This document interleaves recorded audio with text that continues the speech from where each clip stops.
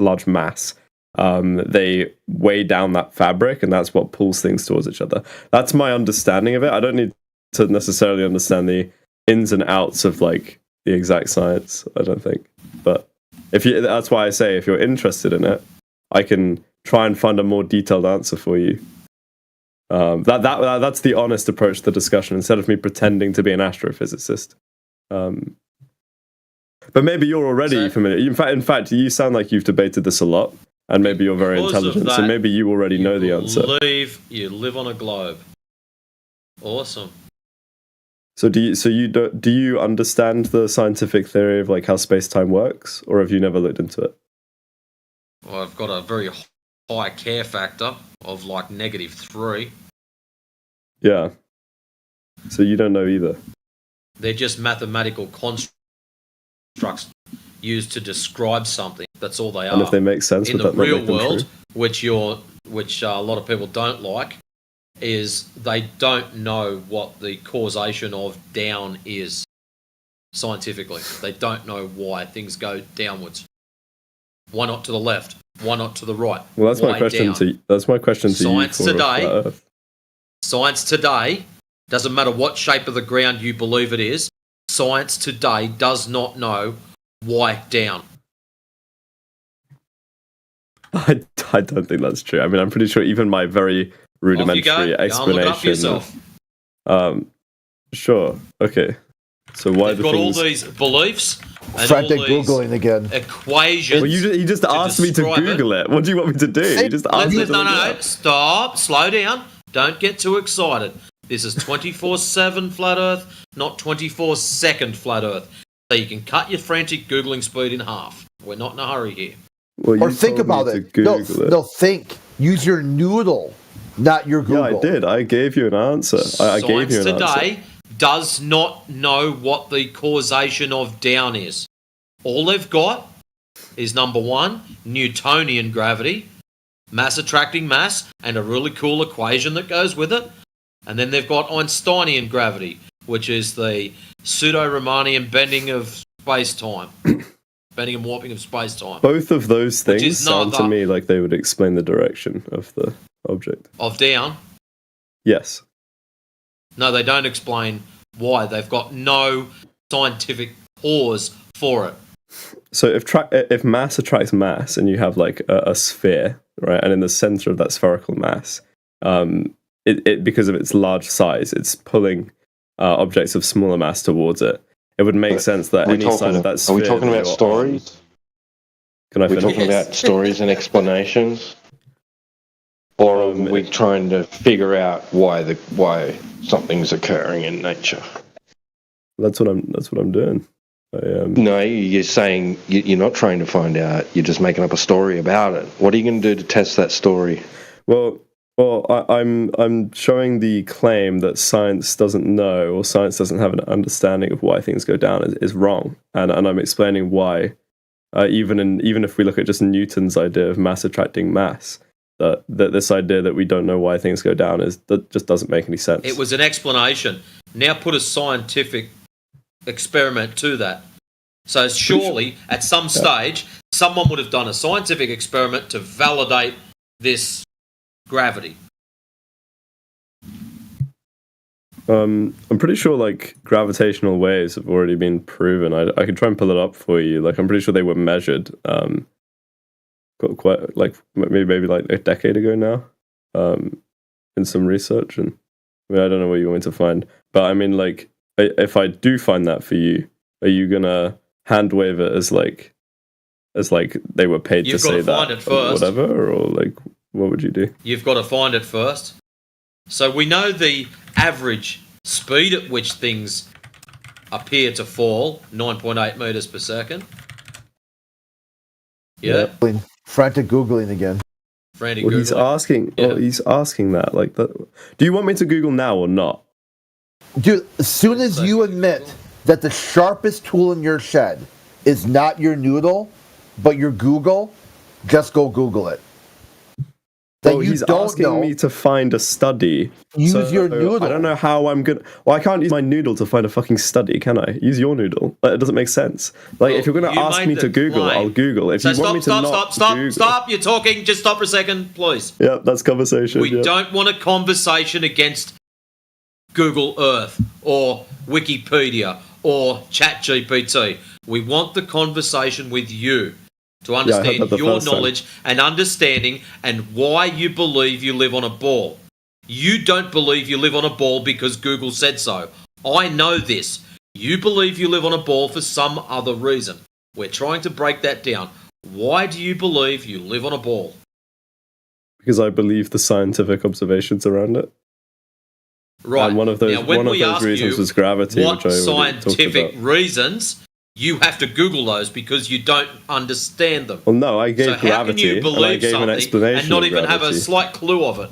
I said gravity, and then I gave an explanation of gravity, and I said that that's why things would go down instead of any other direction. So- then you just said that's not true, and I don't know what to tell you. I The disagree. reason I said that's not true, hold up, is because science today does not know what the causational mechanism of things going down is.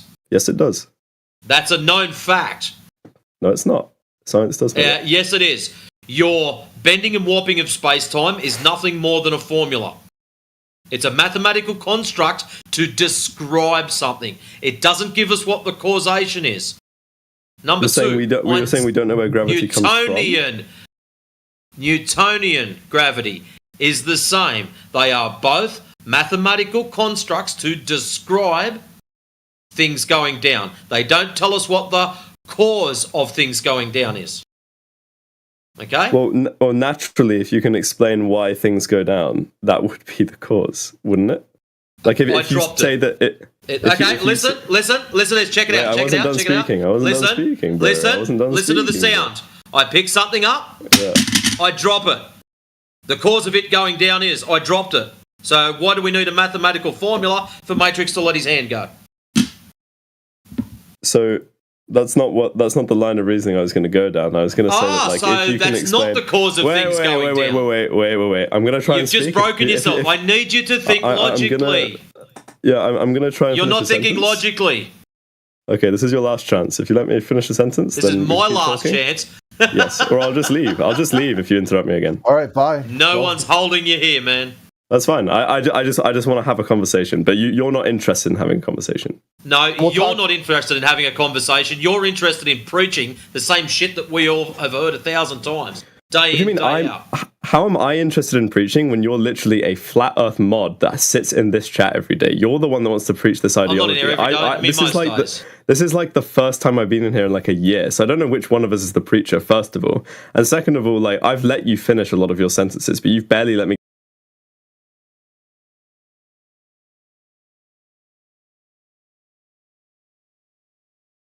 I'm guessing that was you, Crit. No, Oh, I'm tapped out. Me. Wasn't me. Yeah. He let you, wasn't me. Matrix. He let you finish lots of your sentences. He let you. oh. It'd be. I mean, it's at this Nice of point he needs to look up the hypothesis for both Newton and Einstein, and come back with those what? hypotheses. He won't. Because they prove a ball.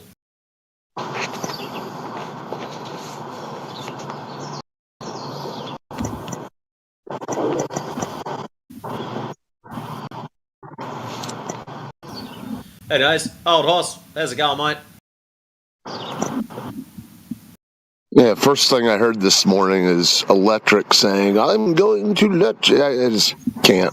I don't know how long that was going on, but That only been going, what, 5 minutes, I reckon? Is that okay, yeah, he was giving like these ultimatums and things, and it's like, what is going on, Electric? Oh, he was here earlier too. Oh, was he? No, I'm just saying he's giving these ultimatums. I don't get it. If you don't want to be in the room because you feel like you can't complete your sentences, just leave. I mean, go to a different room, no problem. Because I heard nothing wrong with the conversation at all. It sounded like a completely normal back and forth. One dude saying a bunch of words without defining them, and the other guy asking them, "Can you define them?" And old boy wouldn't. Just trust me, bro. Nuh-uh. I believe in science, and science says Earth, ball, therefore Google. Okay, can you do something other than that? He's like, well, no. So I'm going to leave since I can't finish my sentences. Bye.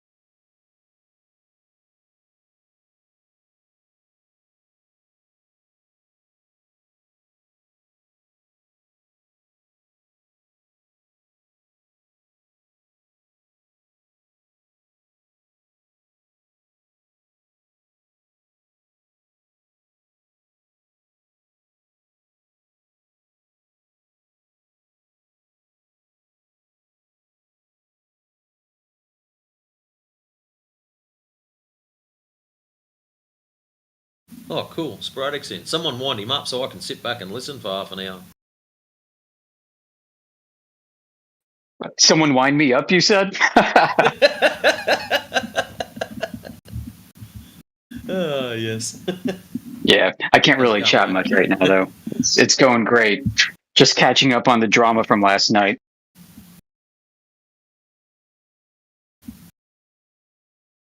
As in here drama or real world drama? Oh, in here drama. Yeah, the FED drama. Yeah, I mean, it was a whole day affair. It started off with Neil coming in the morning, just talking straight shite. Like, we're banned because mods are pussies, and like, what the fuck, dude? It just kind of carried like all day, just one FED drama after another. Right. And I heard you mention VaxWax, and he isn't the only one that was holding himself out as a panelist. I think like Migo Wego and a few others who were very obstinate about the pizza coordinates for the stars.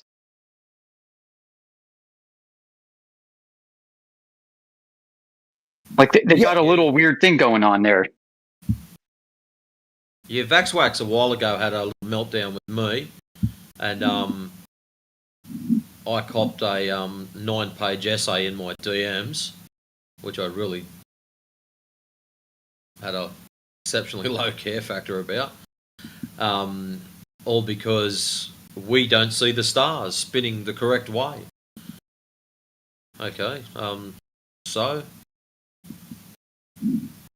And a few others get somewhat upset whenever you mention anything about stars doing particular things. But as far as people complaining about the Nathan incident, there's only one of them that can't get it through his stupid head. And as soon as he does, the better off he's going to be. If he doesn't get it soon, and he comes in here at the wrong time, and the wrong person gets triggered, he might well be joining Nathan. So that's my say on that one. As far as what happened with the others, I missed it because I went to the shops and I was doing my recycling. So I got to miss out on that one. But I got enough of it in the back chats to work out that it would have been an entertaining morning or evening for you guys.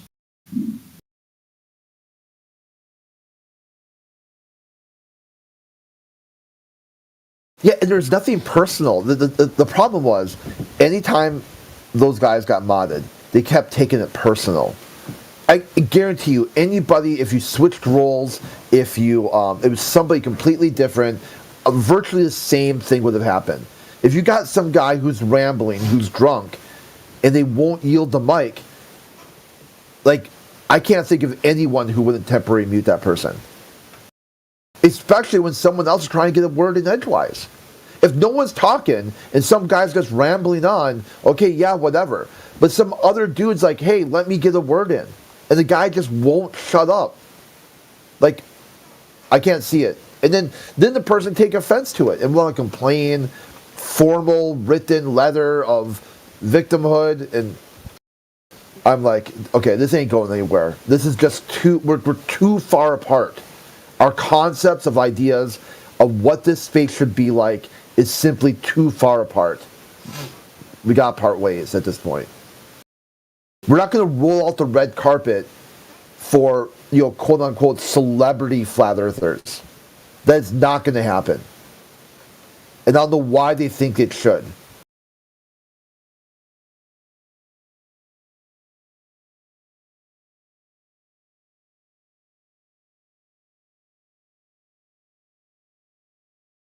You think people who were imbibing too much, or whatever, would, in a few hours later be thankful for having been muted so as to avoid embarrassment? Sad part is that one you're talking of, if it's what you think it is pretty bloody handy when he's sober.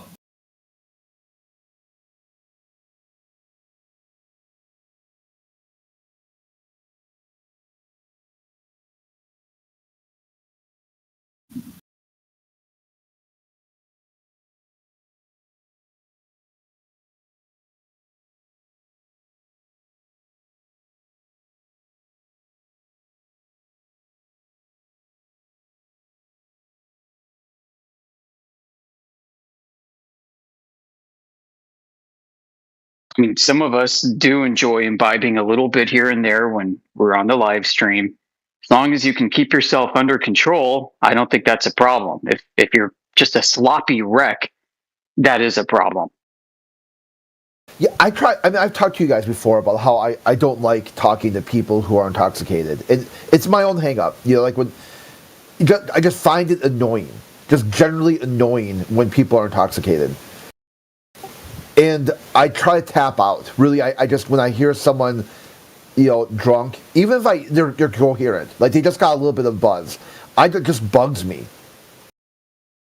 So I try to I kind of undermod them. And that's why I think it's important that people do step up. Because we all have different takes on things and different levels of, patience or whatever when dealing with people.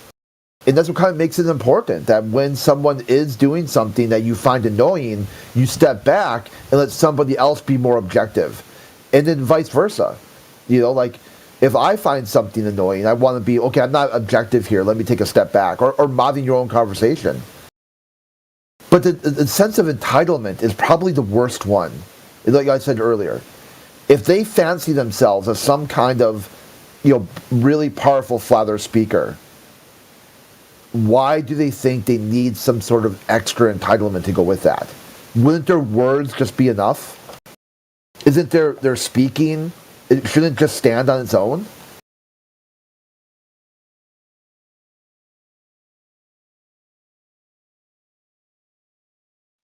Yeah, I think it's good to err on the side of high standards. If you want to call that an error.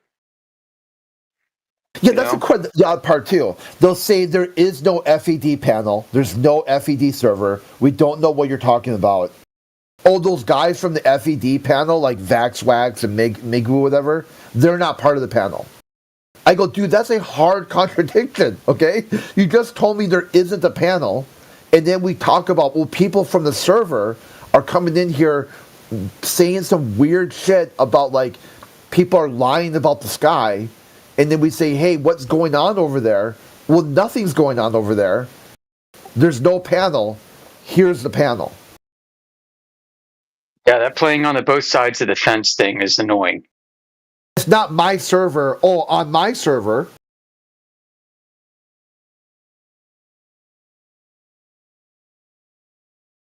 It's kind of like Globers with refraction. When you can see too far, it's totally refracted. When you don't, then it's Earth curvature. that dipshit Bev does that. It's not my server, it's my son's server. Oh, get real. Get real, dude. Like you got admin, you got all the same perms, you run the show, you know, like how is it not your server?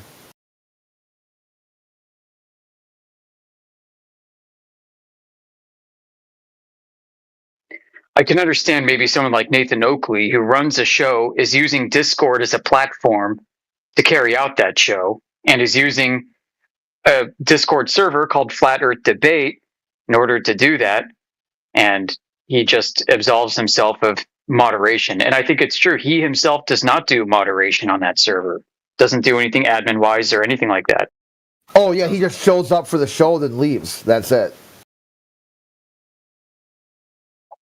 Right. So the name of the server is named after his show on purpose. But as far as the others go, like others with active Discord accounts that are in here and other servers and talking about Flat Earth, and they who themselves might have some admin privileges on the home server, they can't say that they can't wash their hands of any of this. They're coddling and not correcting their own people from saying all the stupid stuff. Like, I'm an FED panelist, and all the stars go around Polaris. It's weird because they play with that word panelist. So what is the panel? Is the panel the guys who are connected on their G Plus or their whatever it was, Skype? Are they the panelists? Or is the panelists that Nathan Oakley refers to all the people on the panel and a few people from G Plus?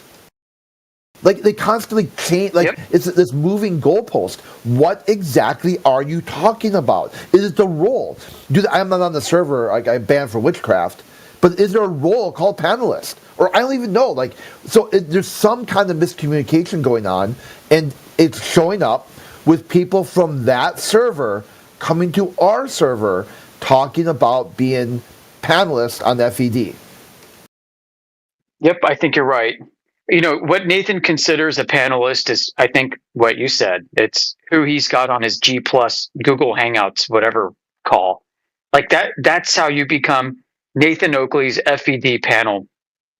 But if you are in the FED Discord and you just have speaking privileges, does that make you a panelist there too? Well, apparently it does, because they call themselves panelists when they mic up on the FED Discord and start yakking. Yeah, like, do they have a special role that allows them to connect and their mic is already open? Where other people, like globalists, don't have that role, so they have to be, like, manually unmuted. Yeah, I think that's the case. I don't think you just automatically get speaking perms. You have to talk to Righteous Force first.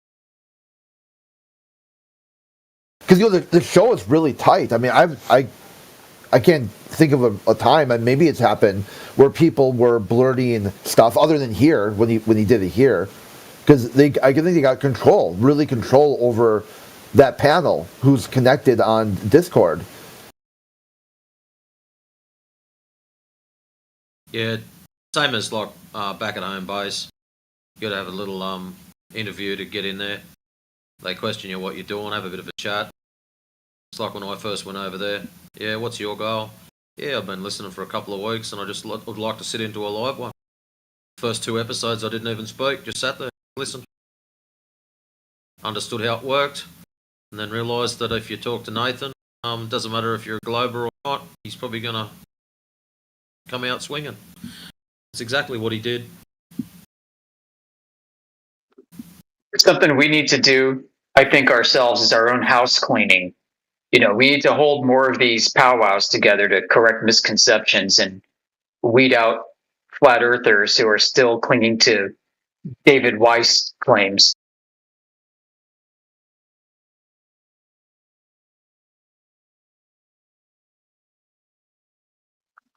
The last big one we had was with regards to the out of focus camera bokeh of the stars that people said were like warbling stars in a jar in the firmament. The reason why they're ripply is because the ether is vibrating and it makes them sing. And so, like, there was a powwow back in 24/7. We had Ron Hagberg come in, a professional photographer, and he presented for about 40 minutes why these out of focus stars are not evidence of lights being vibrated in the firmament and producing electricity. He's like, no, this is typical out of focus camera bokeh. And he provided example after example. And then it was settled. Then the admins of the server, CJ and others, they removed the stars channel where people were posting all their out of focus stars and planets and stuff. And they said, no more. And unfortunately, we still have people from 24/7 who are gold members and above that still post this crap, even after all that. But no, the point is we held a powwow. We need to hold more.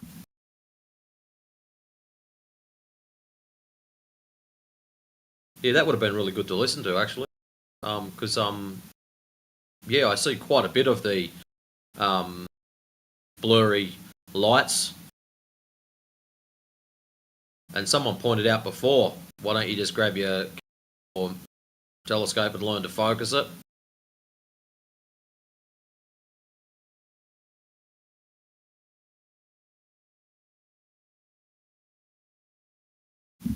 That guy earlier who's called, was that Electrical Fried Chicken or something like that?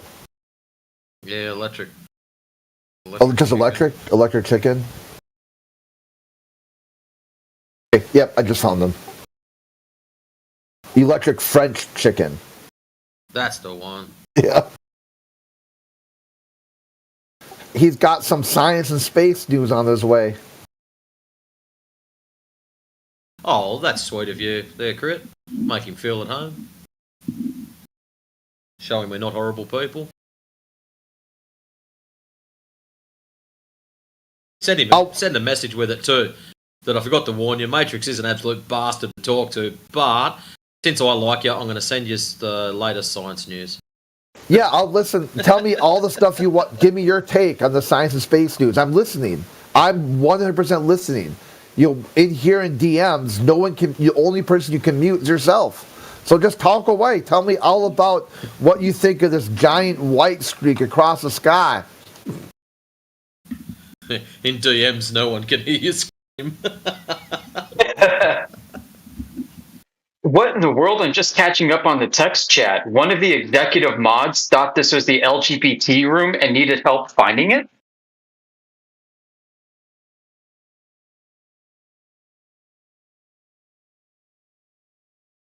Was that possibly a troll attempt that went south and was redirected? Looks like it.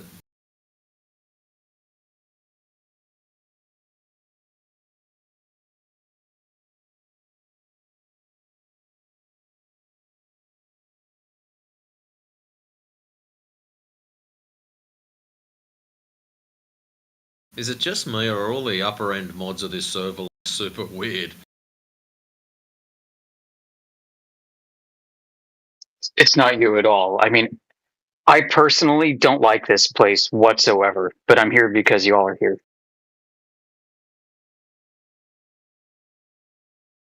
And I know that this server has a wide reach, so it's got some utility. But yeah, barring that, I mean, this place makes me feel like I need to take a shower.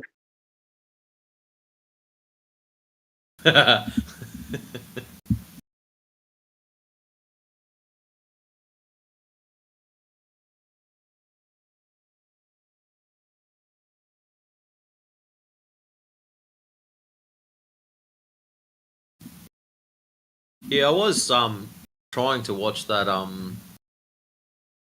video on refraction, the 1 brown, 2 blue, or something like that. And when they got up to the equation side of it, and I had other distractions going on, phone calls and whatnot, and I just wasn't in the mind space for it. I'll probably have to watch it a couple of times for it to sink in properly. But I actually found it quite interesting. It was really cool stuff.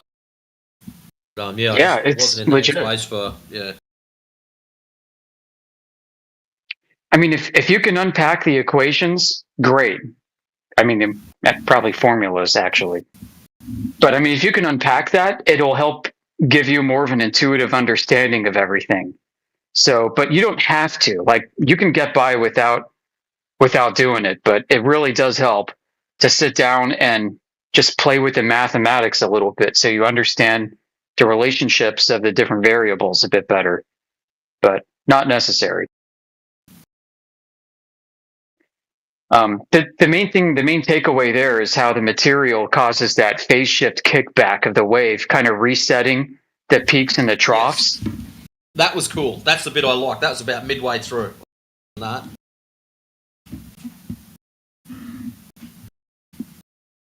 Which when they stacked all the layered glass up to show like that, it made a lot of sense to me. Yeah. Seeing that and how that changes the velocity of the peaks and the crests, how it compresses things, and this changes.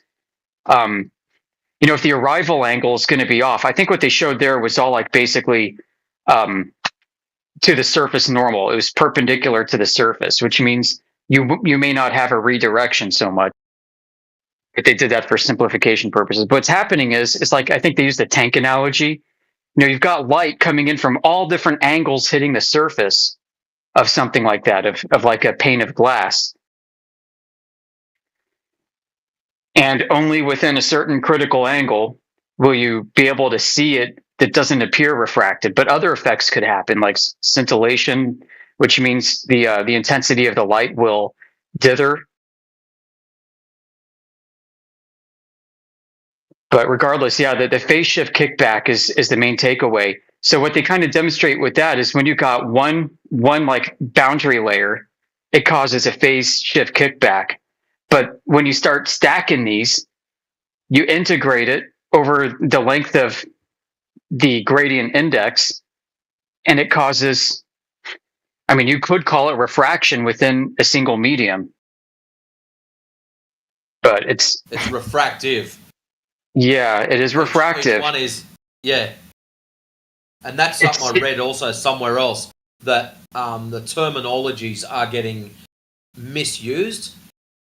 Yes, it is refractive because light is bending, and that bending is called refraction, but it is not refraction per se under Snell's law, the light bending from the join of two isotropic media. So yeah, the word does get used in the incorrect places, and that's what the other article I read was describing too. And I thought, that makes a lot of sense now. So. Right, and I think the main difference is like one layer causing one round of phase shift kickback is Snell's law, but when you start stacking them together like that, it's a bit different. Yeah, they almost do need a better word, a cleaner word to use. I agree with that. I mean, you can call it like, I don't know. I think Jedi just said distortion, but it's not really descriptive enough. Well, I've always been into just amateur photography, and I do know that when you start doing long range photography, you get this thing called heat haze, which is exactly what we're sort of talking about. So what will happen is you try to take an exceptionally long range shot, and there might be a road in between the target being shot and yourself. So you're talking maybe 2 or 3 miles, and there's a road that runs horizontally across in front of you, and the sun beating down on that road causes the road to heat up, and the air rising from that being all turbulent, and when you look through your camera at the target, it'll be all wobbly and shaking around. I've always known that effect as haze. Some people call it turbulence.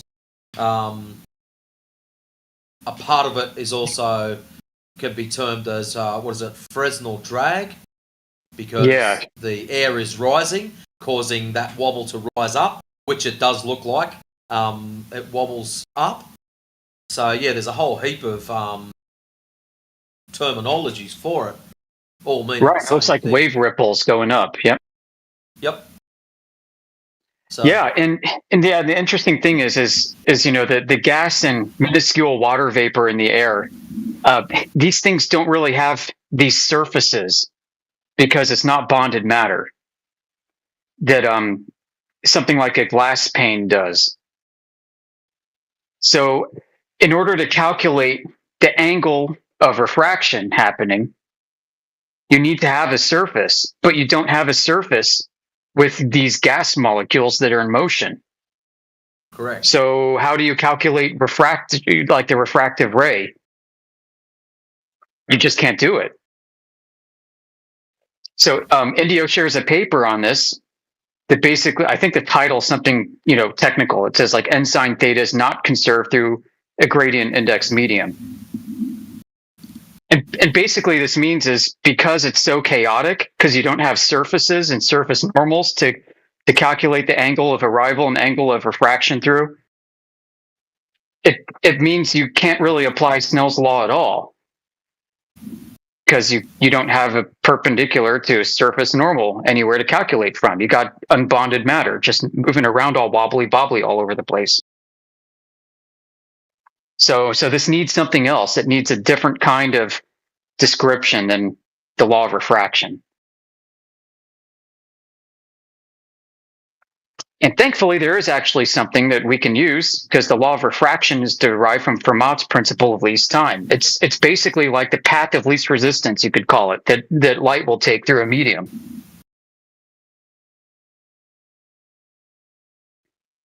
And so you got a medium. It's one isotropic medium that redirects that path of light, and it can go up and down and left and right and all around. And that's what you see, right? Like what you're describing when you take a camera and you focus on a distant object where there's turbulence in the way. Yep.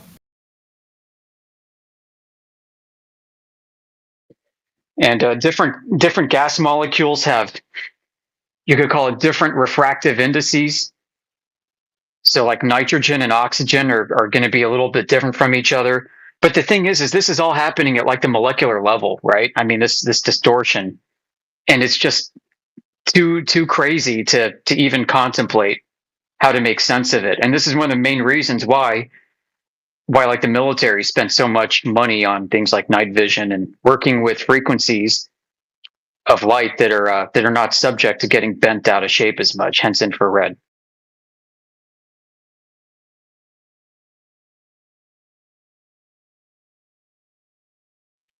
Surveying too, like infrared theodolites. When they punch lasers using UV lasers and stuff like that. Oh yeah, UV is going to bend all over the place. It's the infrared lasers that's the hot stuff. And like that's weapons grade. You're probably not going to come across those out in the wild very much. Well, that's why the military use those tri-band, blue, green, and red. Yeah, because refraction is going, like a refractive index is going to bend the frequency at different angles, at different rates as it propagates. So yeah, you got the tri-band, and you can figure out the differential between them. And that's why the combat laser test from Maui is so important, the one that the David Bricker study was done off of, because they were testing for atmospheric refraction, terrestrial refraction, the globe and outer space refraction. And they expected there to be a separation of the beams based off of bendy ball refraction in the air. And it didn't happen. Millimeters, wasn't it? One of the articles I read with the tri-band lasers, I thought it was the big one that was the 100 kilometer one. And it was that's what I'm referring to. Millimeters. The three bands were separate by 7 millimeters. That's it. Right. And they're supposed to be separated by like 3 or 4 meters or something. Yeah. So, I mean, that debunks not only terrestrial refraction, but curvature. Yep. Sorry, I didn't mean to overtalk. No, you're right, mate. Yeah, I mean, it kind of indirectly debunks curvature because curvature is a component of the terrestrial refraction claim. But it definitely means you don't have the bending regardless of whatever the surface is doing, that Glober's described must be there for us to see as far as we do. And yeah, I mean that's pretty much seals the deal. I gotta wonder how expensive that was to run.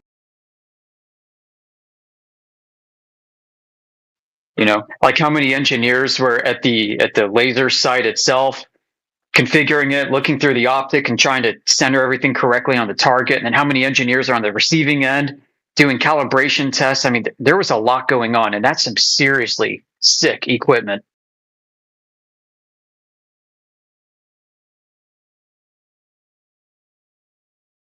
Actually, speaking of tidy equipment, what is he called? Tex on YouTube. There's a dude that does all experiments, making his own rockets and shit like that. Tech something. Anyways, he's got himself a fiber laser, and he was putting a call out because he wanted to do some testing with it, and his problem was it was punching holes through different materials. He wanted to, whatever he did say what he wanted to do with it, but he wanted to know what he could use as a backdrop to not put holes through his garage wall. And he put a few items up to say, this is what I used. One of them had bricks there as a background. In front of him, he tried plasterboard, foil, some other material. What else was there? Plywood. And he said the problem is the laser was only fired for, in most of the instances, half a second. And he thought that the fiberglass pink bats fiberglass insulation, he thought that might have pulled it up because it's multiple fibers. He thought it might have scattered the light. And he said the problem with that was when the laser was fired for half of a second, basically. He said the hole it actually generated when it first went off was, but the fiberglass smoldered and ended up making like an inch hole. Is this where all the idiots are? Oh. Hey, we got a live one this morning. Oh, yeah, what makes you think we're idiots? Yeah. What makes it says Flat Earth Society, and you're all in here. Yeah, No, we're not Flat Earth Society, dude. It does not say Flat Earth Society, my friend. It says check 24/7 Flat Earth. You know what? Fuck you. I'll freaking stick a gun in your mouth. And All right. Yeah. Feelings. All right, sorry, I got to ban you now for a TOS violation. Too late.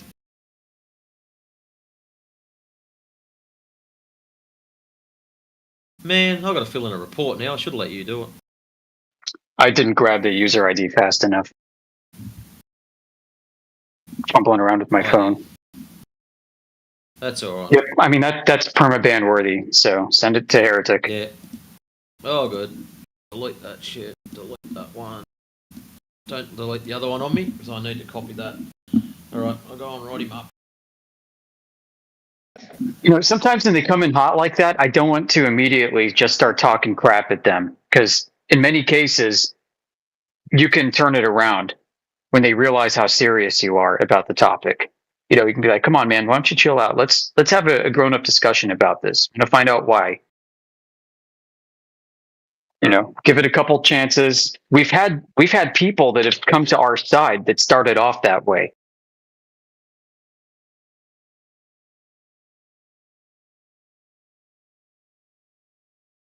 Yeah, but when they're saying that kind of thing, TOS violation, yeah, all bets are off. You can't work with that period. You just got to,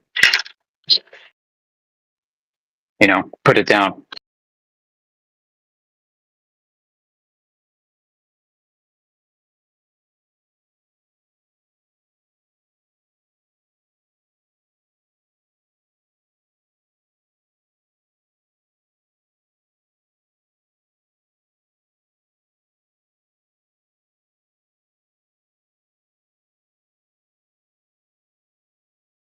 Sorry, mate. You just ruined your chances of being one of the 144,000.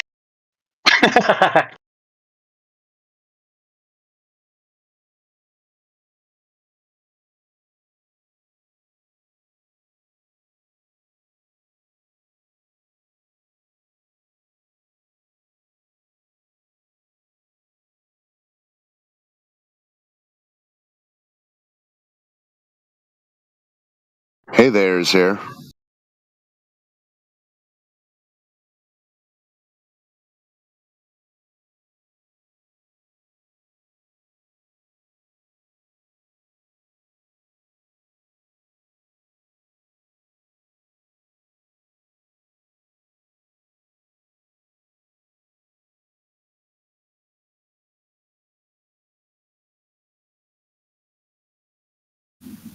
Hey there hasn't said anything all afternoon. And when I say all afternoon, I mean for the last 6 hours.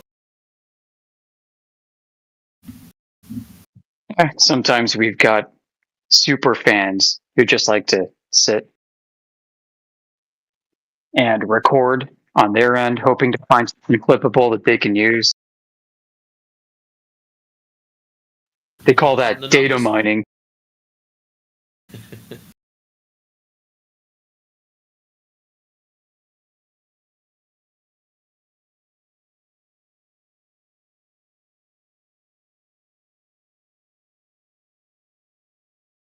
I mean, what kind of loser do you have to be to follow around flat earthers everywhere they go on the internet for years?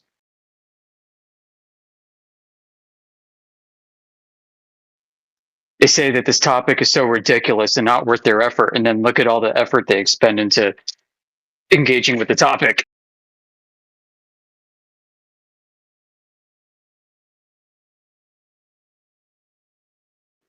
Yeah, this idea is so profoundly dumb and stupid on its face that I'm going to spend every waking minute of my life tracking these people down, listening to what they have to say.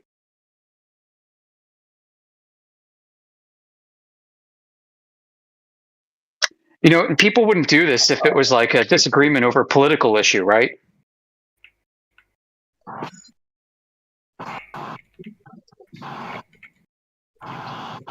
Yeah, they'd avoid the conversation. Well, it looks like we have some life from Hey There's Mike. I see some Hey. green. Yeah, I'm just playing games and just listening. I'm not recording you.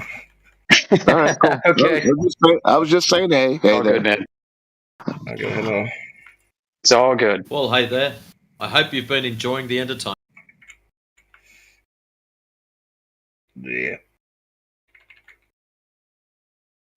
Is this topic so ridiculous on its face that you might find yourself following flat earthers around everywhere they go on the internet, logging into servers like this all the time, hearing what they have to say?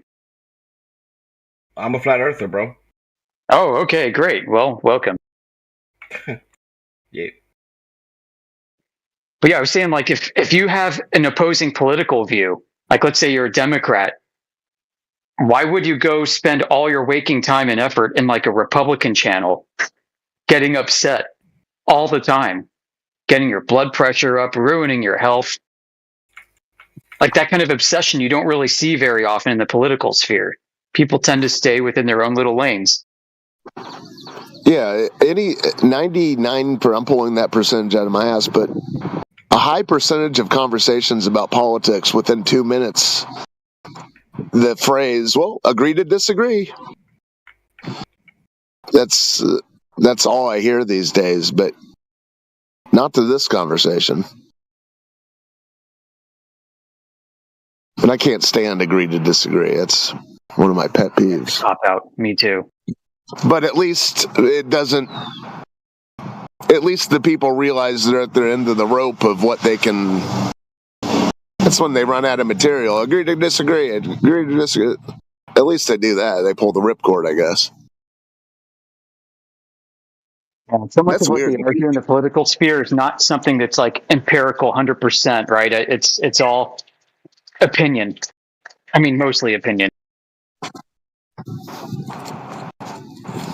Like, people come in here from the politics main channels ready to engage us with the same tactics that they use for arguing subjective points of view.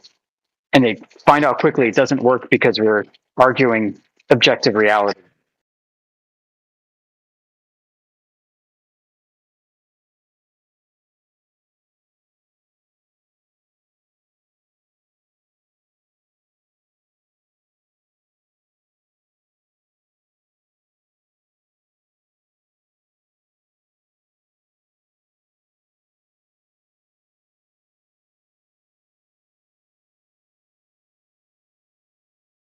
You just never ever say anything. Just talking a second ago, dude. Wow. He left? Yeah. Did you guys ever hear back in the day, the Wall Street Bros? Did you ever hear their servers? Yeah, I was in that for a little bit. I mean, those things were like Laurie Anderson couldn't even create the noise chaos of those things. And it's almost like, is that what they prefer? Zoo animal sounds, screaming, people talking backwards. I mean, what do they want? I don't get it. Yeah, it sounds like a food fight in a high school cafeteria. Yeah, I mean, it just with sound piped in. I mean, it's just audio chaos to the extreme. And here's the exact opposite. I don't know, and it's always funny because people always say that during 45-second breaks of longer conversations. Oh, you never say anything, scoundrels.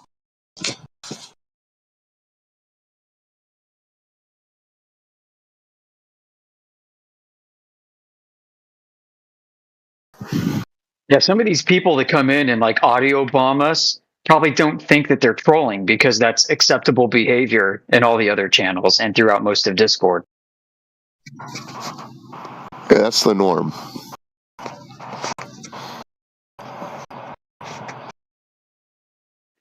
So they're not necessarily trolling when they're like, why was I banned? Why would you ban me for something like that?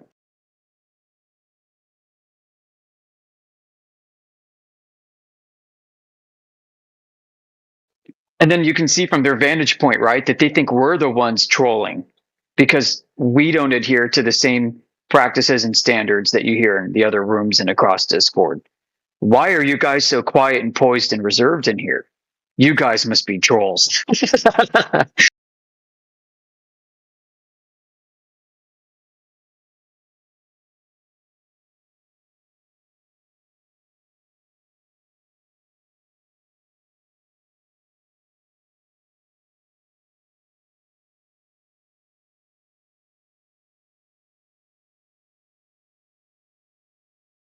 Not trolling equals troll.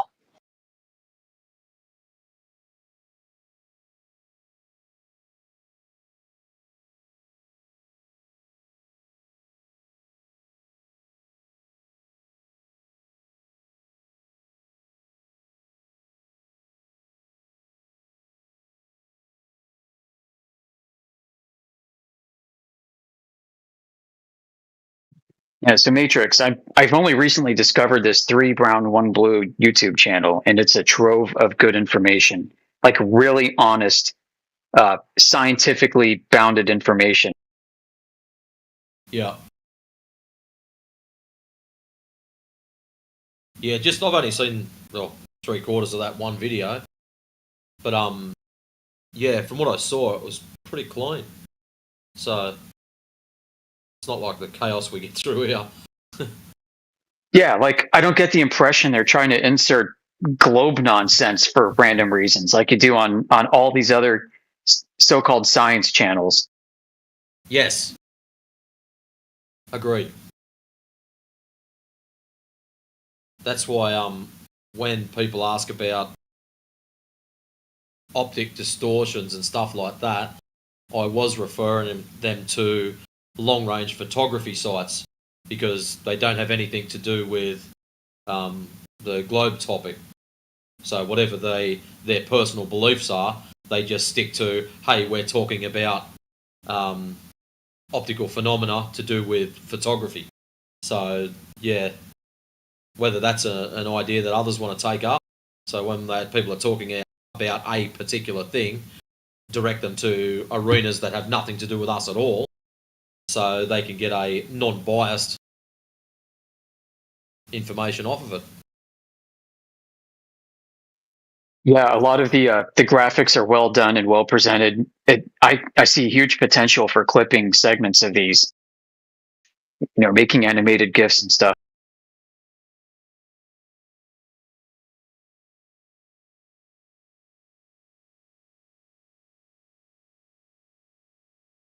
Speaking of clips, how do I take a snip of YouTube? I find it easier to just use screen record if you have an iPhone, and then just trim out the frame so you have the relevant bits, and then trim out the duration. I thought there was an option that you just sort of clicked on it, start snippet here, and just press stop. I've done it before, but for some reason I just can't find the thing to do it. It's a thing with the scissors, and then it pops up, and then you can play with the length and all that, but then you have to save it to your YouTube channel, and then you share the link. Yeah, well, that's what I'm looking for, the thing with the scissors. I can't find them. Oh, are you on an iPhone or a computer? No, I'm on PC. Yeah, I can't help you.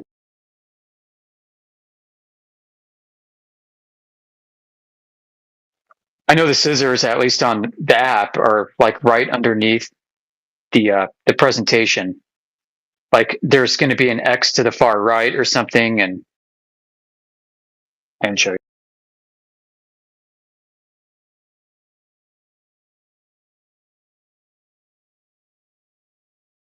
I'll find it. Should be right. It's there somewhere. I know it's here. It's just a matter of time. All right, never mind.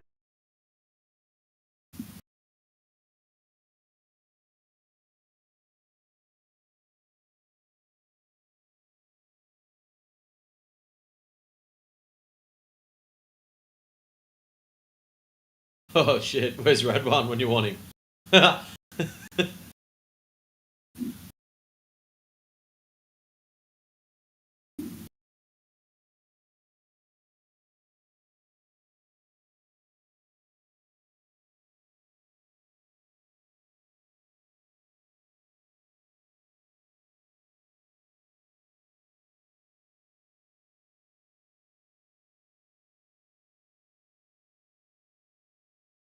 We're going to make a triangle by intersecting 3 circles.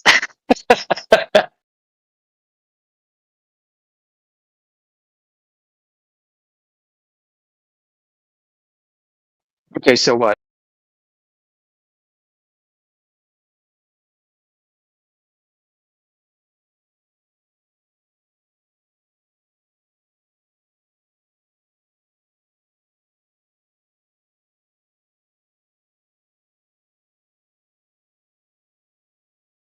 Now we got Nate in the chat saying, how can these people on the ISS be floating around all the time if we completely ruled out that there are wires, and we completely ruled out camera tricks, and we completely ruled out anything?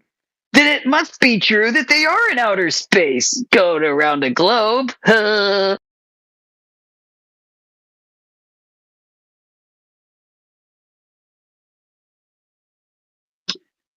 Yep, I will take a dishonest question for 500, Alex.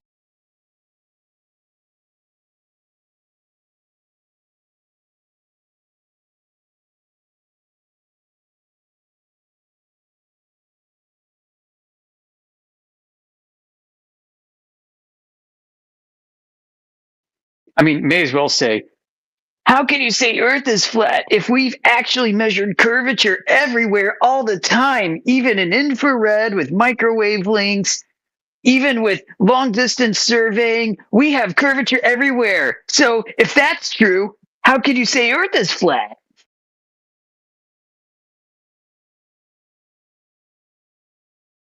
Yeah.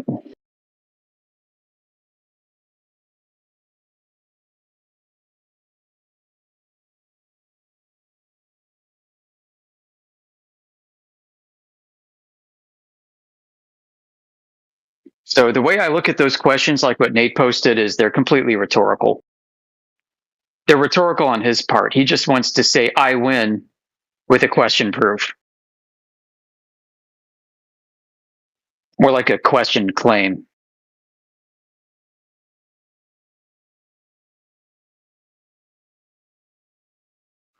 Like, you're not supposed to answer those questions.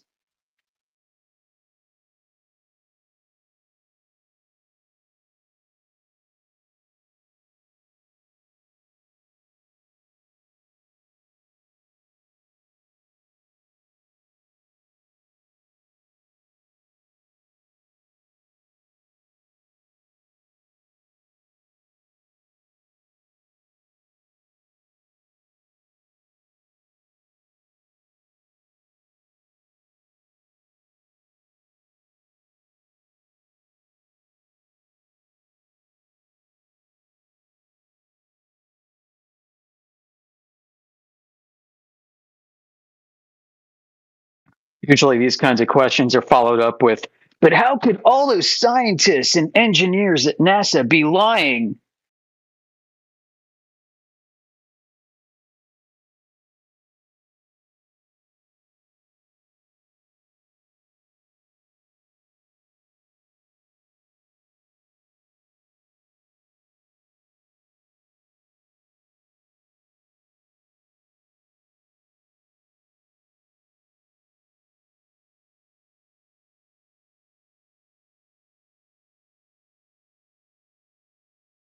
I mean, it's like saying, tell me you have no globe evidence without saying you have no globe evidence. Keep asking these stupid questions.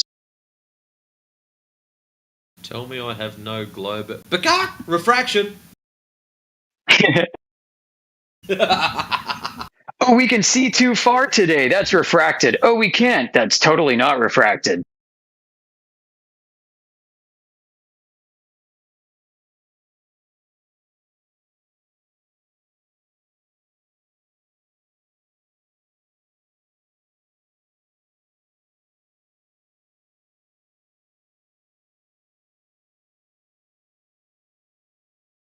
All these contradictions everywhere. I mean, gas molecules propagate linearly, that is in straight lines, unless something acts upon them, much like light. But globers have to believe that they're actually, these gas molecules are like shooting out cannonballs and following geodesic arcs with Earth's gravity for it to be contained.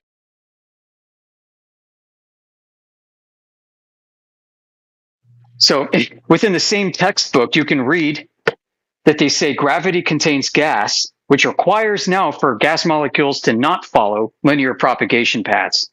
And then they'll tell you elsewhere in the textbook that gas molecules absolutely follow linear propagation paths.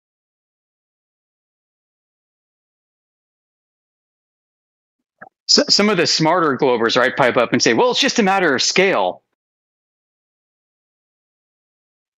And then we ask, okay, prove it. Show me at what scale. At what scale do gas molecules start arcing over the curvature of the Earth in order for them to be contained by gravity?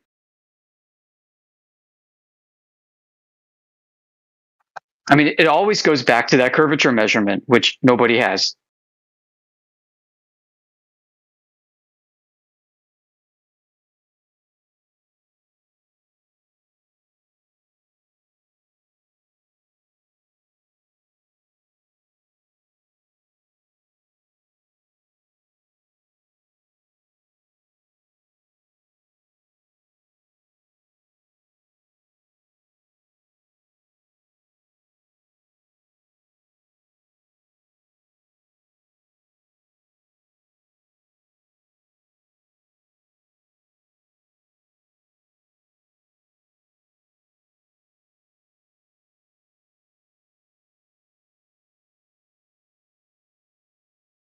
And they'll say, hey, gravity bends light too. We've proven that by looking at the stars.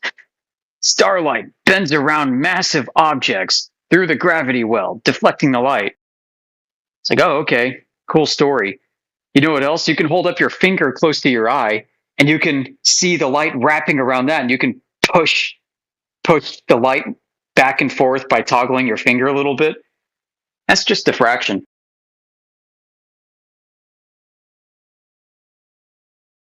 So is It's that not like- also diffraction? Yeah. Diffraction when on the ground. So say you've got a shadow already existing from a pole or a building or something, and then you move your hand, which is also casting a shadow. You move it over towards the other shadow, and they magically join, even though you're not touching, and they technically aren't connected. They seem to like morph into each other. Is that also diffraction? Because that's a weird effect. Yeah. It is weird. I think so. I don't know for sure, but it sure sounds like it. I mean, diffraction is just when the angle of light changes through openings or even around objects. And then refraction is when the angle changes through things.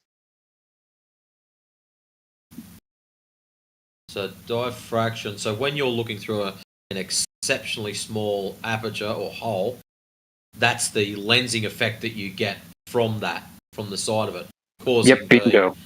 the light scattering. Interesting. Yeah, and so if the hole is like too big, the hole constrains the number of angles of light that could possibly pass through it. It's like a filter. And when you play with the dimension of the hole, you can start to see a fringe effect where the light actually starts to separate by color around the outside. And eventually a wide enough hole lets all the light in, which washes everything out. So the aperture is absolutely critical. And then you also have to have so the aperture causes the light to focus. And if you got a lens, the interplay between the width of that aperture and the length or the type of lens it is absolutely critical. If they don't match, then you don't have a clear image. It's one of the many reasons why the eyeball is so freaky deaky fascinating.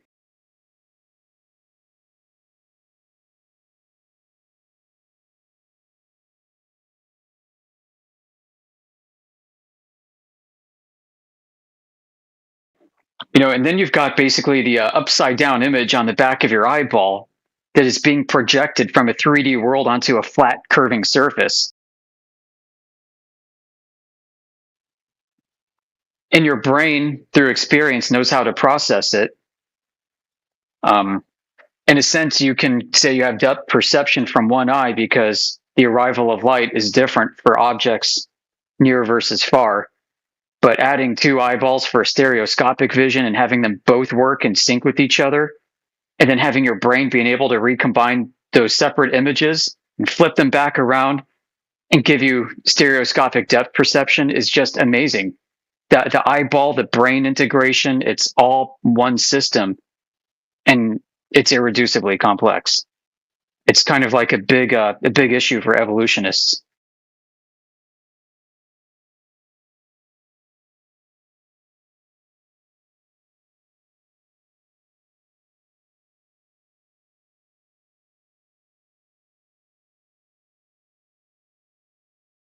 I mean, the light itself is a big, gigantic mystery. And then having biological processes and organs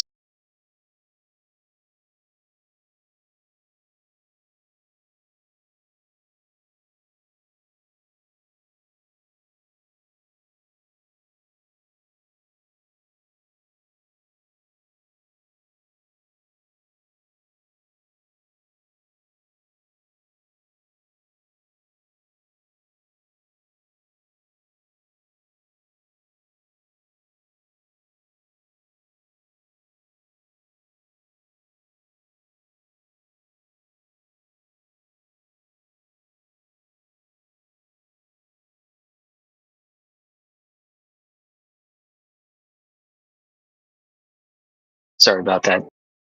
Yeah, but having like a biological system just out of random processes be able to interact with light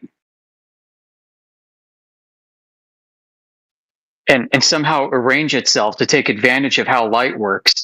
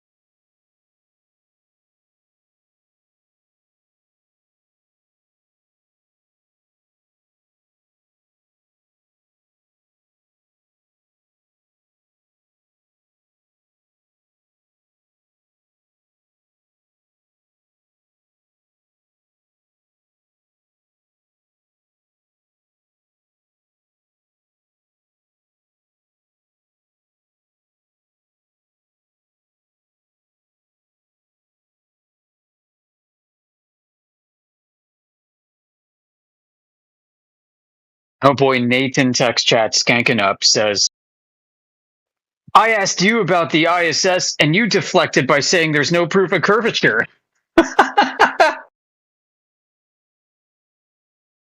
These two things are independent of each other. Oh really? Well, connect the dots for us, Nate. How do you get the curve of the Earth from an international fake station? Is it why would they lie? Is that where you're going with here? That if they pretend to have a space station, what else would they pretend about?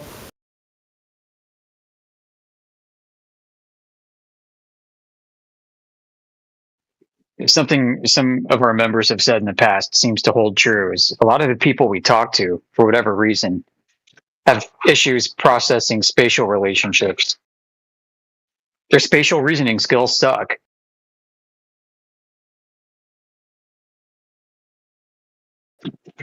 You know, I used to not think about the globe that much in its scale either, but when I was shown the Earth curvature calculator, I'm like, all right, this is how to test it. This is what's up.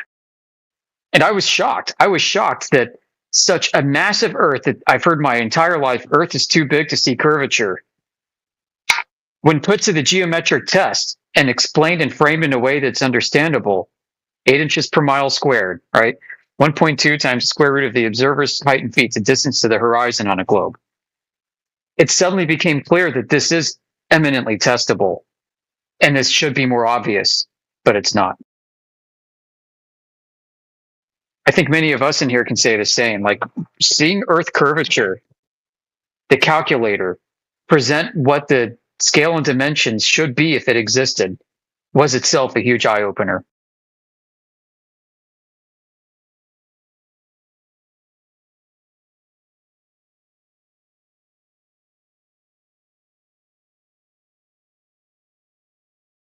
Yeah, 100%. One of the things that really stuck out to me was they were using the Earth curve calculator that didn't have things in perspective and then comparing those things to pictures that had perspective. So to me, that was like you're using this to invoke the globe.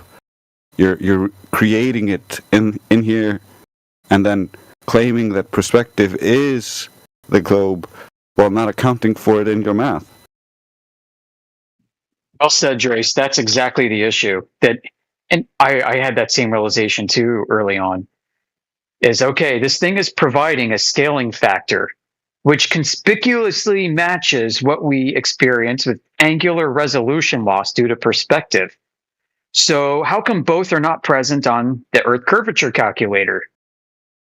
Because perspective explains why objects seem to shrink as much as they do from an observer height of 3 miles, why you can no longer see a 6-foot tall man. My problem is if you live on a globe and you believe that the curve calculator represents reality and you compare it to reality and say, see, like that means the Earth is a globe because there's a bottom missing here. Oh no. In your world, things don't get smaller with distance now. You don't live in the real world anymore.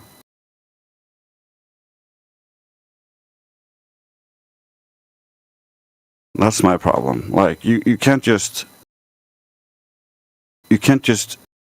say that things don't get smaller with distance, therefore the Earth is curved. Look, I see things in the distance being cut off like my graph where things don't get smaller with distance, but that thing you're looking at actually is getting smaller with distance. So like the disconnect is so insane, but when you want to believe something really hard and you have this preconceived notion that like it is a ball, all the smartest, the giants, I'm standing on the shoulders of giants, and therefore like I can't question the giants, otherwise I'll be in free fall, like I'll have nothing to stand on. It's because I think they derived because they're not confident in their own intelligence and just saying, I don't know, and then trying to figure it out. They need to have, they get that validation of intelligence from parroting the other guys that they think are intelligent. And so they have so much invested into these people and these ideas that you cannot violate them without going against their ego and against like who they are, their intelligence. You're threatening my existence.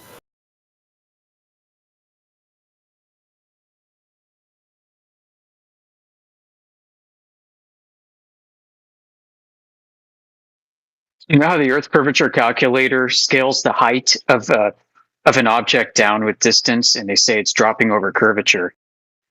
You know, all the globers are looking at the bottom up disappearance, the gobbling up of objects, which can be explained with diffraction from the angle of the bottom of the object meeting the ground that it's on. Yeah. But everybody's ignoring the top of the object. The top of the object is descending with what we'd experience by describing regular perspective limits, angular resolution laws, and perspective. Yep. So, yeah, the top of that object must be scaling down, and it must be sinking at the same time. And what's really funny is you can actually derive the globe radius from the diffraction limit of human vision. Yeah. From a 6-foot observer. Yeah, it's because they originally derived it from that. They looked at the horizon and calculated how far it would is away based on the human eye, and certain conditions of the day, and that just isn't true at all times. And we have optics now that so much bigger apertures, so we can see so much farther, and then we can use these tiny little apertures, and we can see that the horizon appears to be much closer when we're with these small aperture cameras. So we're not changing the size of the globe by looking through different optics, but that's kind of where you gotta be when you are a glober and you're trying to appeal to these things as proof. Brings to mind, Drace, a guy, I think it was Carl Friedrich Gauss, was going around Europe doing surveying, and he had theodolites, and he was surveying continental Europe, lighthouses and mountaintops and so on. And he noticed that he could see too far for it to be a globe with his optics, and that's when he introduced the K factor, the refraction factor, of where you mathematically expand Earth's radius by about 13%. And over time, that K factor has increased because people's optics kept getting better and they could see further. So now we have some places where surveying manuals allow you to apply up to 22%. Yeah, and that's not even the worst part, because for the geodetic surveyors, for instance, they use that up to 20%. Or maybe even slightly more if they really need to fudge it. However, when it doesn't work, they're just like, fuck, I'll just bend the plumb line and make it bent that way, and that'll give them the rest of the fudge factor they need to make it into a ball. And you can see it all over their documentation. Like, their plumb lines are not plumb. No, totally. Yeah, because their excuse is that when I look up at a star at a precise time, down to the second, from a precise location, down to the meter, that the star is not directly above me where this manual says it should be. Therefore, gravity's curving the starlight. Therefore, gravity must be curving my plumb line. And it's just an excuse, right? They're working within big fudge factor here. Do you have any examples of this nonsense? Yeah, actually, Helmert's hired Geodesy. Helmert, German mathematician and surveyor, wrote about 1,200 pages, most of its formulas describing this nonsense, and it's a cornerstone of geodetic surveying today. Of curvy plumb lines. Yeah. I mean, in reality, we don't, but we have examples from... There's an example from the textbooks. You could see that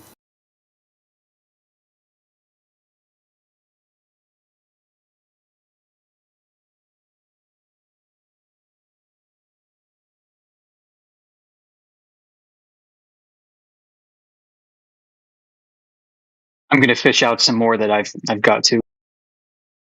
Yeah, so they don't measure the plumb line deviating and then apply that. They don't measure any refraction and then apply that. It's all after, like, ad hoc fudge factors to try to make it fit the model they already have.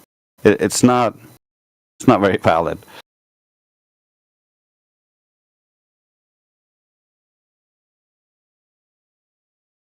What's invalid about it? Well, if you just make up numbers to try to make things work, that's not valid. Anybody can make up anything. But if it relates to reality and translates to reality, it's not made up. But the plumb line that should be and is measured to be vertical is curved. We don't measure. God's going to talk for me. It's a bit of a misconception. So, yeah, the plumb line would act like this image because it's moving towards the large mass. And so the pull would be in that direction. It doesn't. Do you understand? Nobody measures that, dude. They calculate it to be there because they think Earth is a globe. No, that's not what's happening. Yes, I can show you in Helmert's Higher Geodesy the steps he takes. They do the planar surveying first, and then when it doesn't match the globe, the reference ellipsoid or gravity model, they start coming up with ways to curve everything, beginning with optics and usually ending with curving plumb lines and deflecting plumb lines. There's an entire paper that was presented to a geodetic surveying conference called The Abuse of the Deflection of the Vertical in Surveying. And basically the guy was chastising all the geodetic surveyors who were bad surveyors who are using the fudge factor of curving plumb lines in order to produce surveys that aren't as accurate as they claim they are. So there is examples of this occurring. It's like he's not paying attention. I'm asking. Yeah, he is not paying like you didn't even attention. listen to me. Yeah, no, he's not. So help me out. So are there actual examples where the plumb line is measured to not match the vertical? No.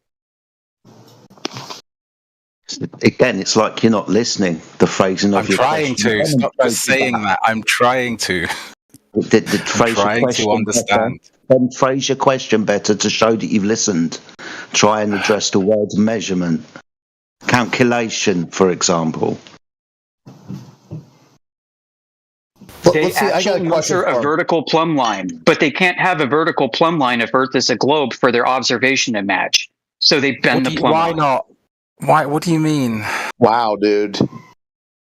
You're conflating, it seems, a bunch of information that's sort of related. You're saying something that happens in reality doesn't match reality. The plumb lines are. I'm asking. Yeah, you use that term though when it doesn't match reality. Well, let's do a check on learning. A very simple question: true or false? The Earth measures flat. I don't know. Okay, that is true. The Earth does measure flat. Does it? How was this measure made? Okay, we got to go over it again. I mean, yeah. Please describe how this measurement was made. Equivocally shows that this is the case.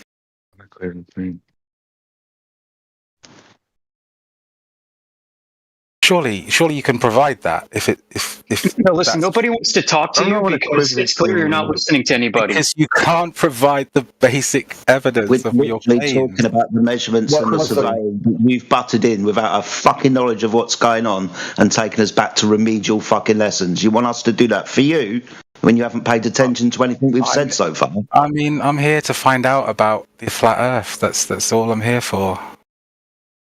And so I have questions. Okay, sir. Is a flat Earth? Is a flat Earth flat or not flat? Which one is it? I don't know. I don't know. Okay, the flat Earth, is it flat or not flat? I don't know. Okay, then put yourself on mute and just listen for a while. But you're not. What you're saying just it's. You're going on mute until you can post something coherent in text chat to give us a reason to unmute you. How about you, Lance? Oh, don't talk to me. You're too late.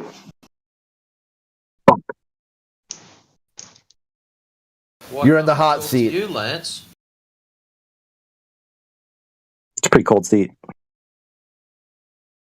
No, the hot seat. You're in the hot seat. Do you have any proof of curvature, Lance? Please do a better job than the last.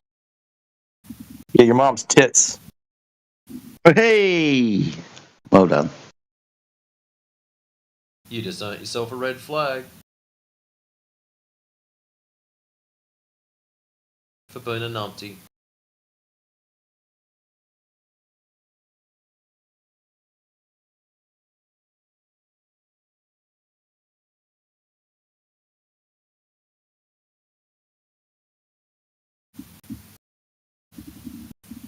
Was that lecture titled The Abuse of the Deflection from the Vertical? Was that what it was called? Yeah, presented by like W. Featherstone was the last name.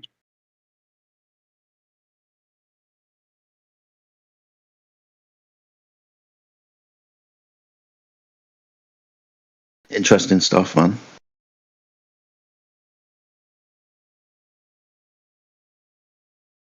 Yeah, like these guys are globe earthers, and they've recognized a problem within their own globe earth surveying community that these corrections are being abused because nobody can actually validate if they're true or not. What was the guy's name that he said? It rang a bell for me, but I can't remember who you said it was. The guy who went out and made the observations, but noticed that the observations didn't fit the globe model, so had to make the Earth 13% bigger or something. What was his name? I think that was Carl Friedrich Gauss. It was one of the Thank Gauss you. guys. Yeah. It's definitely a Gauss guy. Thank you.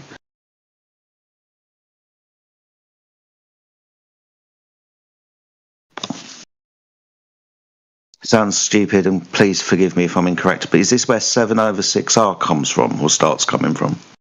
Yes, exactly. Thank you. Awesome. Yeah. 7/6 is a 16% increase, 16.67% increase, right? They started with like 13% 100 years ago. Gotcha. Okay. Yeah.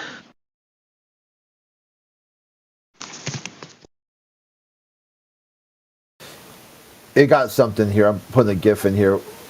Is this proof of curvature? It's loading. Give it 1 second. It's loading. Or is this proof of rotation, mind you? Like, could this be like one of the globals could use this and be like, bang.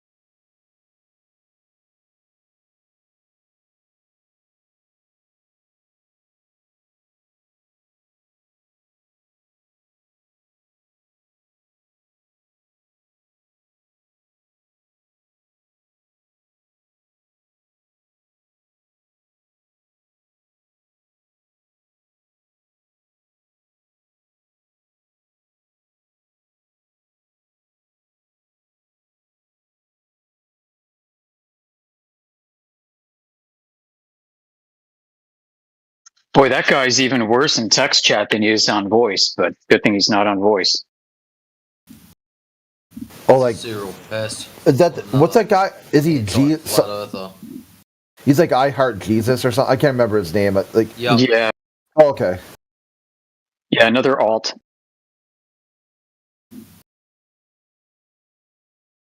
Oh, I less than three.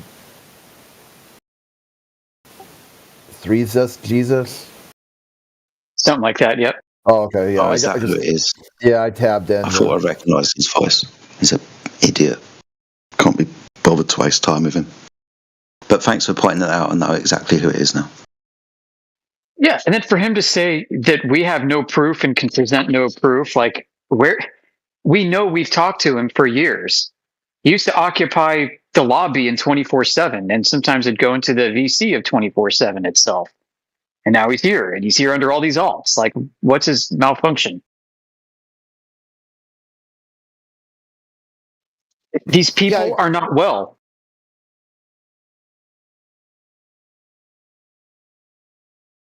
It's got to be a globe. Well, why? Because it's got to be. Well, why is it got to be a globe? I don't know. Just it's a globe. Because why? Globe. Because you're stupid for believing it's not. See, it's a good trick question. You could say the Earth measures flat, and if they don't understand that, they basically shot themselves in the foot because they claim a globe so large that they can put locally in front of flat and be like, yeah, locally I can use these tools and measure the Earth is flat.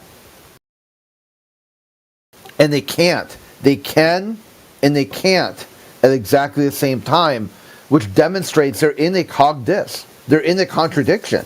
And they're going to have to square that contradiction first before they're even able to parse out what it means to measure something or what it means to define something as flat.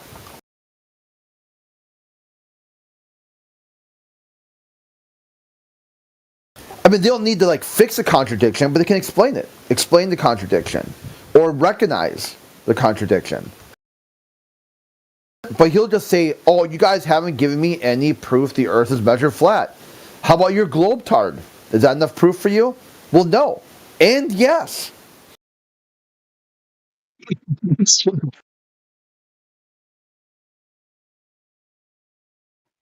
I don't know if it's flat or a globe, but can you show me that it's flat?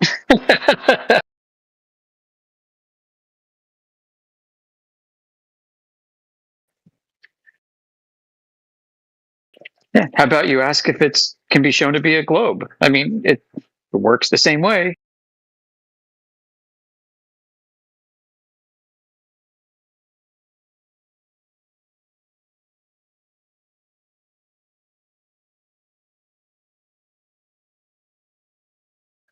The globe view is so full of contradictions too. I mean, this is something that Drace and I were talking about a couple days ago, and you just brought it up. If you just let the ardent globe defender talk long enough, he's going to contradict himself. And that's when you sit back and you win without doing anything. Thank you for the clip. One of many we've made over the past 10 years of audio recordings.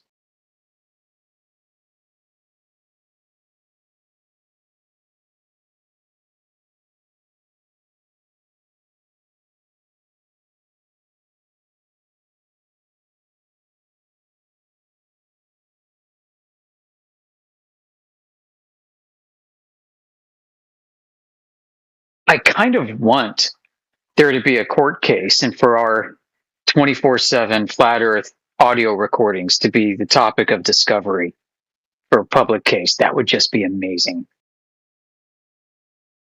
That would be pretty good.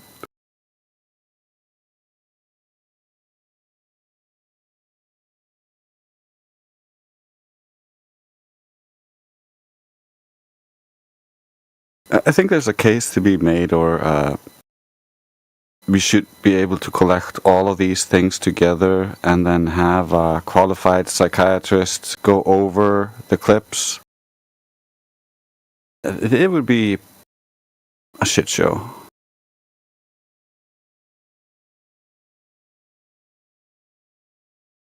Yeah, the requirement isn't that stringent, right? Psychologists are trained to remove personal biases from situations so that they can objectively, as much as they can at least, assess a patient's standing.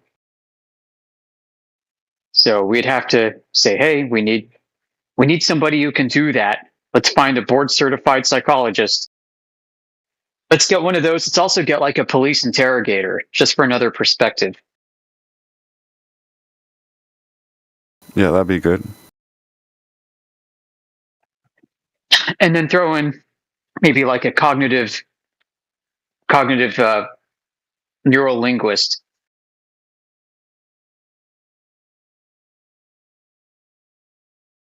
Yeah, I like And that. then And then Yeah. for the last spot, you'd have a logician, someone who can point at all their fallacies. So it would be just a collage of them breaking down all of their errors. Oh yeah, someone from like the philosophy of mathematics department. So they can talk about like semiotics and underdeterminism of models and things like that. And they can just start keeping a list. Yeah, I think we need to just split down all the different aspects into the disciplines that would laugh at them, and then like show like the physicists how they're butchering physics. We show like all the different disciplines, the aspects that are bad, that they wouldn't approve of.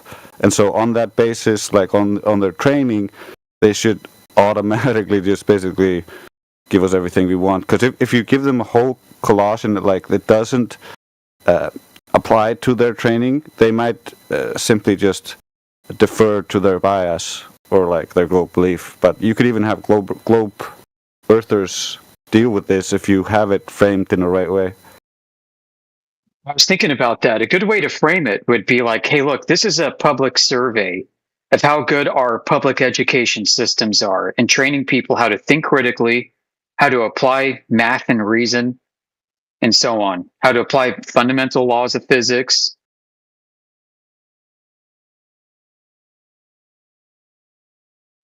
I mean, framing it like that presents a serious indictment against the entire world.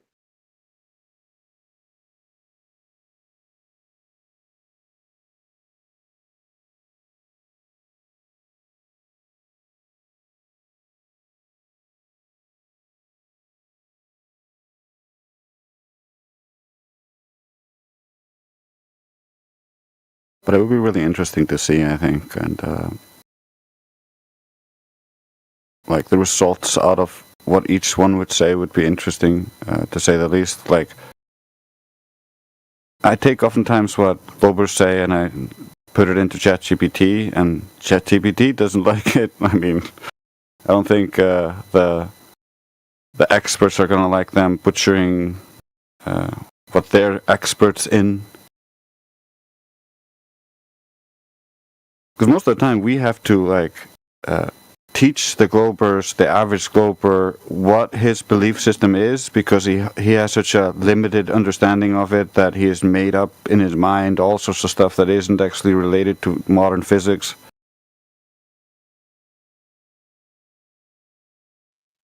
Right. And their bias against flat earthers as people prevents them from onboarding that information a lot of times, and they struggle against it. Yeah, and so like by having like a priest of their religion, an expert, listen to their clips and be like, "Oh no, that's wrong. Oh no, you shouldn't do that. You should clean your bed." Yeah, and all of this can be done with by leaving flat Earth itself as a positive claim off the table. I don't know if I said that right. Like even if flat earthers are wrong, listen to how they're defending the globe. That's the topic of interest. Yeah. It doesn't matter, like, we can stand on our own, we can provide our own arguments. This is not about those arguments, this is just about how they're presenting their side and how they're doing a disservice to their own side. And maybe that will increase the quality of the Globers we get, like we get more educated people maybe.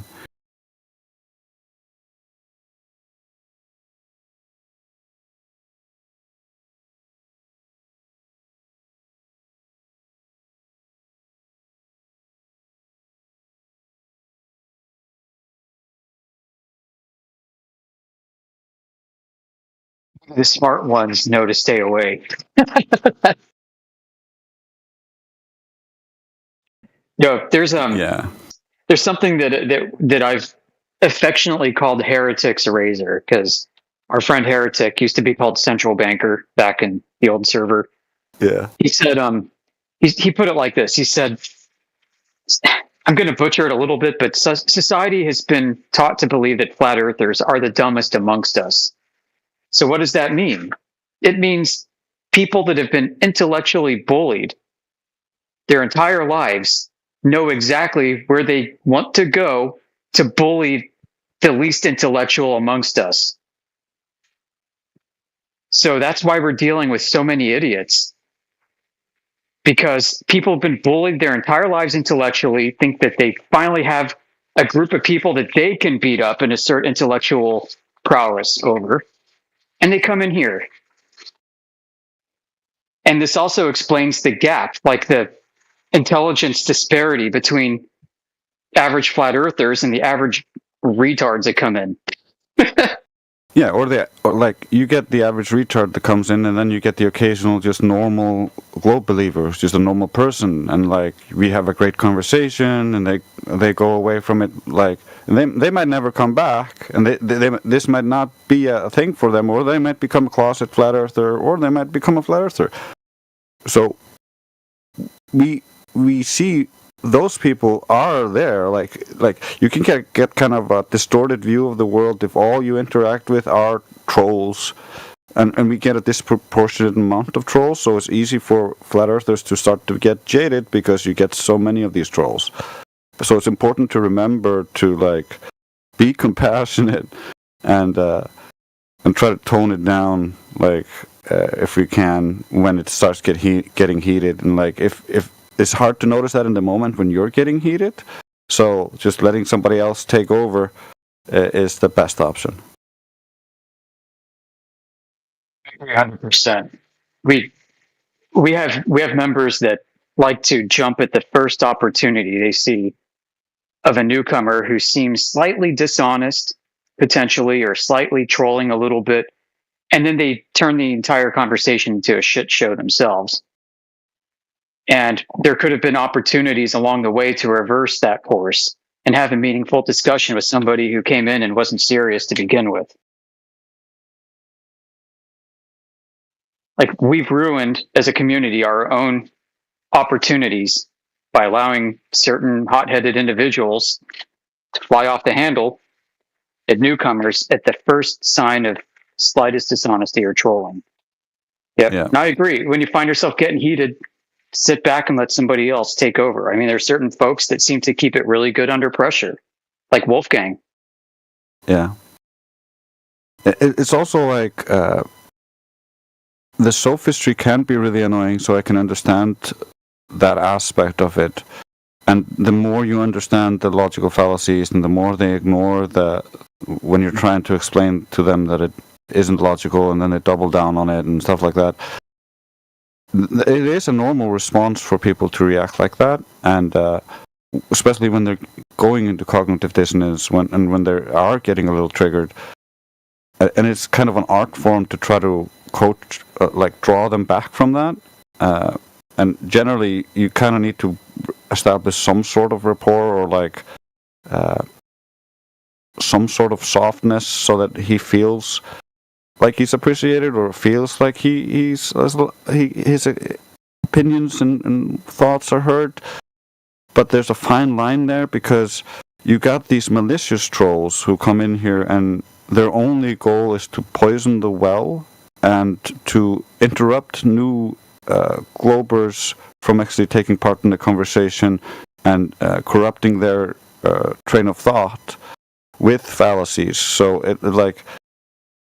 it's a fine line. So I understand that, like, they get mad at the super sophists, and when normal people show a little bit of sophistry, because it's such a normal thing in today's society, they can misattribute it to the heavy-duty sophist. But you gotta give them plenty of chances to shoot themselves in the leg, and then when everybody's tried, then you kind of know, like, okay, he's not gonna get this at this point.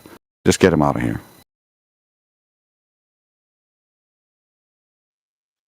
You said that this has been the topic of discussion in back chats amongst us for a long time, and we've been trying to steer the ship in the right direction, doing just that.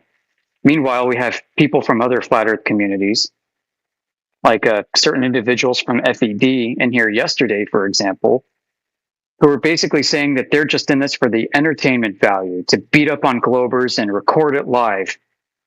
And that's not our mission at all. If you're going to behave like that, then you don't belong here. Yeah, well, we're kind of like brothers and sisters to FED, so like we share a lot of people between those groups, and we have a lot of connections between that group, and so like we're kind of the more civilized version of it. Yeah. Or we try to be. Where FED is more like the tip of the spear, as they describe it. They are trying to pierce the matrix, or whatever you want to call it. And I mean, I don't mind people having different methodologies. It's just we kind of respect each other's methodologies and try to work within those frames. Yep, well said. Well said. I mean, there are some Globers out there who might respond to the tough love approach of FED, who needs that matrix pierced with the tip of the spear. Otherwise, it's never going to happen for them. They're never going to wake up. And yep, they do serve a function. I would agree to that. Yeah, and you're right about respecting each other's boundaries and frameworks. We have a different approach here. I think it's a more holistic approach, and I personally think it's generally for the best, even though it's not always. Oh, I agree. Yeah. I would like this place to be a safe area for academics, serious professionals with serious credentials in their field, with serious pull and influence, like at a national level, to come in here and have mature discussions. Sorry, DJ, go ahead. Oh, nothing. It's all good. I'll keep my mouth shut. I mean, this isn't to say that we're going to run a place like GeoServer where basically anything goes. You know, we have standards. Right, where his purpose is to open up a complete free speech platform for anybody with any opinion on any matter to come in and share their thoughts. Great. You know, from what I've seen, that leads to a lot of dogs chasing their tails around in circles, and discussions never being resolved, never even aiming to be resolved, and discussions pertaining to topics that are not germane to the subject at hand. Yeah. I mean, all of these different platforms are useful in their own way.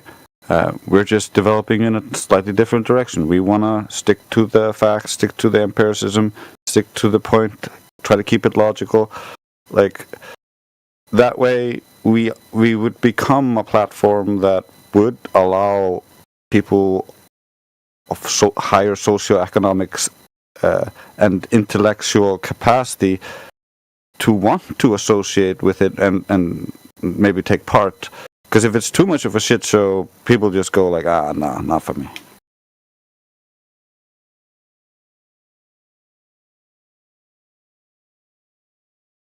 So it's like everything's kind of aimed at different people. You got to have like a big basket to grab everybody who wants to go. You got to have a small basket that like tries to take out the like only has the very specific things that work. So like it's taking out all the extra stuff.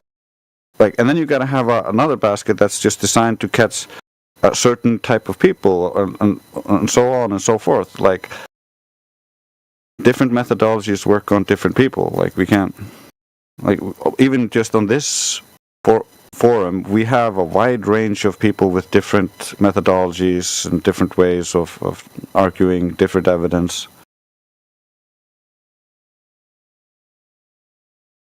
It all depends on when people drop in too.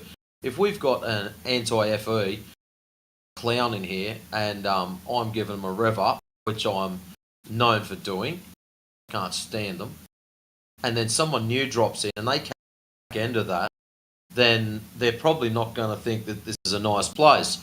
Whereas we get someone that drops in when it's totally silence, and most of the time you can have a good conversation with them without whatever they believe in thrown in there.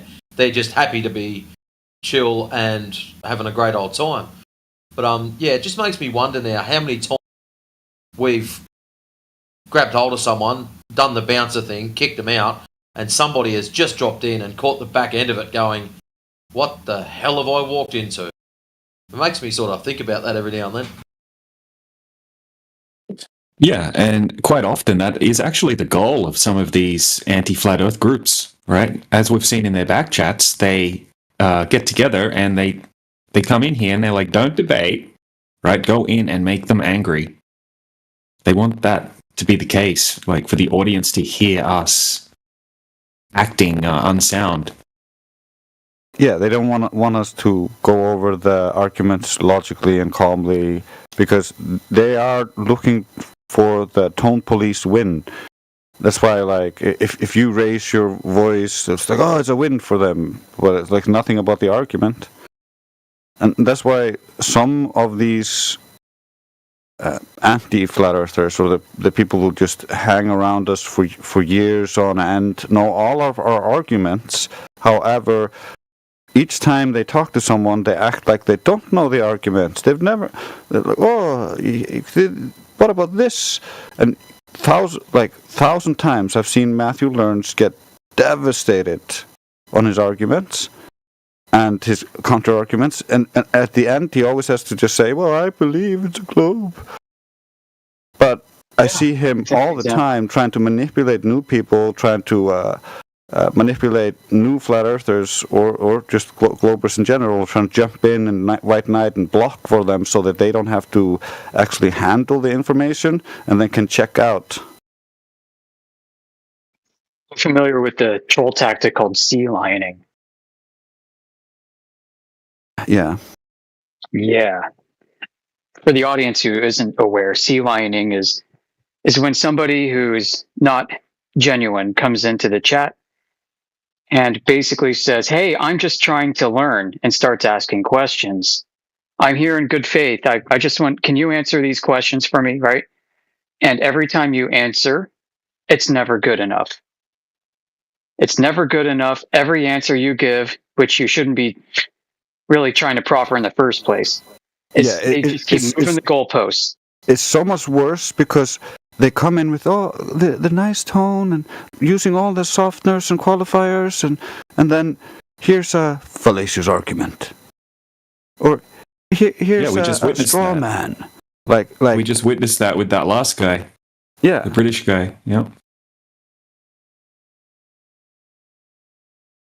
Always the same way with some of these people that come in here, right? Yeah, just like you said, Drace, they come in super polite, acting like it's one of their first times here.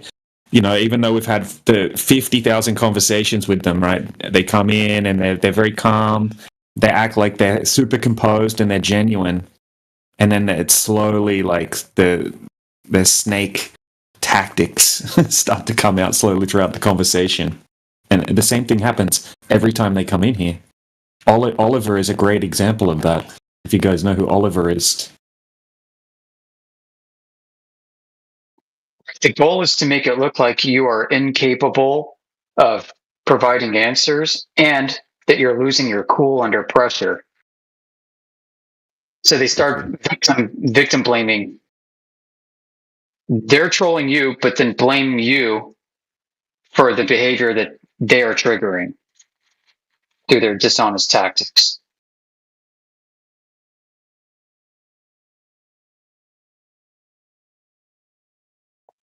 There's a variation of this that AI Overlord talks about. I call it a variation of it, Bulverism. You'd have to look it up. It's Bulverism. It's actually a literary phrase. It precedes the internet. This is kind of like sea lioning, but they kick it up a notch, where their intent is to make it sound like you're potentially unhinged and dangerous, and therefore everybody you're associated with is also unhinged and dangerous.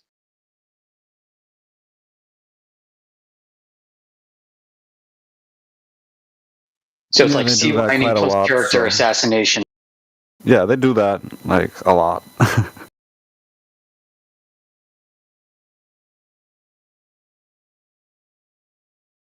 Like, you're stupid.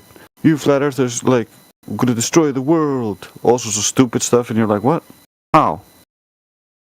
You're the worst is like, you guys are dangerous for the children. Those people get the boot.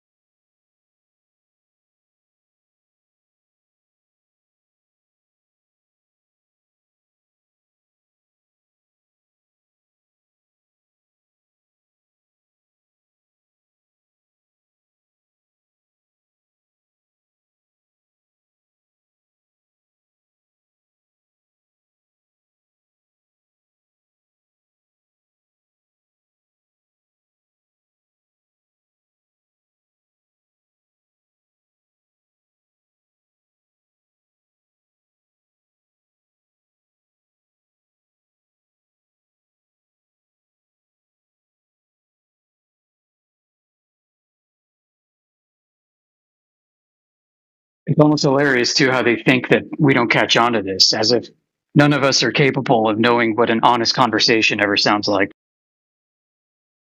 Yeah, it's so obvious as well. For instance, with Matthew, like, we've considered like banning him 1,000 times, and I think he's been banned a couple of times over the years. But the thing is, when he's talking to someone who knows what the fuck he's talking about and can like explain how he's wrong in every single way, he only has one option. That's just to say, like, he believes that it's a globe. Well, he believes it's something else. Like, it believes it works differently. And so it doesn't, like, that is a good example, and because he is constantly sea lining, he can be used as a good example by a really experienced flat earther. However, he is detrimental to new people in general on either side because he muddies the water and poisons the well.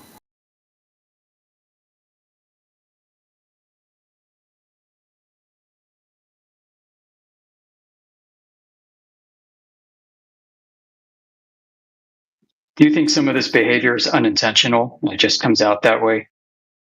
No, I think it's fully intentional. Yeah. Yeah, he's said multiple times. Too many years. He said multiple times he's basically here to help sway people, away from flat Earth. Yeah, that's why he tries to go to meetups, and like, he is literally obsessed with us. Yeah, he's terrified of being banned. As soon as there's any inkling that he might get banned, he disappears really quickly. And yeah, he said to me in DMs, he's like, I thought I was going to get banned. I don't want to get banned. Yeah, or he becomes very agreeable. And that's how we got him to admit everything, because, like, the people with the ability to ban him generally know what the fuck they're talking about. And so he can't argue with them. He can't, like, really sustain any argument against them. So he knows when to run and when to bow. But he will attack the new people. And so in that way, I just don't see him as really a benefit or a positive to anyone. Even a Glober listening to him, you're gonna not actually be learning the actual claims of your model, but rather Matthew's insane cope claims that are not actually something you can cite. It's just his words and his beliefs. Right. He admitted to me many times that any long distance observation that we show him, he's just going to say refraction ignorantly, and he admitted he doesn't even know that much about it. He's just going to say that. And there are other ways that you can tell that the Earth's a globe, but I'm just going to parrot the word refraction. Right? He just blatantly says that, admits that. That's just very dishonest. And then if someone new comes in, right, we'll be going over some observation that is magnitudes, right, further than you would be able to see on a globe. And then Matthew will try to say something like, well, the light would only have to bend 0.00017 degrees, you know, to be able to explain this observation. He has no real idea what he's talking about when he says it, right? But he's trying to make it seem... Yeah, the ray bend has to have multiple curves. It has to curve back on itself at least one time, or actually twice. Yeah, it's a very dishonest tactic. It's super dishonest because the conditions for that imaginary refraction he's invoking just do not exist. You do not have a constant refraction optical density difference between you and the target, causing things to refract constantly, okay, tiny bit, to make it around the curve. And even if it were refracting at that rate, we would see evidence of that. All white light would start to separate because the wavelengths are not refracting at the same rate, and so it would be evident in all long-range pictures where we see too far. It's not. So he's just a liar. Yep. Exactly. When you have steeper gradients from, say, warm air to cool air, which would, you know, have a different refractive index, right? When you start to get more extreme differences, right, from very warm to very cool, quickly, you start getting very noticeable miraging effects. It's when it's very gradual, then you'll get like that sinking effect or the looming effect. But when you get a more harsh difference in refractive index, that's when you start getting the more extreme versions of those, which is the superior mirage and the inferior mirage, and they're super noticeable. So when we show some of these long distance observations where we can see magnitudes further than you would be able to see, and there's no sign of any miraging, right?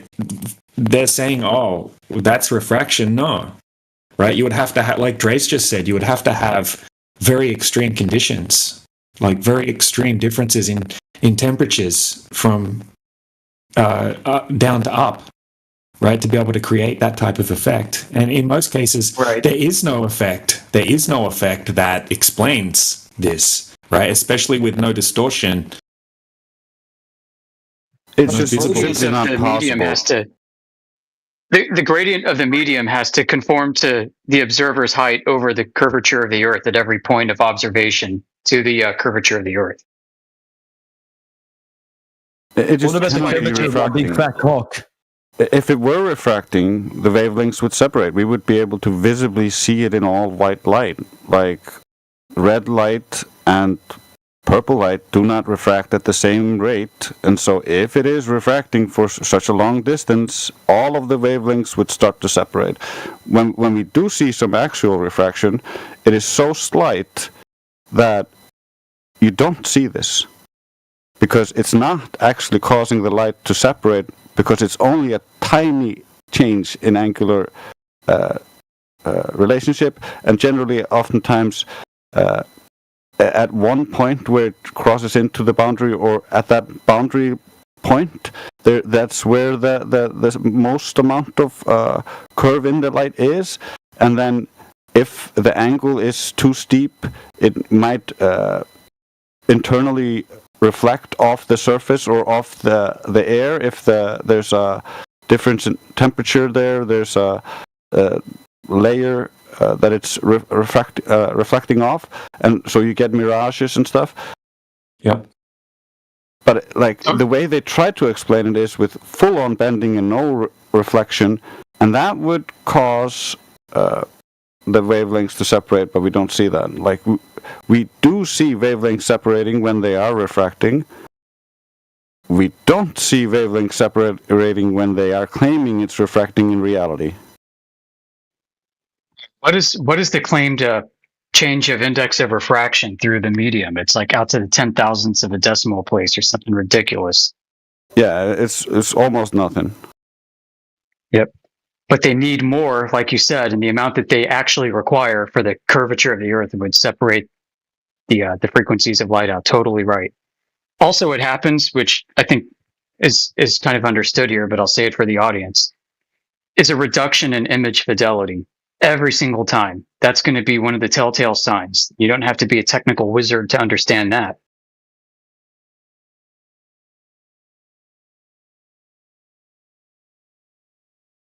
I mean, the reason why is it's a chaotic process through the air that is doing this. It's not going to be ordered.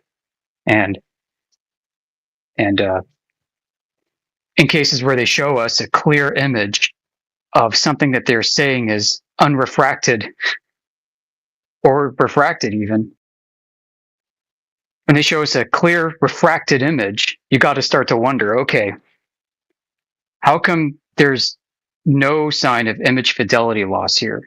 If the light is being bent due to chaotic processes of turbulent air, you've got Fresnel drag, of evaporation and things like this going on, temperature inversions, yada, yada, yada. How come it's producing a rather stable image?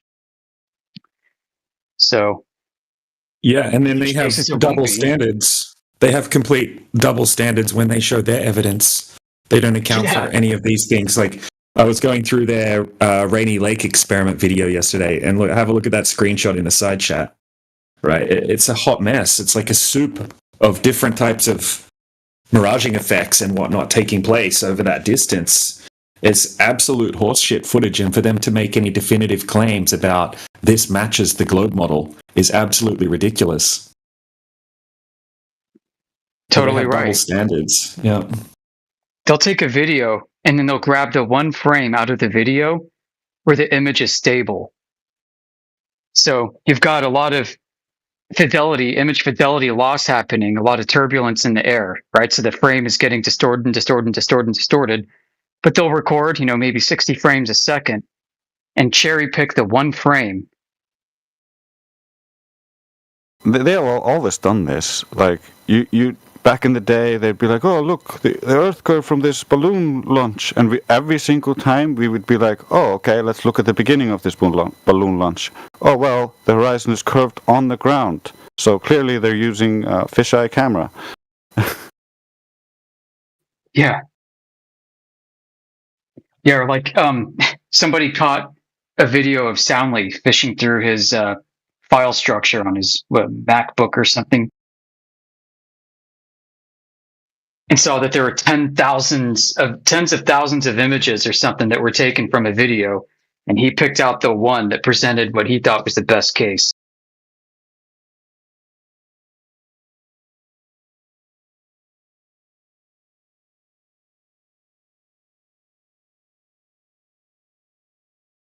Like, it's a sickness. There's something psychological here, like some kind of voyeurism, like the criminal mentality of somebody who enjoys watching the police run around the crime scene, struggling to figure out how the genius criminal pulled it off.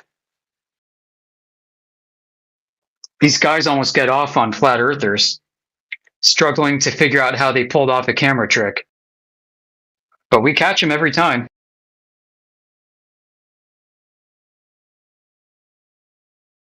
Yeah, they're so convinced that they're right that they can fake the evidence or fake things just to try to win an argument, because deep down they think they are still right. It's crazy. You're absolutely right about that. The ends justify the means.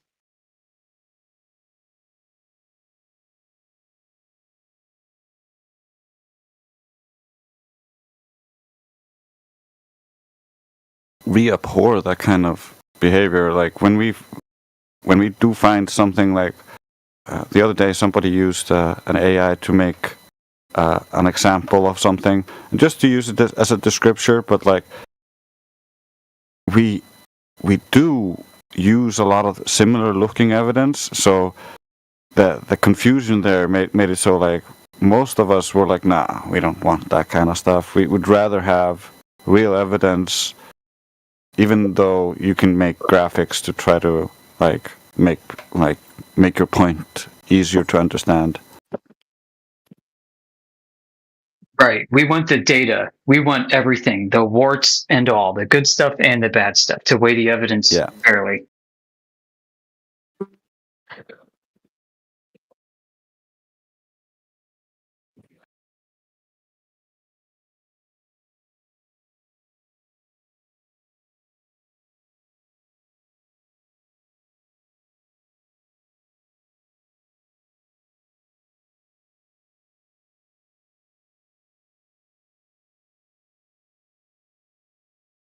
But that's also why we ask all the Globers for the evidence. And no one's been able to supply it.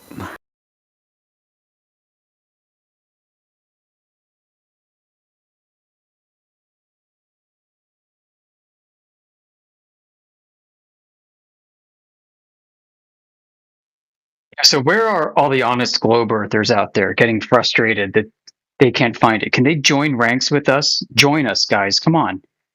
Doesn't mean you have to be a flat earther, but join us in this quest to find that evidence. We won't bite. The big problem lies in that they don't know what constitute actual evidence or like valid evidence. So they're going off of like anecdotal evidence and like fallacies which they think are evidence, or like faith in authority and things like this, and they just don't know how flimsy that is because they weren't properly educated. They were just indoctrinated to be factory workers, essentially.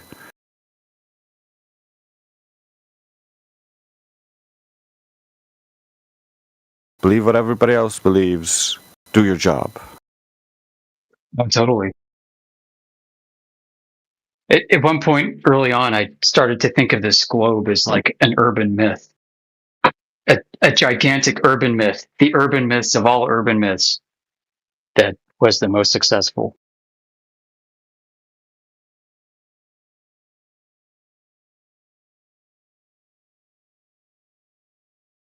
I see it as where it came from. Like, the globe originally belonged to the secret societies as their secret world doctrine, which allowed them to keep their members in the secret knowledge of the world back in the day. And then when they finally realized, oh well, all this stuff that we believed for all these years in our cults was actually wrong, well, let's make the public believe that shit. We have a bunch of data that we've accumulated, fallacies that we built over the years concerning this while we were trying to convince each other that this was real. Maybe we'll just use that to convince them that this is real, and we'll keep the truth to ourselves.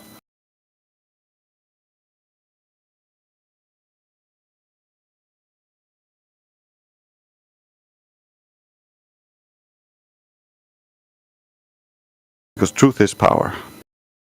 And the models for the globe were functional to a degree, or some of them, but of course they are created backwards engineered from the sky based on what works, not based on the Earth being a globe, but rather visually represented like that.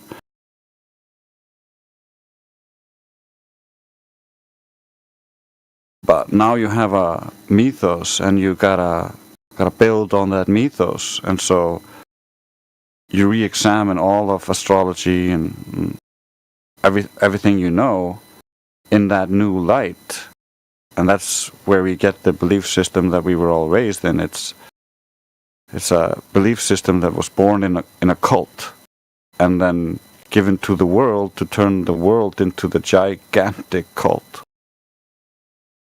The one world religion.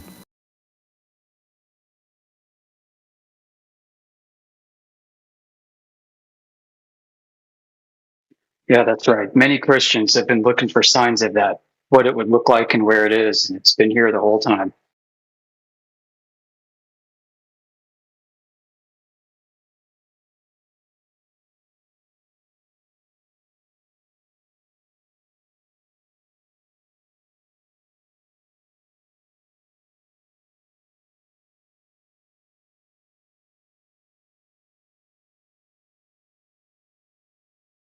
And basically, since like the fall of Babylon, and you had the great outpouring of all the scholars into other parts of the world, setting up their little cults, like Pythagoras. Yeah. That was one crazy cult, like, took over a city, murdered a guy for, like, for finding irrational numbers.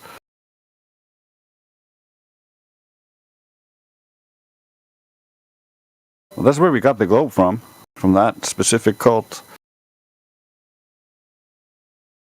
Yeah, that's right. All because he looked up at the stars and saw a sphere out of it, idealized it, and then developed astronomy around it. And because the only way to use a celestial sphere, navigation wise or for surveying, is to map it 1-to-1 with a terrestrial sphere, it followed that Earth must be a sphere too. But it all started with that choice. Yeah. Yep, he chose to observe the sky that way.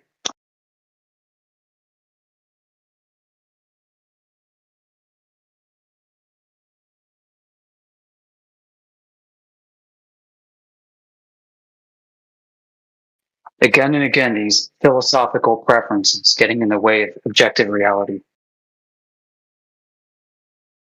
Yeah, it's so easy as well to just get caught up in those things, because if you start to believe in a certain aspect, like I don't need to believe in how the world is. I don't have a cosmology, and so I'm open to all of the possible cosmologies. Allows me to be able to see all the options. But when I was a glober, I couldn't see any other option.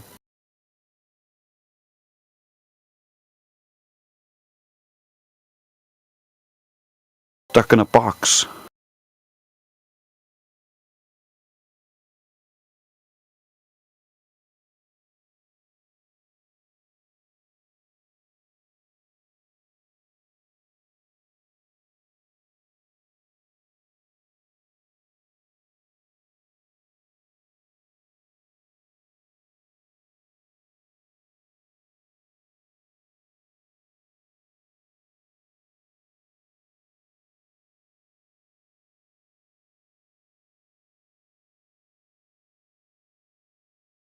That's one of the things about modeling. Like, if you cannot model something in different ways, it really shows that you just don't understand the presuppositions and inherent assumptions that are required for your model. Because if you change those variables, you change the model.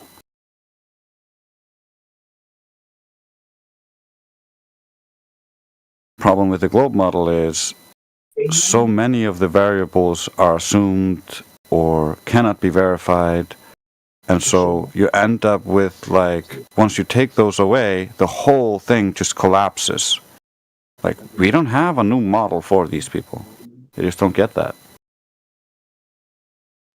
We're not at that point yet to begin that. Yep. We don't know what the stars are. We don't really know how to frame things like geologic convection currents. There's still so much we have yet to learn, even if we think Earth is a globe. And they want us to present a fully interoperable model explaining all things through all disciplines for a flat Earth. Like, okay, dude. Yeah, it's crazy because at the same time, the highest levels of their physics are like, well, we don't know all this stuff, and we just discovered we don't know what gravity is, and then they got, on the other hand, they got that whole alien nonsense where they're like, well, they've got physics that are like beyond our physics. And, well, if they have physics that don't work with your physics, then is your physics right? Like, they have so many contradictory little stories within their stuff that they inherently just start accepting contradictions as just normal. Yeah, you got to wonder what is the psychological impact of that when the mind itself is trained to accept paradoxes as a fact, as normal. I mean, I would think that it might leave you in such a state where you'd be susceptible to further deception in other ways. Oh, yeah, I think so as well. I think that's one of the reasons why it's so important to learn logic and get familiar with the fallacies, and then try to stop that in your own languaging, and then don't accept it when it comes from others. Dig, get the specifics, try to understand their actual argument, because a fallacy isn't an argument. It's just trying to manipulate you, trying to get you to agree to something not because it's logical, but because they want you to. It just sounds like it might make sense, but it doesn't actually make sense.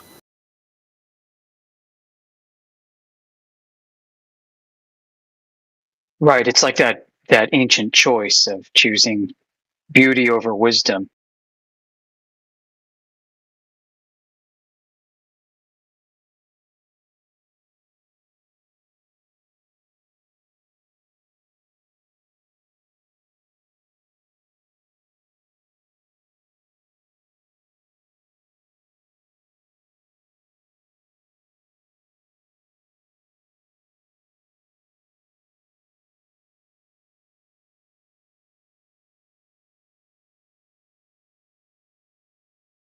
It just becomes so obvious when you make it absurd because, like, for instance, with the boats go over the horizon, therefore the Earth is flat or globe or whatever.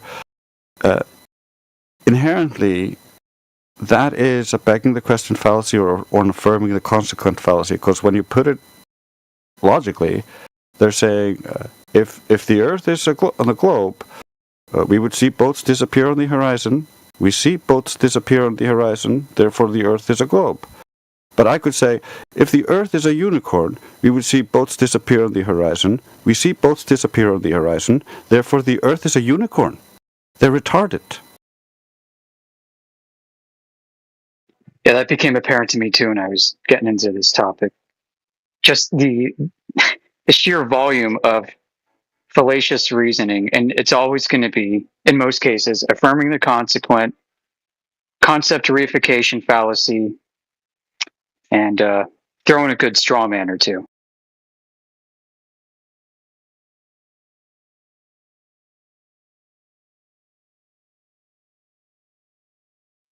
Appeals to credentials. Yeah, those are some of the most common ones. Like, also just the bare assertion, like jumping to conclusion, like shifting the goalpost, red herrings. They're all over the place. Like, literally, if you just talk about this topic and ask somebody about the globe, you can learn logic easily. You just read about all the fallacies and then have them talk or listen to recordings of them, and you'll be like, oh, he's using this fallacy. Oh, he's using that fallacy. And eventually it'll be so easy.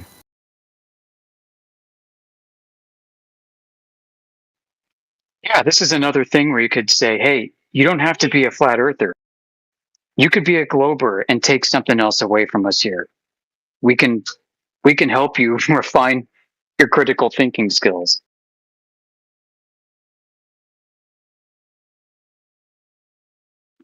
So you friendly globies need to lock arms with us and ask where that globe evidence is. And lock arms with us in pointing out fallacious thinking when people come in and make morons out of themselves.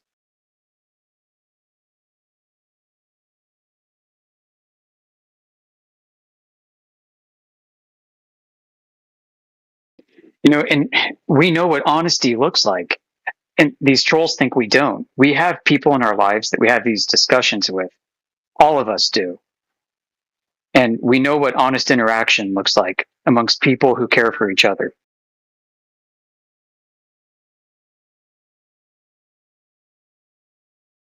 Yeah.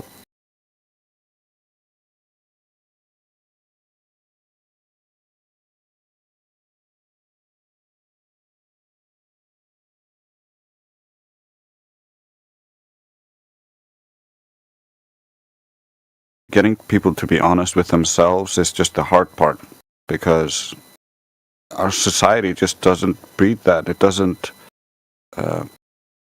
value honesty. Like, you don't get much out of that in today's society. They value image.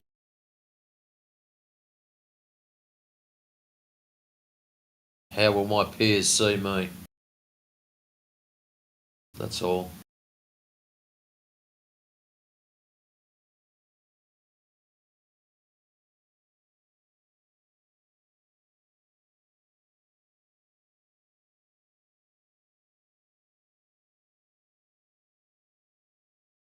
Anyways, time for me to sneak off to bed. I need me beauty sleep. And as I said before, seen me, probably understand why.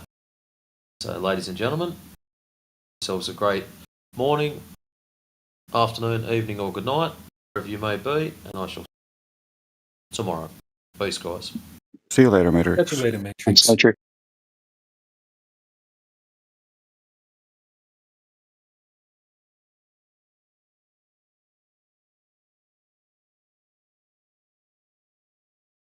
And feel free to tell me if I'm too far away from the mic or too close to the mic or anything like that, because I have a condenser mic, which is very sensitive to my distance to it, and I have it like hanging in front of me, and I'm looking at the monitor and stuff like that. So sometimes I'm too close. Your mic's perfect. I was mentioning in one of the back checks, there's like some background, like beep noise. Oh, the background beep noise is probably the hum of my computer. Yeah. I started thinking maybe there was like a phone close by. Or that's I don't know. Whatever. That may be what it is. It's not a big deal. I was just your mic's perfect. It's good to hear you back. Yes, and ask Trace. I mean, you've been a fixture in the 24/7 community for a long time and took a break. Are your intentions to be back for a while with us, like the next few years? Well, I've always been there in the background. I'm just like reading and listening to you guys when I have the opportunity to do so. But I was trying to fix up some stuff in my life and get the house ready, and Mom was having problems and going to the hospital, so we were taking care of her, and a bunch of stuff happening. But I'll be more active in the coming months, years. Yeah, the team always needs people with, good technical acumen and a firm education. Like a college level education? No, maybe postdoc, actually. Okay. All right, interesting. Yo, this room's kind of quiet. Like everyone's kind of like, I don't know. Isn't it great? Interesting. Yeah, we're well behaved in here. It's very unusual, though. I'll say that very much. Like for a room to have some people in it and to be so quiet, like it's an unusual thing. It's like uncanny. You know what I'm saying? I know what you mean. We were just talking about that an hour or two ago. And this is our group, man. We're 24/7 Flat Earth. It's how we run our live streams. If you notice, we have 2 bots at the top. Yeah. We've been recording everything 24/7. You know, respect to that, bro. I mean, you guys might have some schizo takes, man, but for a VC that I wouldn't expect, you guys actually do got pretty good moderation. Oh, thank you. Appreciate that. And, maybe you can know a tree by the fruit it bears. What do you mean by that specifically? Do you mean like say what are you referring to that when you say that? Well, maybe we're not so schizo as you think. And you can know that by how well we can run a room. Well, no, because it's one thing, okay? You can have like the best people moderating a room, okay? Like it's very simple. Just be polite, have people speak in turns. Like that can be done easily, okay? But it still changes the fact that these people's arguments may not come from reasonable sources of information, not be backed by science or in most studies. Like if you look at your own ideas, okay, I'm pretty sure almost all research goes against your ideas around flat Earth, which is kind of funny. You think so? You want to try it out? Overall, yeah. Like in fact, you don't even need to do this. You go. Okay, back to I made one out yesterday. I mean, now before you I think it was you who muted me yesterday. So there was an example I gave. Okay, with a ship. Okay, say a ship sailed in the horizon. Okay, it's not going to disappear all at once. It'll slowly start to disappear because one part of it will go out of the way because it's round. The Earth is round. Okay, if it was flat, it would just fall off, and you wouldn't see it together. But it gradually disappears. Right. The first telltale sign that you're not on a globe is that the ship is scaling linearly with perspective. I'm going to ask you not to focus on the bottom of the ship for now. We can get to that in a minute. Look at the top of the ship. Well, that's the point, though. That's the point, though. The bottom of it goes after the top because the top disappears because it's going around. Okay, it's adjusting to the angle of the Earth. Okay, so I'll tell you why that's not true. Okay, why is that not true? Because if it's scaling linearly with perspective and dipping around curvature, the top of the ship should be scaling linearly with perspective and curvilinearly with curvature. It sounded like you just said the same thing in the same time. So can you repeat that for just a second? Okay, so it looks like you just said the same thing twice. Okay, just to, I'm not gonna lie. All right. So I don't know. So, Maybe so the ship is scaling linearly with perspective, right? When it's twice the distance, it's half the size. Twice it's it'll obviously look smaller, okay, but you'll still be able to see it. But if you look very closely, okay, and you can use certain kind of device, okay, you can clearly see that the top of the front of the ship starts to disappear. So we understand that. We understand that. Exactly. Do you understand what linearly means? Linearly, it means if I'm not mistaken, at a certain, in this context, from what I'm gathering here, it means at a certain pace. Like it goes like at a certain pace, okay? For example, say there's a linear curve line, okay? It literally just curves all the way at a certain pace. Now, maybe, I don't know, maybe that's the wrong context. If you want to, you can elaborate on what you mean by that. That's what I know. Okay, let me paint you a picture. So you're looking at the I want to hear from Sporadic. Okay, because he made the claim. Okay, overall. Yeah, he can do that as well. That's no problem. Let me explain once more. Right, the top of the ship should be following the curvature of the Earth, which is one rate of descent, and it should be scaling with perspective linearly. This is never present in any observation that you can produce or anybody else has produced. What only exists is the perspective scaling effect. Why? Now the bottom, Why bottom of the ship, well, because the Earth is flat. Now the reason why the bottom of the ship can sometimes appear to be gobbled up in distance, for one reason, you have waves. So you can have successive waves. Have you ever seen, like, out in the ocean, if you fly over the ocean, you'll see in some parts you've got a rippling of waves. It looks like this interference pattern that can go for miles.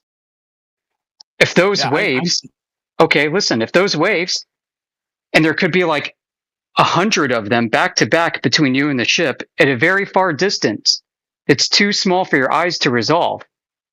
If those waves are at about your eye level, and many of them are, that's not asking a lot, maybe 5.5 feet, 6 feet, it's going to gobble up the bottom of the ship and make it look like that the bottom of the ship is sinking.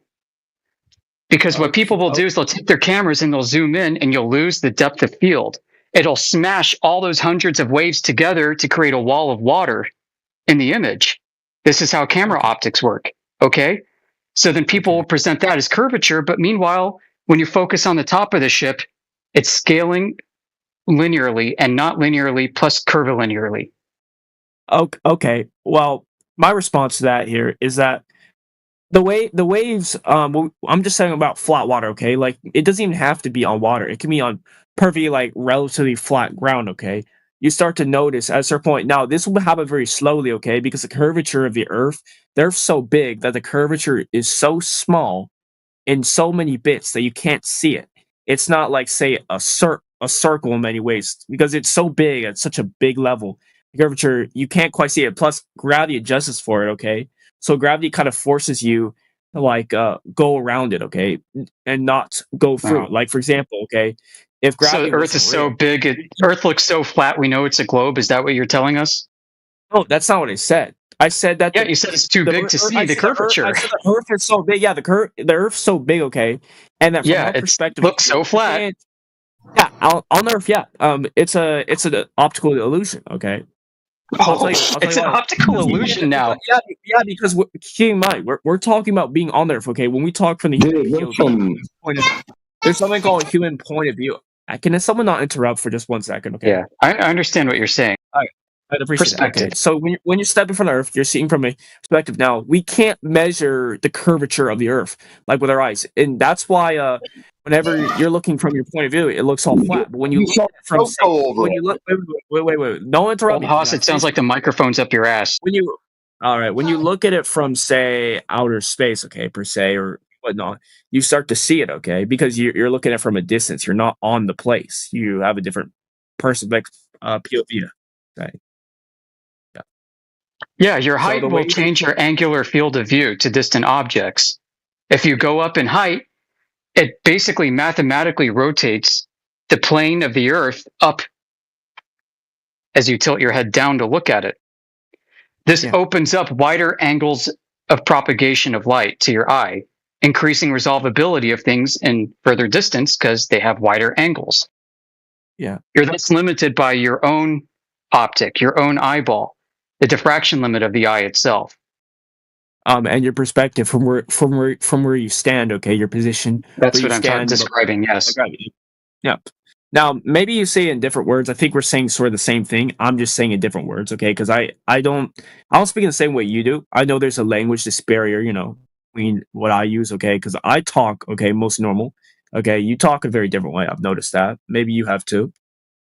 But the way I just from the way understand the concepts at a deeper physical level than you. Well, no, because for example, you couldn't explain someone to this two ways. Okay, you explain using different words. Okay, use different words. Okay, now from what I understand, okay, if we're gonna go look at it, okay, if say the Earth was really flat, okay, if someone disappeared, okay, someone walking at you from a certain distance, okay, say they disappear, that kind of implies they fall off. Because like, what else is supposed to happen? Like, Well, you're I'll gonna tell you always what will be able happen. to- It's the diffraction limit of vision. You cannot see things that are smaller than 0.02 degrees in angular size, regardless of the distance. This means a 6-foot man, from your point of view, 3 miles away, will be invisible. This means also that newspaper text on a newspaper at much closer ranges will also be invisible at a certain point. Okay. All right. Well, Yeah, no curvature. First of all, though, we've used certain devices, okay, that can exceed, say, the human eye limit, okay, because we have humans that have evolved technology, okay, and even then, okay, they at a certain point something still disappears, okay. It's not because the device is a failed. The devices actually telescopes, other devices are able to see so much farther, okay, see the fucking stars. Those little lights. But you can't see around curvature of the Earth, can you? I never said you could, but I'm saying that someone would disappear if you look at them from a certain perspective, from a certain distance. Okay, even with a telescope, which will be able to see that person. Okay, doesn't how far it is, they will disappear. Okay, and in the hypothetical that could be flat Earth, it implies they fell off the Earth. No, that's diffraction limits of the optics. Listen, if there is a curvature of the Earth conformal to what everyone claims the Earth is in size, okay, that is a radius of 3,959 miles. This means that you can use the Pythagorean theorem and derive what the horizon should be for an observer given the observer's height. So that formula actually shakes out to 1.225 times the square root of the observer's height in feet. This means if you are 1 foot off the ground, like let's say you lay your head on the ground and you're looking over the water, could be a frozen lake, the curvature of the Earth would begin at 1.225 miles. Does that sound unreasonable to you? Well, are you still, to get this clear, you're still supporting the claim earlier that you can't see the person actually disappear? You're still ice white. Is that the claim you're still supporting, to be clear? Is that the claim you're still standing by? Because I want to get an idea. Yeah, that there's what's called the diffraction limit of human vision, which is generally accepted to be 0.02 degrees in angular size, regardless of the distance. We're not talking about human vision anymore, okay? There are certain devices that allow us to see beyond. Exactly. Okay, for example, so let me continue. I could have the best optics in the world from 1 foot off the ground. I should see the curvature of the Earth beginning at 1.225 miles away. I don't. Nobody's ever been able to show that, ever. We've got presentations, people are probably posting them in the chat, of a super zoom camera, the Nikon P900, positioned about 8 inches to 1 foot off the ground, and it's seeing our horizon beyond 10 miles. And we know that it's beyond 10 miles because there are going to be oil rigs in this image that are at known distance markers surveyed by professionals from the shoreline. You know what? Hold on 1 second. Look at what DJ sent chat, because I find this actually pretty interesting. All right. actually, because so what's going on here? This optical illusion is okay. So it's Earth is a flat. zoom ship. It's zooming in. The camera lens is zooming in. Okay. What happens is that it mimics distance. It mimics distance being crossed. Okay. And so when that distance being crossed, okay, from that lens point of view, okay, it's a POV. It makes it look. But as it zooms out, it mimics moving away from an object. That's exactly what I'm talking about. So Yeah. essentially, what's going on is that Yeah, the camera, that object is beyond the curvature of the Earth, and you can still see it with the camera, which means Earth isn't a globe. when it zooms out at a certain point, it starts to disappear. Yeah, it reaches a diffraction limit. No, but this is through this is not a human point of view. Okay, this is through technology. Cameras have diffraction limits too. Every optic has a diffraction limit. And your eyeball's one example. And your essential claim is that these devices that can see all the way up to the stars, okay, and not be able to accurately see if something actually moved away from us and is not in point of view. Well, we don't know how far the stars are, but secondly, when we're looking over the surface of water, we're seeing through a lot of humidity, evaporation, weather systems, fogs, temperature changes, all kinds of stuff. Water vapor, volcanic ash, whatever the case may be. And this density compounds with distance, and eventually light can't push through it at all, so you won't see anything. Actually, okay, so You'll first see of a all, blue wall at first. Also, first of all, your claim that we can't see is actually we have our nearest neighbor, okay, Proxima Centauri, is approximately 4.24 light years from Earth, okay, and that star has been seen by a telescope, okay. All right. Yeah, we know. I know. If a telescope can fucking see that, okay, you don't think it can see a ship when you move away from it at a certain distance, okay, over the Earth, okay, which is very small. hold on. Distance is very small comparison. Do you to understand that the air is denser towards the surface, which means the air is thinner at higher elevation angles? So if you're looking up at a star, you're seeing through much less density compounding effects than when you're looking horizontally across multiple weather systems. Do you understand? Okay. All right. So the air is thin up there, isn't it? All right. First of all, we're not even talking about seeing the thin air. Okay, that air. Maybe you could say that might be a factor. Okay, but I don't think that's a big factor. Absolutely, is a factor. I'll go confirm it. Okay, I will go look at it. Okay, can a telescope or other machines, okay, see if something's there? How do I frame this from the point of, say, the Earth's curvature? We see routinely all the time. We see far beyond where the curvature of the Earth should be obstructing objects. Let's go look at it, because it's a simple question, you know. Yep. Yes, telescopes and other means can absolutely measure the curvature of the Earth, and they have been used to do so in multiple years. Yeah, great. Show us an example. How it works when you look at distant objects from across a flat surface like a lake or ocean with a telescope. Please, are you using ChatGPT, my friend? Come on. Can you present any examples? Wait, yeah, it's giving me an example right now. I'm just talking about the example it gave me. You have an issue with post it in chat. Let's yeah, see the measurement. Go. I'm gonna read out to you, okay? And then I'll post. No, just post whatever. Like, post the example. I want to see the measurement. I want to know where it was taken, the conditions of the day, the height of the observer, distance to the object. Well, no, but your claim though was that they couldn't. Your claim though what they couldn't. My claim is you can't produce a measurement of Earth curvature because no one's ever been able to do it. It legit contradicts what you're saying here. No, it doesn't. We see beyond Earth curvature because there is none. Yes, telescopes and other images can.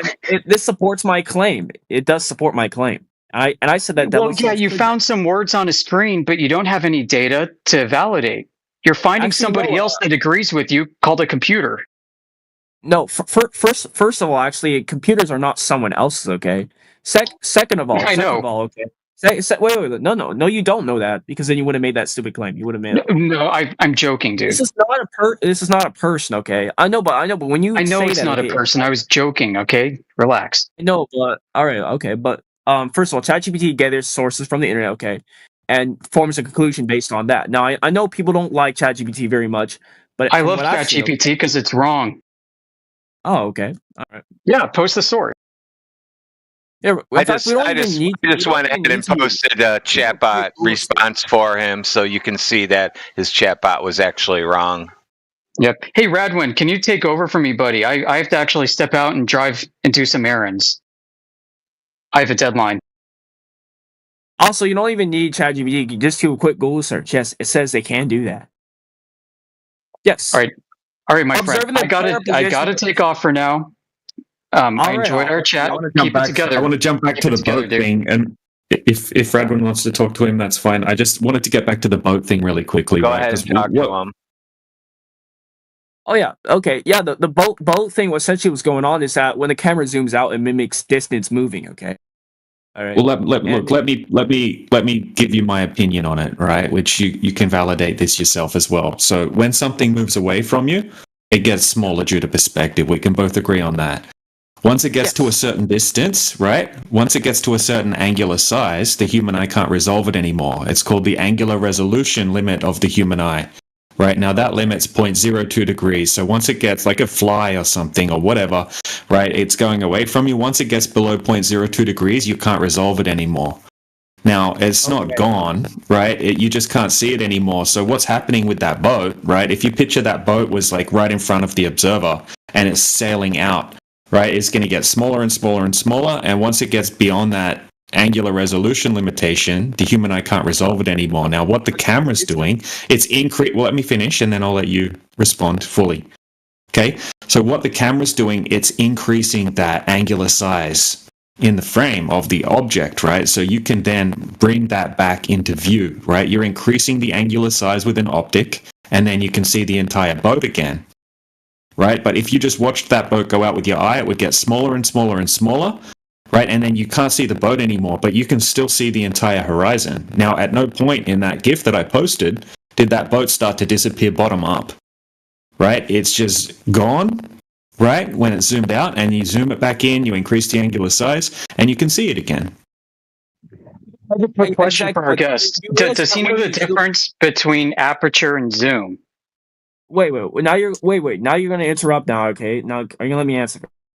So you realize that when the camera zooms in and zooms out, it's per se mimicking how humans move and perceive objects. Like when it zooms in, it mimics like how a human would happen if it got closer to something and per se walk forward to it. It's mimicking. That's why we use it all the time. My question was posed exactly for you because now you're wrong. Yes, it does. Okay, because think about it this way. Okay, zoom is not aperture size. All those perspectives, okay, we're talking about, I could see it from all those, but it looks closer. Like if I saw it from the perspective where it's all zooms in, it will look close to me, okay? And that's how I would look and say perception of the distance I am. For me, perceived distance, okay? Now, if I zoomed out, it would be like really far away from me, which I wouldn't perceive as far, okay? That's how the human eye works.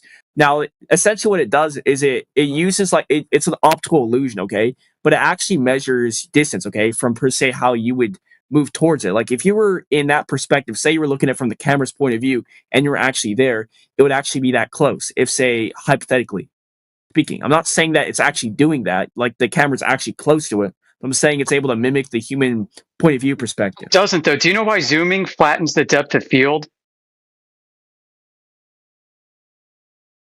Yeah, this is not the same thing as a person getting closer to the object, because you retain your depth of field as you move closer to the object, but you lose that with magnification. Maybe not the exact same thing, okay, but it doesn't necessarily need to be, does it now? Zoom is not responsible for seeing further. Also, in fact, it's the size of your lens. Yeah. And also, and not to mention, telescopes do confirm, okay, from what my Google search, and not just ChatGPT, but also just Google search, tell you that, which they zoom in, okay, they use a lot of the same things that cameras use to zoom in, okay, that they can see the curvature of the Earth, okay, so they can see when something's not actually there from your point of perspective. And notice how earlier, okay, use a zoom lens, don't use a telescope.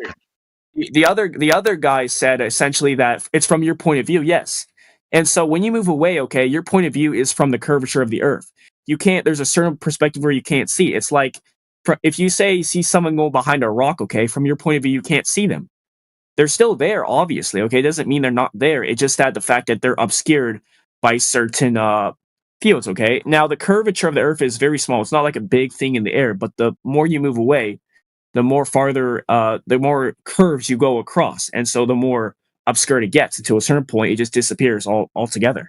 It's still there. It's just being blocked, and that's my point.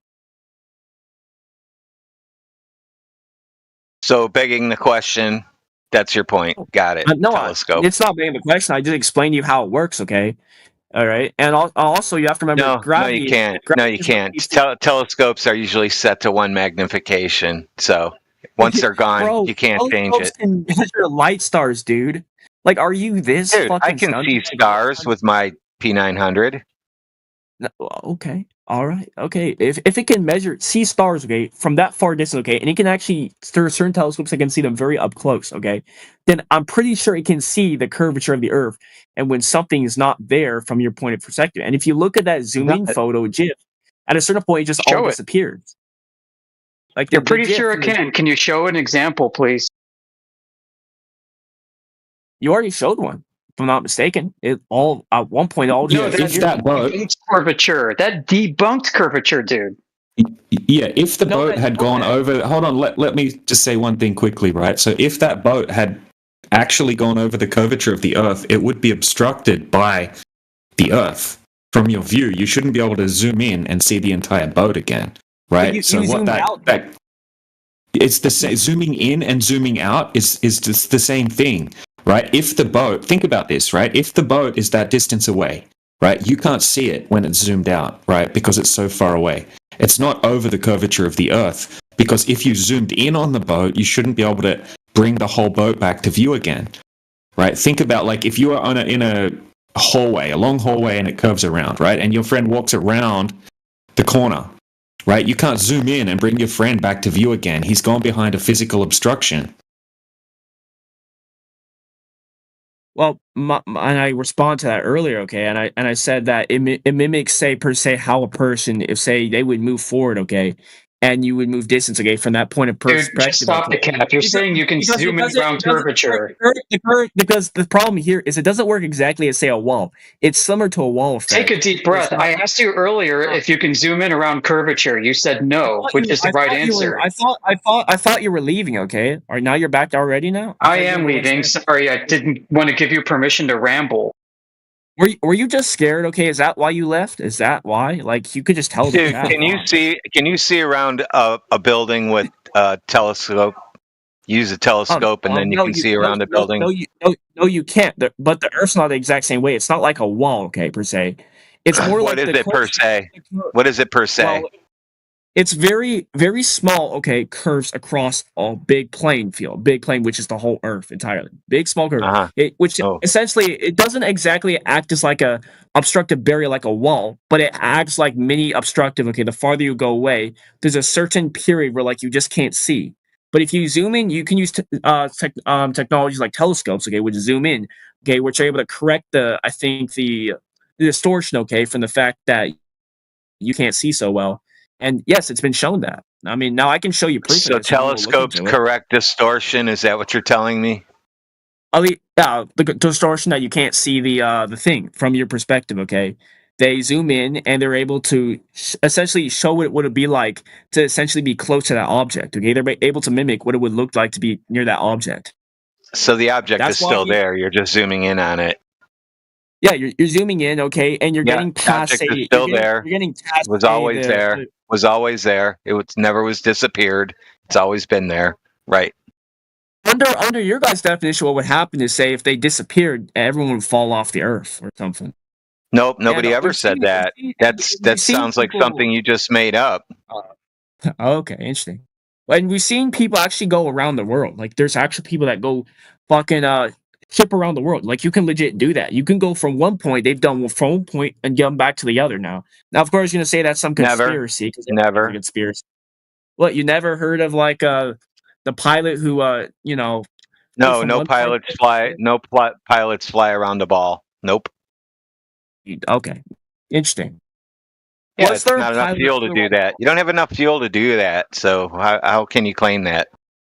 No, they stopped, bro. You not understand that they stopped for gas at one point, and then they continued. They in the straight line. Oh, so they didn't go around the ball. They just went from airport to airport. That's different. Yeah, they did fly around the ball because they went in one straight direction. Okay, if you go in one No, straight you direction, can't go in one straight direction. There's no straight directions on a ball. The airplanes did go in one straight direction. Actually. They did. Airplanes don't fly straight directions on a ball.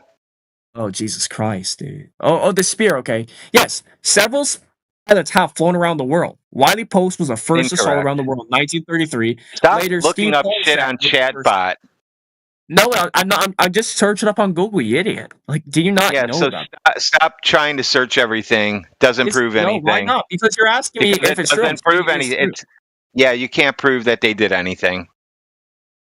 Bro, these people were recorded doing this shit, okay? And you're going to No, tell they me that weren't. it's not.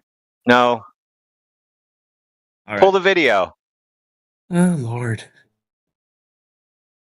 Thanks, conspiracy. Not to mention, okay, we have sonar. What are those devices to use to measure the curvature of the Earth? The space station? If I'm not mistaken. Oh, that's conspiracy. No, too. there's nothing that can measure the curve of the Earth besides the theodolite, and it measures them flat. So, flatness. Actually, I just said telescope.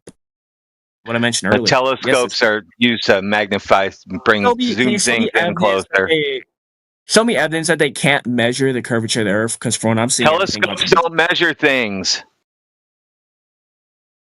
All right. Can telescope? I literally just search this up. I'll search it up again for you. Can telescopes measure the curve of the Earth? There we go. We're gonna go look into it. Explaining. Yes, telescopes can help observe and directly measure the curvature of Earth, especially over large distances. While telescopes themselves don't exactly measure curvature like a ruler, they allow you to see the effects. So they don't measure the curve. You were wrong. You were wrong. You were wrong. Just admit you were wrong. They allow you to see the effects of Earth curvature. Stop screaming so loud. And that's what I'm talking about. The Earth curvature. They allow you to see the effects of it. And I'm saying no, that's they don't. How come when I use them, it's always flat? Am I broken? You're not using the right way. I'm not using it the right way. I have to use it the curve way. Okay, for example, I'll do an example. Use a telescope, look at a tail lighthouse 30 miles away from a lake. You'll only see the top, not the base. So when things get farther away from you, do they go up in the air or do they go towards the ground? No one. They don't move anywhere. You're the person who moves. So you've never seen a row of telephone poles that are up above your head, and then you look all the way down, and they look down below your feet because you have to look down, even though you're on a road looking at them. That doesn't happen. First of all, nothing moved in the hypothetical I gave you. Nothing moved. Okay, the only person I think that moved was the person who was looking at it from 30 miles away across the lake. And what happened is that the lighthouse did not move. The lighthouse did not move. It did not sink. The lighthouse did not sink. It's just farther away. Exactly, and what does that do? So what it gets smaller in your vision. It gets smaller as it gets farther away. It's not going to stay 100 feet in the air, you idiot. This is not in human vision, though. It's not going to stay 100 feet in the air, is it? This is not. Wait, first of all, this hypothetical was not done with human vision. You can't answer the question, can you? No, first of all, this is not. If you stand next to a lighthouse and you look up at it, and then you start moving away from it, are you still going to be staring up in the sky at the lighthouse? And you listen to the hypothetical. This hypothetical was not done with human vision. You don't get a hypothetical. The hypothetical was not done with human vision. No, you don't get one. First of all, this was not done with human vision. It was done through hypotheticals. Jesus Christ. Do I have to explain some specifics? Okay, this was not done through human vision. Okay, you cannot go tell me the limits of human vision. Somebody else can take over. I'm busy. Okay. Yeah. All right. Hey, VB, dude. I want to show you. Like you were just talking about the lighthouse. It's a good argument from your side if that were the case, right? So I would like to show you an observation that takes that claim away. If you want to have a look at it. I'd actually be very curious, but I would like first of all, I'd like you to explain me the dynamics of how your claim would work, and then you want to show me if that I'll make. Yeah, sure, dude. Look, we can have a good faith conversation about. I'm not trying to debate with you. I just want to show you an observation. That's all. So we don't have to argue or anything, right? So this is a 21-mile observation, right, over a perfectly still flat lake, right? It's the Great Salt Lake in Utah. Okay, so are you able? Like, you're more than welcome to use your chatbot if you want to go along with this. Okay, so basically they tell us the size of the globe, right? It has a radius of 3,959 miles. That means that you would have to have a horizon at a certain distance away from you, depending on the observer height. Right? You would also have to have a certain amount of drop over distance, over 21 miles. Right? So in this observation, the guy sets up the camera on one side of the lake, right? And he's going to zoom in across 21 miles, right? And we're going to see what we can see. Okay, if the Earth's a globe, you should have 293 foot of curvature over 21 miles. Now, you can double check that math if you want, but I promise you 100% it's correct, right? Okay. From the globe side. Okay. Now, I'm so, curious, so would you agree with a guy called, maybe you'll know this name, okay? So I think this claim, comes from a guy called Mark D. Sargent, from what I'm reading. Now, I don't know if yeah, you've heard of that guy's he's a bit of a clown, that guy. But yeah, what about it? I'm pretty sure he's the one who started doing these tests and essentially testing your claims. Like a lot of this shit, he's been claiming, okay, is where all these flat Earth takes come from, if I'm not mistaken. No, not really. Right. He's like a bit of a goofball, and he doesn't have any good long distance observations that he's done himself. Right. I'm trying to present one to you now that was done by a lawyer. So I'm just like, not that he's a lawyer matters. I'm just saying he's not an idiot, right? He goes out and he does these long distance observations. I have a really good one to present because it has all of the variables accounted for. Right, I'm just trying to show you this particular observation. Mark Sargent's a clown, right? I don't advocate for anything that Mark Sargent says as a flat earther. Right, he makes a lot of dumb claims. So who was this guy exactly? Was this just some random guy who just wanted to test? Yeah, it's not. It's just everyone's just a random guy, right? That's what every guy is, just a random guy. Not necessarily. No, there's certain people, okay, that are experts in it. Now, I'm not going to go to the whole appeal authority, okay, but there's certain people there, okay, that are actually study this type of stuff and know how to evaluate it correctly. And it only takes one mistake in order to give someone wrong information. That makes it. Okay, so anyone. I know, I get you, right? But anyone could do an observation, right? All he's doing, right? We're validating a distance over a body of water. Okay, we can double check that distance is correct, which I'll show you validation of. Right, and all he's having to do is set up a tripod, right? Use a super zoom camera and zoom it across the lake. Anyone can do that, right? You don't have to be a scientist for that. Now, all we have to do now is go over the observation, right? The observation speaks for itself. It doesn't, the camera operator, right? The qualifications of the camera operator don't really matter in this situation. As long as we can validate the height of the camera, the location, and the distance from point A to point B. All right. Now, I would like to. Is this the video provided? Okay, so it's just some guy driving across United States, from what it looks like. No, absolutely not. Right. So I haven't even posted it yet. Oh, okay. Okay. So look, I will post the full video is done in high definition. I will post the full video, but I took a bunch of I took a GIF from it, right, and I took some screenshots from it, so I can explain the point of the observation. Right, so the camera is set up at 5 foot observer height. Okay, so I'm going to post. Yeah, so look, the first thing I'm going to do is I'm just going to show you the camera setup. All right. Right, so this is look, this will probably take like 5 minutes to go over, right? If you got time. Right, this is a really good observation, and look, you can criticize it at the end, but I want you to understand the point of the observation. That's all. Okay, so this is the Great Salt Lake, right? You can see it's very nice conditions. It's late in the afternoon where you don't have like a lot of heat haze. There's no wind. You can see it's perfectly still lake, right? So he's set up his camera just there, and it's 5 foot height above the surface of the water, right? So 21 miles across the lake to the other side is a big giant smokestack, right? Think of it kind of like the lighthouse example that you were talking about earlier.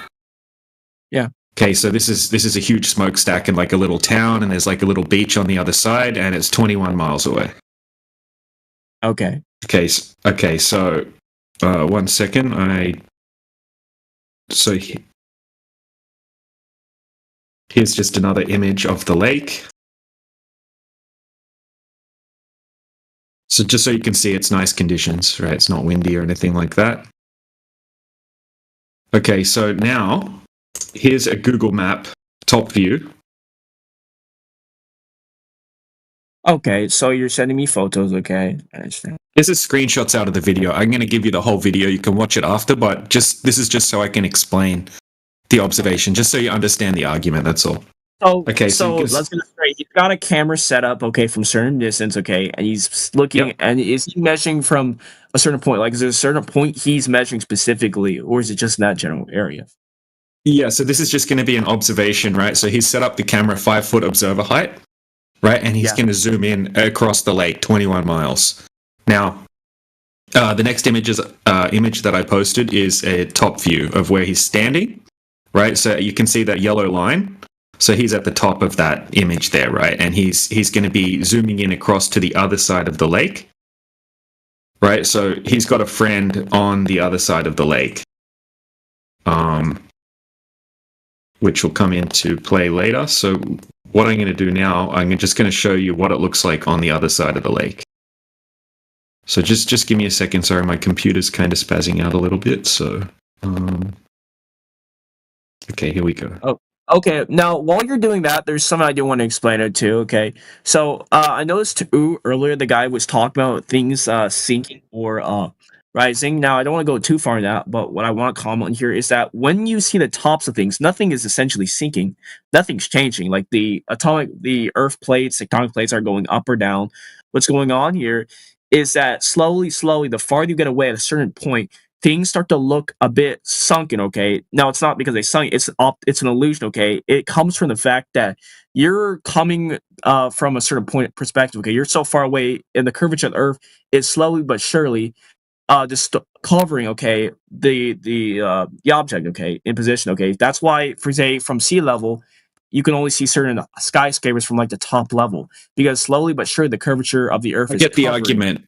Yep, so this is a rebuttal to that. I understand, right? So if the Earth was a globe, as you move further away from something, it should start to be obstructed by the Earth curvature. I gotcha. Yeah. Right, so this is directly related to that point that you just made. You know, and you're correct. If the Earth was a globe, I agree with you. If the Earth was a globe, right, that would happen. Okay, so let's continue with the observation now. Okay, wait, so we agree though. That's interesting. I didn't think we did. Yeah, we agree that if the Earth was a globe, that would be the case, right? But these long distance, so that's what we're doing, right? So that's what they tell us, that the Earth's a globe, right? It's this particular size, and there should be a certain amount of curvature over distance. We're going out to test if that is actually matching reality, if the globe math actually matches up with reality, right? So let me continue this observation, right? Because this is a rebuttal to that claim that you just made. Okay, Yeah, so these long distance observations are clearly debunk the globe, VBBB. So that's what you need to understand.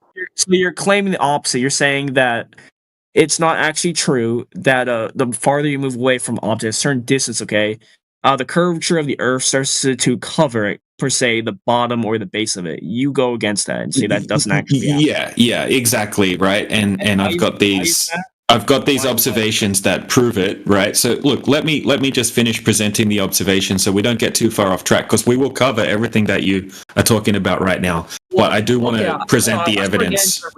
So I can understand you. Like I understand all the evidence, but I want to fit it in the overall context of your ideas and what you're trying to prove here. Because there's a lot of information here, but I want to know what specifically is singled out here. So your overall claim is that when you move up from a certain distance, okay, it doesn't actually distort the Earth curvature, doesn't actually cover, say, the bottom or the base. You go against that. You believe that this is due to human eye restrictions, per se, like the other guy. No, look, let me just explain it, right? Rather than you trying to guess what I'm going to say, right? It'll make sense when I explain it. Okay, so this is a 21-mile distance observation, right? So there should be 293 foot of curvature over 21 miles if the Earth's a globe. Right? Do you want to double check that, or do you want to? I mean, you can just go to any Earth curve calculator. Actually, in fact, I have screenshots of an Earth curve calculator reading, right? That will show you that if you want to see it. All right, right. It's all part of it's all. I cover all of that in this demonstration that I'm showing. Oh, okay, I know you cover all up, but there's just one that thing I really want to know before you go into all that. What do you think's going on then if, say, like, you can't see, if you go to a certain point, you use a telescope and you get farther, okay, and you can only see the top of it, or say the upper portion of something, not the bottom. What do you think is going on then? Is it human problem? Yeah, that can be explained and replicated on a small scale, but we will get into that, right? Because it should always happen, right? If the Earth was a globe, but it only happens sometimes when you have particular things at play, right? And after I show you the observation, I can show you why sometimes that does happen. I can show you examples on a small scale on a flat surface, and I can give you citations from the mainstream that assist that, claim. Okay. So, until then, just have a look at this observation, right? So far, you can see the camera setup, 5 foot high, and you can see the Google Map location. It's the Great Salt Lake in Utah, and you can see his path, right? He's going to be zooming 21 miles across the lake, right? So if the Earth's a globe, you should have a certain amount of curvature over that distance, which is 293 foot, and you should have a horizon at a certain distance. Now, when I was at school, they taught me that if you're 6 foot tall, right, and you're standing at the beach, the horizon's at 3 miles. So depending on the height of the observer, that's how far away the horizon is, right? So you can't see further because of the curvature of the Earth, right? So anything that goes beyond 3 miles from a 6 foot observation height will start to go over the curvature of the Earth, right? Like what you were talking about, how you could only see the top of it if it's a certain distance away because it's being blocked by the curvature of the Earth. Now, in this case, we've got the camera set up at 5 foot, right? So that the distance to the horizon on a globe from 5 foot is 2.73 miles. Okay, so I will post the screenshot now from the Earth curve calculator. Okay. Interesting. Yeah. Yeah. Also, you also there's another thing too. While you're posting that, I do want to keep in mind that the way the Earth's forces do kind of compress you to kind of look in a certain way, and so it's not just that the Earth is, say, also covering it. It's also the fact that your perspective is warped. It's like, have you ever seen like those little Miis? Okay, you ever play like a Mario Kart game? Like, you ever play that one? And little Miis are just kind of walk around the little globes. Like, if you know what I'm talking about, they walk in little globes, and notice how when they're at a certain perspective, they're looking at a certain direction. Like, they're just looking at it. Like, it's almost like they're in a different perspective. Like, you have two people on the side of a globe, little ball, and they'll just be staring at different directions. Interesting. On opposite sides. Like, I get you. I get you. Right. So, look, let's get through this observation, and then we can continue talking about it. Globes are recessed. Yeah. Huh? What's that? Sorry? No, that's nothing. It's just these people are kind of funny. Like, I never thought I would actually come into a space that actually bought into flat Earth. So I'm yeah, me too, dude. Like, look, I was in the same boat, right? It seems crazy, but then once you actually have a look into it, you'll find out it's not quite as crazy as what you thought, right? Like, we don't make really crazy claims. So look, just let me continue. Let me. Okay, go. Let me finish. Just let me. Let me finish the observation because we're halfway through it, right? And I just want to finish it off. Okay. Right. So, right, just to cover what's gone on so far, right? I'm showing you 21-mile observation. Right. You've seen the camera, the image of the camera setup. Right. It's 5 foot above the surface. He's going to zoom 21 miles across the lake. Right. If the Earth's a globe, you have to have a horizon at 2.73 miles, right? So I just posted the Earth curve calculator screenshot in the side chat. So you can see I've put in eye height 5 foot, target distance 21 miles, and it calculates and it tells you the distance to horizon on a globe is 2.73 miles. Okay, so everything beyond 2.73 miles should start to become obstructed by the curvature of the Earth. Okay, so now what we're going to do is we're going to have a look at the zoom.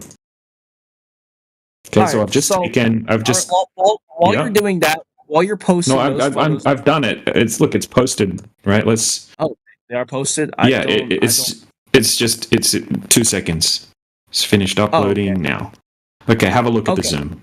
Okay, so this is from that camera that you can see set up, and you'll see on the other side you have a giant smokestack. And there's like a little mining town, and you can see the shoreline of the lake on the other side. And in the observation, right, you should have a certain amount of curvature of the Earth's a globe, right? And you should have that horizon at 2.73 miles. First thing we can notice is there is no horizon present at all over the entire 21-mile distance. I wouldn't even consider that far enough. Also, second of all, if you look at the photo I saw, you can see, look how small these buildings look. It's obvious from this perspective that these buildings don't actually look like that. They're not small. Like, they look like mini Okay, so little let's go over the math right now. Okay, so if the Earth's a globe, right, we can just go over the math and let the math do the talking now. Okay, so how much curvature should there be over 21 miles? Right, the answer is 293 foot. That's a huge amount. But do you want to double check that math? Yeah. Actually, you could ask. I'll trust you on the math part. So this is essentially a zoom in, which essentially makes things closer. Which when you use that, okay, telescopes, and that's what I was talking about when I was saying that telescopes can actually go against the distortion, okay, from whatever the curvature, because they remember your argument. Remember your argument, right? As you move further away from something, when you look at it, you'll only be able to see the top of it. Right, like a lighthouse you were talking about in your example. You would only be able to see the top of it. If you zoom in, right? Yeah. Okay, so say you're standing away from the lighthouse, you can only see the top of the lighthouse. If you zoom in, do you think you're going to be able to see the whole lighthouse again? If you zooming, depending on most distances, I'd say you probably still could if you zoomed in. Now, there's a certain extreme point too where like you couldn't see it because the curvature is so small, okay, that it's so small, it comes to such small curves that it'll only be from a very, very, very extremely far distance. You could not absolutely use a telescope to see anything at all. It'll only be from extremely far distances. But most distances you can still correct with the telescope because the curvature is not that round to the extent where like it would completely distort things. It only minorly distort things, which from your human right. But if you can only see the top, of the lighthouse, what's blocking the bottom of it? That's because well, first of all, there's you remember the guy who was earlier saying I think limits in human vision. Okay, now telescopes are able to see beyond this. Okay, that's why I was talking about earlier when I said that they can measure the curvature. They can measure the curvature. They can assess that, and this is confirms what I was saying. Okay, earlier. Okay, but let's keep it on track though, right? So if you can only see the top of the lighthouse? What's blocking the whole bottom half of the lighthouse? The Earth curvature, right? Overall, yes. The minor curves in the Earth, okay, also based on your point of they're blocking the bottom. Okay, so you can only see the top of the lighthouse, and the rest is blocked behind the curvature of the Earth, right? So you can't zoom in. You can't take a telescope, binoculars, or a camera and zoom in and bring the lighthouse back to view again because it's blocked behind the curvature of the Earth, right? Yeah, but this is from human point of view, okay? Telescopes don't exactly work the same way human eyes do. But it doesn't matter, right? I gave you the example before. If you had a long hallway and it curves away, right, and your friend walks down the hallway and walks around the curve, you can't zoom in and bring him back to view again, right? Obviously, because he's being blocked by something physical, right? If someone goes over a hill, you can't zoom in and then all of a sudden you can see them over the hill because you've used a zoom camera. So all you're doing is zooming in. Okay, so that doesn't negate the curvature that should be blocking the object. That's the point here. Over this distance that I'm showing you now, there has to be, if the Earth's a globe, a certain amount of curvature, right? And that's 293 foot of curvature over that distance. Okay, so that means that you shouldn't be able to zoom in and see the beach and the buildings and everything so clearly on the other side with zero obstruction, right? Because the horizon should be blocking your view. Now, we checked on the Earth curve calculator and it said the horizon is at 2.73 miles from this 5-foot observer height. Okay, so when he's zooming in, we see that there is no horizon at all at 2.73 miles or anywhere in the observation. Okay, first thing I would say here too is that telescopes can only see they can see things. They can see more than human eye perspective, but if something is completely covered off, okay, they won't be able to see it. They can only magnify what exactly is there. They can't, at a certain point, okay, the Earth curvature goes to a certain extent where like a telescope can't see to the extent, okay. Now the reason why we humans, I think it's due to our eye problems, okay, we don't see things as well as telescopes do. But even if, say, at a certain point the Earth curves so much where you can't see everything with a telescope, even across flat ground. Okay, so you can't see everything. Like you couldn't see, for example, okay, you couldn't see from one end of the Earth to the other with a telescope. Like, do we agree on that? Even if it was flat Earth. Of course, yeah, because of course I know, not. but if it was flat Earth, you could. If it was, say, it was flat Earth. No. Look. You can't see forever through the air because it's opaque over distance. That's another conversation we can have after. Wait, no. This is actually my point. If the telescope can measure light years away. Okay, light years away. No, because you're looking. No, I get you. Look, I get your logic. Right? Because the difference is when you're looking through a medium, listen, this makes perfect sense, right? When you're looking through the atmosphere, right? So when you're looking horizontally through the air, you're looking right through the density, right? Through all of the densest part of the atmosphere. Because you're looking through the atmosphere, right, where it's dense, it becomes opaque over distance. Okay, when you're looking up, it's very different. It gets less dense as you go up. So you're not looking through a thick layer of air. You're looking through a very thin layer of air. So it's not the same thing. So even if you look up, the mainstream claim is that you can only see a maximum in the most perfect conditions of 200 miles through the air, right? Usually if you check the visibility report on the news, weather report, it's like 10 miles, 20 miles, 30 miles, 200 miles is the absolute maximum, right? It's the similar concept to how if you stand on top of a mountain and you're looking away over mountain ranges, each mountain in the distance becomes more and more opaque.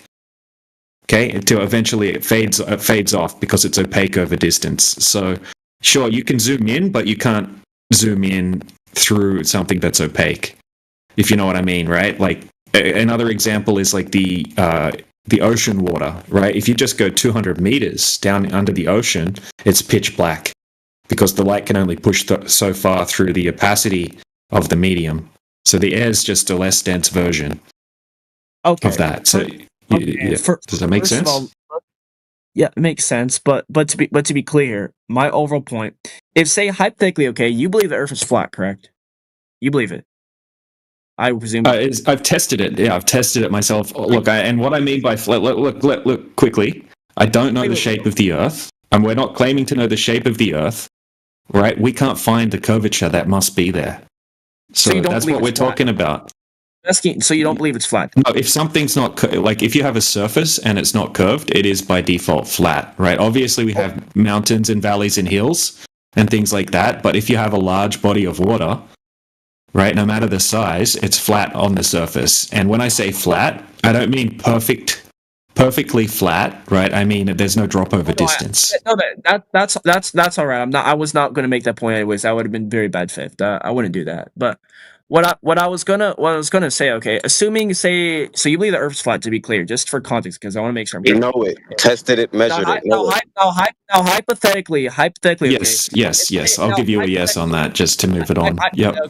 Yeah, if hypothetically, if you say there was nothing on this Earth, okay, it was all flat, okay, so there's nothing that could say block it, and it's flat, as you say, the telescope could measure the distance around Earth one point to the other. It could measure, presuming, okay, that it's flat, okay, and there's nothing blocking. It could see from one end. So the distance for the whole Earth can be measured. It can be measured. It's like you didn't listen to the first time, DJ. Yes, it can. Yeah, look, okay, so there's more to just the opacity of the air that's the problem, right? You also have something called perspective convergence and vanishing points, right? So if you look down like a long hallway, for example, here I'll post here's an example in the side chat. Right, so as you're looking out, like down the hallway, you'll notice that everything converges into like a central point, and that's a product of perspective. So all optics have a vanishing point, right, a convergence point. So you could see further down that hallway if you took out a zoom lens with a higher focal length than your eyes, right, and you could see further. So but every optic has perspective convergence. Okay, so you're claiming that the telescope cannot see if, say, the Earth was flat and there was nothing on it. You're claiming that the telescope could not see from one end to the other of the Earth. You're claiming that. Yeah, exactly. And it's perfectly logical because we have perspective convergence and the air is opaque over distance. And also when things, like we were going over before, right? When things move away from you, once they get below a certain size, you can't see them anymore because the angular size makes them unresolvable. Like, think about this. Here's a good example. So when you see a 747 giant jumbo jet up in the sky, when it's just 6 miles away, like 30,000 feet up in the sky, it's the tiniest little dot. You can barely see it. So imagine if it was double the distance, you wouldn't be able to see it at all. So that's just something the size of... I never said I would be able to see it, though. A telescope could likely see it. Telescopes... Right, but then you've got the issue of... The problem is you've got the issue of the opacity of the air. And obviously you've got, like, things in the way. But yeah, the air is one of those things, and the main thing that you're going to have to contend with. Yes, from what I'm saying, yes, the telescope could hypothetically say if Earth was flat, and we know the distance of Earth, it's been measured, okay, so we know the distance of it. You know, assuming all things are flat, all things equal, okay, it could measure from one end to the other. You could legitimately see across, say, a flat plane from one end to the other with a telescope. Its capabilities are there. The technology is there. Well, yes, you can only see, right? You would have to remove the atmosphere to begin with, and you'd have to have line of sight, and you would have to do something that's impossible, which is remove the atmosphere. Right? That's not going to happen. You can. I know the atmosphere. So it's theoretical. I get the theoretical thing, but I did want to continue the observation, right, to get to the end of it, because it does destroy the globe, and you'll see that if you focus on the observation, right, without getting sidetracked. I swear to you. But yeah, if you have a rebuttal to it at the end, we can go over that, right? But right now, you're seeing the zoom, right? There are certain things that have to be there if the Earth's a globe, right? And that's the curvature. So now when your rebuttal was to say it's not long enough of a distance, right? There has to be a certain amount of curvature over that distance. Okay, that's why I posted. The distance is not long enough, obviously. That is not long enough. Now, sure, that is, say, it's not long enough. Okay, so 293 foot, that's like a 29-story building, like a skyscraper. That's a huge amount of curvature that should be present. Here, since we reviewed that photo, how about we go back to the photo I post, okay? Because I want to. Okay, so because I have this observation, right? I just want to finish the observation off, right? This would have been done already 15 minutes ago, right? If you just let me like finish off the observation. Okay, so do you agree that there is 293 foot of curvature over 21 miles? Rod, I'd say I agree with you. I don't think I'd be about that. Okay, so when you say it's not a long enough distance, right? It is, because there should be 293 foot of curvature. That means that if you're a certain observer height, with it, like in this case, it's not enough curvature, but obviously. Okay, so you're not understanding the math properly. Okay, look, here's a different way of going about it. Okay. If you have a 5-foot observation height and you're looking 21 miles across a lake, the shoreline should be hidden behind the curvature of the Earth by a certain amount. Now, that amount from this observation height is 235 foot. So you shouldn't be able to zoom in across the lake and see the shoreline on the other side of the lake, or even the town on the other side of the lake, because it should be hidden behind the curvature of the Earth. Well, no, yeah, but that's only at a certain distance, okay? That's only a certain distance, okay? Only, for example, okay, it's like, let's do the math on this distance. It's like if something partially covers something, you could still potentially see it if it's within the bounds, okay? But there's a certain amount of distance, okay, that is being crossed and being met. You cannot go past that. Like, it's just a certain point. The perspective is just too distorted. Like, you're just at too far. Have a look. Well, have a look. Have a look at. I want to ask you a question about my photo that earlier. Okay. No. I'm not finished my observation yet. I want you to understand it, right? I gave you a rebuttal to your point. Okay. Now I want to hear from you. No, you haven't rebutted. You haven't rebutted it, right? Because the shoreline. Okay, so when he look, listen. Look, I'm trying to present something. You're not letting me finish presenting the evidence. You haven't rebutted it because you don't understand the math properly yet, which is fine, right? But I just posted the Earth curve calculator, right? This is a globe Earth curve calculator, right? This is not something made by flat earthers, right? So it clearly says here that the target hidden height is 223 foot.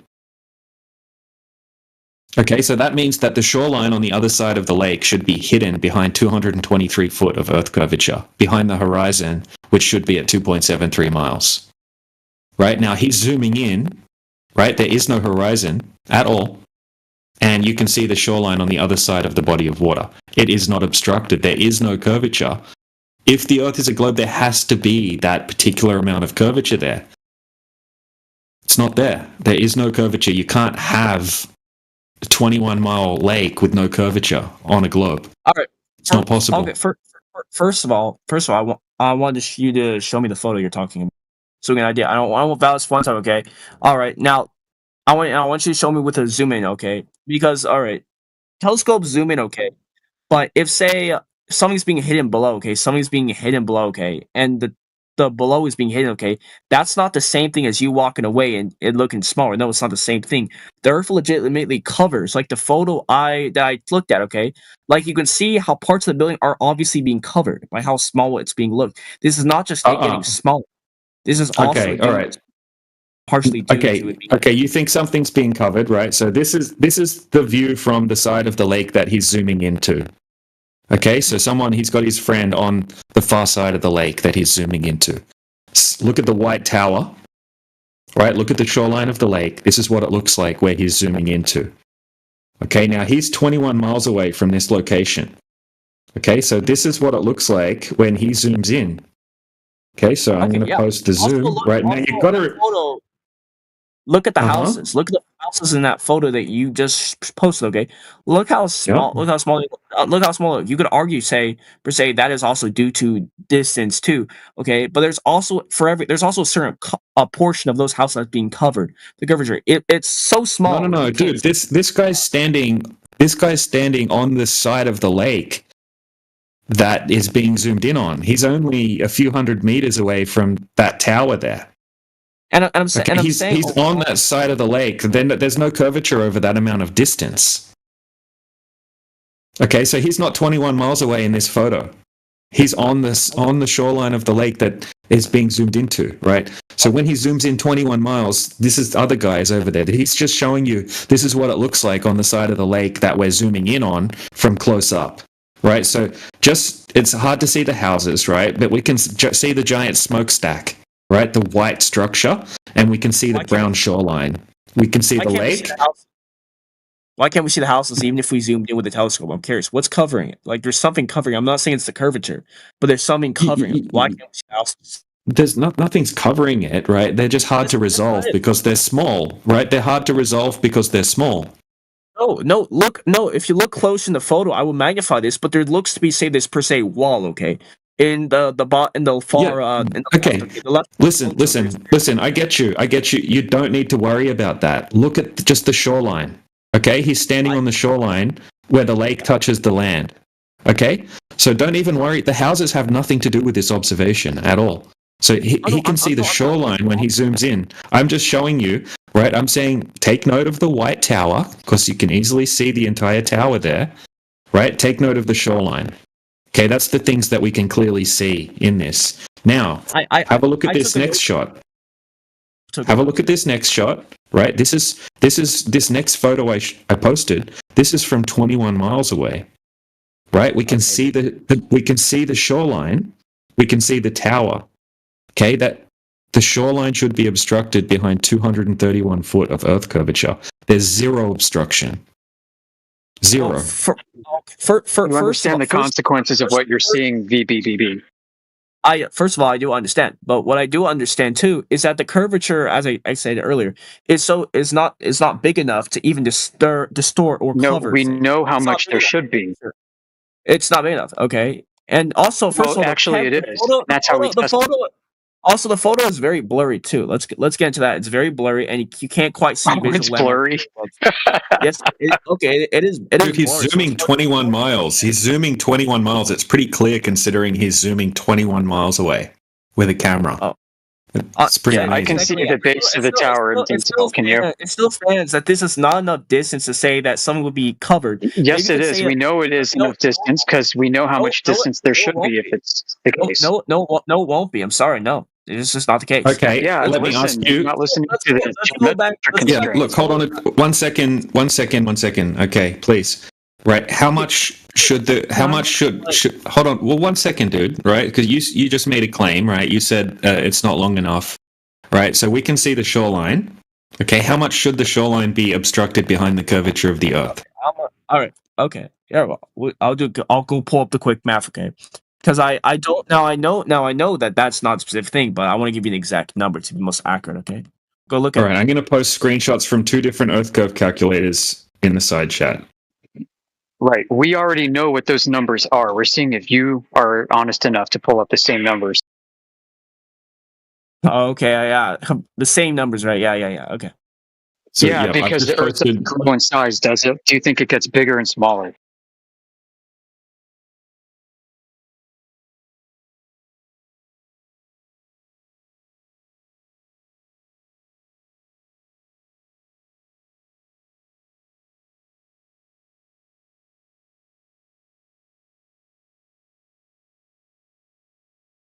All right. Okay. Let's go. So there's a certain. Now I assume are using this formula called the key formula Earth curvature drop formula. Are you using this one? I'm using. There's a bunch of formulas, different formulas that you can use, right? But the Earth curve calculators use their own formulas, and you're always just going to get the same result, right? So there's a bunch of different formulas I could give you, but all of them are just going to have the same result at the end. Okay. So and it's 231 foot. Okay. In this example, okay, we'll take this 100-foot tall object, okay, and we'll take it, okay, we'll put it over a certain distance, okay. Now, if I'm looking at it from what it says here, okay, and we're gonna say if it's if you're saying 12.25 miles at it, it would be fully. No, it's 21 miles. Yeah, it's 21 miles away. 25 miles. Okay, do we 21 on that? 21. Well, no, 12.25 miles from what I'm seeing. What's here. no. I showed you the. No, a 300-foot tall object is completely hidden at 21 miles, okay? That's for a 300-foot object, 21 Right, miles. but we can see the shoreline, right? We can see the shoreline at ground level. Like, there's nothing, zero obstruction. For a 100-foot tower, it would be 12.25 miles, okay? So I don't know where you got the 21 number from. Now, I'm curious the observation, hold on a second. The observation is 21 miles across the lake. That's what I'm saying. That's where the 21 miles is coming from. That means there should be just under 300 feet of curvature over that distance. First of all, we have to measure the distance from the point you're measuring on. You have to pick a specific. Yeah, that is the measured distance. You have to have that measured, okay? Now, if you can give me the exact measurement of the specific point you're referencing, we can. 21 miles. No, that's not. No, we're not talking about the distance. We're talking about how tall the object we're talking about here. Okay, because the shoreline, it's zero. It's not. Okay, we're looking at the shore on the other side that you can see in this image, right? So you have a look at this image. This is the target. Is just the shoreline of the lake.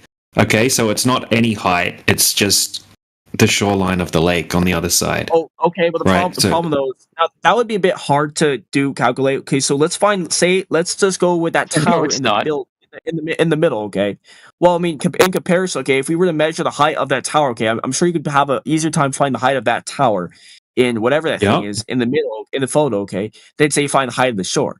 Okay, that'd just be easier for say calculation purposes. Okay, and then we got to find the distance. And it should the bottom. I already know the math off the top of my head. Okay. So the bottom how tall is that building? It's like 1,000-foot smokestack, roughly. Okay. What is that building exactly? To be clear, okay. It's a smokestack. It's a smokestack. Okay. I can get you the name of it. Okay. What's the name of the smokestack? I forget. 1 second. What? Also, by the way, what area is that? Like, which state? Which area? Utah. Lake Utah. Lake Utah. This is Lake Utah. Oh, that's there. I've been out there. I've probably seen that. Yeah, it's called the Kennecott Garfield Smelter Stack, and it is 1,215 foot high. Dude, the air is unusually crisp and clear and very thin. Yeah. It's so nice. Yeah. such a good spot for these long distance observations. Okay. All right. Yeah, So, so, it's so 100. this is the math, right? I'll tell you the math, and you can tell me if I'm wrong. Okay, so excuse me, the bottom 231 foot should be obstructed. Wait. So no, but I want to plug it in for myself. Okay, just to get conversion. No, it's not adjusted, but I want to make sure you're getting the right number. So Okay. the tower, Yeah, 100. go for it. That tower is 115 miles tall. Is that what you're saying? No. It's 1,215 foot tall. 1,000. Okay. Foot tall. Okay. Yep. And how many miles is the photo being taken away at? 21 miles. Okay. So the 21 miles is shoreline to shoreline, so it's actually a bit more than 21 miles to that smokestack, but we can just put in 21 miles. We'll give you a little bit of extra leeway. Obscured. Okay, so the question is, okay, how many miles would it take for the smokestack of 1,250 miles to completely be obscured by the curvature of the Earth? Because that's the overall claim we're trying to prove. Okay. I'm just kind of going about this all backwards. No, because that's what we're trying to figure out here. Okay, because there's certain. No, you should be trying to work out how much of the smokestack should be missing behind the curvature of the Earth, right? And the answer is 315. Well, 231 foot. I could do that, okay, but I don't need that to really prove my point. My point I'm trying to prove here, the Earth is round, okay. So if it doesn't matter if I do that or if I do this, okay. I mean, either one works. So you want Earth to be bigger than it is.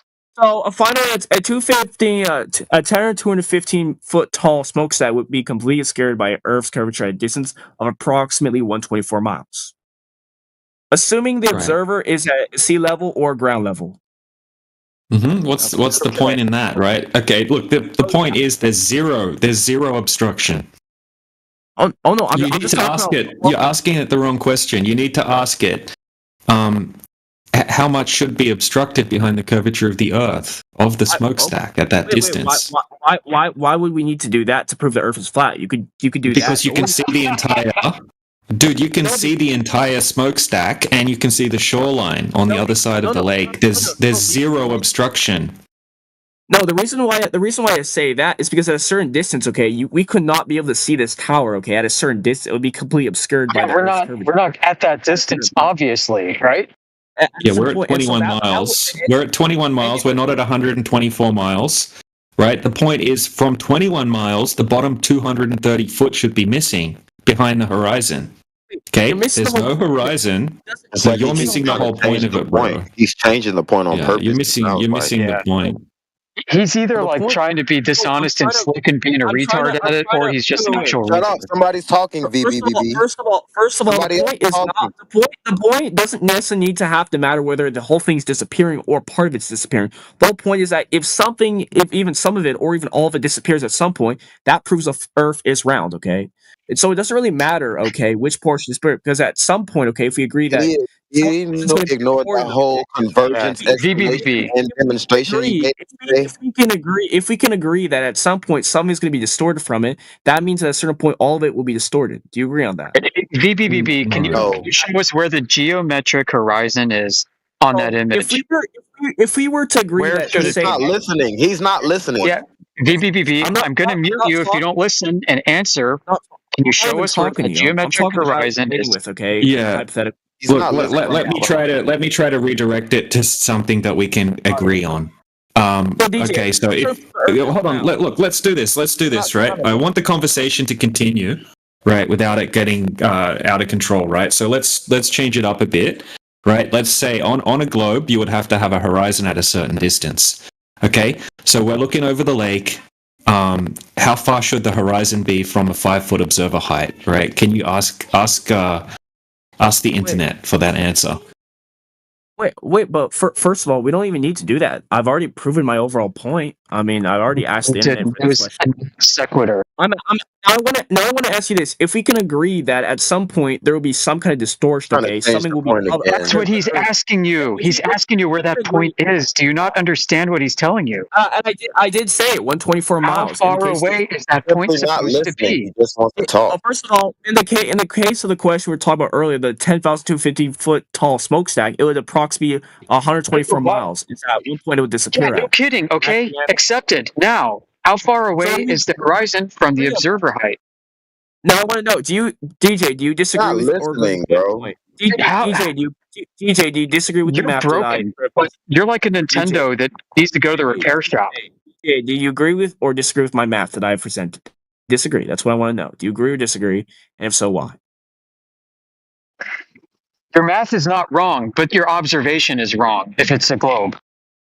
Well, first of all, the question was very simple. Okay, I asked. Okay, let's calculate. It would take for a 10,215 foot tall smokestack. So, It's not 10,000. It's not 10,000 foot tall.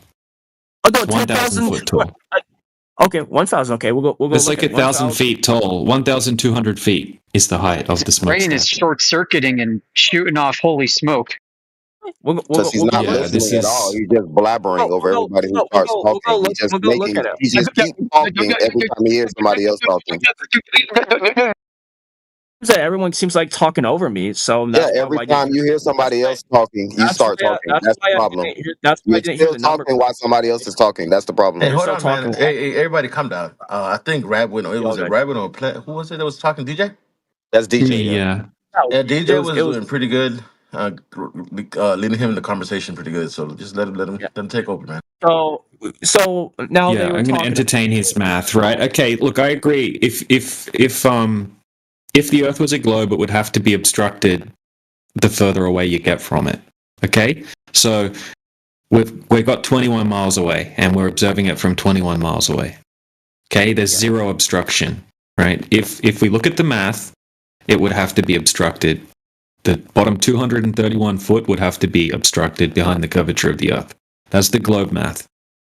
Actually, okay. And now I want to ask you. Okay, now they were talking over you. Okay, so how tall is the stack tower? Because they kept on talking over you. Okay, It's 1,200 foot. 1,200. Well, asking the same question over and over. My God. Yeah, you guys kept on talking over him. Okay, and that's We why already resolved how tall the smokestacks were like 10 minutes ago. Like Jesus. Yeah, Christ, look, maybe if we let him go through his method, then he'll realize. Okay, I'll shut up. No, he won't. Okay, the give it a try. Smokestack is 1,200 foot tall. Yep. Okay. And we're looking at it from a distance, if I'm not mistaken, of 21 miles. Okay. Right. How much? Second. How tall are those buildings you can see?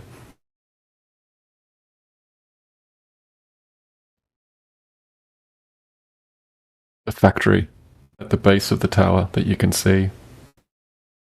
Beyond the shore that you can see. Yeah. Where the water meets the shore. Let's hope he can work out. Maybe he'll get to that himself if he does his own little thing that he's doing now with the math. Yeah.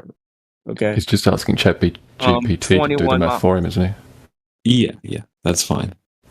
Okay. I never hid any secrets, so I mean, are you really? No, you're right, dude. Right, just continue. Yep. Try to work out how much should be hidden of the tower. All right. Look. Okay. All right. So you see the top 906 feet of the building, and the bottom 294 feet would be obscured by the curve of the Earth. That's correct, and it would be obscured behind the horizon, which would be at 2.73 miles. The curve of the Earth. Okay. Yeah. Yeah. So we agree. We agree then. So it is being obscured by the. Oh my gosh! Brother, there's zero obstruction. So yes, we agree that if the Earth were a globe, it would be obscured. But in the actual observation, right, you can see, not only can you see the shoreline of the lake, right, but you can see the buildings under the tower, and you can see the entire tower, just the same as you can see it from the close-up view. Okay, so once again, hold on, this is an important point. Okay, there's nothing obstructed, okay, because this is the close-up view. Okay, this one that I just posted now. Okay, so you can tell from the close-up view, which is just a couple of 100 meters away from the tower, that the same amount is obstructed as from 21 miles away, right? So which is zero obstruction, right? So the Earth is not a globe. All right. First of all, I would like you to send me receipts because from what the Yes. math is showing, okay, the math just seems to disagree with you on that one. So you are actively No. I posted. Okay, so I posted screenshots from 2 separate Earth curve calculators. Hold on, they're posted at 45 minutes. 45 minutes after the hour. There's 2 separate Earth curve calculators, and they both say that there should be 235 foot. 235 to 240 foot of obstruction over that distance. Speak up. And we plug in the same numbers. 12,000 total building height is 12,000 feet. No, bro. Right? 12,000. No. Do you have an LD or something serious? No, look, we've told you a bunch of times it's 1,200 feet high, right? And you already said the math, right? You said that the bottom 240 feet would be obstructed, right? And we can see there's 0 obstructed. Yeah, never mind. Yeah, 1,200 feet. It says right now that the bottom hidden below horizon will be 294 feet, and the total building height, so we're going. Does it say that in your hypothetical? Does it show that the 294 would be obscured? Okay, so then we agree on the math. We agree on the math, and that's the problem. The math doesn't match the reality, right? In reality, there should be 294 foot. 240 foot obstructed. And how do you know whether that photo is real and that's actually calculated correctly? Okay, it's because the photo's not real. Oh my god. Yeah. Okay. No, I don't. Hold on a second. Okay, I'm gonna post the full high definition video, right, where he goes there. You watch him setting up his equipment, right? He's with his kids. He's got his friend on the other side of the lake. He shows you all the Google Map locations. He zooms all around the area. He shows you everything about the entire test, right? And there's even more to the test than this, right? They end up doing a laser test where they shoot the laser across the surface of the water, right? Once it gets dark, and the laser hits the target of the guy on the other side of the water. But don't even worry about that for now, because the actual observation itself is enough. Okay, I don't want to overcomplicate it. So I'm going to post the full video for you. It's only like a 13-minute video, so maybe you can go watch it. And then come back. So just give me a sec. I'll just find it. All right, I got it here.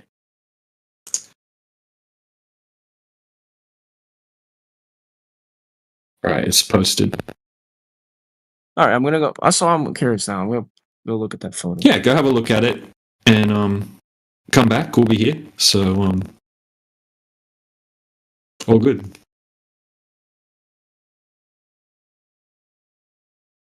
Lord, man, they go into have to go on topics like this. I never thought I would, honestly. With a flat earther.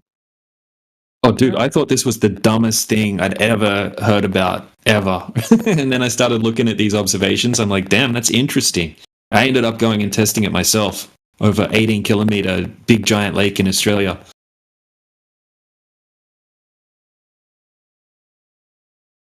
Okay. Interesting.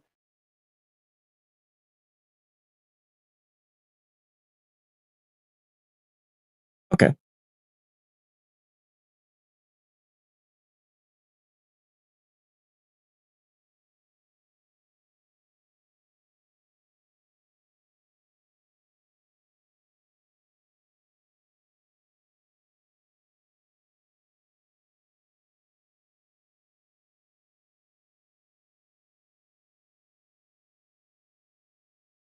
Did you take into fact, okay, so I'm looking at the thing now in the video now, that the fact that weather conditions and the refraction of light can obscure by hundreds of feet, so it can make things look more distorted than it would actually terms to be.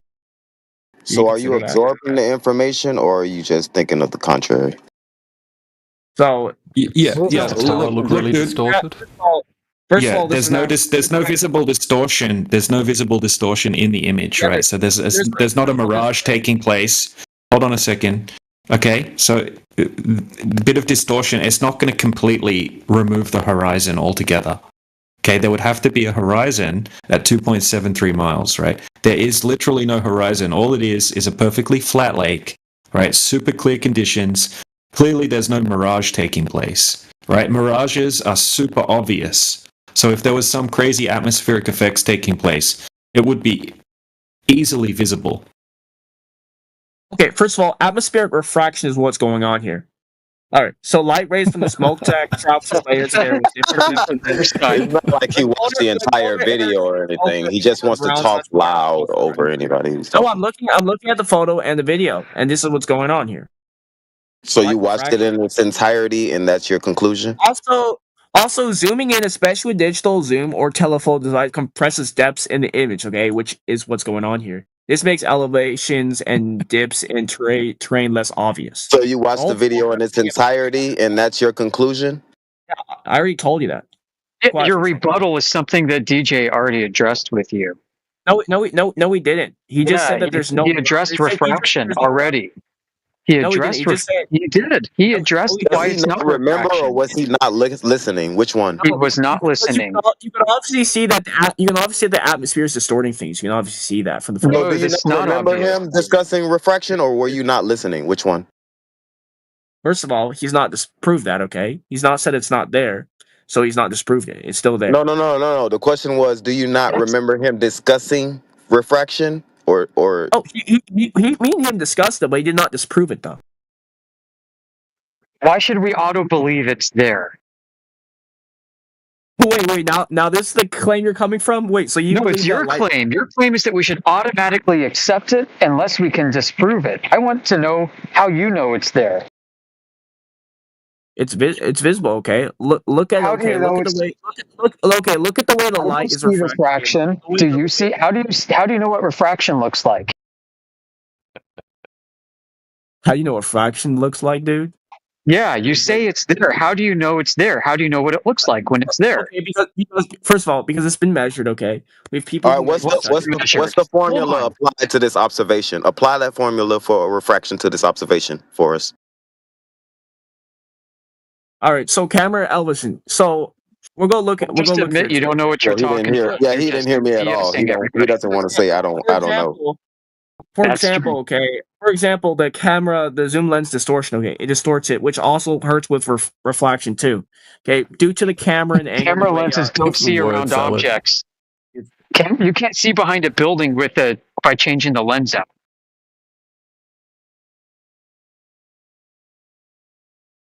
Yeah, what's the formula for refraction, and apply it to this observation? Go. I don't know. Listen, the honest thing to do here is to say, I don't know, and to concede and move on. We can all move on. Exactly. Just move on, bro. Good luck with that. She's not the one. Just move on.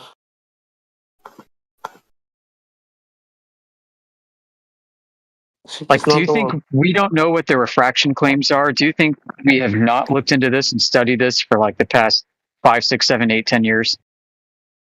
I mean, he might be right now.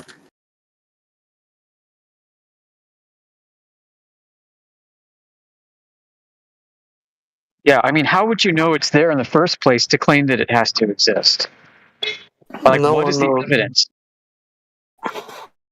There is no evidence, and there is no evidence to disprove it. So, yeah, I was asking VBBB down below, not you.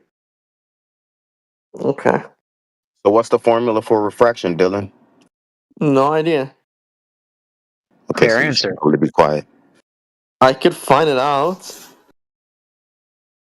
but I'm not. Okay, look, dude. Right. So, according to the mainstream, right, you're claiming atmospheric refraction, right? That's a series of. DJ, I'm back. I am back. Hold on a second. Your mic cut out, by the way. Someone was talking. Yeah. Can you hear me now? I can. Yeah. I can hear you now. Your mic cut out though. Yeah. Okay. Okay. So.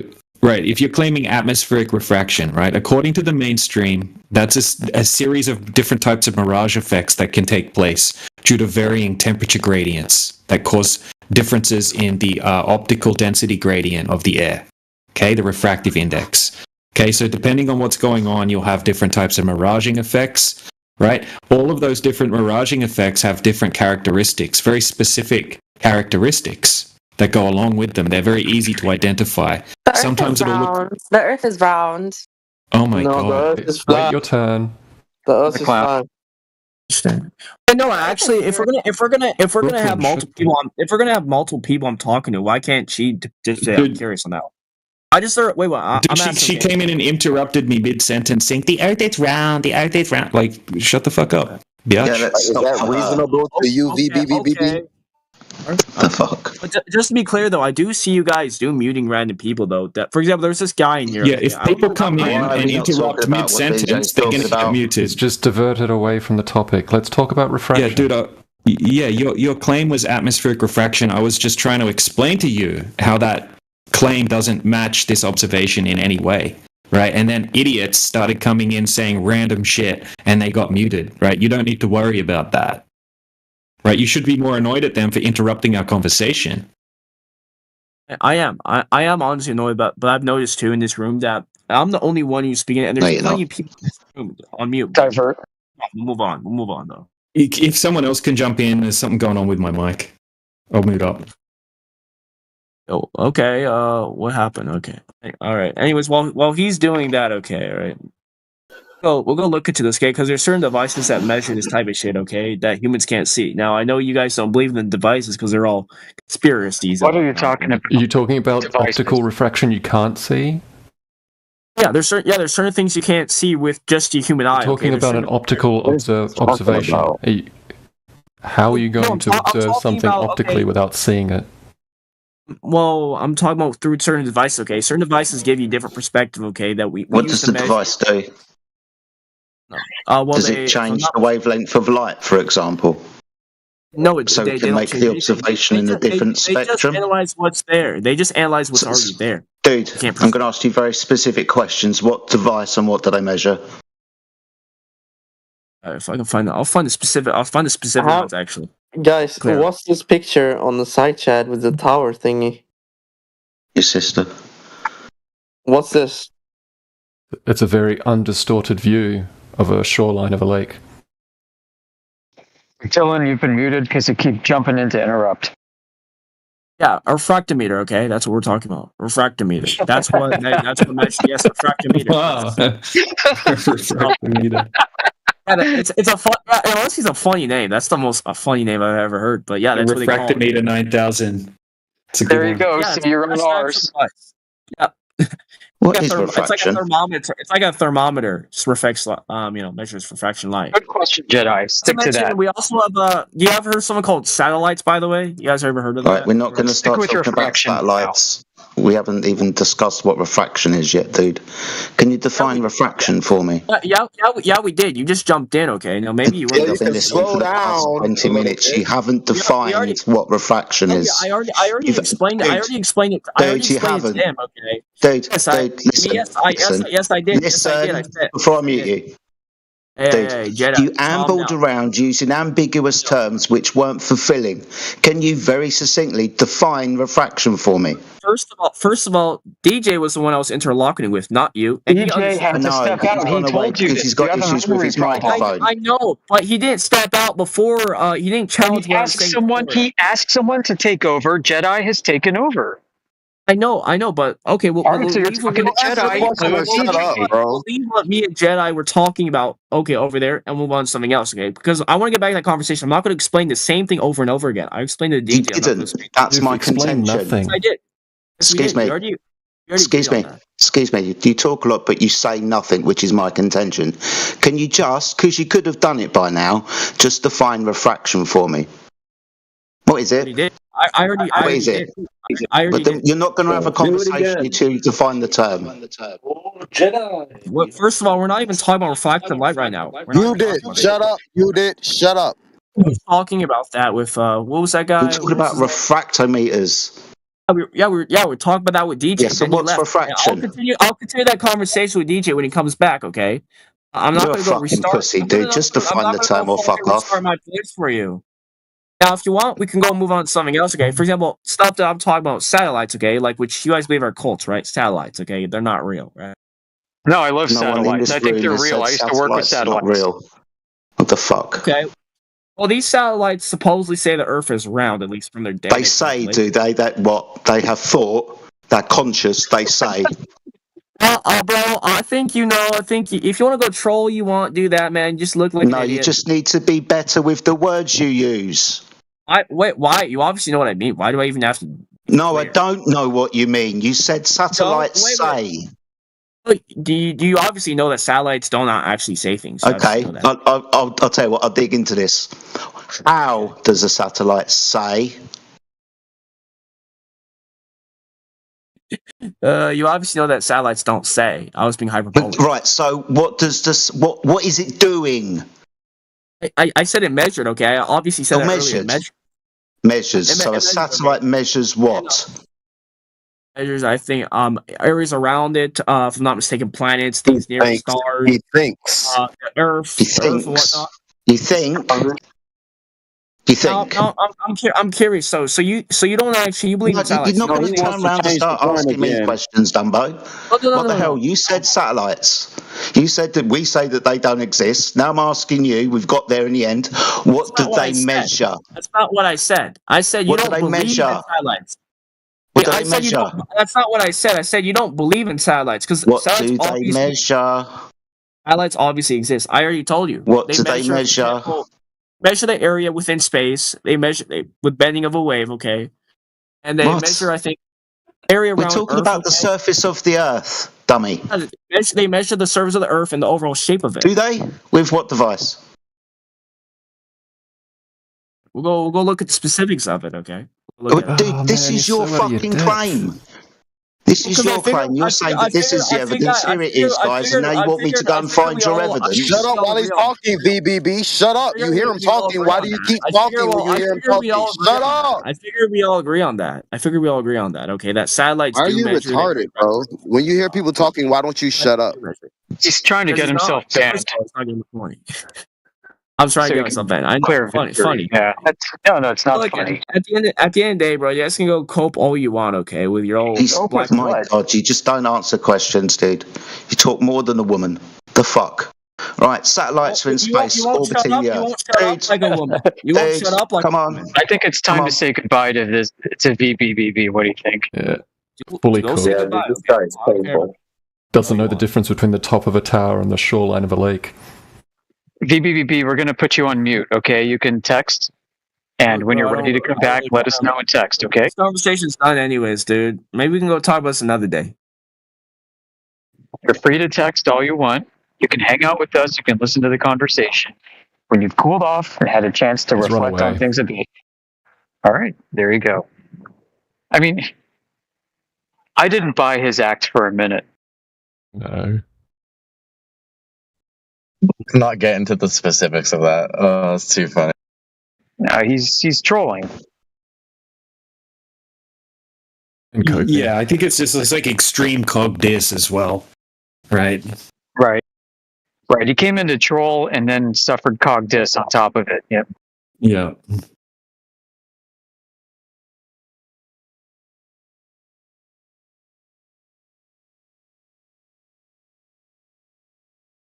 Yeah, I wasted so much time with him because I have seen people come in like that, and then when you actually like they have a like a complete wrong idea of what flat earthers are, right? And sometimes when you present stuff, they're like, "Well, that's interesting. I wasn't expecting to see this information," but I think his cog dis got the better of him, and he kind of like spazzed out mentally and just couldn't handle the conversation.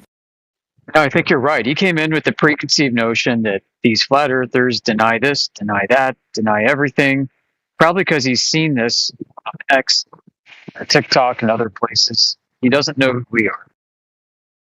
Yeah, and then you manhandled him. Wasn't quite prepared for that. I mean, he had that moment of clarity where you could see him flipping the script in his brain, I think. It was good that you persevered for as long as you did, because it, I think, allowed him to have an honest moment, which he then quickly covered up. You know, the psychological pressure to accept the reality of what he's been shown is just too much to bear against all the things that he's been told his entire life about us.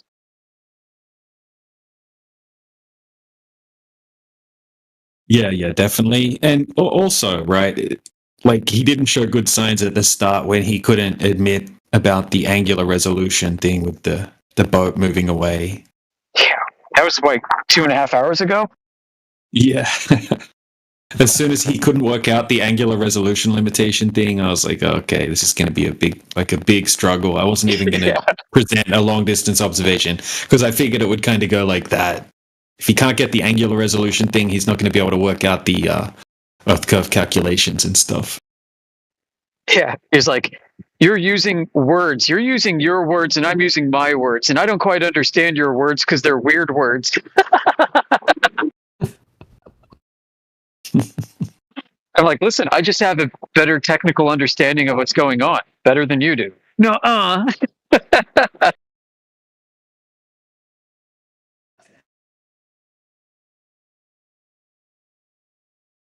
Oh boy. Well, he provided us a few hours of entertainment. What's up, Jedi? I'm looking online to see if I can buy this Refractometer 9000, but I can't find it anywhere. I know CJ was selling one of those back at the home server. Refractometer. Yeah, the Refractoscope 9000. See your own R's. You can see around the world and look at your own ass. They measure the index of refraction of like physical materials. You don't apply them to a long distance observation of things like. No, man, just change the lens out and you can see around the curvature. What year is it? Is this still happening? It's a big year.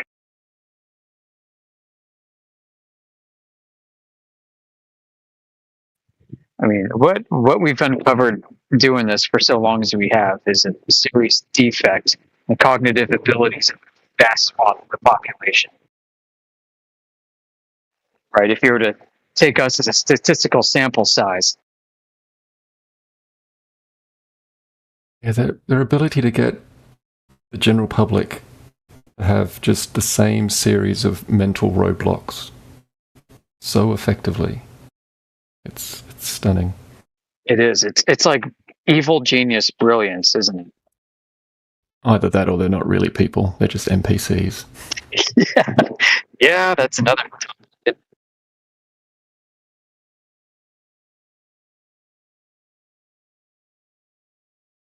It's like they all have the same software, the same updates.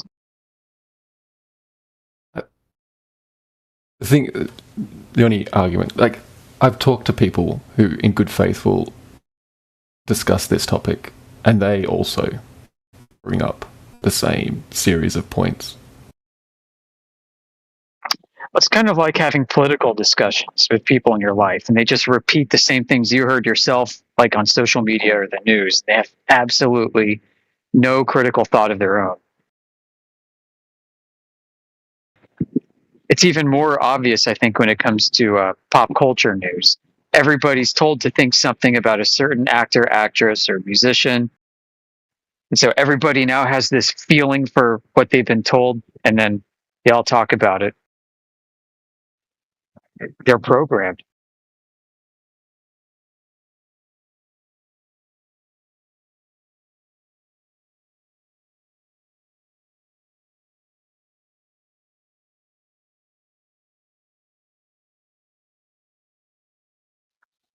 Like there's that phrase, whataboutism, was going around for a while. Yeah. Nothing burger.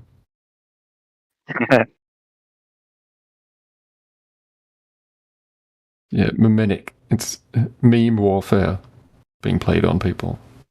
Certainly is, yeah. Yeah, memes are like viruses or software updates. Mm-hmm.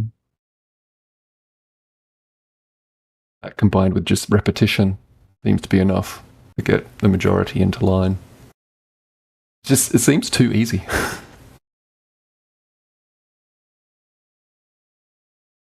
I guess it's, requires many years of schooling and programming from media in order to get the majority into that groove where it is so easy for them just to insert a new bit of programming.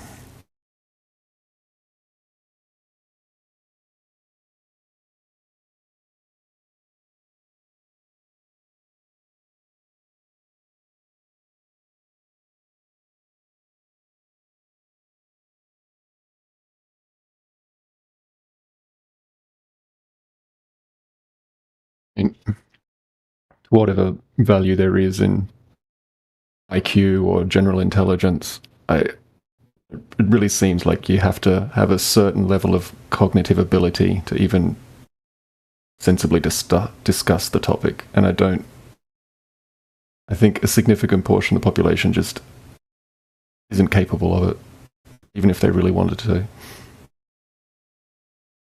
Yeah, I hate to agree because it can sound conceited, but at the same time, I think it's true. Worth saying.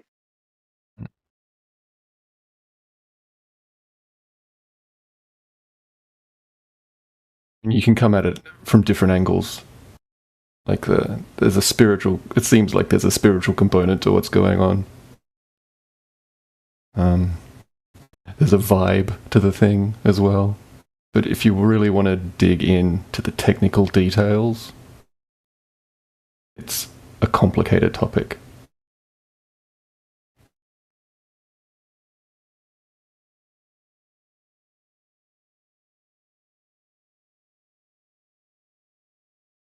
And if you've been convinced by education or society or whatever that you can't trust your own senses, there are authorities who've already worked this stuff out, and that's just where you're going to default to. Yeah, I don't know what hope there is for you.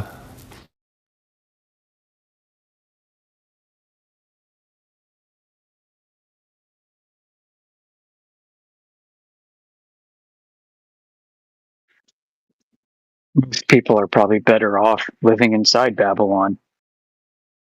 Yeah, I came to that conclusion a while ago. It's not a kindness to wake some people up. Destroying someone's worldview is a traumatic thing.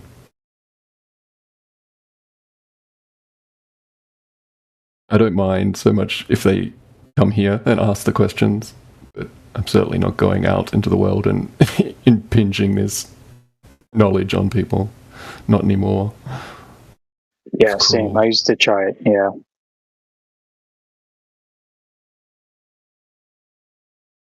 Yeah, I mean, Babylon will take care of you. It's kind of cozy. You've got opportunities. You've got some ownership of private property within reason.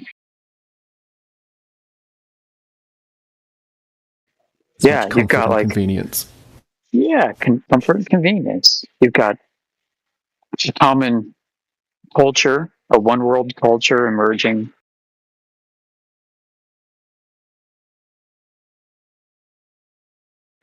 Like, just go to different countries now and see how everybody loves Western style sinks and toilets. Yeah. There's some pros and cons. I personally like the kind where you pull the chain above the toilet. Yeah. What sort do the Amish use? Shovels. Long drops.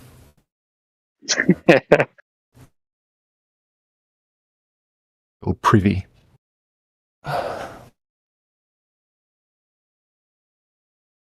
Yeah. How much of plumbing is the work of the devil? Yeah, I don't think there is. I mean, they're allowed to work with plumbing. But it has to be like their own. It's not going to be hooked up to the grid. Mm-hmm. Some of them are even allowing solar panels. Don't export your waste. Don't make your problem someone else's problem. I guess would be a philosophy to...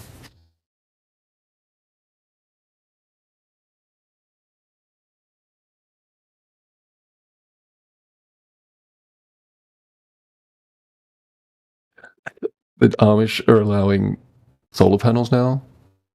Yeah, in some cases. Off-grid solar panels for limited purposes.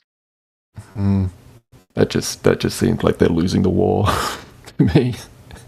They kind of are. Yeah. So there are some like orthodox factions. The Old Order Amish tend to be Germanic from Russia. So Prussians. Basically, yeah.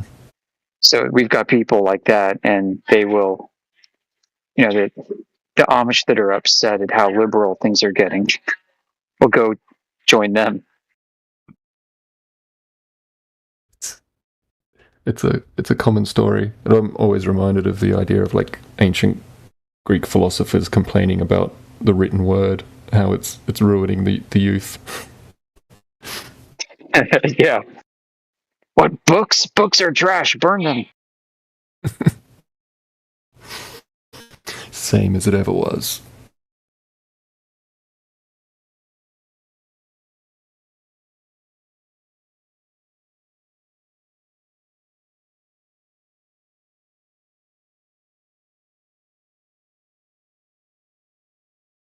Go throw some wood on the fire.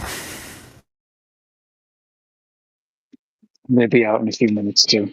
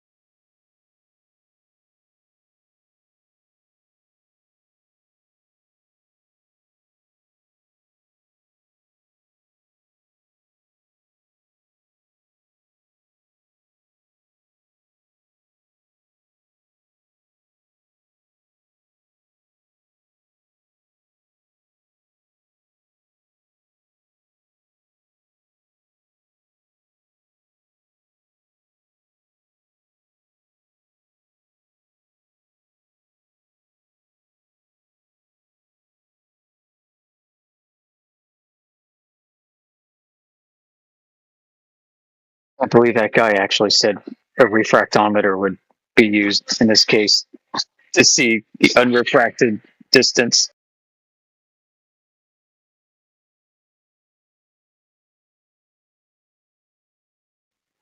I mean, geez, he's acting like he was owning everybody.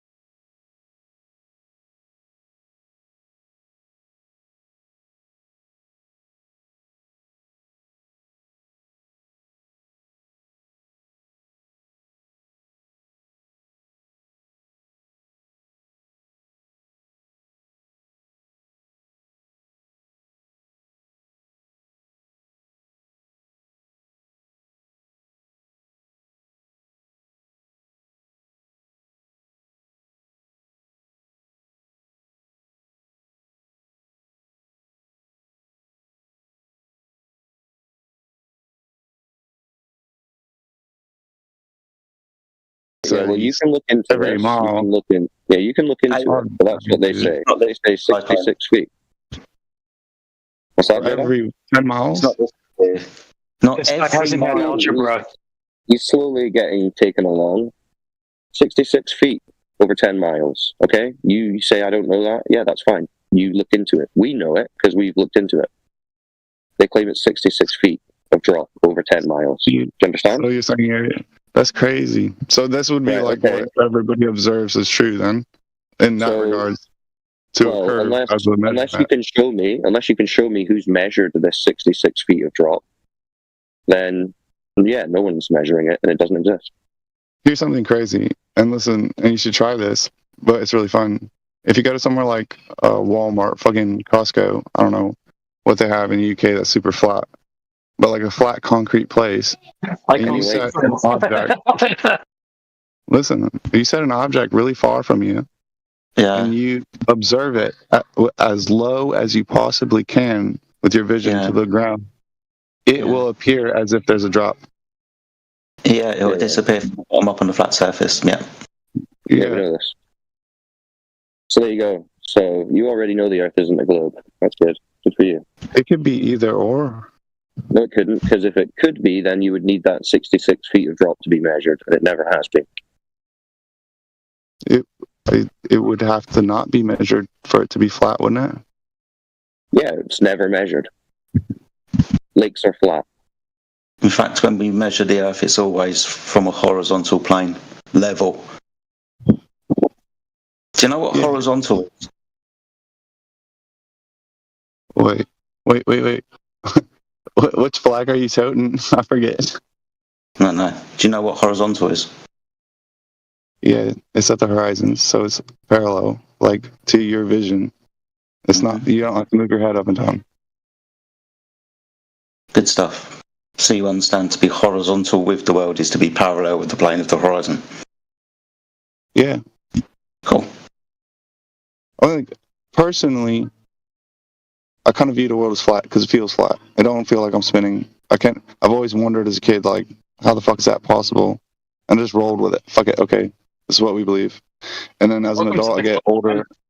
I ask these questions. Like, I have a lot of questions, and so I start doing little research on them and doing little experiments on them. And I get the same. It could be round or it could be flat to what choice of method you want to figure it out. Well, no, this is the thing. This is where you're getting confused. All the other stuff is good, fine and well. Yeah, you were just told that you live on a spinning ball. You never actually were given any evidence other than images and videos that you can never verify. So you're right there, but then you keep defaulting back to, oh, you could prove it to be either one. No, you can test whether or not it's the globe that they claim, and it has been tested, and it is debunked. There is no curvature where there has to be. So I agree with you. But there's other things that we have going on that people believe deeply and that you gotta like. There's nothing going on that proves that the Earth is like, this there's big people spinning ball. They'll tell me like, oh, well, of course space is real. The space station is floating around space. You can see it through a telescope. Yeah, that's just them preaching their belief to you. That's just what they were told and showed on TV. So this is what they believe, and it's not. Yeah. So they're giving you belief. We're giving you reality. Go outside. Go to a lake. Recognize gas. No, I'm with you. I'm not here to argue that it's round. No, I get it. I can already. I mean, it sounds like you're going to figure it out because if you're not totally on the globe, then you're flat. That's all you've got. And I'm stuck on this bit. Is like, so if you're watching the moon come up on a full moon or any moon, but more observably on a full moon, on the horizon, the moon is ginormous. It's huge. Listen, and then as it comes to midnight, the moon will be right above you, and it will not be the same size. Is this a distance thing, or is this an optical magnification? You could. That's what they would say in a round world, right? Is what I'm thinking. Yeah. But I mean, either way, I mean, you're looking through a thicker part of the air, right? Atmosphere, is a globe term and a contradiction in itself because you can't have spheres of gas. Gases don't take any shape. But when you're seeing the moon below, you're looking through the thickest part of the atmo. which is the air. When it goes higher, you're looking through a thinner distance of that. Yeah, and another thing and I that have, causes magnification. yeah, so I have this. I guess it's a headlight magnifier. It's like, but basically, it's a dome-shaped piece of clear plastic resin, and it can magnify what you put it over. But if you were able to stand in the middle of it and look out, things would look bigger on the horizon level than they would. It would do all kinds of strange things with how you perceive light coming into it and going out of it. We're not making any claims about the luminaries, right? The sun, the moon, the stars, other than what we observe them to do. We're not claiming what medium they're in, where their source is, what it is, what their mechanisms are. We're not making claims like that. We just observe what they do, and we can speculate. That's all we can do.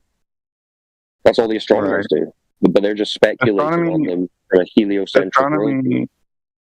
Yeah, astronomy, in my opinion, is a big kind of giveaway that the Earth would have been stationary and flat. Because if in the scientific explanation we're all expanding out at a steady rate, and it's from an explosion, so things would start to appear different over time. But through all humanity, astronomy has kind of just been the same. It's all the same because we're in a contained, closed system, and the luminaries are revolving above us in repeated cycles and have done since the beginning of time. And I think that's like every the coolest thing ever in history basically knew. And it's only in the last few hundred years at most that people have thought anything other than that. I don't know if are you on our home server 24/7 Flat Earth Discord? No, I just kind of joined in to see what you all was talking about. All right, well, if you want more information and you want to look at stuff in your own time, someone send him a link in his DMs to our server, and we've got terabytes of articles, documentaries, all kinds of stuff. And it's all alphabetized. What's your name? Sweet. Oh, Fancy Boots. Let me see. All right. I'm going to send this to your DMs. Cyclone, he seems sincere to me. Yeah, he kind of passed some honesty tests earlier. So thank you for putting up with some of our bullshit on our end. Welcome to the club.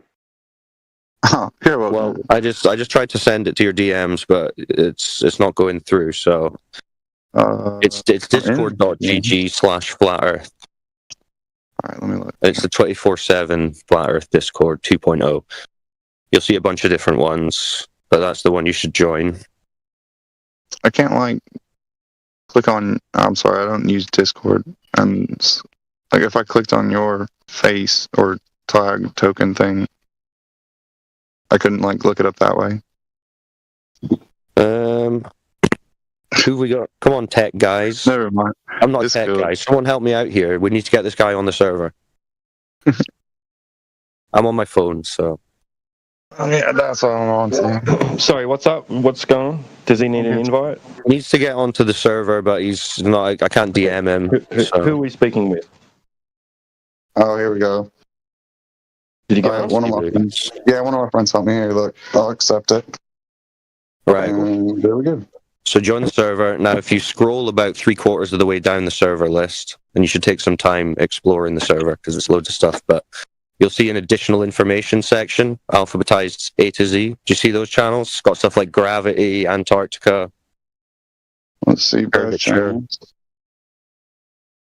Scroll about 3/4 of the way down the server list, and you'll see the additional information. It's all alphabetized. Okay, I think he sent me the wrong one, possibly. This one doesn't have that. Sent you the wrong one. Hold on, here we go. 2.0. Dad. Hold on. Alright, now what I'm looking for is the additional information section. Just scroll about 3/4 of the way down. And you'll see it all alphabetized. Different channels, topics about the Earth. Perfect. Sun, moon, stars. See all that? There we go. So when you're like, well, what about satellites? You look under S, satellites. Bunch of information. Because when you go searching on Google and YouTube, it's just going to mess you up with the algorithms and send you a bunch of shit.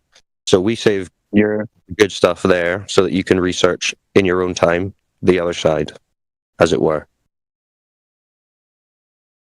Cool? All right, I think we're good. All right. My apologies. Oh, all right, you got that, didn't you, Fancy Boots? Got what? You've got the resources there. I believe I do. I'm looking through it just to check. You definitely on the right server. Let me see. Let's see. No, you're still not on the server. Son of a gun. Here, I'll see if my buddy can send me. Right, I'm going to send you a friend request. Go to That your works. friends.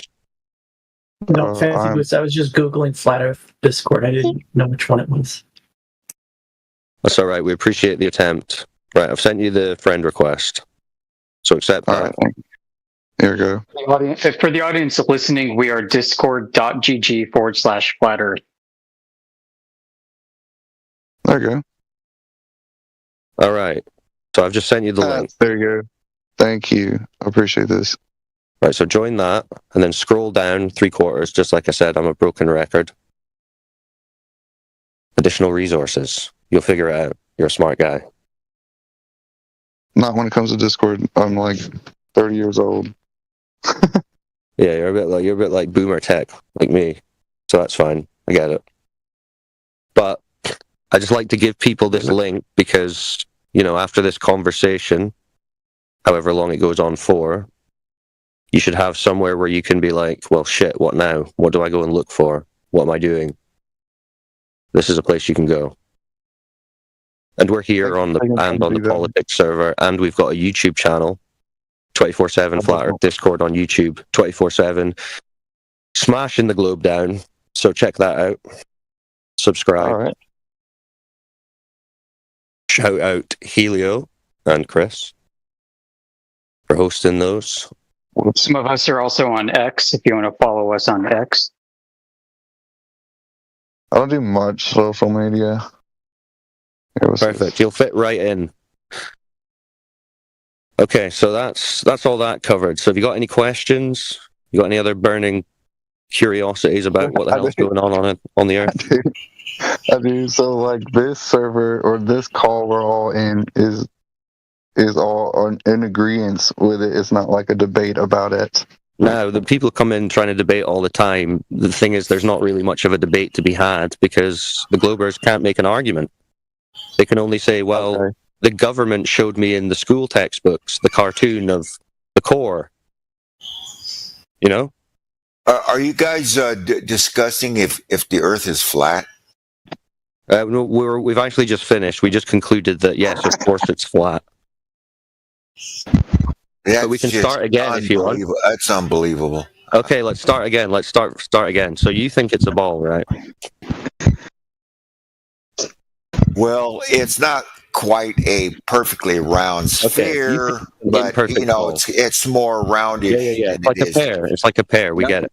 Something like that. So what are your top 3 proofs that the Earth is a spinning ball in a vacuum of space? Well, it's just that all the people that saw it. All the people that saw it. Okay, who saw it and everything. Okay, how many is that? All saw it. You know, when they were on the moon, they saw the Earth and. Okay.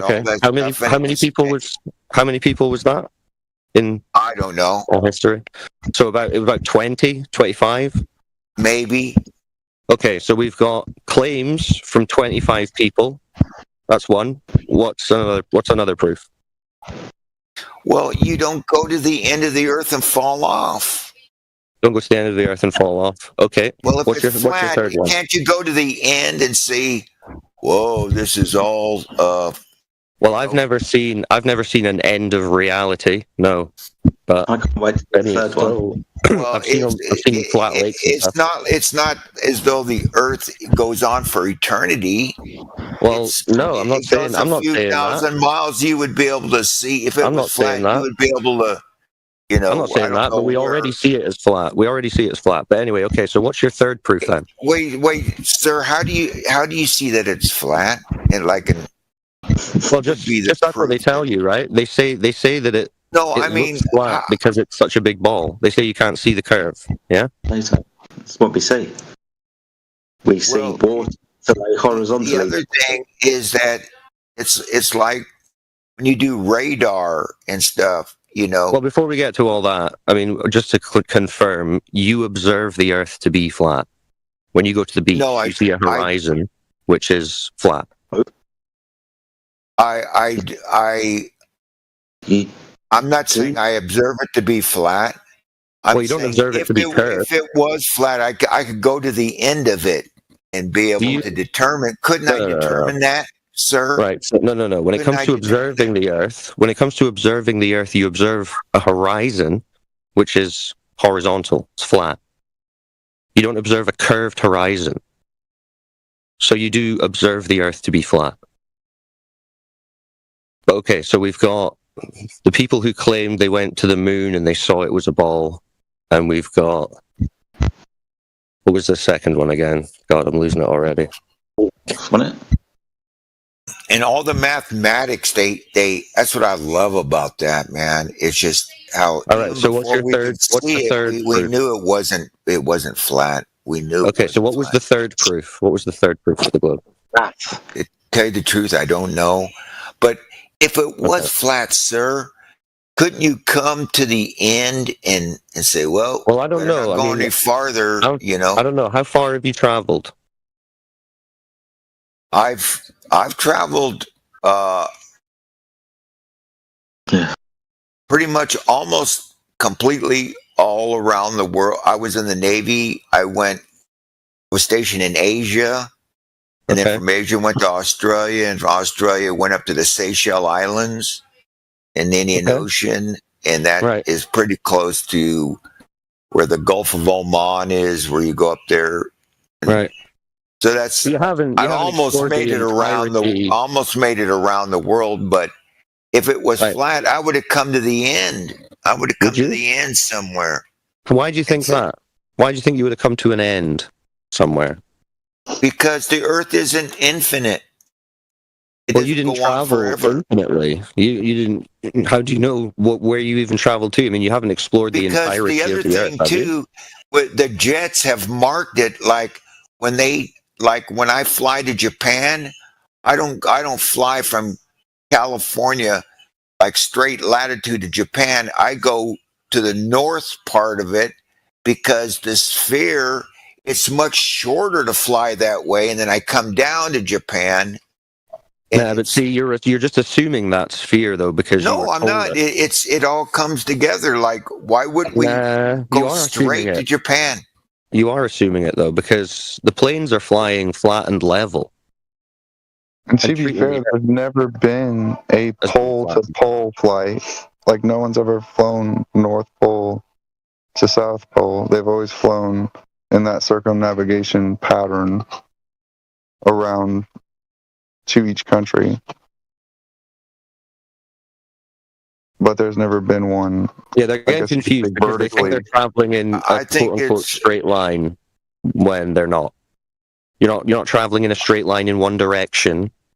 And I just don't think coming back where you started. If it was true that these 20 so-called astronauts got in this conspiracy and they could hold the conspiracy together, and what would be the use of it? If in fact they would say, no, it's not true. Like, what would be the use of it? You just use it. You say, hold on. You say, what would be the use in that? You say, what would be the use in that? You just use it as the number one proof of your worldview.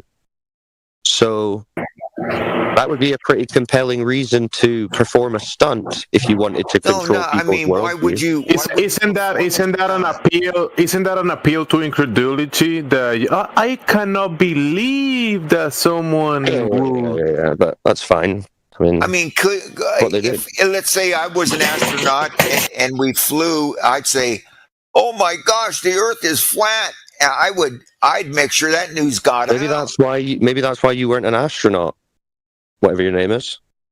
No, I never cared about that, and plus a whole bunch of other reasons too. Yeah. Yeah, you don't care about it because on subconscious level, you know it's all fake. No, that wasn't the reason. No. Yeah, you don't know it, but that is the reason. I don't powerful, like math. I don't like math. You don't like math, therefore the Earth is a globe. Of stuff you got to and learn space is real to get to be an astronaut. You know, I've never had a desire to be an astronaut. I just never have. Right. That's not right. But none of the things that you said were proof that the Earth is a ball. Can you just give me a few seconds and I'll come back with some better proof. Take your time. Okay. Thank you, sir. Welcome.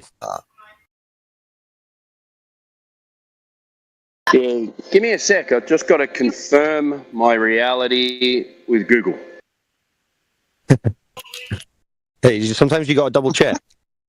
That was so funny. No, they got things on Google that I wouldn't come up with. That's all right, dudes. He's just hazing you. That's how it goes. Okay, no, it's all good. You're trying to join one of those American sorority clubs right now. What do they call them? Alpha, Kappa, Zeta. Gamma. It's going to beat you up for an hour and a half. Okay, what it says on Google, does say on Google is the Earth is round, a fact supported by numerous observations and scientific evidence. Lunar eclipses, where the Earth casts a shadow on the moon, key piece of evidence. Additionally, ships disappearing hull first over the horizon, changing position of the North Star in different locations. Photographic evidence from space all demonstrate the Earth's spherical shape. Okay, so pick one of those. Which one of those is your favorite? All the pictures from the astronauts. All the pictures from the astronauts. Okay, well, let's talk about that then. So, you would agree that you could make images and pictures of anything, right? Real or fake, at this point? I don't think back in 1969 they could transfer these. You don't think they could doctor and images change them like 50-something years, that they had the ability to do it as quickly as it, like instantaneously. They've been manipulating images since like the 1800s. So the thing is that you have to have a conspiracy for that. No. You have to have people. No, that's not my question. That's not my question. Don't you? We can get to that later. No, because we just need to confirm. Well, we just need to confirm first if we can actually authenticate that any of these images are real. Because if we can't, then that's just a belief, right? Well, it's like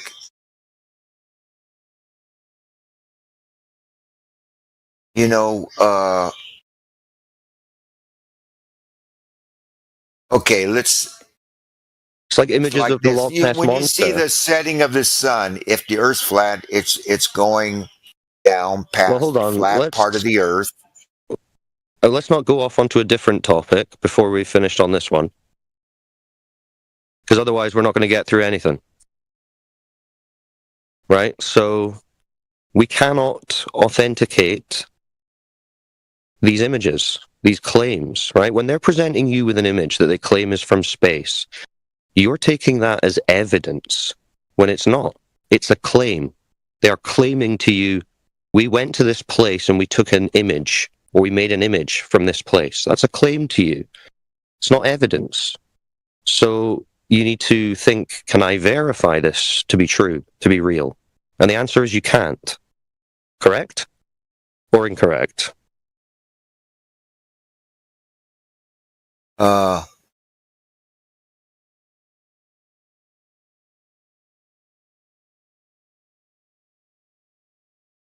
I don't know how to answer that. I'll be honest. Well, what's confused you about it? Can you say it one more time? I'll be honest. I was looking at some of the evidences that the Earth is round, Right. Okay. Excuse me, sir. I didn't listen to you. I'm very sorry. That's okay. The point is, these images and videos that they give you from space, they say, you cannot determine that they're real or authentic. You can't verify them. Right? True. Okay, true. Right. I mean, so that would make it a belief. There could be a way if I was like super photographic science man, there could be a way. But I'm not. But you don't have a way to do that. Right. No one else does either. I don't. No one else does either. So those are just images that you're accepting on faith, belief, trust in the government, the source that it's coming from. The thing is, you have to have all this conspiracy if you don't. If it's not true. Listen, that's not a logical way to decide that those images are true. Just because you say, I can't believe they would make these up. That's not. No, it's not that they. I can't believe they would make them up. I can believe they could make them up, but to keep them made up and not somebody give in and later, this is all a big scam. This isn't true.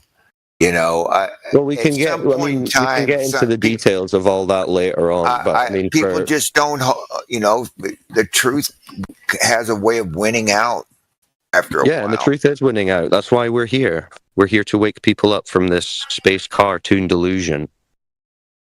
I don't know why you would think it was flat.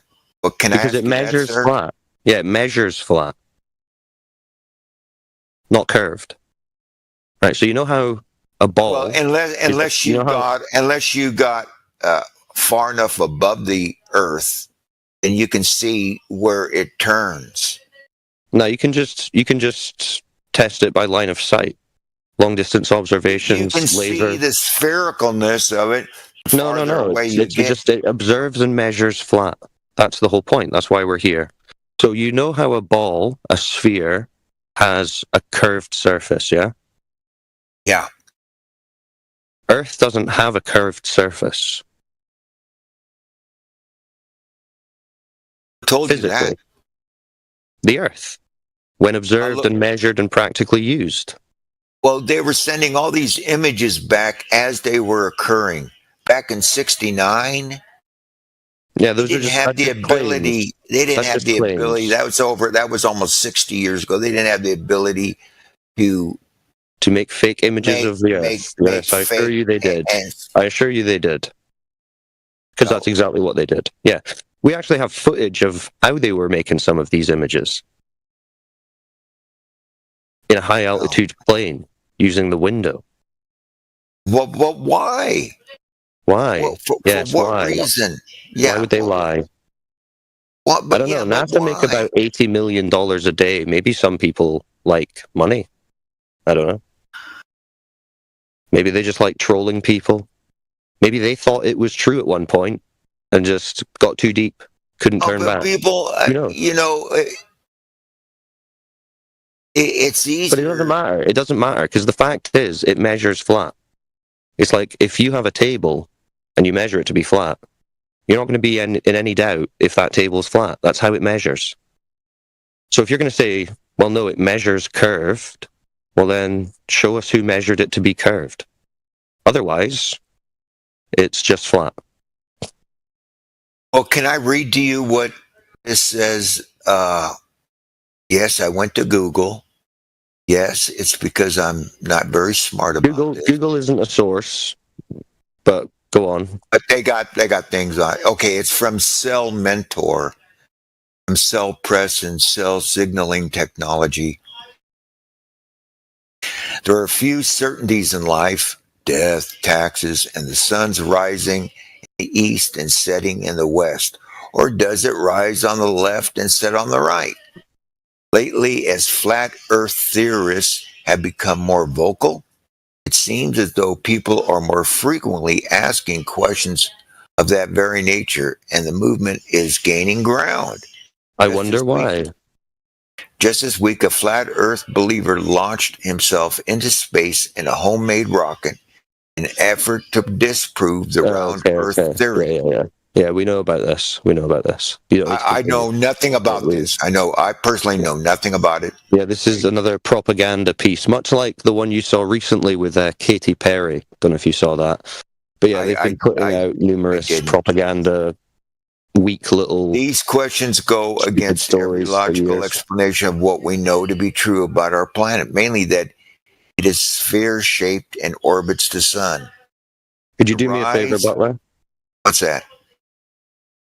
I want you to focus your efforts on finding us someone who's measured Earth's surface to be curved for it to be a ball, like they claim. That's what I want you specifically to focus on when you're Googling.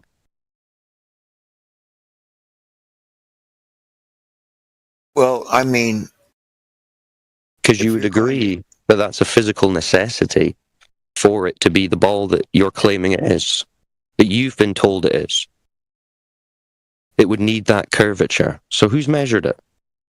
But as you go up in, like, a spaceship, you can see the curvature of the Earth. That's just TV again, Butler. Come on. We want something that we can go and test, that we can go and verify. We don't just have to trust the TV. You would have to get on a rocket ship. Maybe you can get on a rocket ship. No. See, this is... Yeah. Okay, what about the one watching a ship sail off to sea? I don't know. Someone else want to take over here? I'm going to have to go on mute for a bit. Okay, let's see that. I'm going to show this to you. And now you're going to explain to me why the ship is going to disappear. See. Where do I look? Do I look on where you got? Just a second. The chat box? Yeah, the side chat. Yeah. Okay. Just a second. Okay, I'm gonna post this. Okay, let's see. Let's see this one. So you see that ship? It's loading. You see that ship right there? Yeah. Okay, now explain to me why you don't see anymore. It's too far away. It's too far away, but you can see the ship. But when you zoom out, you get closer, So what's the problem here? Maybe human eyes has limitations, right? Bingo. You cannot see. So yeah, welcome to Flat Earth. Welcome to Flat Earth. Yeah. Yes, sir. Well, thank you very much. Then. It was very nice to come. You guys are a nice group, and it was great. Yeah, I'm showing the reality. I'm showing just the reality. You with your normal eyes, with your normal eyes, you cannot see that ship. But you using a telescope or another technology, a camera to zoom in, now you can see it. So what did happen to that ship? Did it disappear? Right, it didn't disappear below any physical obstruction of any Earth curve. It just went out of your view. The human eye has an optical resolution range of only so far, right? So you can bust your camera out, your telescope out, and you can be like, where'd that boat go, right? And you can zoom in, you can find it again. It's still straight and level and horizontal from you. Exactly, and whether according to it depends of weather conditions. Sometimes you can see more farther away. Sometimes you cannot see it. For example, I'm in the border with Spain, from Portugal to Spain. There's some mountains. In a hot day, the sky is blue, clear, but because of it, there's too much heat. Hot going on. I cannot see some mountain that belong to Spain. So what's happening? The weather conditions. Sometimes I don't see. I just see a white haze going on. Miguel, another thing I wanted to point out is when you go and you look and you check the weather for the day, right? You'll read things like humidity and visibility, right? Exactly. Even pilots account that. Right. So the more humid it is, or the more moisture there is in the air, right? The more scattering you've got, the less visibility you're going to have, the less visible optical range you're going to have. On clearer, drier days, you can see so much farther than you can on humid, low visibility days, on hazy days, on foggy days. And that's just common sense, you know? Exactly. I agree with you. Let me see his name. Butler. Do you know what is the Black Swan argument? What's that, sir? What? Say that again. Did someone explain to you the Black Swan argument? I don't think so. No. Should we first start off with saying, okay, so basically, if you say the claim here is that all swans are white, right? And I come to you with a black swan, well, then I've just debunked your claim, right? Yes, that would be true. Yeah. Okay. And so that's what we've got here. That's what we want to show you. We want to talk to you about this. Is this black swan, it's an observation. It's a long-distance observation that well exceeds the geometric limitation of a globe horizon, or where it should be from a 1-foot observation height. So go ahead, Miguel, and show them that. Well, you are doing a great job, so I'm going to post it. You can go on, please.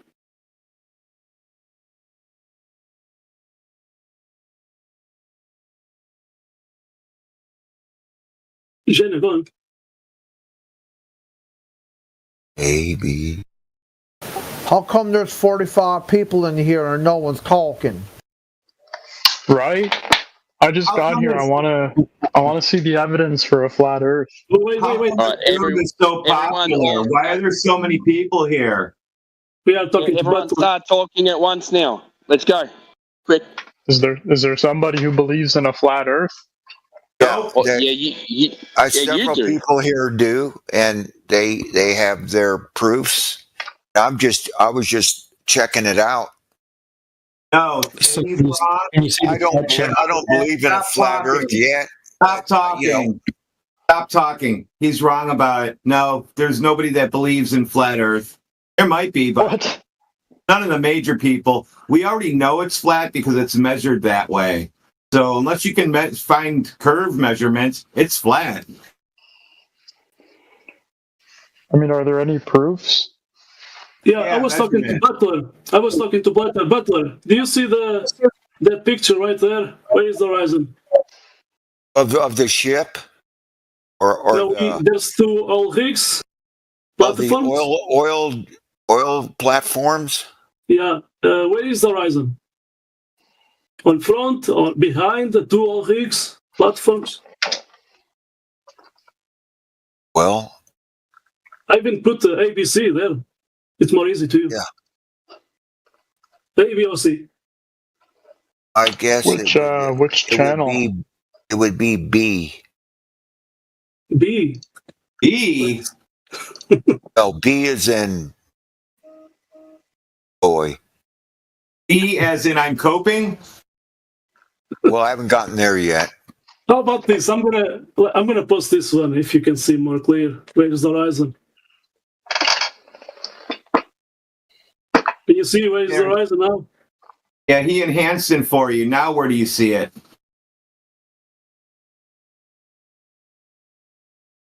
Well, it's farther down past the second platform.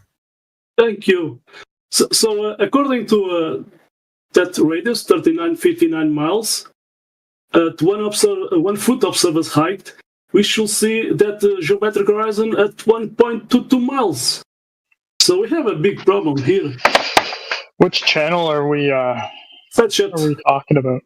The side shit. Side shit. Hey, it's where you have the chat. He meant to say. Oh, open chat. Yeah. The one on the left, the booms are all crooked and stuff. You can tell it's atmospheric distortion. Yeah, we are talking about the distance to the oil rigs, but we are talking about where is the horizon. I mean, I'm just wondering why are all the big scientists lying about a round Earth? Yeah, so we have a big problem. That's the part that gets me. Why the big conspiracy? Well, what's the benefit? Yeah, what's So why don't hold we on just to this have, conspiracy if it Okay, stop. hold on to Why don't we just conspiracy. have one? Why don't we just have one Glober at a time instead of two of you talking to each other when you can talk to flat earthers? Let's have one Glober talk. Yeah, and no, I've never knew I was a Glober. I'm a Listen. Glober, man. Yeah, We're Globetrotters, bro. You're the Globers. welcome, Globers. Right, but Miguel is going to explain the Black Swan to you. This observation with the oil rigs. This is what we're talking about right now. It's the horizon distance for the observer. That's what's important. Miguel's posted the information in the chat, so that's what we're going to talk about. So, someone on the flat Earth side. Let's go through the Black Swan with one of them. Yeah, so you see, what is that geometric horizon at 1.22 miles? It's not there, right? So that 3959 miles radius is not working. We should see that geometric horizon at 1.22 miles. So it's not there. It's not even there at 10 miles. Let's say at least that horizon. So with that, if you do the calculations, that radius is. I think Miguel. Sorry, Miguel. I think you need to start from the very start with them about the geometric horizon, the formula, what it means. Well, the Earth and the radius equaling 3,000. We need to start really basic with these guys and just explain it to them step by step with the observation. Yeah, because Globers we don't catch on real fast. Well, it's just you guys, the Globers don't know about the claimed curvature in the detail that you need to know about it in order to debunk it. So we have to explain that first, and then we can explain how we've debunked it. Okay? I'm following you so far. Cyclone going with it. All right, so if you go on Google and you type in distance to horizon calculator, you'll find a bunch of calculators, and you can input your observer height, and based on this 3959 mile radius ball that they tell us, it will give you the geometric distance to that horizon, as you should see it. So for a 6-foot observer, if you're just standing at the beach, they say this should be around 2.5, 3 miles. What we're demonstrating here is, and what we're testing, is that claim, that geometric horizon, which they tell us, they say it's been the globe proof for thousands of years. The boats are going over this geometric horizon. So we test that, we go to the beach, 6-foot observer, but we see the horizon out not at 2.5, 3 miles, but at 10 miles, 15 miles, 20 miles. Right, so we're seeing the horizon at distances that far exceeds the globe's curvature claim. And Miguel posted a little orthographic demonstration with the maths, and the oil rigs is showing that horizon beyond 10 miles from a 1-foot observer, where the horizon should be at 1.2 miles away. And that, if it was a geometric horizon, a 1-foot observer for 10 miles, would give us a radius of something like 250,000 miles versus the less than 4,000 they claim it is. So it's not just a little bit off, it completely destroys the entire idea of a globe. So that's the point. The image has been posted in the chat. You can see it. There's videos of it. People have gone out and done this again and again. You can do it yourself. That's what we'd recommend. Go and test it yourself.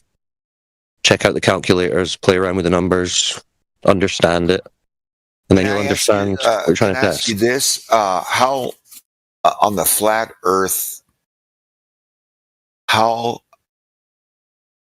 big is the Earth? Like how many miles? Well, before we get to that, could you respond to what I just said about the horizon distance? Do you understand it? Well, I understand.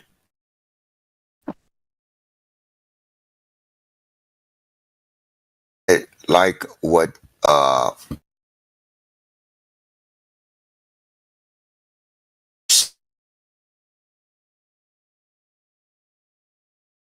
All right, what about the other glober? Did you understand it? Yes. Were okay, I mean, you understand I'll put it this way: I'm not like a constant debater in like round Earth, flat Earth shit. So I don't really know. I can't really That's defend all right. the position. We don't need you I'm to just debate. more or less. It's actually better that you don't try and debate. We're not trying to have a debate. Okay. The horizon isn't a debate. It's just the horizon, right? Right. Okay. Yeah. No, I agree on that point. There's definitely something fishy going on. Something fishy's going on. Welcome to the club. Snacks are in the back. Okay. And it's Butler. not surprising. I mean, the elites are always doing something fishy. Well, there you go. Lying They're about always shit. at it. There you go. You've figured it out already. Water's level. This is why I just wonder what do you think the reason is? What is the point of lying about a round Earth? How does that benefit the elites? Well, basically, if you ask me, they don't want us realizing that we're in a obviously created environment.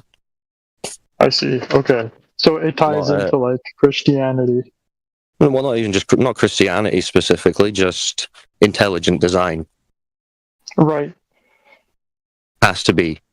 Basically, that's what this comes down to, if you ask me. I mean, we could speculate. Well, then on we the probably motives didn't even visit the moon then. Correct. Good assumption. That would tie you. I did hear some.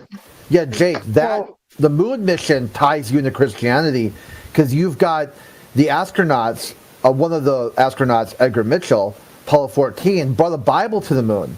He was asked, hey, why'd you bring a Bible to the moon? It's like, well, I wanted to make sure that if something happened to the Earth and aliens find the solar system, they know exactly what humanity was about. Interesting. I heard this thing, like Buzz Aldrin had an interview and he said that it was fake. And then there's also like pictures of certain like footprints on the moon and they don't match the footprint of the boot that Neil Armstrong was wearing. Yeah, all that was fake. Yeah, that's all side things. The main problem with the Apollo program is how deeply entwined that they think God was with them the whole step of the way. Like Nixon said that God picked America to win the space race, God in the Bible, because God loves capitalism. So that's the main, when you want to really look at was the Apollo program real or not, you could tie in their supernatural claims of what happened. You really don't need to look at blueprints or all the other stuff. Just say, hey, you guys made a lot of supernatural events that tied into this Apollo program. You got any proof of this? Hold on a sec. Just before I jump off again, I'm going to go through the same tedious exercise with Jake. Jake, are you on our home server, 24/7 Flat Earth Discord? No, I don't think so. Right, I'm going to send you the link because you sound like you've got a working brain, so you might find some of the information interesting. So if you click on the link I just sent you in your DMs. All right. You see, we're VIP partners. I don't think I got a DM. You're Jake there we go. Right? Yeah. No, I just don't know how to use Discord. I just had to go into my requests. There we go. Right. So you click on that link, and then when you've joined, you scroll about 3/4 of the way down the list, the server list, and you'll see an additional information channel, all alphabetized, A to Z. It starts with Antarctica, has stuff like sun, moon, satellites, NASA. You see those channels? Oh, like before all the voice channels? No, I think it's further down. It's like 3/4 of the way down. It should all be alphabetized, A to Z, different channels, information channels, with different subjects about the Earth. I'm in the wrong server. Okay. You're in that Flat Earth Hey, what's Society, it called? aren't you? The one I sent to you in your DMs. Yeah, but what's the channel name? So the additional information, it's like a section of channels, and it'll have like gravity, NASA, ISS, all these different topics. Expect your DMs to blow up also. You can just ignore those Globers. Okay. Do you see it? Maybe we should have started with the alphabet test. ABCs? Maybe. So who's not a flat earther?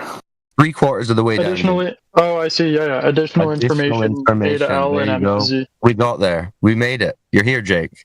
Welcome to Flat Oh, Earth. hey, so, Jake. so when you've got questions like, what about NASA? You can scroll down to N and find the NASA channel and watch hours and hours of harnesses, blue screen, green screen, all kinds of stuff. Oh, jeez.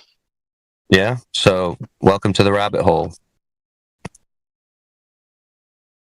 Enjoy. All right. Now I am going to go on mute. So good one, guys. Good chats. I'll listen in for a bit. Let's keep it moving, flat earthers. We've got a few new people in. So let's All get right, the floor so opened the up. Book of Enoch talks about how the sun and the moon are the same size, and the sun is just 7 times brighter. And Well, that's we in the can Book worry of about. Enoch. Let's go look. We'll talk about the Book of Enoch on Sundays. We do Speculation Sunday. Oh, that's a great day for that. Yeah. Yeah, it's a good day. When we're the supernatural stuff, we let the globalists speculate every day of the week because that's all they got, really, speculation. But for the flat earthers, we try to maintain focus on the really is level. And the main reason for that is because if you go into speculation outside of Sunday, they'll clip it and say, I heard a flat earther say the Book of Enoch. And they're like, was that Sunday? And they'll be like, I don't know, maybe. You're like, yeah, that was Sunday. That was a speculation.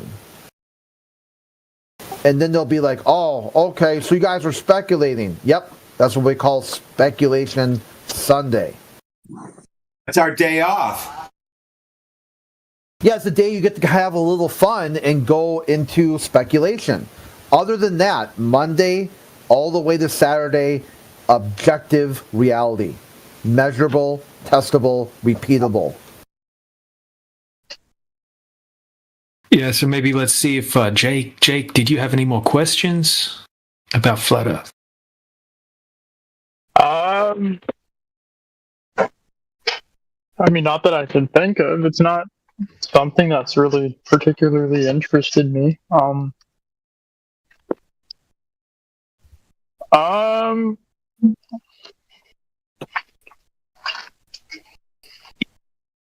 don't know. What about all the pictures of Mars that we have? Oh, I got a really cool picture from Mars, right? And it's really weird. There's a North American lemming that was spotted on Mars. I'm not even shitting you, bro. I got the picture. I'll post it in chat. You know what? That lemming also must have had juice boxes because I found the juice box up there too. Oh yeah, and a plastic grocery bag, probably what the juice box came in. Well, that's what do you think? How the lemmings can't carry it without a bag? That's true. Yeah, I forgot the lemmings need the grocery bags to carry their juice boxes. I found a pickup truck and a trailer. Like, no kidding. It's there in the picture. When you look at it, you go, that's a pickup truck and a trailer, but they've washed it out so that the color is the same as the background. But it's clearly somebody with a boat on a trailer. All right, y'all. The cat's out of the bag, right? The Mars terrain that you see happens to be identical terrain to Greenland and even Devon Island off the coast of Canada. If you don't believe me, go ahead and look up some Mars stuff and then go and Google Earth the terrain of Devon Island and parts of Greenland and tell me that I'm bullshitting. So this picture I just posted in the chat, is that what the flat Earth? So now we have speculation again. Right. All right, yeah. You're back to speculation, yeah. Because honestly, if we're being intellectually honest here, we can't tell you how big the Earth is, right? I don't know where the ends of the Earth are. Therefore, how am I supposed to model something that I do not know the extent of? Right. You can take some basic principles from that concept, right? That's a visual concept of what we're talking about. Okay, flat, motionless, enclosed. All right. Now that's been formulated into a visual concept for you. Like that's an ancient concept. That's the Hebrew cosmology, right? That's how they envisioned the world. We're not necessarily saying that's exactly what it should or shouldn't look like or whatever. We're describing the surface being planar, and we're describing its motion, which is zero motion, right? And it's enclosed, and we know that because we have gas pressure. It's not speculation.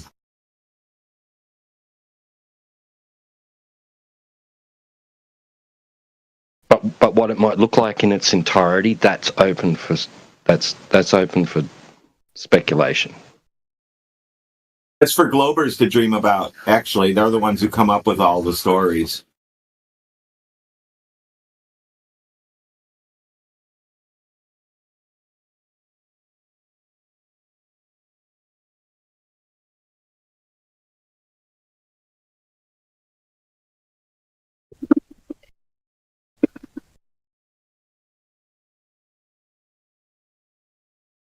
So is the whole solar system fake? Like, is there still a Saturn Just a and cartoon. Mars? Cartoon you saw on TV, man. That's all it is. Yeah, try to stay with Earth right now. Don't worry about the sky yet. Let's go right. Hold on, though. That is a good question, though, and the answer is yes. The solar system, the galaxy, that whole heliocentric cosmology that they showed us cartoons of in textbooks, all fake. We're in an enclosed system. That's what you really need to So take what away about from stars? luminaries, part of the system. Huh. Like a Well, giant clock. aside from that, man, how do you even have gas pressure, a pressurized system, or even gas density gradients without a container, right? Without being contained.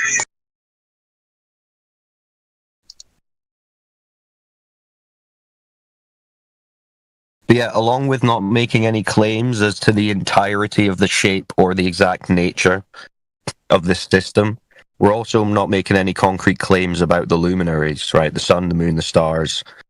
You can't go to them, test them, sample them. You can only look at them and speculate. You know, twinkle, twinkle, little star, I wonder what you are. Right, because nobody actually knows. Even to this day, nobody knows what the stars are. We look up and we see lights in the sky. That's about freaking it. But it is like a clock and a guide, signs and seasons, right? So it's not that it's not important. They are, but we're just not making any hard claims about their physical nature. Okay, that's true. Like how the constellations are constantly the constellations, and you'll see different ones season to season. They always come back around year after year after year after year, like a calendar cycle.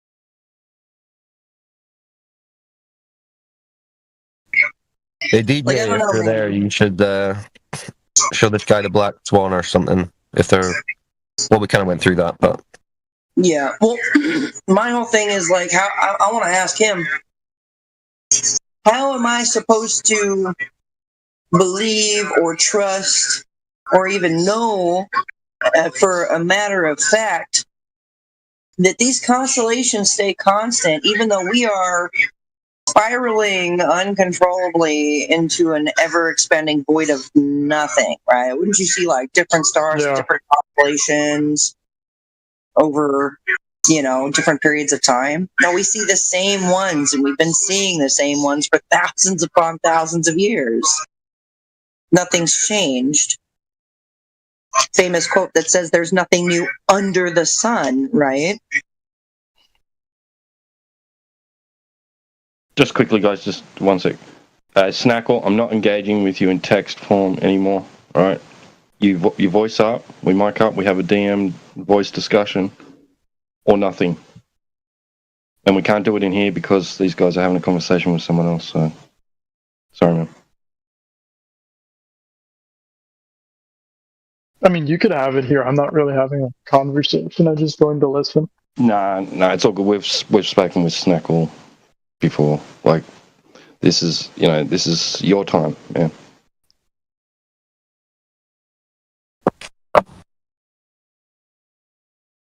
Yeah, so Jake, what we're talking about, right? When we're talking about flat Earth, we're not talking about like globe versus a flat object, right? Like a disc in space or anything like that. That's not really the comparison. Okay. Yeah, we're talking like when we're talking about flat, we mean that there's no measurable curvature over distance. Right? So if you have a surface, right, like a large body of water and it isn't curving over distance, right? It's by definition flat, right? So you could think of the Earth like a topographical plane, right? We don't claim to know the entirety of the Earth, right? The entire shape of the Earth, right? Exactly how this entire system works.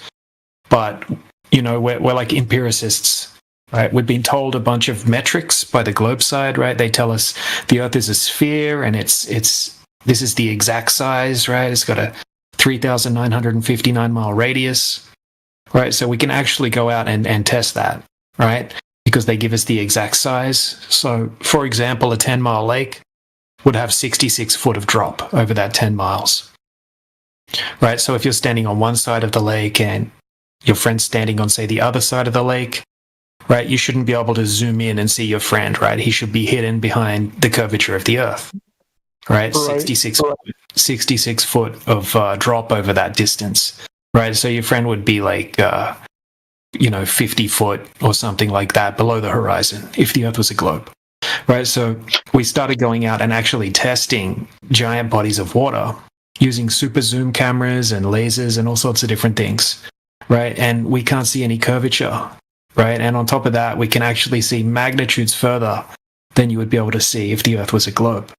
Right, because there's certain characteristics that have to be there if the Earth's a globe.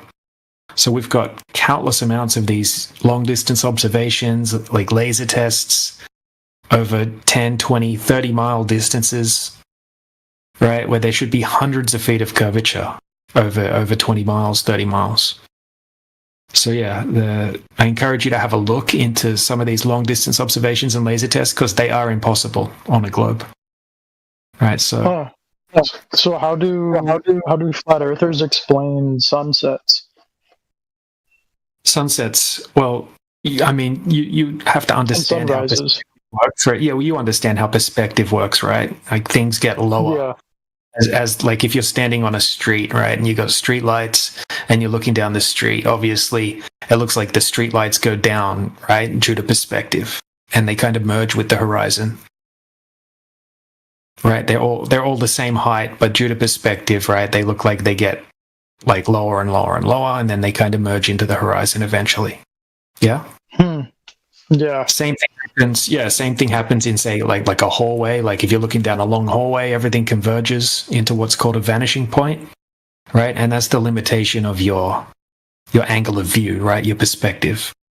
Okay, same thing happens with the clouds or an airplane, right? As an airplane, right? If you see an airplane coming in the distance, right, it looks like it's going up, right? Up in the air kind of thing from the horizon, and it does like a big arc over the top of you. Even though that airplane is staying the same height, it looks like it's doing a big arc over the top of you, and that's how your vision works, right? So the clouds do the same thing.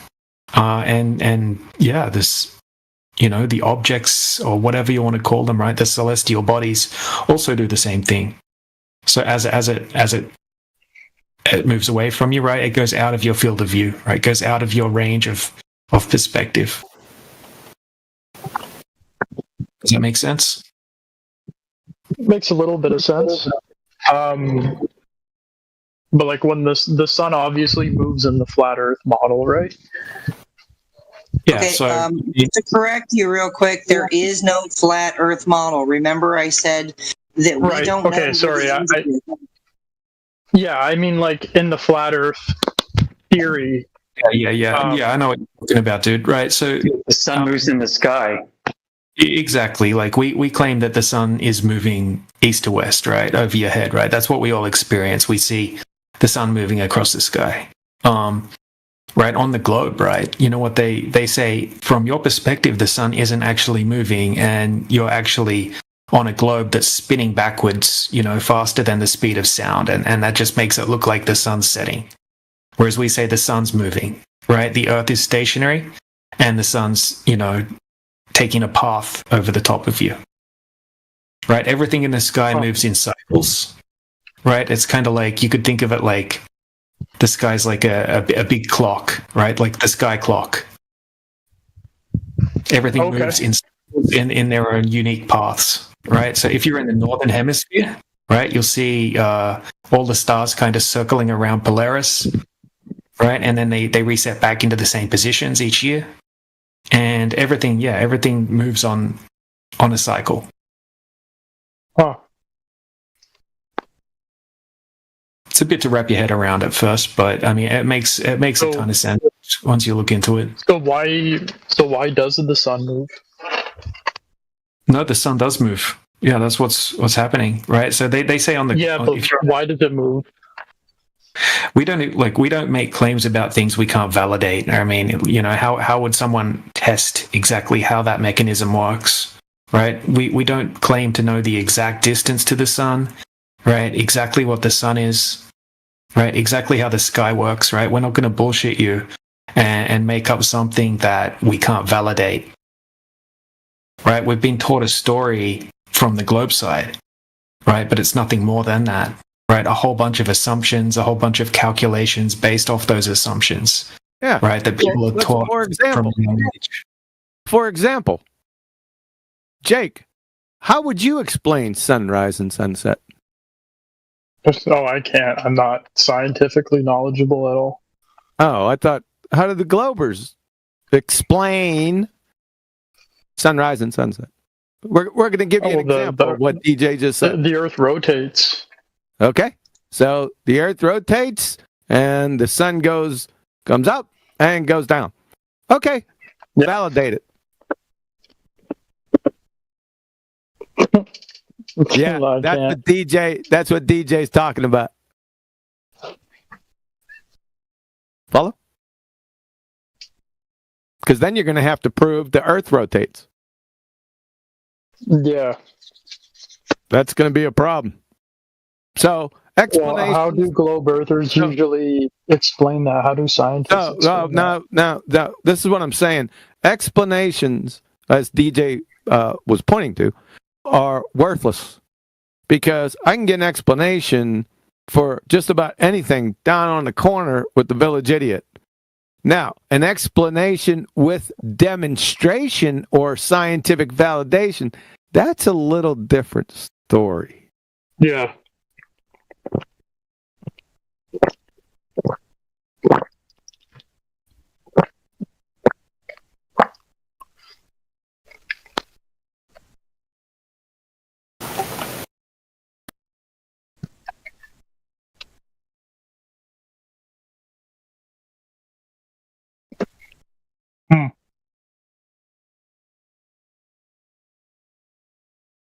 Yeah, that's true.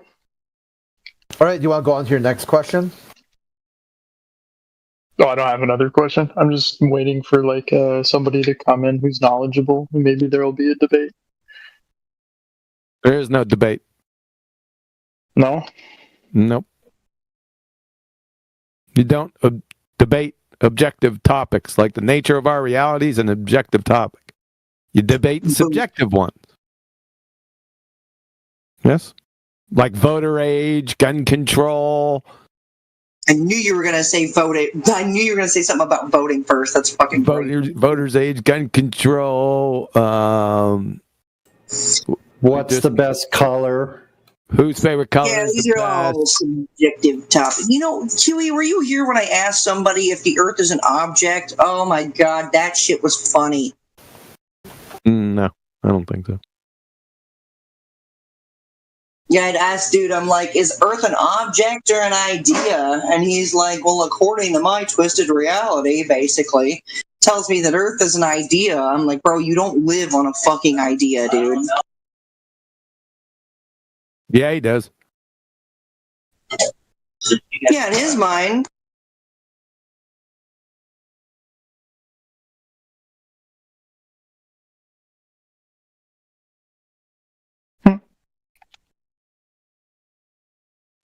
That's the only place ideas are. We got Siamese cat. We got the Siamese cat in the chat. Last time when I tried to talk to him, he kind of like huffed and puffed and then bailed. So I don't know. No hate though. Like, we're just trying to have a discussion here, man. I'm sorry, lads. Ladies and gentlemen, my bad. Oh, you're good. I got corrected on that one time as well before, so.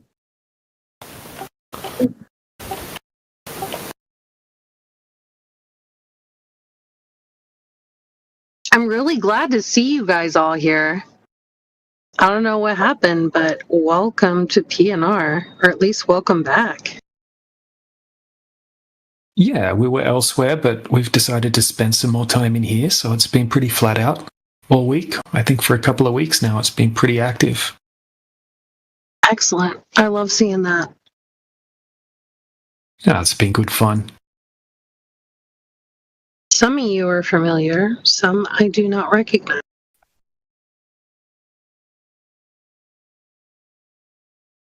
Yeah, most of us are here from the home server. A few newbies as well.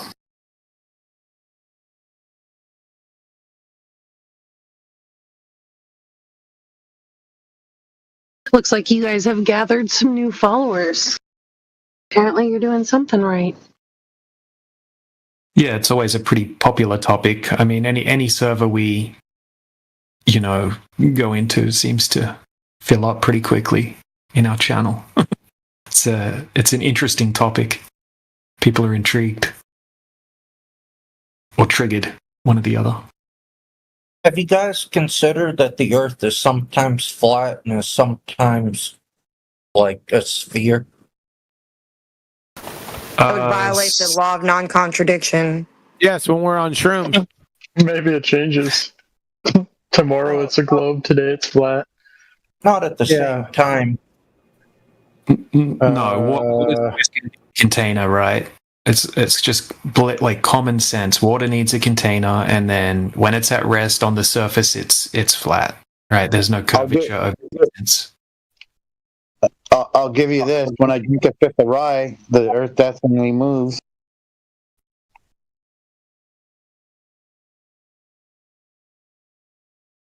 What?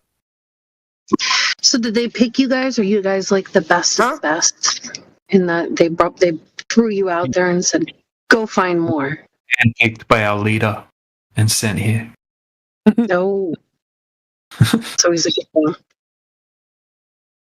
There's another server where we have to take a test, and then the best of those come here.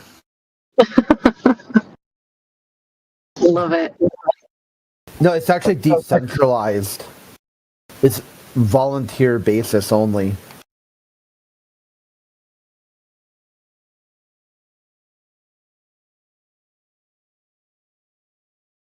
So, I would love to start a conversation if you guys want to give me a couple of minutes, because I'd love to hear where you're coming from. Mm-hmm. Sure. Come from Missouri. Alabama. Ohio. Arkansas. Ohio. I come from the streets. California. New Zealand. California. 304.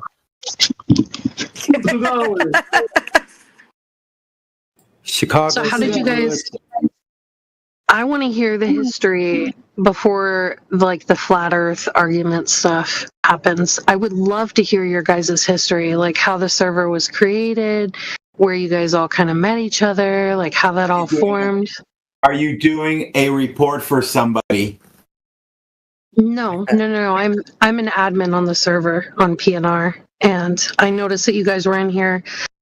I've been around for a little over 2 years, and I've been into your guys' server actually a couple of different times, and so I'm just kind of curious what your history is. I think it started around like the current home server. I think it was late 2019, which was the 2.0 Discord server. There was another one previous to that as well. It started with ODD started the original one and had to do with more with music and people writing songs and poetry and being creative about expressing their ideas of flat earth through creative like artwork or whatnot. So then it started off with making songs and then kind of branched out where, what about people who aren't as artistic? You know, how do they advocate for flat Earth? And started going into logic and reason.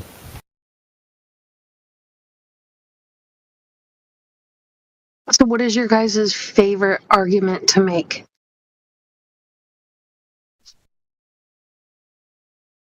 What that is level? Yeah, I mean, my favorite would be the long distance observations that are impossible on a globe. Other people might have other arguments that they choose. Yeah, everybody has different arguments, like their favorite that they go for. Yeah, my favorite would be let the Globers speak.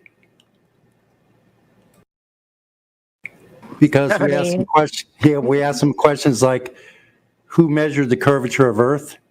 And when you hear the answers, if you are a Glober and you hear their answers, you're going to shudder. And you're going to try to hide yourself, and you're going to try to back away from this Glober thing because the answers they give are so absurd and ridiculous, they're laughable. It would embarrass you. I just got under my bed right now. See, most people have a misconception of what flat earthers are actually claiming, right? They think we're a bunch of tinfoil hatters that think that Earth is a disc in space, right, and that Australia doesn't exist, and it's just all propaganda, right? We're not even claiming to know the shape of the Earth, right? I mean, in most cases, we're testing the globe, right? Most people have been taught the globe since a young age, right? They don't really know much about it. They've never really questioned it or had a reason to question it, right? So we're questioning it, right? And when we actually go out and test the numbers that they're giving us, right, they're not matching up in reality, right? The curvature, the horizon distance. And what we find is most globe earthers that come in here, right, quite a few people come in here quite cocky, right? They think that they're going to come in and debate and crush us really easily, right? But once they get in here, they realize they don't really know much about the globe at all, right? They don't know the basics, and they know nothing about our arguments, right? So they find themselves in a situation where they've kind of entered into, kind of like a little battle, but they don't have any ammunition, right? Then they have to kind of work out how they're going to handle the situation. Different people react differently. But yeah, most people don't really know that much about the globe. Right? Once you look into it, right, look into how it was, who measured it, right, to begin with. That's the favorite question that we like to ask people, right? Who in all of history measured the Earth to be a globe? Right? And you'll find out nobody actually did that, right? It was like assumptions and calculations based off those assumptions. We're actually going out and testing the Earth, right? Empirically. So we got a whole bunch of information on our home server. And we're not trying to convince people. Right, we're just showing people a bunch of information that they probably haven't had access to before. Right, telling them to think critically, right, evaluate the information, think for themselves, and come to their own conclusions. I remember I came in one night and somebody gave such a really, really good argument, and I can't remember exactly what it was, but it had something to do with teaching kids a certain way, and it was like an old school way that just didn't make sense. Man, I need to go back through my DMs because he was really good. I think he was Australian, actually. Veteran. I don't know if you guys know who that is. Oh, Skinny Vet? Yeah, Skinny Vet. Yeah. I love that guy. Yeah, he hasn't been on for a while. I miss Skinny Vet. I wonder what he's up to. I hope he's doing well. He was a really, really nice guy.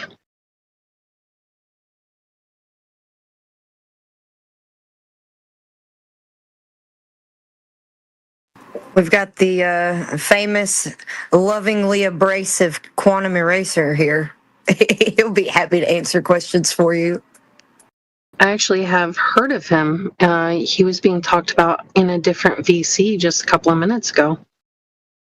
He's very abrasive, but in a way that will stick. It's like a big teddy bear with brass knuckles. He's a pretty mellow fellow. What do you mean by abrasive? It's like Is that true? ass with sandpaper. Is that true, Quantum Eraser? Are you abrasive? All lies. All lies. It's like, to understand where Huey's coming from, you have to know where he came from. And he's like not going to suffer a fool. He's not a saint. If he sees the person he's talking to is just a toxic anti-flat earther who's not going to listen, not going to pay attention, he's going to expose them for the pretender clown that they are. Like, at some point, enough is enough. You've turned the other cheek so many times, you're out of cheeks. He does it in a nice way. I think he was referred to in the other VC as the Matt Slick of the flat Earth world. He said the Darth Dawkins. Oh, Darth Dawkins of the flat Earth world. Thank you, too. Yeah, it'd be interesting to get, if they're like people who really think Darth Dawkins is like a bad faith actor. He hates flat earthers. He's to me personally has told me that flat earthers are demonically possessed. Like, anytime I'm in a chat with him, he'll just instantly mute me. He says, "Crit, you're demonically possessed," and instantly mutes me. And it didn't have anything to do with, like, when I was in his chat just listening to him talk to atheists, because my take was I wanted to get some of these atheists to say, "Hey, do you hear the way he talks to you guys and you don't like it? That's the way you sound when you come in here and talk to us." But instead of doing that, they decided, like, throw Crit under the bus. He's a flat earther. You don't Darth think Dawkins famous? You don't think that he's trolling? Who, Darth Dawkins? Yeah, about the flat Earth thing. No, he believes straight up God and country. Like, God bless America. We land on the moon. So when you say something like you're a flat earther, he's not hearing that you're describing the surface of the earth. He's hearing you tell him that his God did not bless his country. That's when I asked him, so what? You ask people, why are you atheist? I kind of put a little atheist hat on. I said, well, I don't believe in these heliocentric models brought to you by the Catholic Church. And he was like, "Oh, interesting," because he doesn't like Catholics either. He doesn't really like anybody for that matter. So he was kind of entertaining it for a little bit. And I said, Copernicus and Newton, these guys talking about Catholicism, George Lamontre talking about the Big Bang. And yeah, of course, he's not really into Big Bang cosmology. Then about halfway through the conversation, these guys just start blurting, "Crit's a flat earther."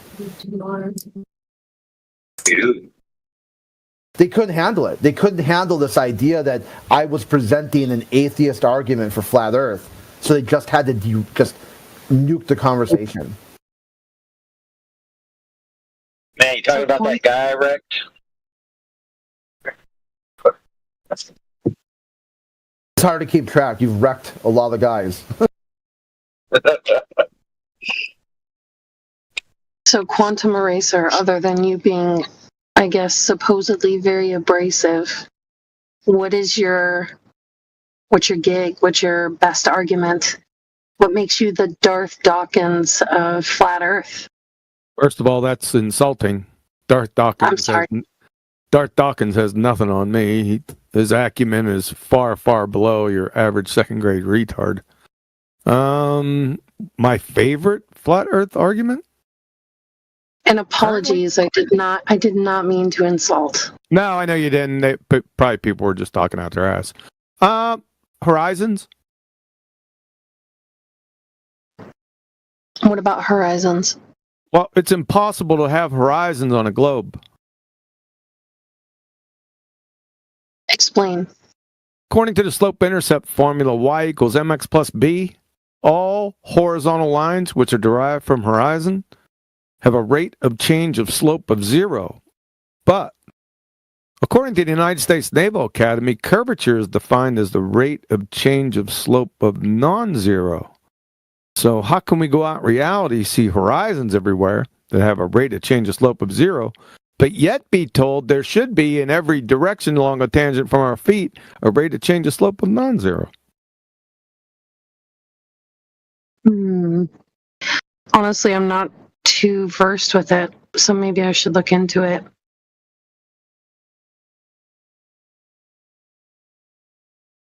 I'm always down to learn something new. I'll submit to you, you are well versed in it. You've been doing it your whole life. So, for example, you go to someone's house, all right? You see that their painting is crooked. You say, hey, that painting's not level. You need to turn it horizontal.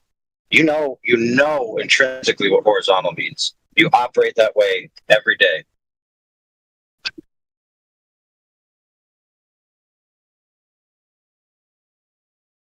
Yeah, and if you think you see curvature at the beach, then all bets are off.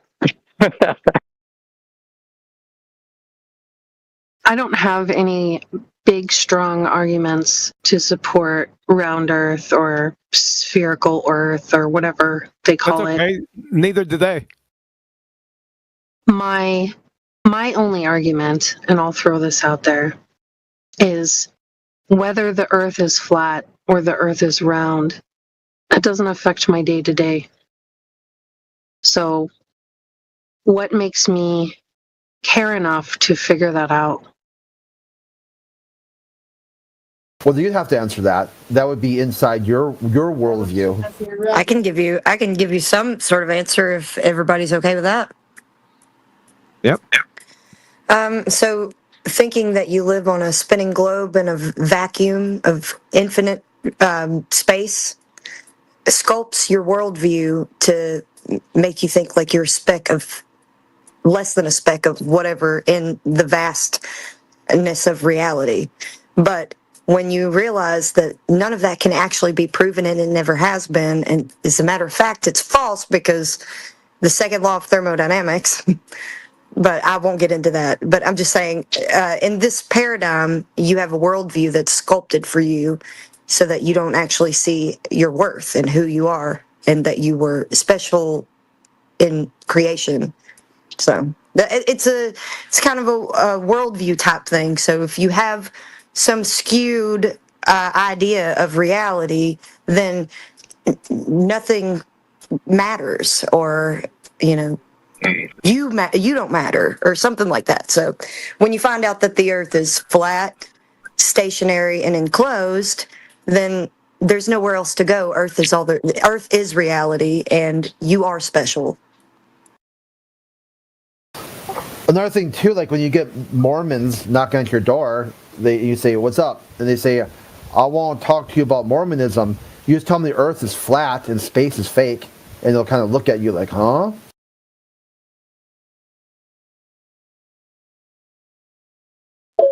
So it's actually kind of funny, a deterrent for the Mormons.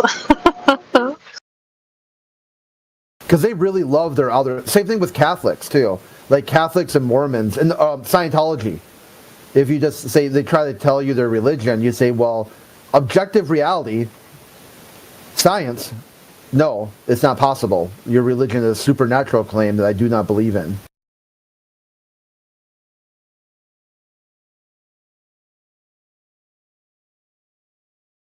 I'll have to stick around for a little bit, listen to you guys argue. Have you had very many people in today? Yeah, we live stream if you ever want to check back and hear what's going on. Yeah, I saw the YouTube thing, but I wasn't sure what that was all about. I know you guys had it in your original server, so I would say it's real important for us because a lot of times you'll get these fake reports, like flat earthers were discussing something horrible or whatever, TOS, something like that. And you'll get these mass, these leather writing campaigns. Shut the channel down. And what's happened in the past is like, prove it. Where's the timestamp? Where did they discuss this? It was live streamed and recorded, 2 different YouTube channels. We got redundancy going on. When did they discuss these things that you said they discussed? Mostly, accusing us of JQ or something like that. And then when they can't demonstrate it, it shows that they are liars. They're bold-faced liars. They just don't want the channel around. So it's good to lock them out of it. Say they think the channel shouldn't be here. No problem. Here's a role that the channel isn't there for you anymore. You don't have to worry about it anymore. Because if they're willing, it answers that question, why would they lie? You'll see these people come in here and they say, I'm confused. Why would they lie? And then they'll go on to just bear false witness against their neighbor for nothing at all. There's many channels they could click on. They clicked on this one for whatever reason. They think they're compelled to, or they're being rage baited or something. Click on a different channel if you don't like the topic. Fair enough. Do you guys believe that... I mean you. I was just talking about the royal you, like a person. No. I get it. I get what you were saying.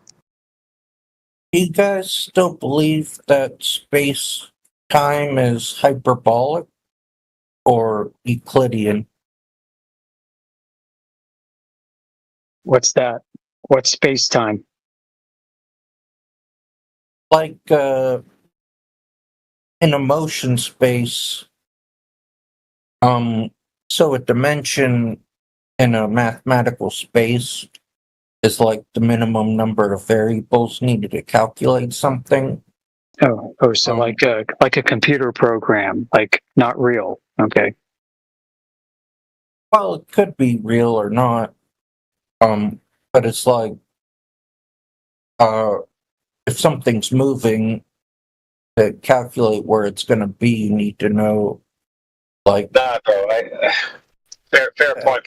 I tend to look at space-time as hyperbole rather than hyperbolic, because it's essentially a literary element to a story, which is a creation mythos of the universe, which is a counterpoint to the traditional religions.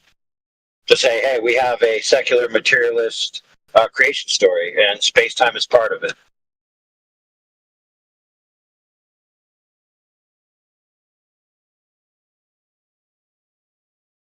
Like, those would just be variables needed to calculate something in a motion space. Like, if something's moving, doesn't necessarily mean that, like, the Earth is a globe or anything like that. It also violates. Okay, well, It also violates Heisenberg's uncertainty principle in quantum mechanics, by the way. Go ahead. AI. Nah, I'm going to be in bad signal for a bit. I got to go on mute.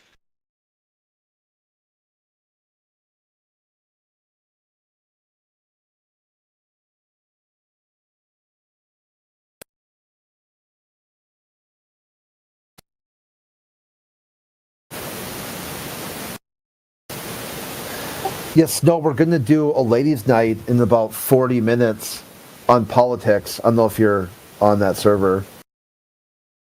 I am on that server.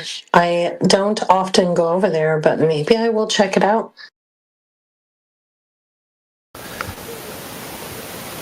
It's like a reoccurring event every Wednesday.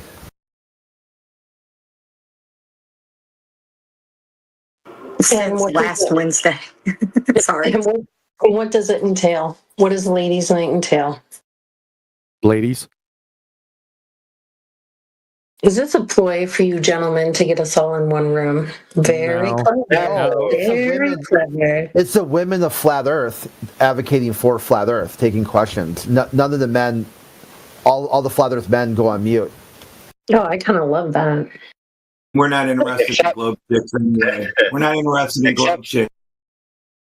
Do you know there's a statistical study that women talk less on Discord by like 30%? Somebody should tell me that. It's supposed to be, yeah, where's the sandwich at? Does she have a sister?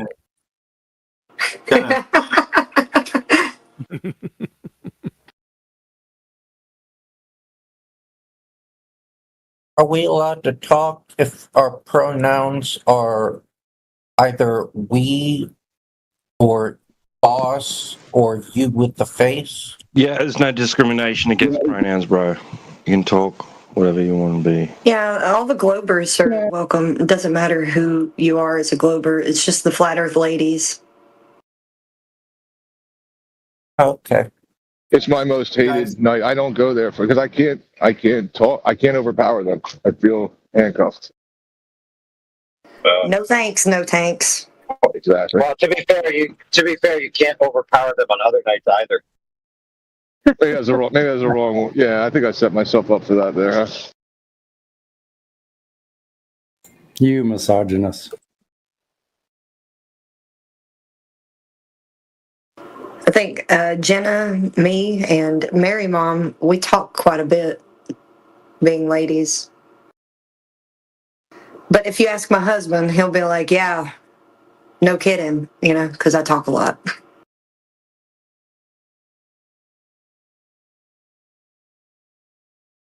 Why not just do it here? No. No. No. I like the new woman's idea of like mixing together the Darth and the flat Earth. Like, what is it ultimately that we reference in order to know whether the horizon is horizontal or whatever? Fill in the blank.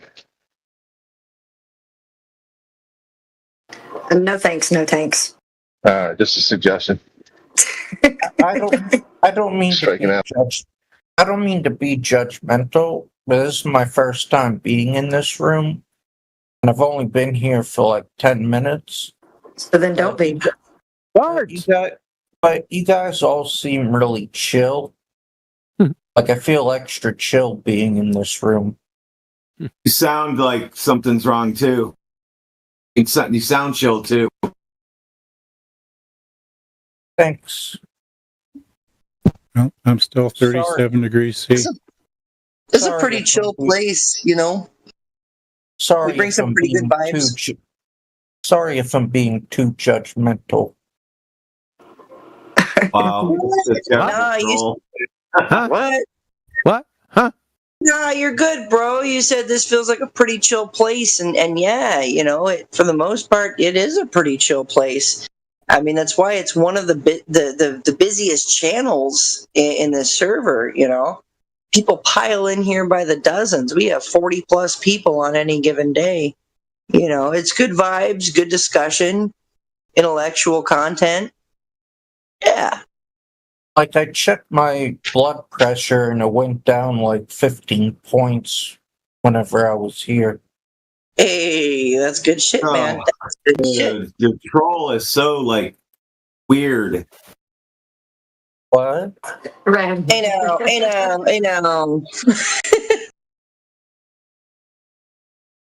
I wasn't trolling, I was just joking about the blood pressure thing. I kind of felt like the blood pressure thing was a joke, but hey man, you're always welcome here. We have all kinds of really cool discussions on, the nature of reality, physics, the sun, the moon, the surface of the earth, the stars. Man, we talk about it all. Have you guys ever talked to someone named Pierce Watkins? No. Are they important? Yeah, I have. Yeah, he's rather awful. You don't like him? Like, he's a type of like a used car salesman. He'll smile and talk all nice to you, but then in the background, he's like mocking and ridiculing people. And if I'm thinking of the right guy, he had a 2-day Dave in him, right? Did they used to have a show together? And they did. Okay, yeah. Then they had a falling out because they're like, dude, why you? They basically, one of them was like, this is supposed to be about understanding people. It's not supposed to be about changing people's minds. It's about, everyone should have their own ideas. And they really kind of butted heads when it came to a lot of minority opinions.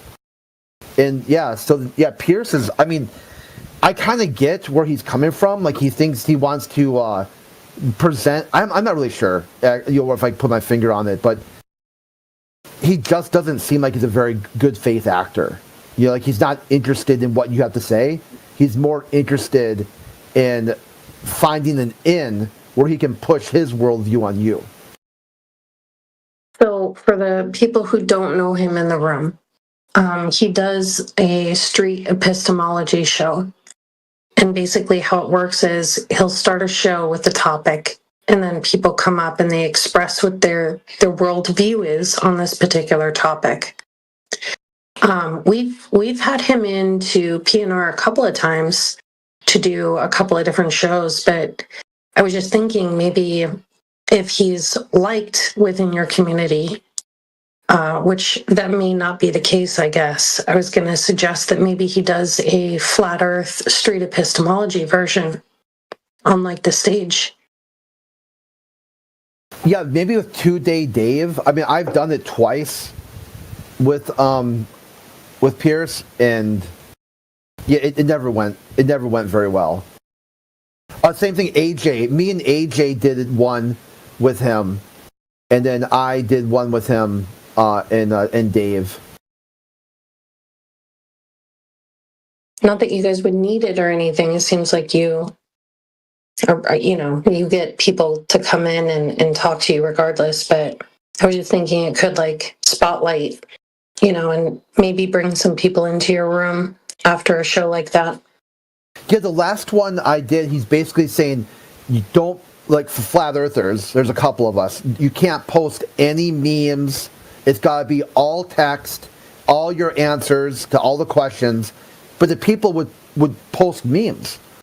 Like, basically, they go like to Professor Dave and post a meme of the guys pointing in different directions.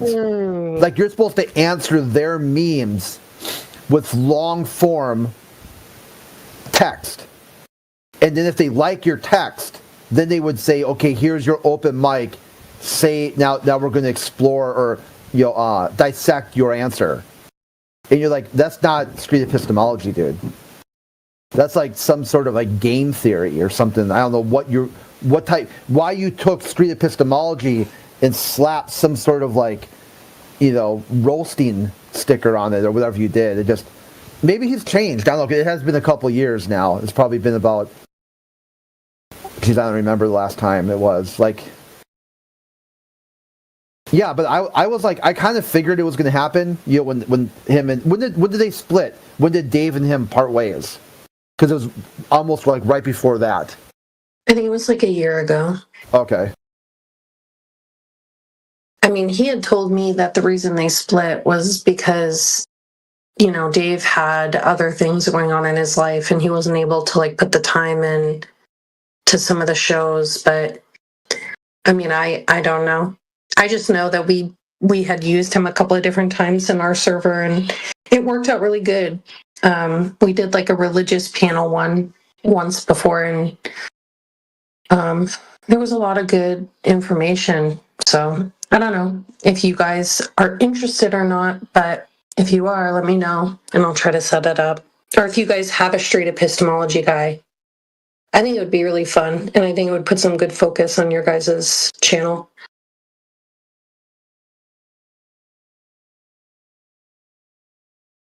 Yeah, I mean, I get the street epistemology thing, and it works out really well if it's reversed, where you get somebody who's against flat Earth, and you ask them why. Why are you against something you don't understand? Like, ask them. Say, like, you want to argue against a flat earther, you think flat earthers should be deplatformed. Explore it. Let's go through some sort of street epistemology. How is it that flat earthers should not be allowed? How do you disagree with something you don't understand? That's the real question. And that's one of the ways, when I talked to Dave, I said, we should do a reverse show where we say it's a flat earth AMA, a street epistemology, but we flip the script when we get a caller who wants to try to take the piss out of a flat earther, redirect the questions back to them. Because it'll turn out that they've added in a lot of nonsense, like, flat earthers are trying to undermine the greatness of America or something like that. Or the flat earthers are an insult to all the brave men and women who boldly explore space. They'll throw in something in there and then ask them, okay, where does that come from? And really try to find the root cause of their bigotry. So then the argument would be a deconstruction argument. not so much a building up, right?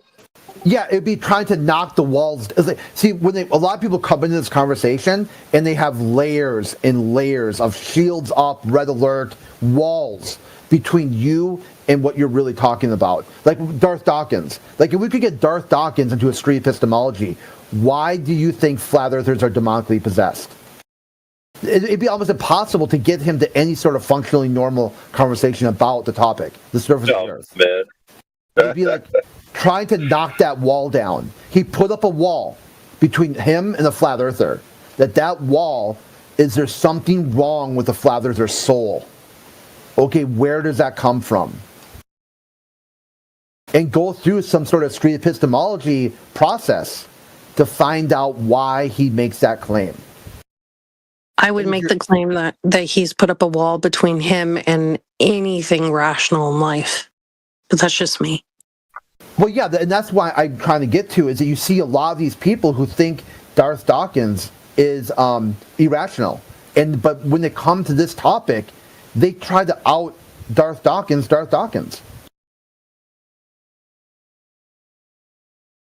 I mean, you would be surprised. We got a server, we post some of this stuff. The amount of nasty things we get in our DMs, telling people to self-delete, calling people's workplace, sending in. A couple of years ago, there was a whole event called the Children of Flat Earth, where they tried to figure out where flat earthers were and how many children were in the household, and then send in false reports to Child Protective Services to get the children removed from the household. Yeah, I'm not sure where that happened, but that definitely would not happen here. Yeah, that's something. It wasn't here. It was on a completely different server. And trying to dissect that, why would a person have that level of fear and anxiety, where they're basically like that church lady from The Simpsons screaming, "Will somebody please think of the children?" That's all because they couldn't prove their globe. Yeah, and that's the sort of irrational thing that you would get down to. You'd be able to cut down the roots to it, and really get there. And one of the best, for my approach, the guy Jerry, he used to come around here. He was a mod, but he kind of moved on to other things. We were on Modern Day Debate, and there was this really toxic admin called DJ. And after just talking to him and just going through his street epistemology, he'd mute us, time us out. We come back a week later, and eventually, when he had nothing left to really go on, and he really kind of like had done all his admin freakouts and realized it didn't change anything, he broke down and started talking about how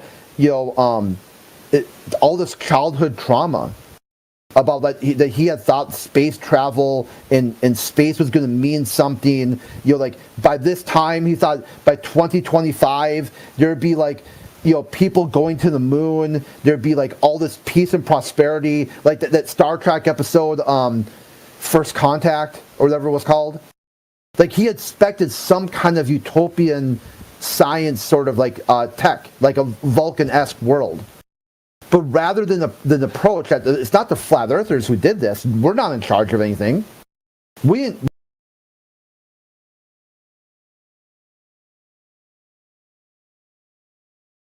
guys came in here, were they like asking questions, or did they just show up and start talking to each other about eye worms? I come in and I think about 5 minutes later, they wasn't talking about flat Earth. They was talking about something else, and I was wondering why they're not talking about the subject in the room. And I was waiting for somebody to say something. Yeah, it's strange.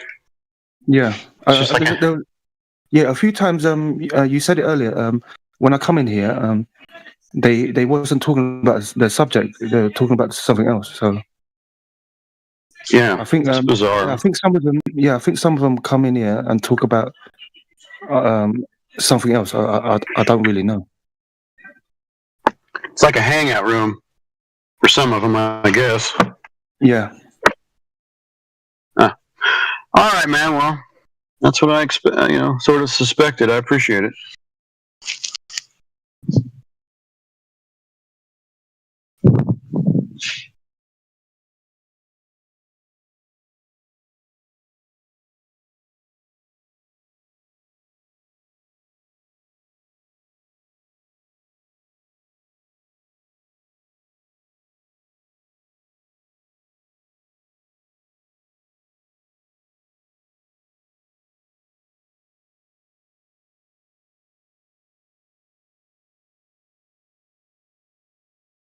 I can leave you with a single song if you guys like.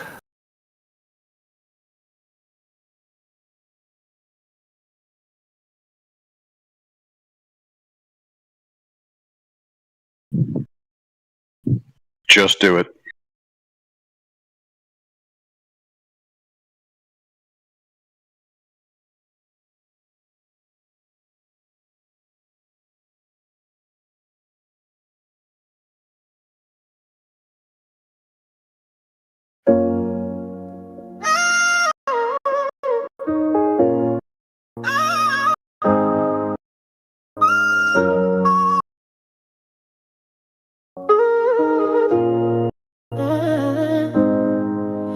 The world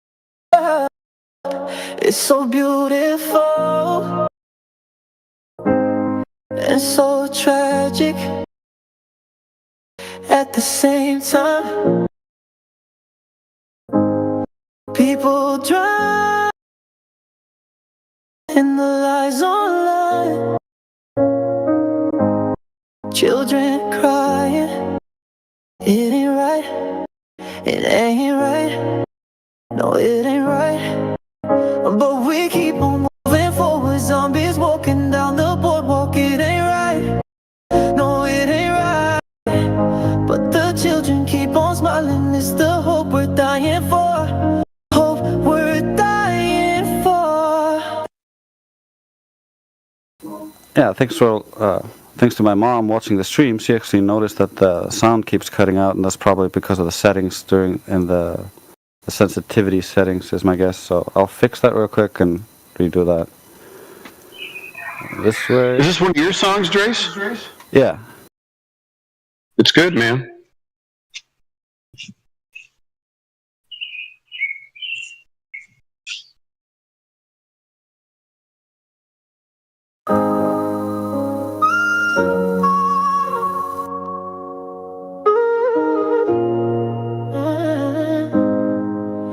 The world is so beautiful and so tragic at the same time. People drowning in the lies online, children crying.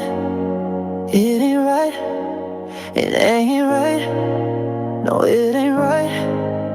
But we keep on moving forward, zombies walking down the boardwalk. It ain't right, no, it ain't right. But the children keep on smiling, it's the hope we're dying for. Hope we're dying for. Dying for. In the love, we find our peace. In the hate, we lose our seed. In the love, we find our peace. In the hate, we lose our seed. It's the birds and the bees. It's the trees and you and me.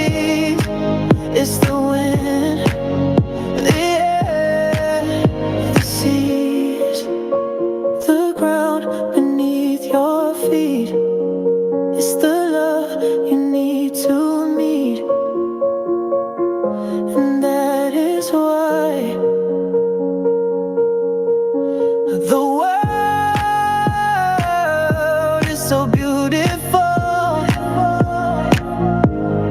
and so tragic at the same time.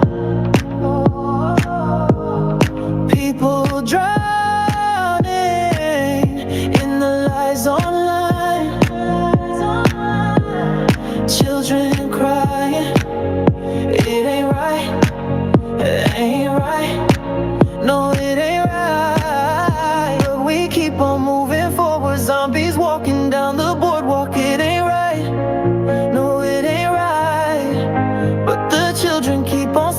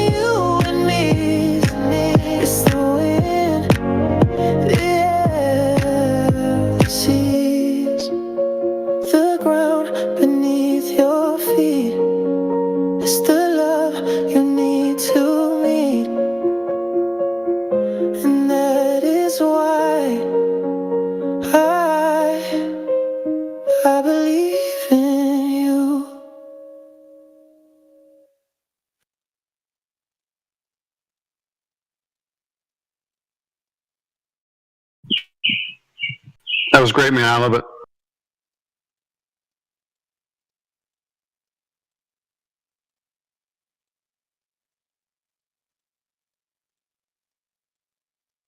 Well, I'm off to cook dinner. All right, man. We'll see you later.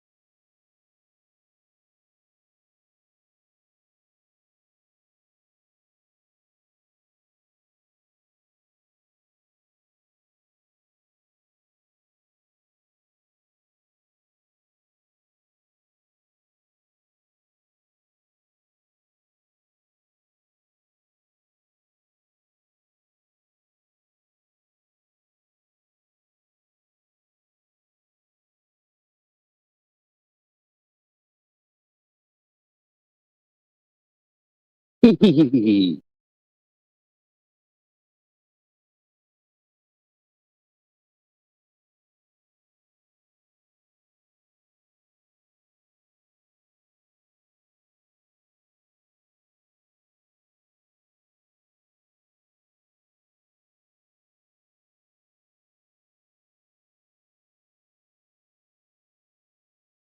holy! I just saw.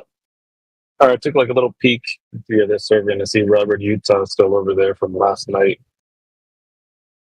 Damn. Wait, let's. I haven't seen Robert or spoken to him, like, I think about 5 weeks. I don't know what happened to him. He's using his other account right now. Rebus or Revu, whatever. Revu, yeah. Yeah. He was in there last night. I was listening to him. He came back in all of a sudden. Yeah, at the moment, he's over at the Earth Awakenings, talking the same rubbish again. Yeah.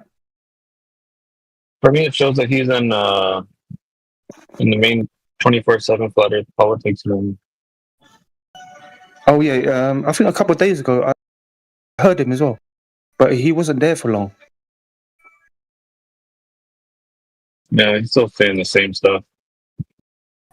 Yeah, apparently the Globers are embarrassed to hear him speak.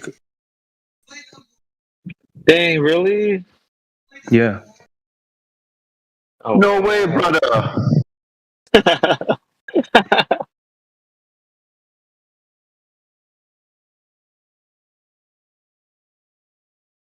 Yeah, he's the first guy I ever debated on Discord. Fun stuff.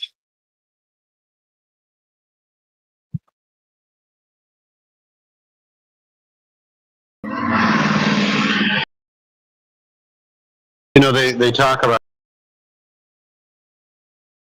you know, psychological analysis on flat earthers. I want to know why you guys think what you think, or Scott Mackey used to do that a lot. I'm just really interested in the psychology and how you guys think and why.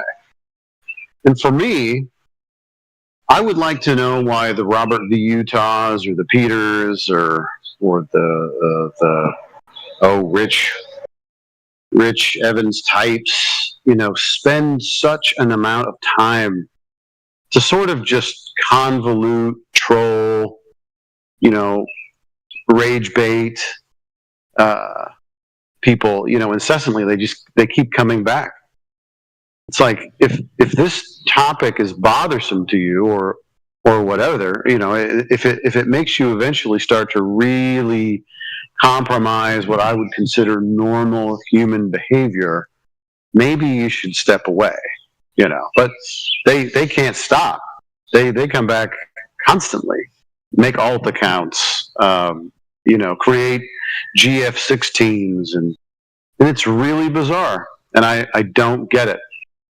So yeah, maybe it's bizarre. Maybe they could help me with Absolutely that. bizarre. Like, it's crazy.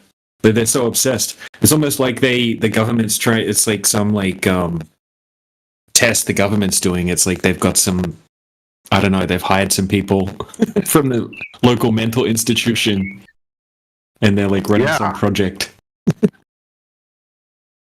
You see, I have moments where I'm full-blown conspirator, but I've given up on the idea that, you know, perhaps these guys are just agents of chaos, right? Because, I mean, what good does it do to think that or even speculate about that? But it would make sense that somebody was paid to do this daily, right? I mean, there's a certain amount of time they spend to come in and just cause problems, to just seemingly want to enrage people or to throw themselves in the gears when somebody might actually be listening. Like, that makes sense to me. Logically, it's like, oh yeah, well, you pay me, I'll go in and just be a clown indefinitely, no problem. Yeah, you know, so makes a little too much sense. You know, look how much effort the government and YouTube went to censor the flat Earth information and reconstruct their algorithm to show propaganda. Like, fair enough. Like, I mean, not fair enough, but like, if they're going to censor it, but don't replace it with false information and a playlist of propaganda. That's where it gets really weird. So if they're willing to go to that extent, what else are they willing to do to try to derail what we've got going on? Sure. 100%. I mean, is this so outlandish that they may have, just useful idiots everywhere to do this sort of thing? But if it's not that, then I'm puzzled. I would certainly put my time elsewhere if it were me. Anyway. Yeah, says who? Do you know? It's good that you mentioned Scott Mackey, because I asked ages ago just one question. Can you see people, cars, and planes going over the curve, under the curve, and upside down? And he said yes, and I couldn't believe he said it. That's the most absurd thing I've ever heard in my life. Yeah, he's dug in. He is dug in. He said so many outlandish things, I've lost count. And I talk to him quite often. Oh yeah, no, he's one of the heroes. But he would be allowed back in here. Miggy I don't know if you're aware of this, but he only had one stipulation, that he would accept, the Daily Mail from Crit. All of the absurd NASA articles and weird claims that come out of people who research or make claims about the cosmos. All he had to do was accept that daily letter. It's just like one little link to a post, and he didn't even have to read it. But he refused to accept that, so he doesn't get to come in anymore. Very strange. Yeah, once I asked him that question, and I knew how his mind operates, so I didn't bother having a long conversation with him. And I can't be bothered with people like that, man, because I know they're going to give you answers that don't make sense. Yeah, we have an interesting balance here where we really don't want to suffer the fools, but they give us great content. Otherwise, I wouldn't speak to most of these guys either, But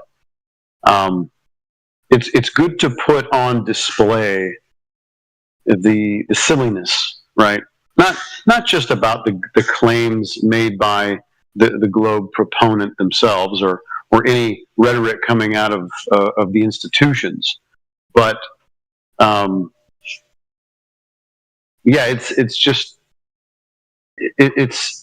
it's important to make sure that people, at least if they're viewing this, or if they happen to pop in while one of us is having a discussion with us, how far beyond what would be considered reasonable they will go.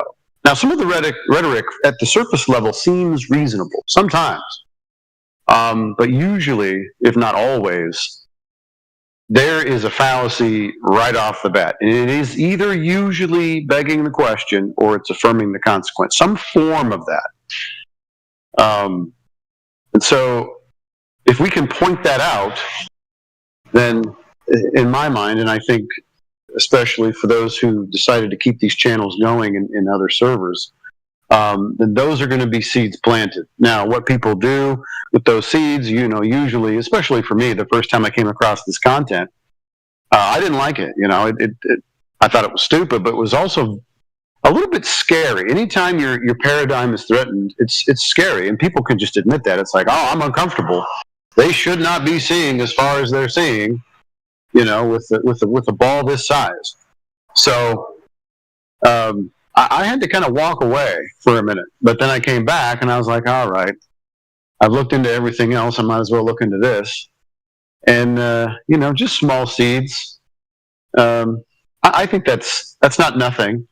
Now, some people might just be too terrified, go right back to their paradigm, never think about this twice, but they'll be left with it, right? There's going to be an impression left for the most of their life. Man, I remember that one discussion I heard on YouTube, or, I bounced into a channel on politics, and these guys were talking about elevation angles, or they were talking about geometry, tangent points. Is the horizon a tangent point? And it was compelling, and it bothered me, so I ran away. I came in to listen. I didn't even really want to talk, but I ran off because it got a little bit uncomfortable.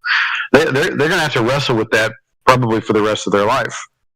good or bad, I don't know, but they were curious and they heard something, and now they'll have to deal with it. After that, it's out of our hands. But at very least, we have good fodder, right? We have an endless stream of overly confident, well indoctrinated tools at our disposal to make examples of and to plant seeds with. So I guess we'll just keep doing that, and they'll keep rage quitting, and we'll keep muting.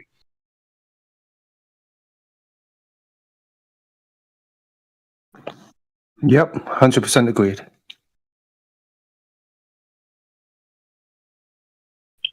I mean, who wants to talk to Robert Utah, right? Like that dude, just obnoxious, right? And there's a contrast. People, it's so bad. He gets way too excited. But there's a contrast. Like we've had, they're few and far between, but very reasonable people come through and just listen and just go, that's interesting. No ego on the line, no emotion. They're very rare, but they listen. They're like, oh, I'll have to check this out, or maybe I'll go look at the rebuttals to what you guys are proposing.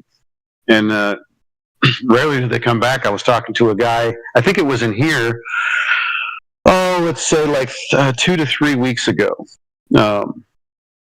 And Lucifer was in his name, something like that. Anyways, he was chill. He listened, and we all had a nice, great conversation, and he left on good terms. I haven't seen him back since, but he's just an example of how the conversation could go. Sadly, most people's... Yeah, go ahead. Well, sometimes they come back. I've noticed some people, like, they'll come back like 3 months later or 6 months later, and they'll be on our side. It's like last time they came, they were kind of on the Globe side. We presented some stuff. They were like, that's interesting. I don't have a response to it, but I'll look into it. I'll come back. Right. And you think, oh, okay, they didn't come back. But then, they'll pop up. Like Kembo's real good at remembering them. It's like, I remember you from 6 months ago. We spoke about this and that. And they'll be like, yeah, I've been thinking about it and doing research. And now I'm leaning towards you guys' side. It definitely happens. Yeah, that's true. I'm way too impatient, I guess, but it does take time. Like I think my first exposure, and then when I returned, it was more than a couple of months. It might have been 6 months. So yeah, it takes time, no doubt. But anybody out there? Go ahead. Yeah. Do you know the politics server? I think about 5 or 6 months ago, I heard somebody come on, and he apologized to all flat earthers. I think at that point he realized he knows the Earth was flat, and before that, he was angry towards flat earthers, and that moment when I heard him apologize, I think he realized that the Earth was really flat, and that's why he apologized. You know what, man? I may have even been there for that. I think I know what you're talking about. Yeah, and that was amazing, right? Which speaks well of his character, right? Just a decent man in general to be like, all right, what you guys said upset me. I lashed out, and I've been mad at you for a while, but my bad.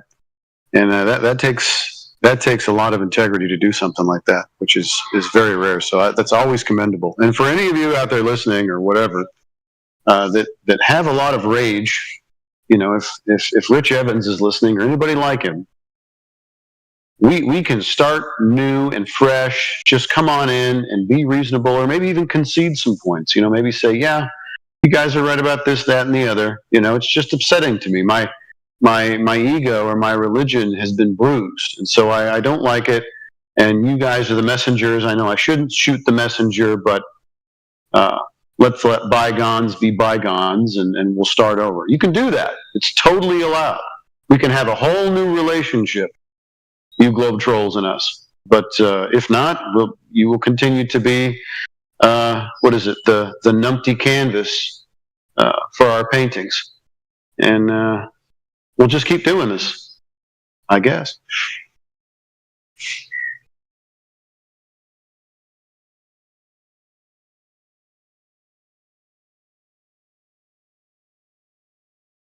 Yeah, it's funny, over the years they thought that they were defending the globe and helping the globe side by coming in here all the time, when really all they did was just help us strengthen our arguments to the next level.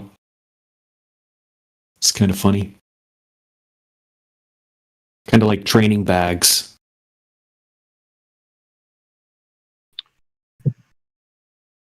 Yeah, it's sort of human nature to take easy paths, to do things that are simple for great reward. But we would probably not be as well the practice and the training with people who try all sorts of different tactics, right? Like diversionary type stuff, just interesting little fallacies that are hard to catch. But the more that we train against some of these characters, the sharper we become. Now, that doesn't necessarily have anything to do with us. It just has to do with the reps.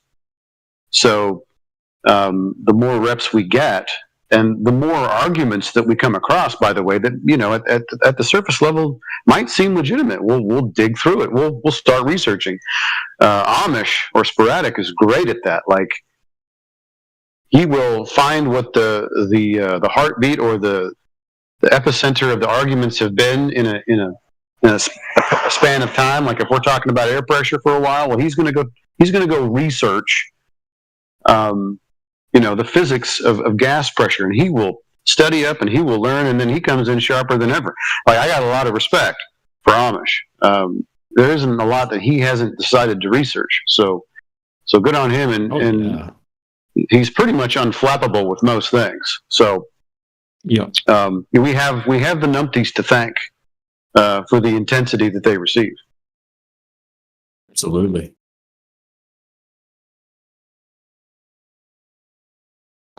Yeah, Amish, definitely top tier.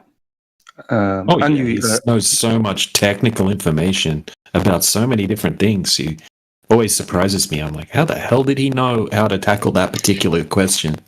He's studied all this stuff. I don't know. Some people have. I mean, I could read a lot of this stuff, and the next day I'll forget most of it. But he seems to retain everything. Yeah, DJ. I'm more of a listener.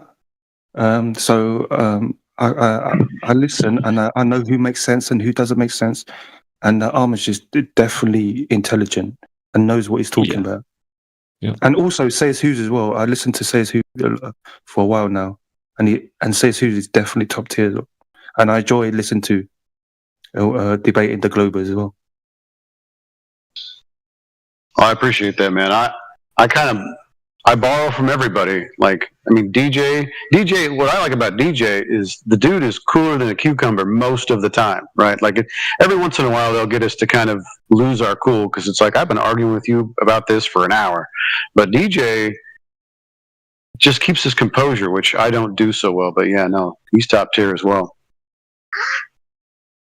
He is, yeah. I used to lose my shit at him a lot, and I try to stay much calmer now. Different tactics, I guess. But yeah, some people just grind your gears and eventually lose your cool. I'm finding that there are many ways to win a debate, right? Because it really oftentimes, at least in this age with this society, Westerners especially, people won't be able to sort of comprehend some of the nuances or even what we're talking about in general. I doubt that most people have a clue a tangent point is. Sorry for the background noise. But most people, if you say tangent point, they probably forgot what that is. And so they're going to kind of zone out when we start using technical terms, yada, yada, yada. They also can see who's winning a debate oftentimes by if somebody is using the Professor Dave tactic, which is to be very sarcastic and just insult or kind of demean the opponent. For whatever reason, people find that to be a way or valuable in an argument where it's like, well, they made you look worse or whatever, and so they value the insulting, sarcastic berater. I don't know why. I hate that. It's a bad indication. It indicates that our society has degraded quite a bit because now we value people that put other people down. But also maybe one of the best ways to win a debate, even though this is not necessarily a debate, but people perceive it that way, is that you just remain calm. You don't get excited. You don't tell them to shut the F up, which is something I've been guilty of quite a bit. So I'm trying to work on that. I'm trying to follow the example that DJ has set and just be chill and relax and don't get excited. And you might even be wrong, which pretty much is not the case around here, but we could be very wrong. But if we're composed, people like that. So it sucks that debates are not won on the merits of the arguments or the evidence presented. That's probably the greatest tragedy. But at very least, a debate can be won, or you can leave a good impression in someone's mind or even over their emotional state if you remain calm and don't take the rage bait. Don't go down the path of the one who's trying to bring you into that emotional state. And there's a lot of guys that are way better at that than me. Yeah, I completely agree with what you're saying. Like, I used to watch a lot of debates on, just watching like flat Earth debates and stuff on Modern Day Debate, and yeah, definitely the person that remains calm always seems to have like the I don't know, like what you said, right? It seems like they're winning, even if they're not making better points. They're just remaining calm. I see it happen in the main politics server a lot, right? Certain Globers use that tactic, and they'll come in, they'll stay really calm, and the flat earther will be absolutely destroying them with better points, right? But the flat earther will be yelling at them and getting real angry and emotional, and the other person just stays calm the whole time. And it does seem to the audience like, because most people listening don't even understand the technical arguments anyway, they're just basing it on the demeanor of the people and how they're handling it themselves. And sometimes the global look seems like they came out with the win, even though, just because they stayed calm. So, yeah, good point. Yeah, the other associated tactic with that is, they can stay calm, and then if they just continue to kind of repeat the same nonsense and they won't address maybe what the flat earther has told them, but they're calm, and then they eventually do get muted, right? Like, that's like, I'm not going to talk to you anymore. You're non-responsive, so you're going to be muted. And then they're going to gripe about being muted, and people are going to be like, yeah, you censored him. He must have lost. It's like, well, if you can't see past anything else, I guess I can't help you. But, the gripe for the mute, or you're oppressing me, or, you just shut me down. Another tactic. It's ridiculous out here. This is the internet. The internet is a crappy place. Oh yeah, especially Discord. Oh. Well, I suppose it makes sense, right? It's Discord. So if people aren't frickin' arguing or at each other's throats over whatever it might be, then it wouldn't be Discord.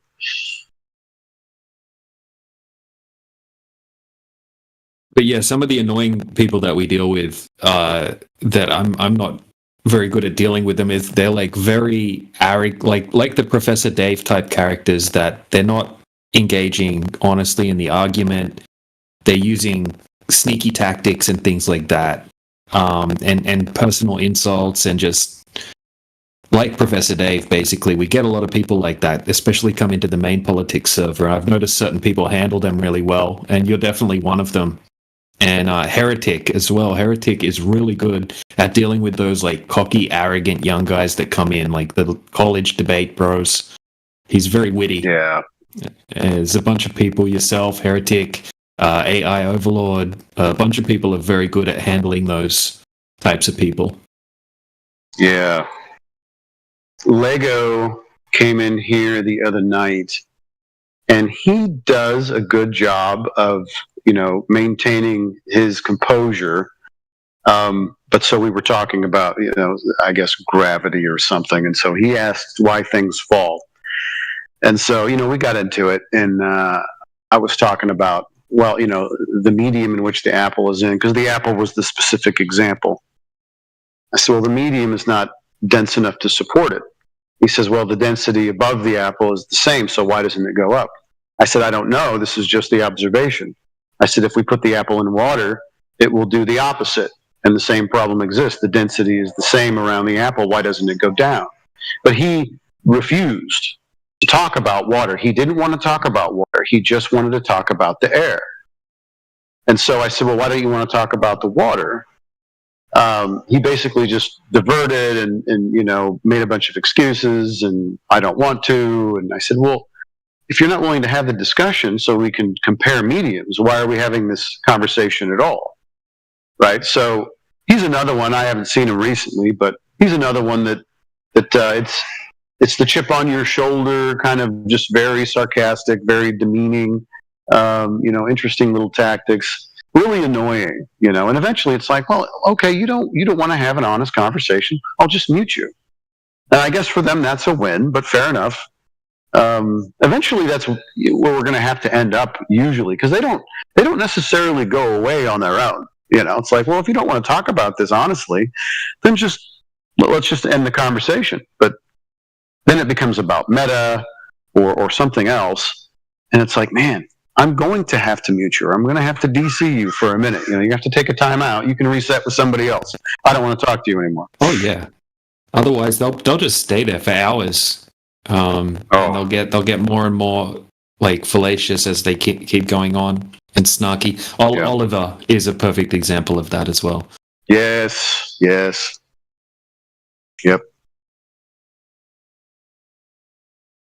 Yeah. And that one, I less than threes is Jesus. I don't know. I think that was his name. He's got like a cross, right? He's like Oliver as well. He'll just keep going for hours and hours until he starts getting like more and more fallacious over the time, more and more aggressive and snarky. But they'll stay calm, right? They'll stay calm while they're being using their little tactics to try to get under your skin, and they'll be pushing for a mute. Right, because their ego won't allow them to just leave. They'll think that that's them conceding and running away, so they'll just stay. But they'll use tactics to try to get you to mute them as an escape mechanism. Yep. Yeah, Eyeless always seems like he just got up from a nap. He sounds drowsy half the time. He's interesting. Yep. Mm-hmm.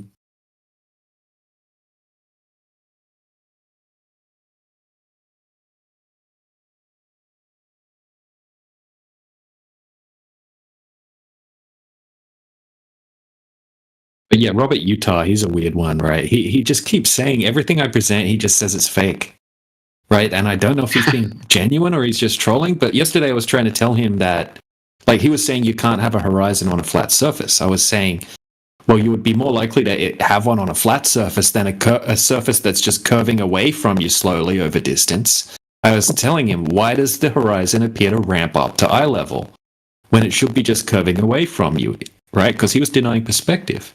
I'm saying it's because of perspective, right? The horizon is because of perspective.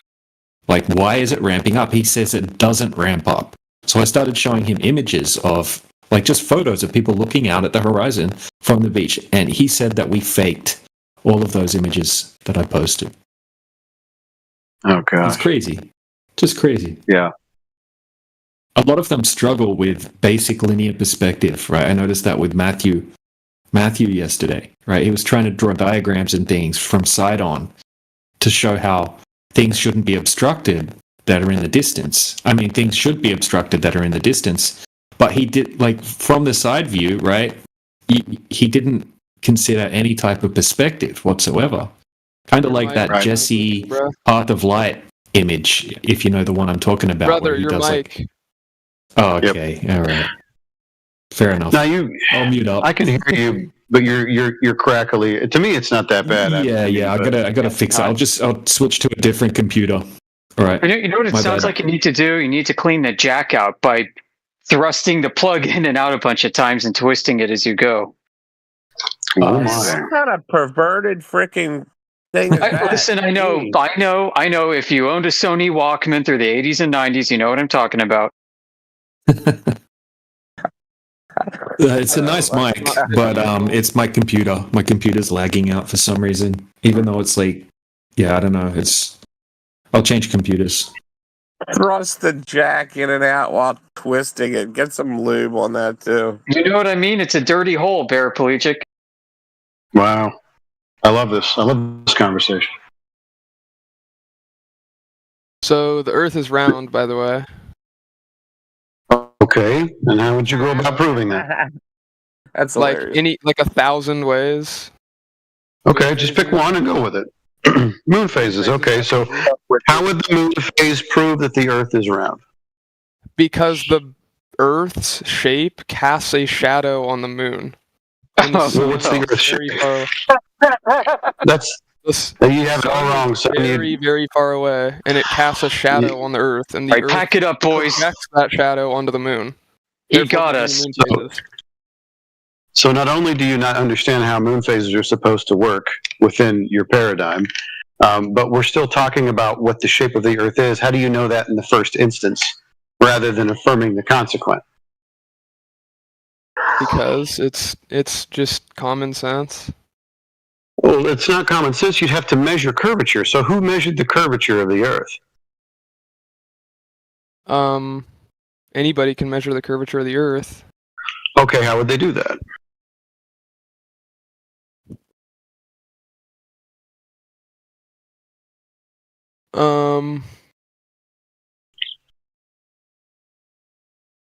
The horizon drop. The horizon drop. Okay, how much does the horizon drop over a certain distance?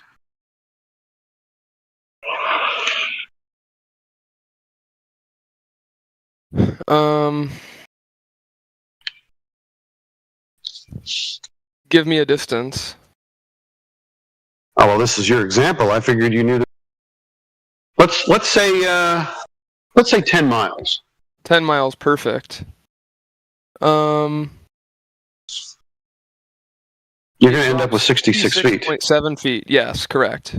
Right, correct. Okay, so in 10 miles, we should expect a curvature drop of 10 miles. No problem. So what if we gave you an observation that is not happening at all? Okay, go ahead.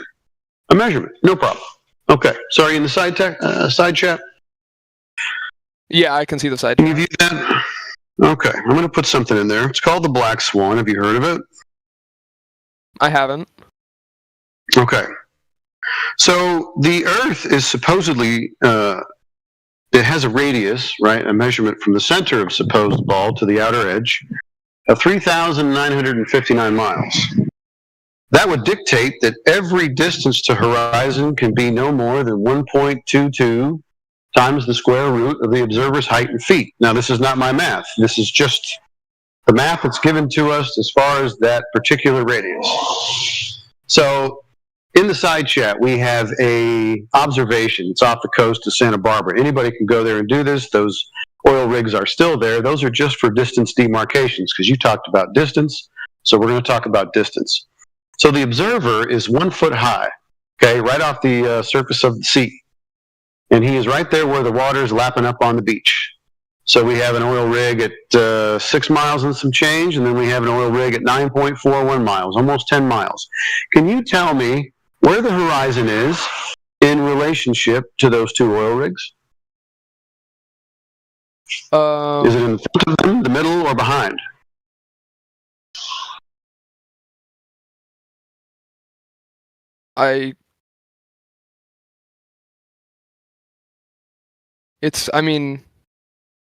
The horizon is just like the furthest point that you can see on the surface of Earth.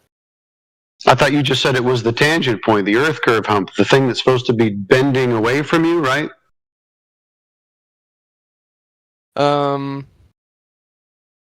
All I said was Physical the Earth curve has like a very calculatable like drop of not calculatable, measurable, right? It's a ball, so it has a tangent point according to the height of the observer.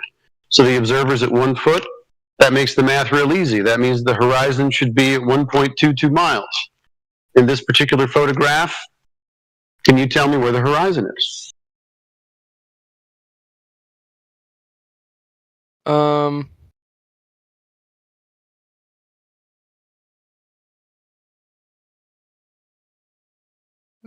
Not really. I mean, behind it looks like behind both oil tankers. Right, so roughly 10 miles. So, I mean, that's the problem is that we don't actually know, because all we know is that the horizon is beyond our distance demarcations, which are those two oil rigs. So instead of the horizon being at 1.22 miles like it's supposed to be, it's well in excess of that, exponential amounts. In fact, this, if we were using the horizon as a tangent point, would make the Earth somewhere in the ballpark of 262,000 miles in radius. That's farther than supposedly the moon is from the Earth. So there is no curvature to be measured. This debunks the entire idea that the horizon is a tangent point.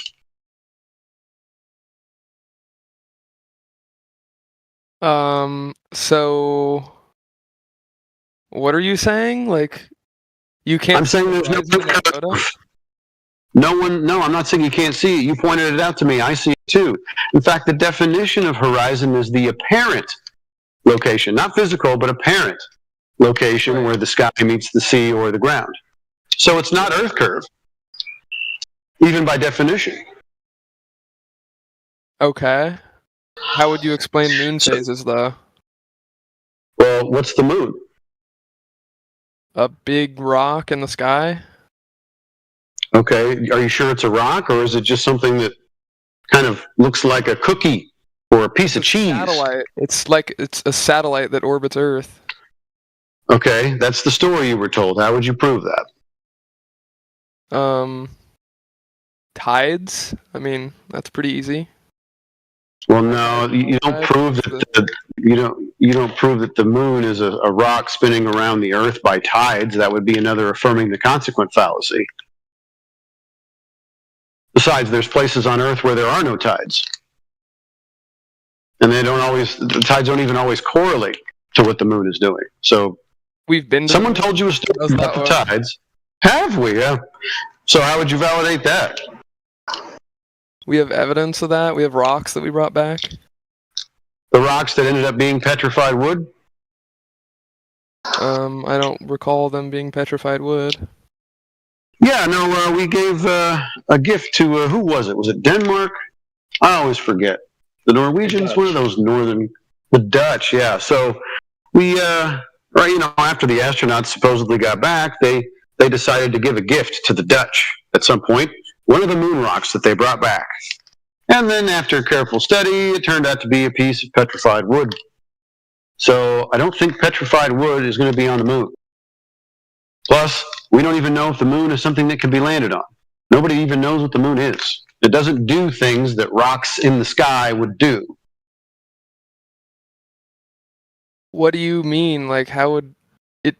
It's like... Isn't it doing what a moon does, which is like a smaller, like, sphere that orbits the Earth because its gravity is pulling on it? How would that not make perfect sense? Well, the story that you've been told might seem plausible to you, but we'd have to go through all the other stuff first. So number one, you can't use the moon to say that the Earth is round, right? Because you don't know that the Earth is round. No one's measured any curvature here. In fact, nobody even uses the Earth as a ball. Everybody uses it as a flat stationary plane. So since we use it, so massive, like you're not walking on like a tiny little bouncy ball. It's like 8,000 miles circumference. Yeah. well, 8,000 miles in diameter, 24,901 in circumference, supposedly. But once again, that's never been measured. If it was flat, you couldn't really have moon phases that are predictable, like clockwork. The moon phase, do you think that the Earth is eclipsing or something, the moon? Do you know what the moon phase is? Yeah, it's when the sun shines light on Earth and the moon is behind the Earth a little bit. That's incorrect. That's a lunar eclipse. You don't even know what the moon phases are. That's okay. You should go read up on what the moon phases are and come back. I'm about to right now. What is a moon phase? Okay. The moon is positioned between Earth and the sun. So the side facing Earth is mostly dark. The moon is basically invisible or very faint. Waxing crescent, a small sliver on the right side of the moon, starts to be lit, growing bigger each night. First quarter, half of the moon's right side is lit. It looks like a half circle. This happens about a week after the new moon.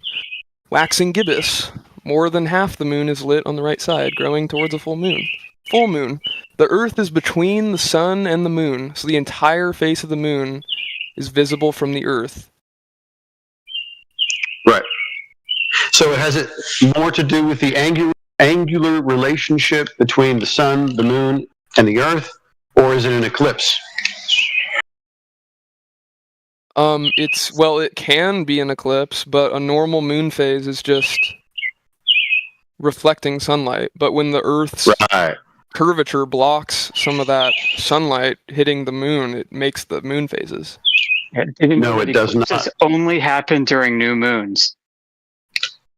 What? Yeah. Explain that. Well, whenever there's a new moon, there's an opportunity for a lunar eclipse to take place. They don't happen at any other phase. You mean solar, right? No, I mean lunar. Lunar eclipses. New moon, yeah, I should say a full moon. In some cultures, the new moon is a full moon. And vice versa. Yep, so, yeah. So during when the moon is fully lit up, it's a full moon.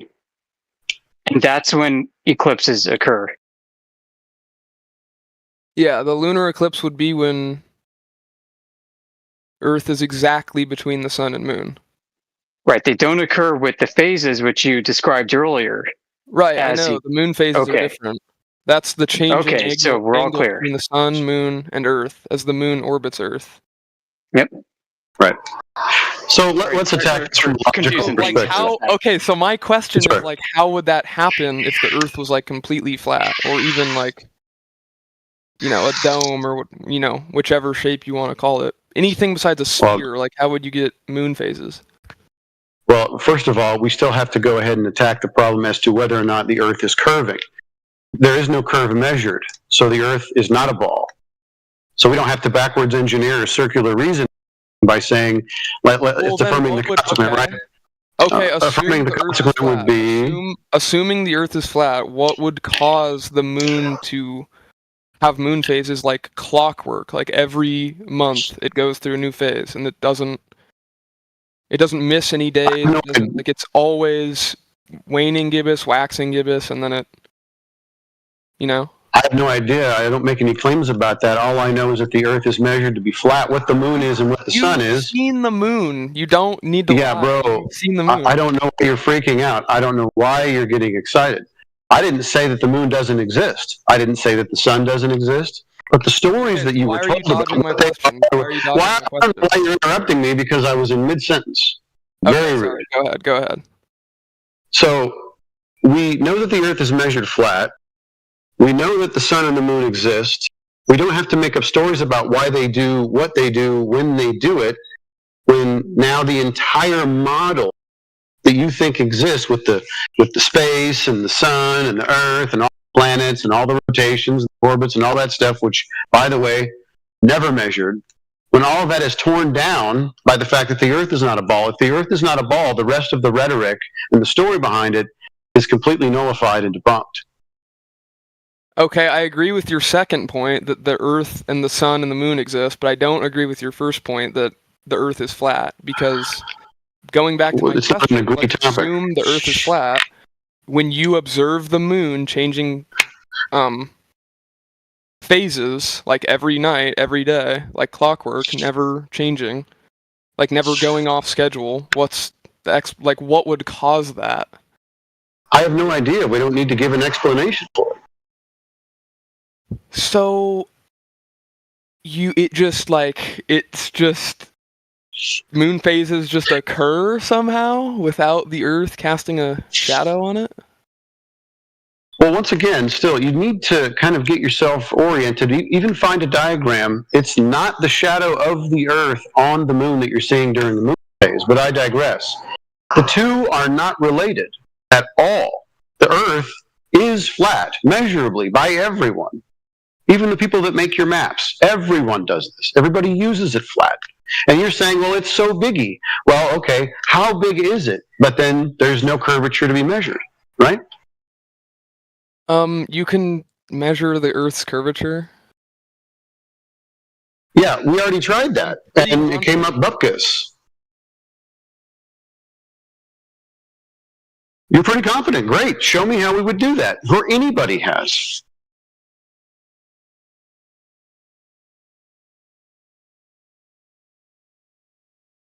Okay.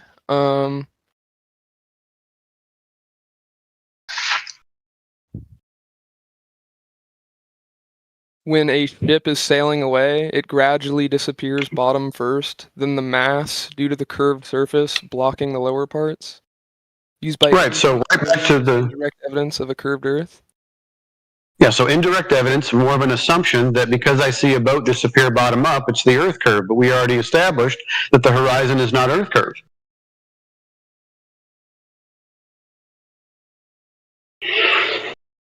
What? The horizon is not Earth's curve.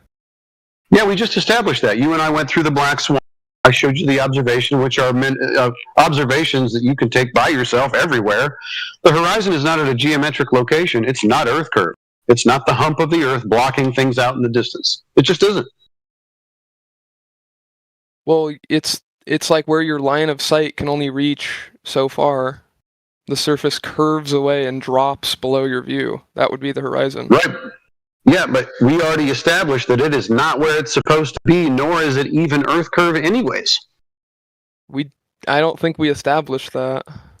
Well, we did. I gave you the definition for the horizon. The apparent location where the sky meets the Earth or sea.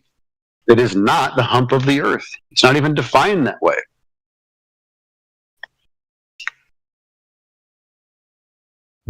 Okay, so you don't believe that the horizon is the visible edge caused by Earth's curved surface? It's not whether or not I believe it. I've proven that to be the case. It is not the curve of the Earth. It's not a tangent point. It's not physical. It's not blocking out boats and buildings in the distance. Actually, it does. Like, you can only see so far. That's what the horizon is, because the Earth's curvature is limiting your vision. Are you on repeat now? So why isn't it at 1.22 times the square root of the observer's height and dictated by the mathematics and the supposed geometry of the globe? I don't know. Make sound more like... Make it sound more easy to understand. You're kind of like sounding kind of like a schizo right now. I'm making plenty of coherent sense. The fact that you don't understand what I'm talking about doesn't make me a schizo, but I digress. The horizon is not at the geometric location, meaning the tangent point, the point where you would be seeing out and meeting the curve, and then things progressively dip below that physical blockage. Physical blockage. It's not the physical Earth curve. We've just debunked that, you and me. You agreed. And now you're saying, yes, it is. It is, it is, it is. And I'm saying, no, the measurements show that it is not. Okay, what exact measurement shows that the horizon is not the curvature of the Earth? Could you please give that to me, simply? I just showed you. Oh my God, dude. Is the Earth curve where it's supposed to be if the Earth has a radius of 3,959 miles? If the horizon is Earth curve, Is it where it's supposed to be? I mean, yeah, it is. Wait, so then in that photograph that I showed you above, that I posted for you, that horizon is at 1.22 miles, even though we have distance demarcations and the horizon is behind them at 10 miles or greater. I can't really understand like what you're asking. Like, well, you understood it earlier. So you're saying that it doesn't line up with the math that, like, I'm struggling to understand like what you're trying to say. Yes, if that's going to help you, it does not line up with the math. The math dictates it means it has to be at 1.22 miles because the observer height in that photograph is 1 foot above sea level. 1 foot, right at the shore. Okay. So let me take this image. Okay, and you're saying what happens when reality doesn't match mathematical expectations? I guess there's a problem with the math, not the reality. Bingo. Right. Reality always asserts itself. It's not gonna be a false reality. I couldn't agree more. So in reality, the horizon is not Earth curve. Okay, all right. We'll just move past that. I could stay here all day. The fact that the horizon is not Earth curve and has never been measured or shown to be.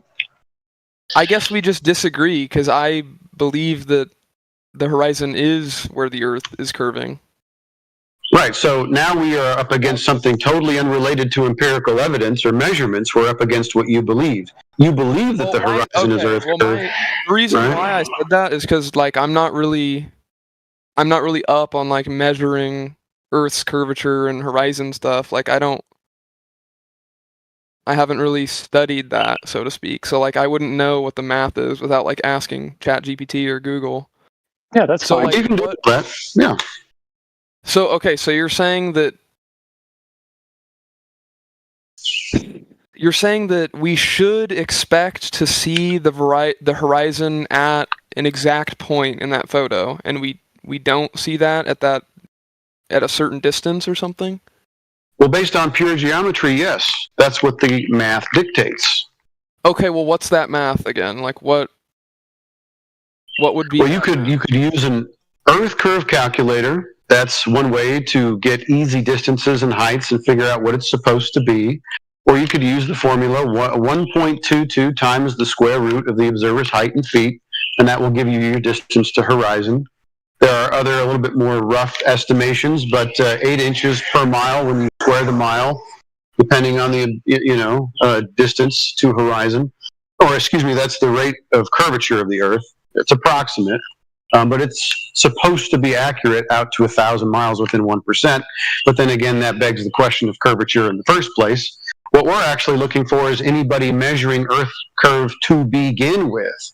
That will be the really fun thing, because it turns out that the best we have is one measurement with a lot of assumptions baked in, and then after it's all said and done, it's still affirming the consequent. And that apparently was done like 2,000 years ago by a guy named Eratosthenes. Since then, no one's giving us any measurements of Earth curve. None. Zero. Okay, so what was that formula again? You said 1.22 times the square root of the observer's height in feet. Mm-hmm. Is what? Like, what's the rest of the equation? That's it. So the observer height, and you take the square root of that, right? And then you multiply it times 1.22. Is like what that should give you horizon. That's going to be your distance to the horizon. Okay. Okay. Because everybody believes, yourself included, which I'm not taking a shot at you, that the horizon is the Earth curve. That's the tangent point. Right.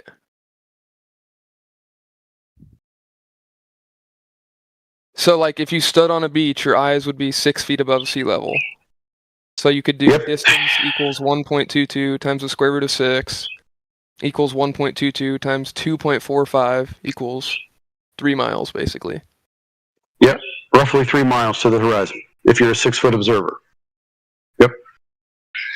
And that's derived from the geometry of a sphere, Earth. The higher you are, the farther you can see, because your line of sight extends over more of the curved surface. That makes sense.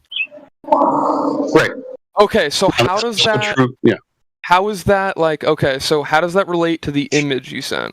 What's the what's the problem there? Well, the problem is that we have an observer at 1 foot, right at the shoreline where the water's lapping up, when we have a horizon that is at least 10 miles in distance, apparent Okay, so distance. 1 foot. Okay, so the picture is taken like 1 foot off the ground, right? Correct. Okay. And then you have some objects off the coast of Santa Barbara that are the oil rigs that are 9.41 miles away and 6.21 miles away. But okay, so what's the problem there? Like what's not adding up in that image? So where should the horizon be from a 1 foot observer in distance? See where the water meets the rigs? At both rigs, yeah. The water continues behind the last rig.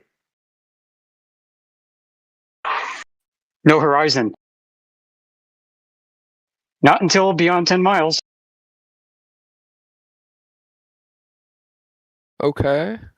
It should be 1.2 miles from 1 foot, not 10 plus.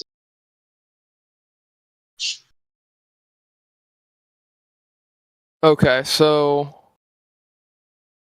let me ask AI and see what it says. If I take an image 1 foot off the ground, why can I see 10 feet or 10 miles before the horizon? Distance.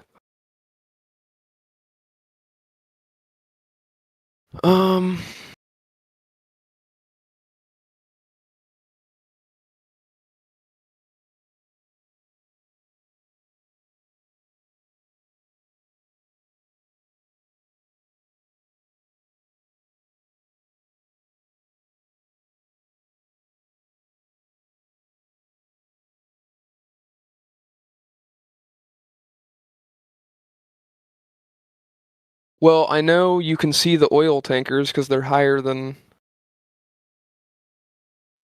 You see the water where the oil tankers are sitting.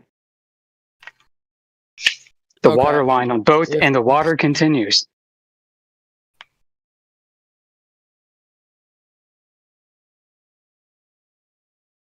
I see the water continue past the oil tankers. Yeah, like maybe save the image and paint a line where the horizon is to help.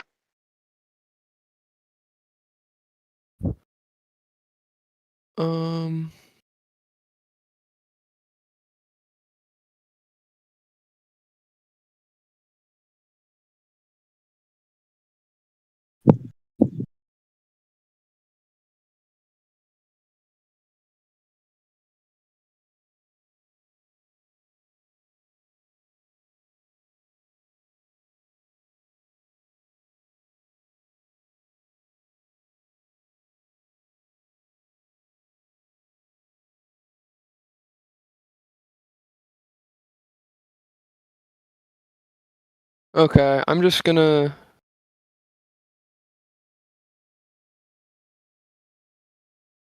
The bottom of the ship may be hidden.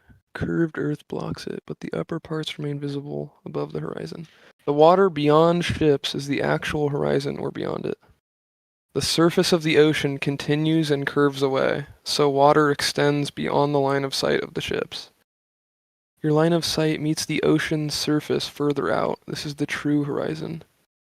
Because the ocean surface is mostly flat, on the scale we see, it looks continuous even though it's curved. Okay, Problem Go ahead. The problem is the distance to the horizon, that point, is the tangent to the curve. You shouldn't be seeing anything behind that point because there's no path of light to your eye. Okay, so the problem is, why can I see the water further than what I should based on the curvature formula. Yeah, God forbid the Earth is What's that? actually flat.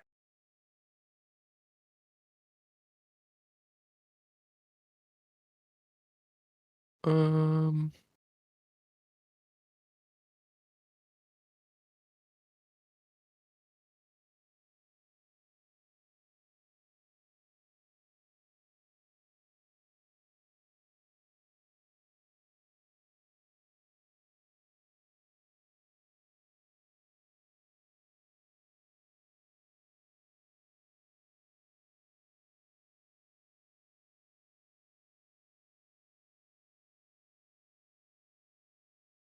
You're seeing water. Okay, this is what ChatGPT gave me as a summary. It's saying you're seeing water beyond the geometric horizon because of atmospheric refraction bending light downward, possibly combined with slightly higher observer elevation and optical effects.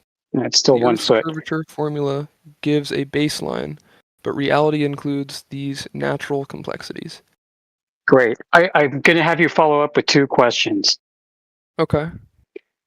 Ask ChatGPT what the K factor is in percent for this observation to hold true. The second question will be after that. What physical conditions are possibly present that comport to that K factor? Okay. I asked, what is the K factor in percent for this observation to hold true? It said, great, you're asking about the K factor. That's the correction factor used in Earth's curvature calculations to account for atmospheric refraction. What is the K factor? When calculating how far the horizon is, or how much the Earth curves away, the simple geometric formulas assume no atmosphere. In reality, the atmosphere bends, refracts light downward, making the horizon appear farther. The K factor modifies Earth's radius to an effective radius, R effective equals K times R. This factor adjusts calculations to reflect that light travels in a curved path, not a straight line. Oh my God, just get to the answer already. Yeah. Tell it We to give wanted you to an do answer. the calculation and provide the percent. Okay. Standard atmosphere, K equals 1.13 to 1.17. This means the Yeah. effective Earth's radius is about 13 to 33% larger than the actual radius when accounting for refraction. Right. Calculate the actual percent for this observation. A 1 foot observer seeing the horizon beyond 10 miles. Okay, calculate this. Wait, what did you say again? Calculate this. K factor for a 1 foot observer height. Okay. And a horizon distance of at least 10 miles. Okay. I said calculate this K factor for a 1 foot observe height and horizon distance of at least 10 miles. Okay, it says given observer height equals 1 foot, observer horizon distance equals 10 miles, Earth radius equals 3,963 miles, mean radius in miles, effective Earth's radius, R effect equals K times R. Okay. Okay, so it gives me a pretty complex equation. D equals the square root of 2 times R effective times H equals the square root of 2 times K times R times H. Rearrange to solve for K. K equals D squared over 2 times R times H. D equals 10 miles. R equals 3,963 miles. H equals 1 foot. H equals 1 foot equals 1 over 5,280 miles, since 1 mile equals 5,280 feet. So H equals 1 over 5,280, approximately 0.000189 miles. Calculate denominator. 2 times R times H equals 2 times 3,963 times 0.000189 equals 1.5. Calculate numerator.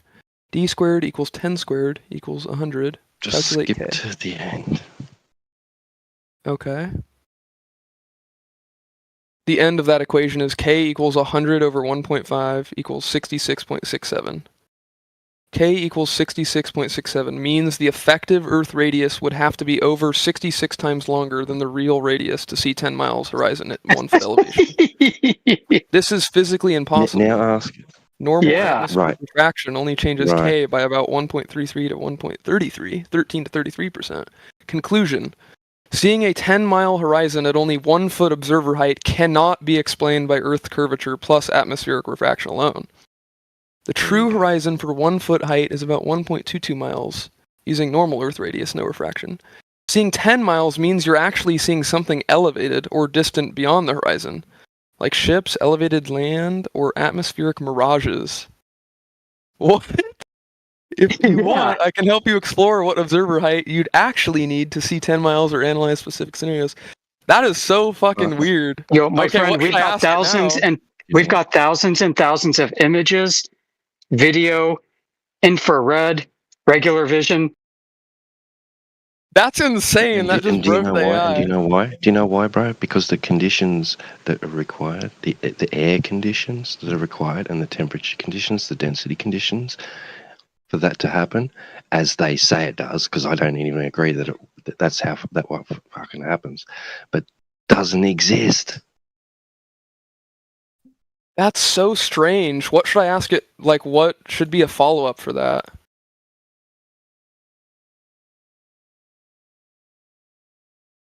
What happens if we see even farther in infrared? Oh, yeah, that's a good one. Okay. Or like, I want to like what's so okay. So it's saying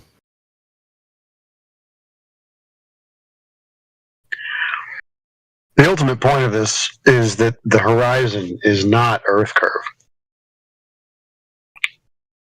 okay. So like, how can I resolve? Like, what is the problem? Okay. Welcome to flat Earth. Okay, well, I asked, still asked don't AI believe this flat Earth one because this thing. is. I got I the mean, this same is answer. one point we're exploring, and we're only like 15 minutes in of asking AI. So like, what? Okay, let me reread this really quick. Yeah, we've got plenty more that will do the same thing to the AI. Right. Seeing a 10-mile horizon at only 1 foot observer height cannot be explained by Earth curvature plus atmospheric refraction alone. Okay, then how can I see water that far out?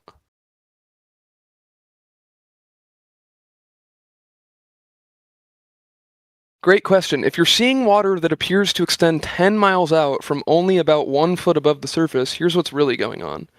You're seeing the ocean surface curving away beyond the horizon, not the flat edge. This is just what the AI is saying. The horizon is not a sharp edge or wall. It's where the Earth's curved surface dips below your line of sight. Beyond that edge, Sounds like a the sharp ocean surface- geometric definition to me, but Beyond that edge, the ocean surface continues smoothly, but it's hidden from your direct line of sight because of curvature. However, the atmosphere and light bending allow you to see more of the surface beyond the geometric horizon. you broke ChatGPT. I know, we already said that it's like it's accounting for more, or that can only account for like 15 to 33%. Yeah, if you asked it to basically go back and do the previous calculation, it would go back and do the thing again. The AI is not a very reliable source, but you can use it to explore different concepts and learn more about things. But you should generally want to use that as just a jumping point into actually studying that topic. Right.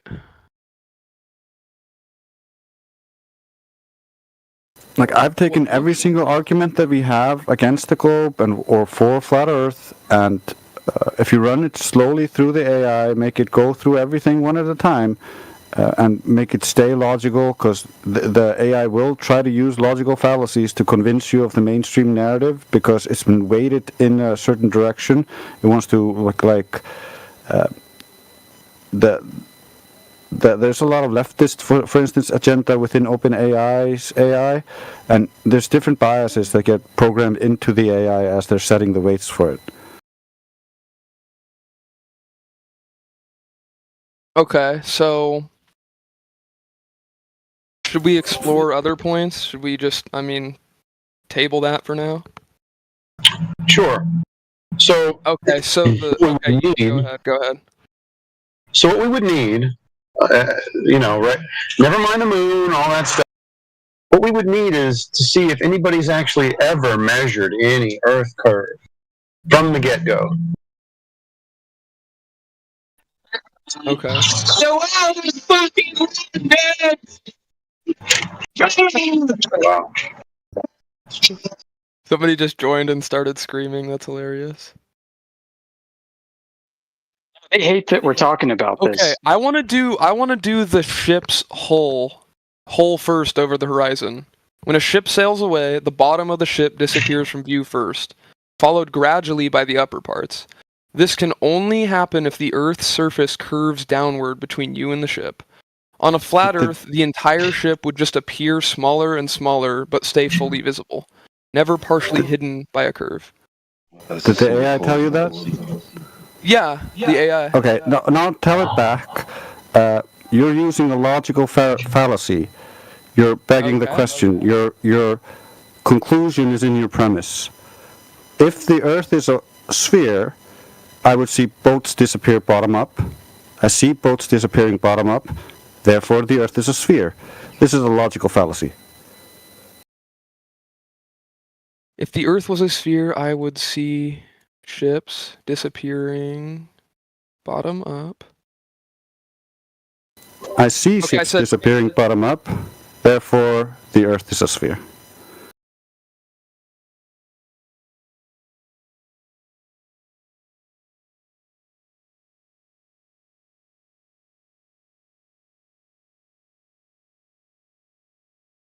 Okay, let's see what it says. Great catch. What you're pointing out is related to the structure of the argument, whether it's circular reasoning, a logical fallacy where the conclusion is assumed in the premises. Let me clarify. The argument I gave. Premise. If Earth is curved, ships sailing away will disappear bottom first. Observation. Ships disappear bottom first. Conclusion, therefore Earth is curved. Is this circular reasoning? Yeah, No, he made the same. It's not circular, because the premise is a hypothesis or predication based on the spherical Earth model, not an assumption that the Earth is curved in a way that assumes the conclusion outright. The premise states, if Earth is curved, then we expect this observable behavior. The actual observation matches this prediction. This is an example of deductive reasoning based on a testable hypothesis. That's patently false. If A, then B, B therefore A.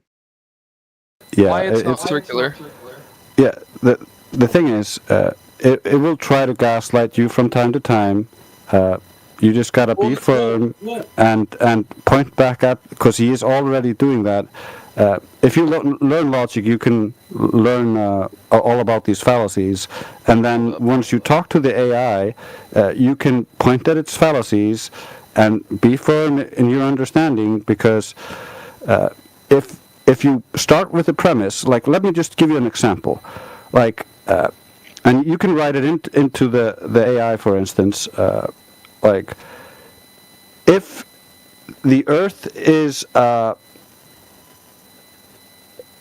if the Earth is a unicorn, and we live on the back of this unicorn, we would see boats appear to disappear over the back of the unicorn. Well, we see boats disappear over the back of the unicorn. Therefore, the Earth is a sphere. They're using their preconceived idea of the globe, and then saying, well, I believe boats would disappear bottom up over this preconceived idea of this model. We see what appears to be bottom up disappears sometimes. Therefore, that means the Earth is a globe.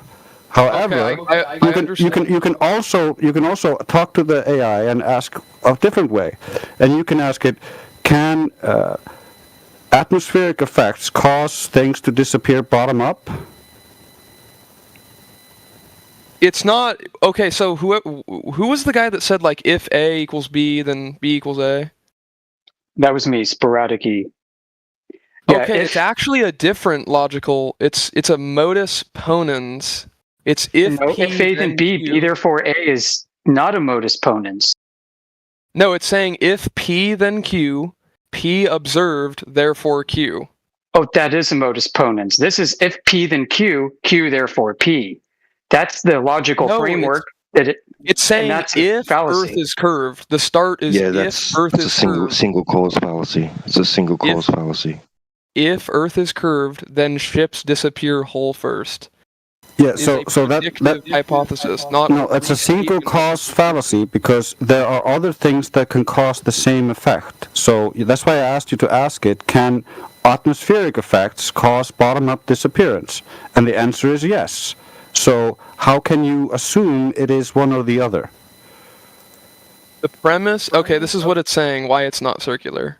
The premise sets a conditional statement. If Earth is curved, it does not assume Earth is curved as a fact in the premise. The argument tests the hypothesis by comparing it to reality. No. It didn't test if the Earth was curved. It just tested the separate assumption that if boats disappear bottom up, that means it's curved. You see the difference? No, it's saying... Yeah, Q is here's the argument. Here's the argument. If Earth is curved, ships sailing away will disappear bottom first. That's the premise. The observation, ships disappear bottom first. The conclusion, therefore Earth is curved. That's a simple 1, 2, 3 modus ponens. Yeah, it's not logical because we can show bottom-up disappearance due to optical effects alone and no curve involved, so you assuming it's curved is logically fallacious. It's not assuming the Earth is curved. Yes, it is. Just because the AI claims it's not assuming it doesn't mean it's not assuming it. This is a new development, Drace. I've never seen the AI go broke like this before to defend the globe. Well, they keep updating it and weighing it more and more heavily towards the propaganda. To me, this logic completely checks out. Like I've read this over like 3 times. It's looking. Bro. It explains why it's not circular. It is circular, and it's not logical. Like if you can make something disappear bottom up, not due to curve, how is this logical? How is the argument it just gave circular? Because your conclusion is in your premise. That is a begging the question fallacy. Yeah, Drace is right. That's Let me ask precisely it again. Here's another one with the same form. The premise is a conditional statement. It's not assumed in the. Go ahead. Okay, go ahead. Sorry for cutting you off.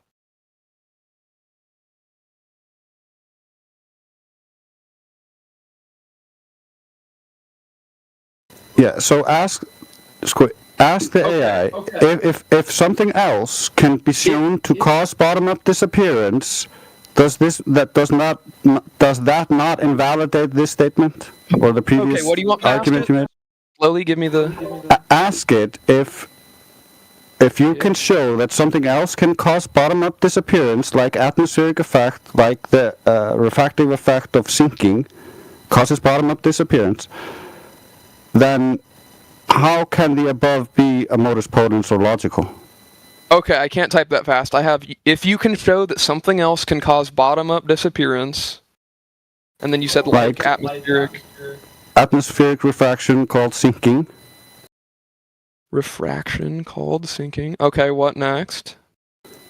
How can we say that the above argument is logical when there are alternative causes for the same effect? If there is alternate causes for the same effect. Okay, I literally wrote down exactly what you said. If you can show that something else can cause bottom-up disappearance, like atmospheric refraction called sinking, how can we say that the above argument is logical if there's an alternate if there is alternate causes for the same effect? Enter. Let's see what it says.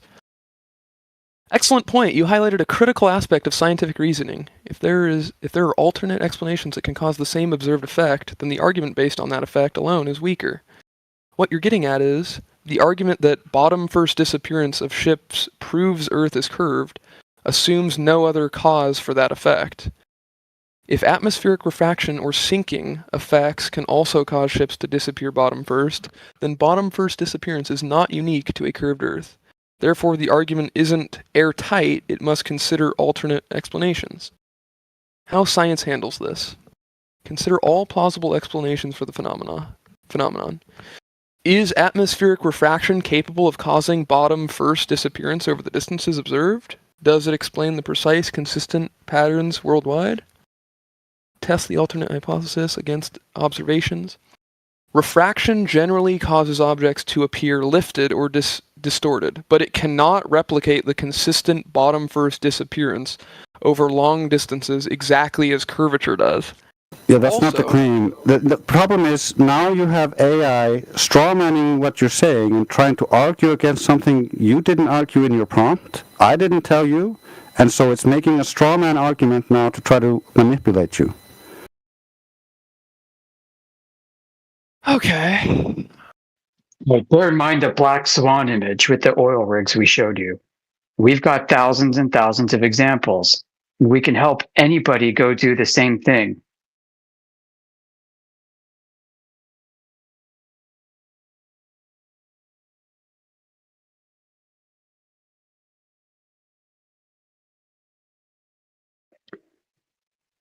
Okay. So here's what I was going to say before, right? If I eat a pizza, then I am full. I am full. Therefore, I must have eaten a pizza. Is that reasonable to you? It shouldn't be, because I could have eaten other things to be full, not just a pizza. Right.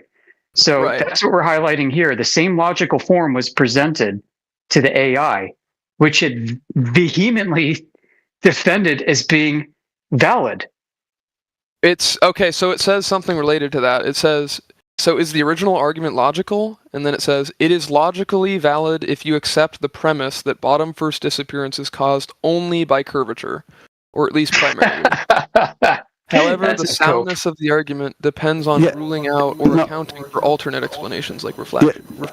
See, it literally told you that, like, you need to pre-assume the Earth is curved for the argument to be valid, but that makes it a begging the question fallacy, which it makes it invalid. So it just is pulling you in circles with logical fallacies. Right.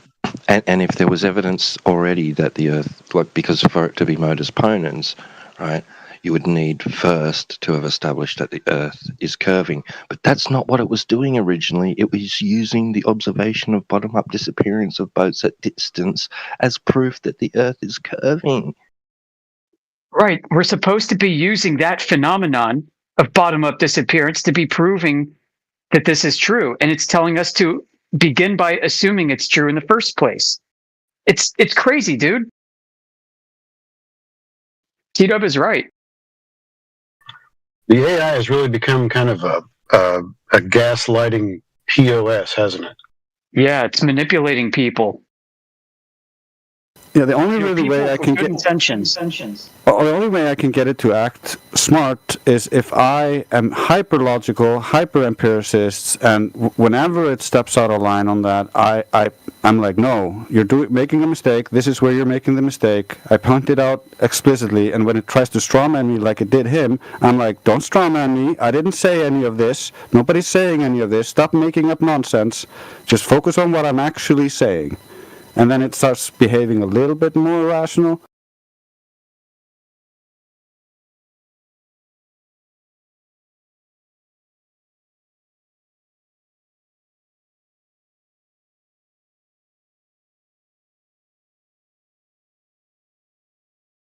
Okay, so I guess let's try to work backwards. Like, how could a ship disappear bottom first? Well, I have a really good video for you from Life is Short, and it's an analysis and a comparative analysis between optics and Earth curve maths, and yeah, it's really worth looking into because he's got all the math and a bunch of experiments to go with it. All right, I'll check it out.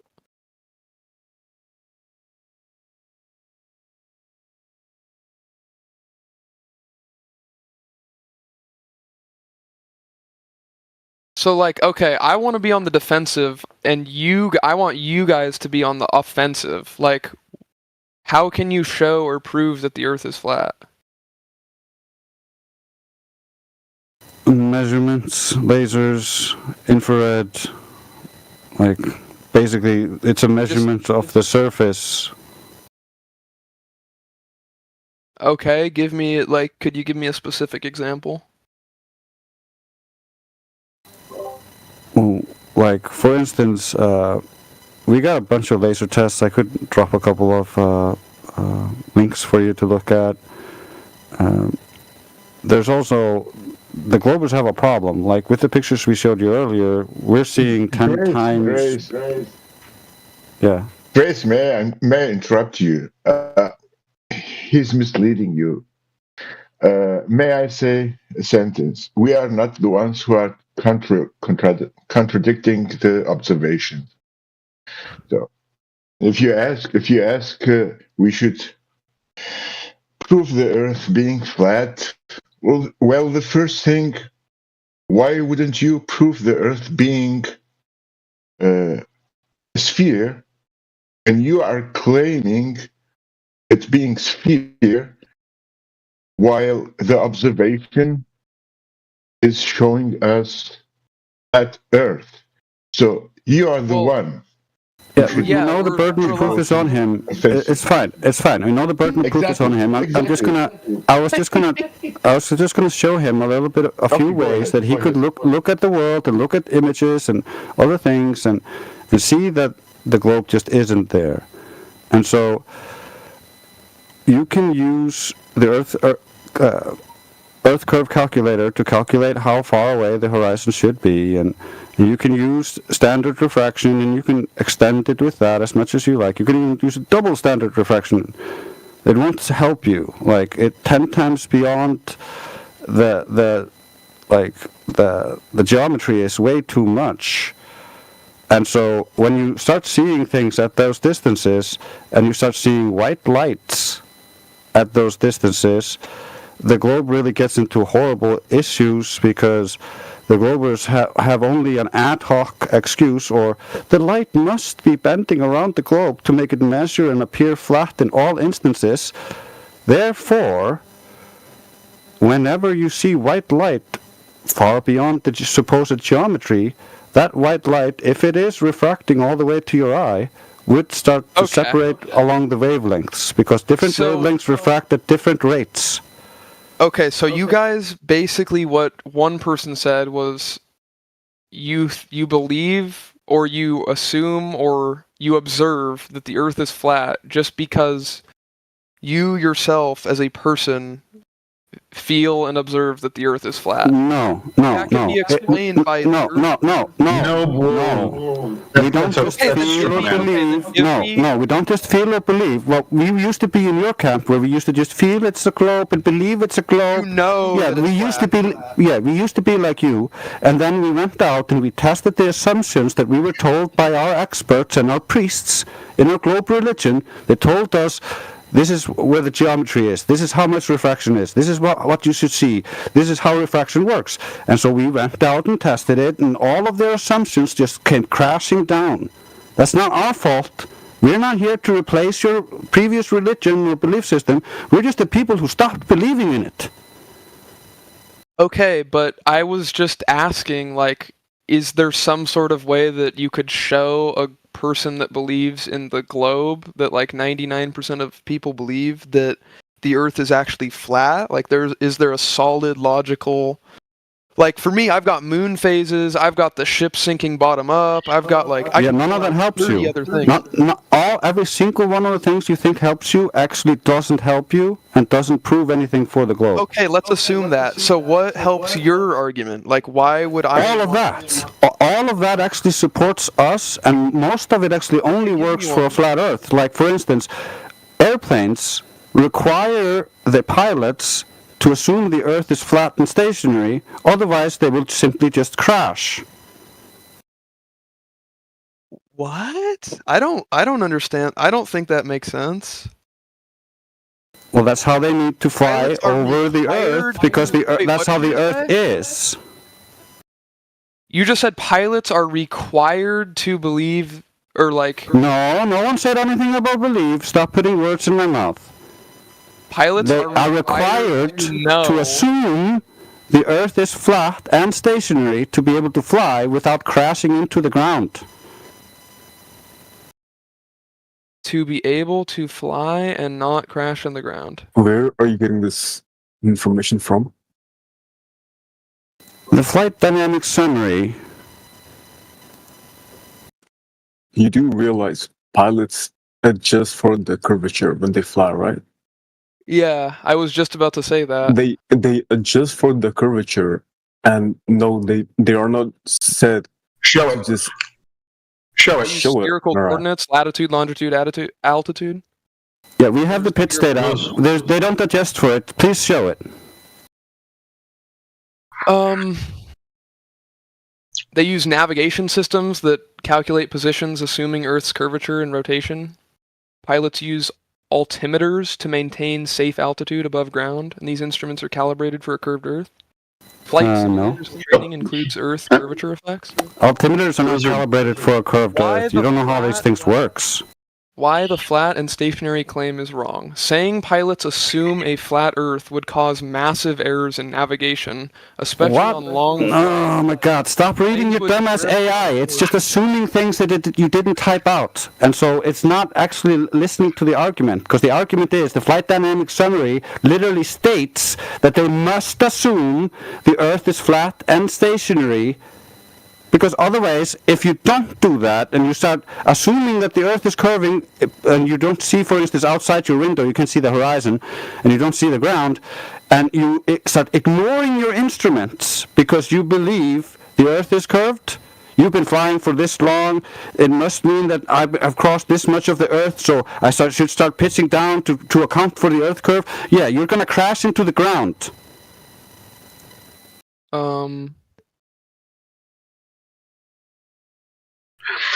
If you're going to give us the same baseless assertions that the AI is giving you, then we're going to need the evidence other than just the claim. Okay, I was asking originally for like a point that would convince someone, like a very simple or maybe even complex point that would show or point out why the Earth is flat. Could you give me some of those? No problem. Yeah, all of the positions on Earth, latitude, longitude, are all measured with the Earth as a stationary plane. What I mean by that is that the Earth is measured to be flat to create the coordinate system on the Earth. Latitude, longitude, those are all elevation angles. Elevation angles require the Earth to be flat. Latitude and longitude are not based on a stationary plane. They are part of a coordinate system specifically designed for a rotating spherical Earth. Yeah, it's saying that. Dude, listen, hey bro, if I wanted to argue with AI, I would argue with AI. So if you're going to use the AI, get the AI to provide the documents and the methods for the measurements that they are claiming. I know that they're using elevation angles to Polaris to give us latitude. That is a measurement of the Earth as flat. So either provide the cowbell, or, I mean, I guess you can stay in the paradigm that you exist in, where all of your answers are fed to you without any evidence provided. So is it worth revisiting the black swan that we talked about earlier? Carrot Doctor, remember the K factor? Remember when ChatGPT melted down over that? You think it's still credible? I do remember that, and I don't get why. Maybe it's not understanding the image, like, because I sent it the image, and it's... No, I don't know. We fed it the actual measurements. It doesn't need the image for that. You want me to scroll back up to that? You want to revisit that, or no? I want you to revisit it in your mind as you listen to us. Now, I'm going to tell you, we don't just have this one image. That's one point of an image of like one thing. There's like we've got infrared. There's moon phases that we skip past. We've got high altitude infrared measurements. Wait, go ahead. What did you say again? We have flat earthers who take very, very expensive optics, who are themselves field engineers, who've gone up in airplanes 35,000 feet and mega zoomed in on the horizon in infrared, seeing mountain ranges that should not be visible, that should be about 14 miles below the geometric horizon. And it's in infrared, so nobody can claim refraction. Okay. So We like, have I want to get back much to, more than that. so let's not go on like these tangents where, well, they're not tangents, but like, let's get to some concrete evidence for flat Earth. Like, can I That's hear what something? I'm presenting. You want to see some of this That's footage? such a neat, like you're saying, oh, we observe more of the, like that could be explained with so many different things, like you're No.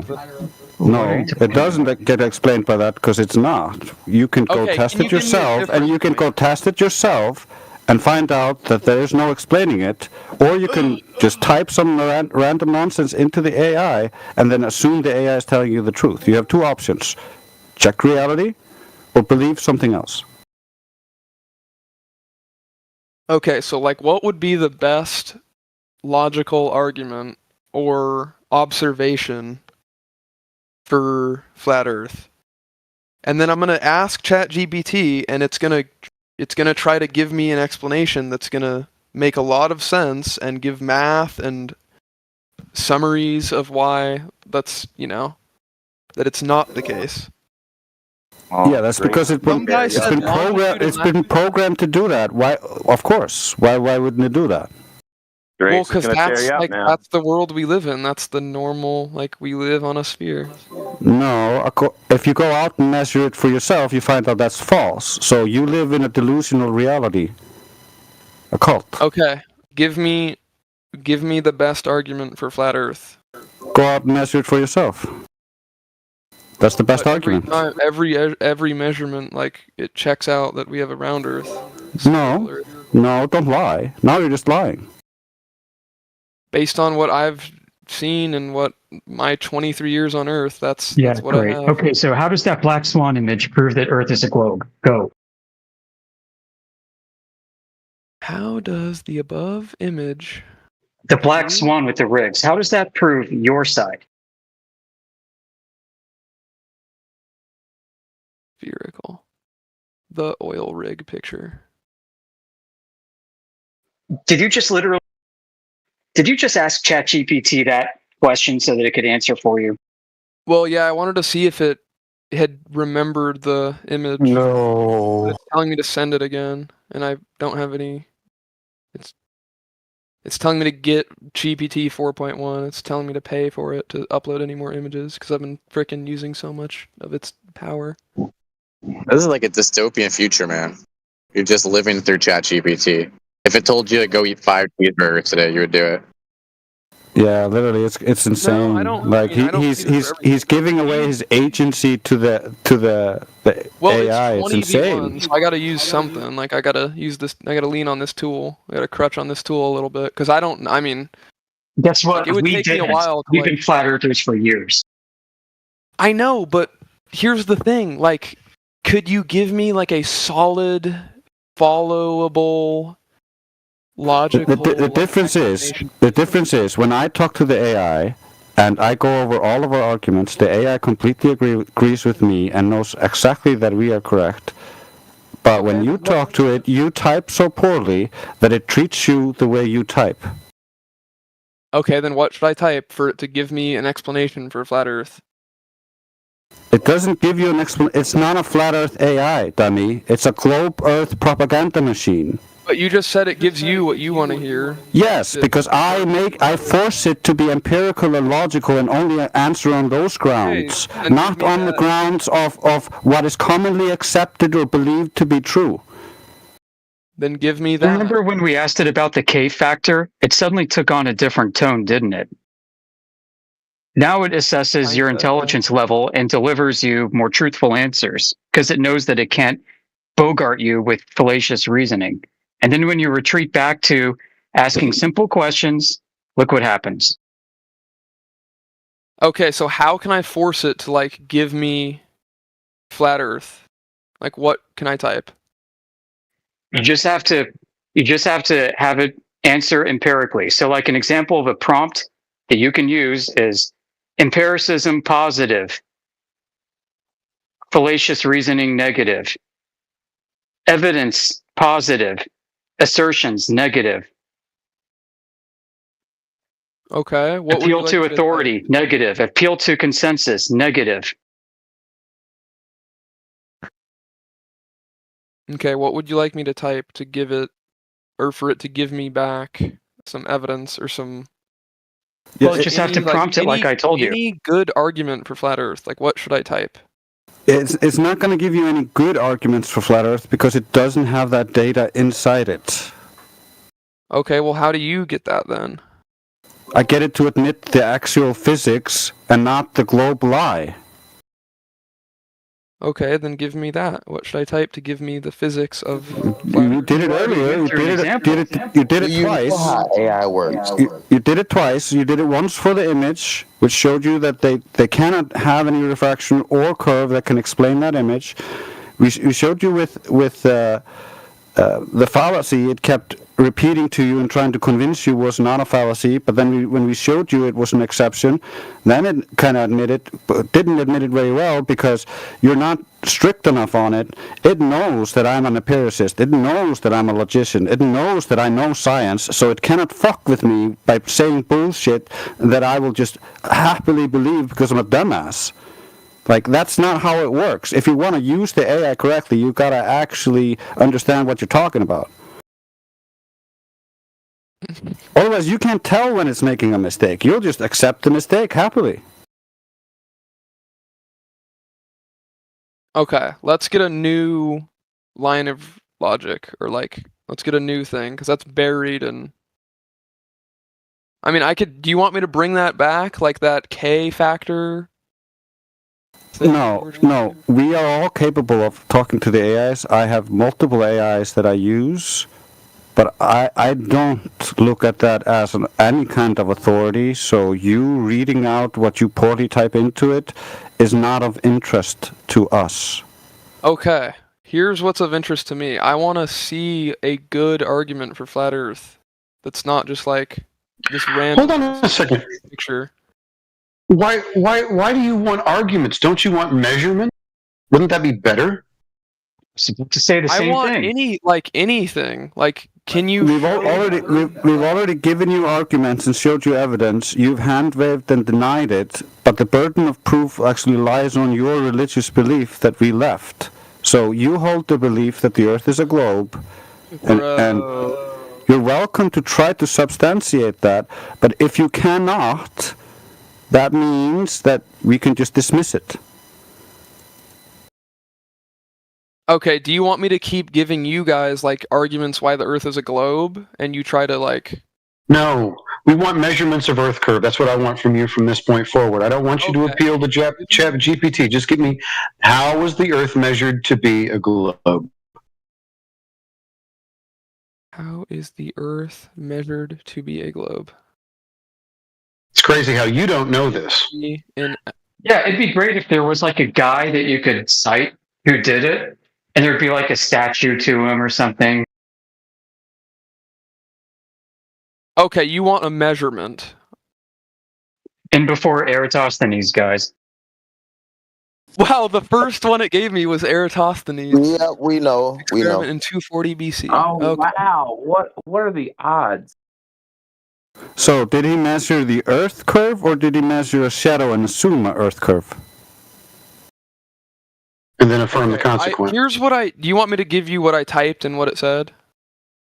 No, we already know what it said and what it said. We all know all about this. You don't. That's the problem. You don't know anything about this, and you just believe things when they're presented to you because they seem to or appear to affirm your belief. That's confirmation bias. Yeah. Meanwhile, like, history is full of examples of, like, white papers from philosophy of mathematics departments who describe how Eratosthenes' assumptions, if they were different, would have yielded different results, because he too affirmed the consequence. He begged the question. Okay, so let's hammer on this. What's the problem with this Eratosthenes experiment? I'll give you a practical example. In China, around the same time as Eratosthenes, there was a man who assumed that the sun was close and local and that Earth was flat. he measured shadows that the sun cast to objects on the ground. And he was able to use the same process and affirmed that Earth is indeed flat. Okay, You I'm like some asking a citations and different question. references. I understand what you're saying, but Right. He what had different specifically assumptions. is wrong with this experiment? The assumptions are wrong. The assumptions are unproven. Okay, I'm gonna say the assumption. And the method does not validate the assumptions. Because if you change the assumptions, you can validate those with the same method. The single cause fallacy, like T-Dub and others have mentioned before. What Eratosthenes did was he did not consider other configurations of the world. He did not consider the configuration of the world as flat like the Chinese counterpart did. The Eratosthenes equation didn't assume Earth is round. He measured different That's shadow patently false. angles in two cities and deduced the Earth must be curved. So, like, Yeah, no, that's I'm going false. to drop some papers. I'm going to drop some philosophy of mathematics papers right now. How is it false? You can't just say it's false. Like, how is it false? I just explained that. Yep. I'm asking about Eratosthenes. Yeah, the assumptions are unproven. It's not an assumption. It's a measured. He measured shadows using flat angles. How do you get curvature out of that? He gets curvature out of that because in Sian, Egypt, directly overhead at noon on the summer solstice, a vertical stick cast no shadow. On the same day and time in Alexandria, about 500 miles north, a stick did cast a shadow. He measured the angle of the shadow in Alexandria at about 7.2 degrees. 7.2. I did the same thing. Listen, kid, I did the same thing with wine bottles on the floor of my cellar, where I positioned them apart, and the light was shining directly down on one, producing hardly any shadow, and the same light was shining at an angle to the other wine bottle, producing a long shadow on a flat surface. Okay, but that's not like 500 miles apart like this experiment. I'm asking, like, what's wrong with this experiment? Still the same principle. Are you saying just because a distance is further apart that the same result can't be achieved? Because if it did, you'd be assuming curvature in the first instance. I'm not trying to go down that tangent. I'm not trying to go down. I don't think he's smart enough for the conversation, dudes. Like he just can't follow what's happening. He doesn't understand what we're saying, and then when he types stuff into the AI, he just parrots that without actually understanding that we just refuted it. Okay, let's stay on this. What is wrong with this Eratosthenes experiment? He had assumptions. It's like he didn't hear it the first 3 or 6 times it was explained to him. He did assume that the Earth was spherical. He wasn't trying to figure out if it was spherical. He already assumed it was. He wanted the circumference value of it. That's why he was doing the test, allegedly. He assumed Earth is a sphere. He assumed things about the sun and the way the light reaches Earth. And if you don't make those assumptions, and as pointed out to you already by Sporadic, if you have different assumptions, you get the same result and can affirm those assumptions. He had a straight line distance from Syene to Alexandria, a straight flat line, flat Earth, and then took the angle measurements of the sun, right? And presumed that he had the partial arc length of a sphere.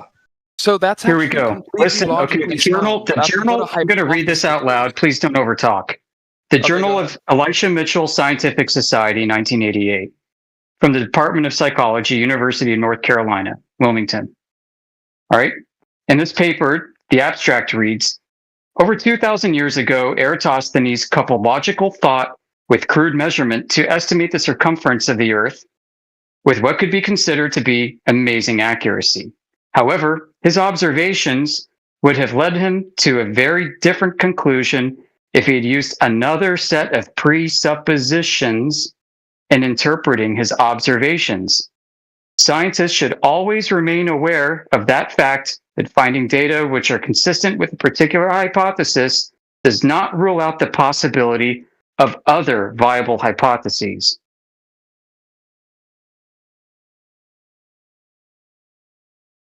Okay. Yeah, shove that into ChatGPT and ask it what it thinks of that. I Okay, sent what you do the you want me to PDF. type? What do you want me to? Okay, you sent it to me. Oh my gosh, dude. Yeah, like this is You said like a paragraph. I can't keep track of that. I gave you the PDF you can upload. I see. Yeah. Okay, so it's saying abstract. Over 2,000 years ago, Eratosthenes coupled logical thought with crude measurements to estimate the circumference of Earth with what could be considered to be amazing accuracy. However, his observations would have led him to a very different conclusion if he had used another set of presuppositions in interpreting his observations. Scientists should always remain aware of the fact that finding data which are consistent with a particular hypothesis does not rule out the possibility of other... Okay, hold up. Scientists should always remain aware of the fact that finding data which are consistent with a particular hypothesis does not rule out the possibility of other viable hypotheses. Okay, I get that. I Confirmation understand that. bias. Yeah. So, okay, do you want me to just type that abstract into the GPT and see what it says? I'm confused. No, dude, what we want you to do is actually just concede that the AI is not going to be your source for truth or knowledge because it's programmed with biases. Why don't you just go ahead and use your mind and go, oh, yeah, so it's an assumption, they beg the question, and then they affirm the consequent with it, which is all three fallacies. Okay? Can we just have a real conversation with someone who's not an AI parrot, or is that not going to be what's going to happen today? I don't know what you guys want me to say. Like, it's just, I'm trying to get what's wrong with the Eratosthenes experiment, and you're saying like he assumed the Earth was round, but he did. I don't agree. So it's an assumption, so you can't use that as a measurement. I'll give you the logical form of forming the consequence. Wouldn't that if be the Earth is a sphere, then I would have, huh? Wouldn't that be like definitionally what a hypothesis is? You start with like a hypothesis. The definition of hypothesis is a presumed cause of an effect. Tested in an experiment. This is not even an experiment in natural science. He assumed the Earth was spherical. Yeah. Through a hypothesis, and then he did the calculation, and everything checked out to prove so what it was spherical. So what? Right, and what did you just read? What did you read in the paragraph or the PDF that Sporadic just sent you? What did you read? Did you comprehend that? Yes, I comprehended that. It's saying that like just because one hypothesis checks out, it doesn't rule out the possibility of other viable hypothesis. But I want to maybe get that other viable hypothesis. First of all, there's no hypothesis in this. This is not natural science. This is geometry. There's no hypotheses in geometry. Okay? We're looking for a measurement of the Earth's curvature. What we need is a measurement, a direct measurement, drop over distance of Earth's curvature. So far, in the hour that we've spent with you, you haven't provided any. What you have provided is multiple fallacies parroted at us from the AI and then said, I don't understand what's wrong with all this fallacious logic. Okay, give me one fallacy that I've said. I don't even think he understands that the guy he literally said the Earth is round before he even started to check if the Earth was a sphere. You understand that? Yeah, that's called a hypothesis. You start with an assumption. No, he assumed it was already freaking spherical. When you're trying to learn something, you got to assume nothing. You got to start with nothing. And then when we point out, right? Your answer already freaking baked in. Right. You understand that? Earlier, as we pointed it out, what did ChatGPT do? It turned it into a modus ponens where it already apparently knows the Earth is a sphere. So yes, it is assuming it. Okay, can I ask a question? Go ahead. How is assuming that the Earth is spherical? Like, how did that affect the experiment itself? because you can't take a different length of shadows. If you just assume that because the reason for the different length in shadows is because the Earth is curved, you've affirmed the consequent. Yeah, I'm saying, how did that affect the experiment itself? I just told you. You have different lengths of shadows. That's it. If you have two lengths of shadows, two differing lengths of shadows, what would you assume with just two different lengths of shadows? That the Earth is curved? That there are two different. Hold on. What I would assume with two different lengths of shadows is that there are two different lengths of shadows. That's what I would assume. Right, that's it. So why would you all of a sudden come to the conclusion that the Earth is curved? Because we have lengths of shadows that are different.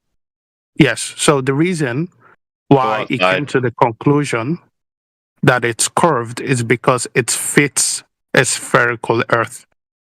That's the so you would have to assume that it's spherical in the first place, and then it fits your pre-assumption. That, my friend, is a problem. Like the thing you've been explaining to him for the last 30 minutes. Sounds like. So here's the thing. You believe the Earth is a sphere? It also fits a flat surface. That's fine. It's fine to say it fits a flat surface, right? So what I want. Well, yes. So what I want. Yeah. So what I want is. We're going to whistle past the fact that it will also work on a flat surface. You just don't want to. You don't want to deal with that. No. That's what I want to ask a question about, right? Because that's the whole point of why I'm here. So, can you give me like the model you're using for the flat surface? There's no model for flat. It's a description of a surface. Flat. Yeah. So when I'm asking for a model, I'm asking for like the equations. You want equations for flat? A description? 0 degrees horizontal? Yes. Okay, 0 degrees horizontal. Yes. What? Can you give me the equations and the number? I just gave it to you. 0 degrees. 0 degrees. Okay, so for example, right? I would want let's say the height of the sun, right? And if I have the height of the sun, and then I have the equation, right? Then I could just calculate it. I could just plug in the numbers, right? I don't know the height of the sun. Why would I know the height of the sun? How would I get that? Because you're saying that it works on a flat Earth model too. No, I didn't say a model. No. You didn't hear anybody say it works on a model, did you? Oh, so when you say so when I say it works on a spherical model, and you say, well, it also works on flat Earth, what do you mean? Flat surface. If you want to give me, could you post the globe Earth model in the side quick? Show me how it works. Please hold on. I need to clarify something, right? So when I say flat surface, right? Mm-hmm. Of course, like it's a flat surface that we get to experience, right? Because of the angle of the curvature. I'm not denying a flat surface here, right? I'm not denying a flat surface. What I'm talking about is the sphericalness of the Earth. Well, there is no sphericalness. That's the whole point. We haven't had any measurements yet. So until we get to that point, I don't know why you're talking about curvature. But then again, you're saying that flat everywhere. Okay, I get. Hold on, I get that it's flat everywhere. So how would you explain the like? Do you have any like math expression you could give me that would show what the experiment showed? Like, yeah, we can give you the equation. The Aristotelian predicting where the horizon would be for an observer, given the observer's height above the surface. I don't know about horizons. Okay. I'm just talking of the Eratosthenes. Yeah, we can give you an equation of the convexity of Earth via an approximation. It curves at a rate of 8 inches per mile squared. easily accurate to 1,000 miles for statistical purposes and beyond. Sporadic. I say, like I said, I don't really understand horizons, right? Yeah, I didn't talk about the horizon just now. I gave you the convexity, like the equation for approximating the convexity of the Earth as a spherical surface over something ideal like water, which we can test. We can test if the surface is curving at 8 inches per mile squared using observations and measurements. And guess what? It doesn't do it. What I'm asking is for the flat Earth equations. Yeah, I don't know what. Okay, you're I'll give talking you the about. slope intercept formula. Y equals mx plus b, where the slope is 0. Okay, so if y equals mx plus b and the slope is 0, right? Then you're just talking of a flat surface, which is fair, right? Now, Yeah, that's hold exactly right. on. Let me continue, right? And that's fair, right? But if we assume that everything is flat equally, right? Assuming that there's no elevations anywhere, then Well, that's why we use water, right? hold on. And Then salt given, lakes. can I? Yeah, Please do you hold know on. salt lakes produce a mirrored surface? Can I continue? Well, Like, you're can I going to get just- into can I just finish my bumpy Earth and sentence? undulations and waves and all this, and therefore you can't prove that Earth has the convexity required. And I'm saying yes, we can. You're sidestepping to pedantry. Let him finish the point on the y equals. Can I just make the point? Way ahead of you, dude. Make the point. Go. I mean that's fine, but at least I'd like to have the dialectic at least.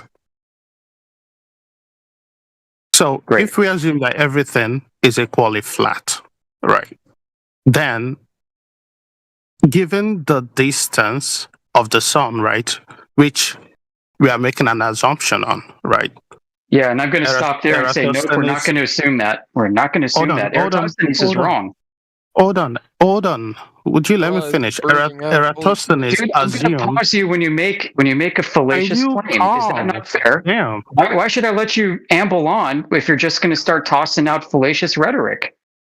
Eratosthenes was wrong to assume. Is there anything in what I've said so far that is wrong, that you disagree with? Yeah, you wanted me to accept the sun's distance, which, by the way, Eratosthenes got wrong if you do believe in a I never globe. said to accept the sun's distance.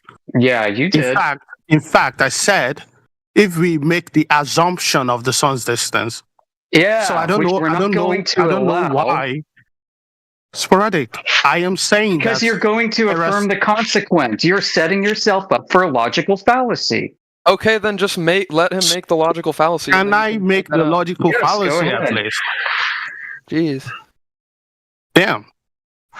So if we assume the sun's distance, right, and we assume it's the sun rays is parallel, right? Because those are the two assumptions that I would say, and that it's all like relatively flat that Eratosthenes made, right? Then the figures he got would work within a spherical Earth. So what I want you to do is like show me things that disprove those assumptions, and if you have a model that would be able to predict the same way his model is able to predict the shadows, right? Do you have a model that will be able to predict the shadows on a flat Earth?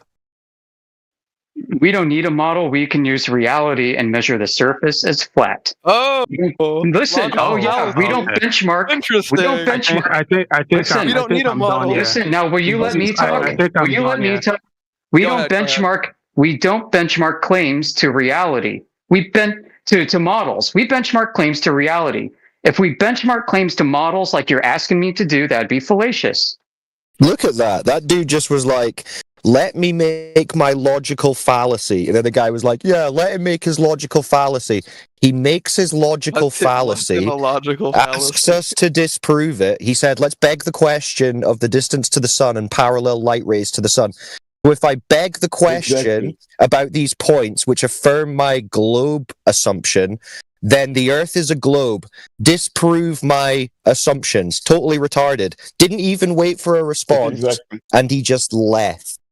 So this is the frustrating thing, and this is why Sporadic's getting frustrated, because he's like, no, I'm going to stop you because you're making fallacious assumptions, which is going to lead to a fallacious conclusion, so we're going to stop you. And he's like, no, let me continue to make my fallacious point. And then the other cheerleaders are like, let him make his fallacious point. He makes his fallacious point, and then before even allowing himself to conclude or be corrected, he runs away. That sequence was so funny. That's some pussy shit, bro. I think I understand mostly what he was trying to say. He was trying to ask for a model. Did you get that? I have to go in a minute, guys. Can I drop something in the chat before I go to complete what I wanted to do? Real quick, guys. Right? Do it. So this is from. Okay, so I've got a document here, source and citation. It is entitled "Chinese Flat Earth History and Science: The Chinese Eratosthenes of the Flat Earth: A Study of a Fragment of Cosmology." So this is from the Bulletin of the School of Oriental and African Studies, University of London. All right, real quick. Eratosthenes had two hypotheses of considerable predictive power, despite the fact that he would have found some difficulty in justifying them. A, the Earth is spherical. B, the Sun is for practical purposes at an infinite distance, so that its rays that reach the Earth sensibly parallel. As it will appear, the Chinese author believed neither of these things. The lack of instances of arguments for a spherical Earth is, of course, compounded by the lack of instances of any counter-argument at all. The flat Earth remained unquestioned. This situation persisted until well into the 17th century, as can be seen from a letter of the Jesuit missionary Ritchie, written in 1595. So it goes on to say that basically the Jesuits presented the globe to the Chinese, who were flat earthers, until 1595. And the Chinese used the same method as Eratosthenes to affirm that the Earth was flat. They made the same fallacious mistake that Eratosthenes did. Just because the Chinese employed the same fallacious rhetoric and got a different result, and they're flat earthers, doesn't mean that we say that they were correct because we agree with them. We acknowledge, too, that the Chinese are just as fallacious as Eratosthenes in adopting the same unproven assumptions in the first place to beg the question. Okay? Thank you very much. Yeah, nice one, Alex. Sporadic, can you give us the source of the citation, please? I posted it in chat, text chat. Yeah, I saw it in the chat, but where is it independent? I don't have the PDF handy. You might need an academic resource to go get it. It's on JSTOR. Okay. Who's that? Ritchie. Thanks. Ritchie the Jesuit. Hey, Richie Evans. Richie Evans. It's in the side chat for you, Berserker. Source. Yeah, I'm seeing it. Yeah. So, do any globers understand why making assumptions about the Earth being a globe and the Sun being an infinite distance and the Sun putting out parallel light rays, and then declaring that the Earth is a globe based on those assumptions is not sound reasoning? Do you guys understand that now? I understand that was a working hypothesis, not an unjustified guess. Well, it was unjustified, and an unjustified assumption, because he didn't know that the distance to the sun. He doesn't know that the sun rays are parallel. He doesn't observe that. He doesn't know that the Earth is a ball. So those are all unreasonable assumptions. So how did Eratosthenes know that the Earth was a ball again? He assumed it. Oh, he assumed it. So that would be an unreasonable assumption based on zero empirical evidence. But they looked at the eclipse. Absolutely. He hypothesized and confirmed. He hypothesized and confirmed. Based on previous evidence and clever he conducted. Previous evidence. Well, what was the previous evidence? Before his baseless assumption, what was the previous evidence? Another assumption. What was the previous evidence? And Cyclone, did you get that? The guy who ran away, he said he's not assuming, rather Curved shadow on he's the moon making an during lunar assumption. eclipses? Curved shadow on the moon. Yeah, I got it all, Lunar eclipses, Berserker. Earth's I've shadow heard it on the all a moon is million always round times. and curved. Only a sphere Oh, right. always casts a round shadow, regardless. So how do you of know? location. So how do you know Aristotle it's was- casting a shadow? Cyclone, Sorry, just to let you know, you're arguing with ChatGPT, not a person. I know, I could hear him. He's asking ChatGPT on the fly. The flat earthers are saying this. What do I say, ChatGPT? Well, little Glober, say exactly this. Okay, try to disprove it though. That's your Disprove what? The baseless assumptions. Ask him how they knew that the darkening, the eclipse, was caused by Earth's shadow. How did they know that? How did they know? The shadow on the moon. No. You don't know it's a shadow yet. How do you know that the eclipse, the darkening of the luminary, How do you know the moon, the darkening? on the moon was the shadow of the Earth?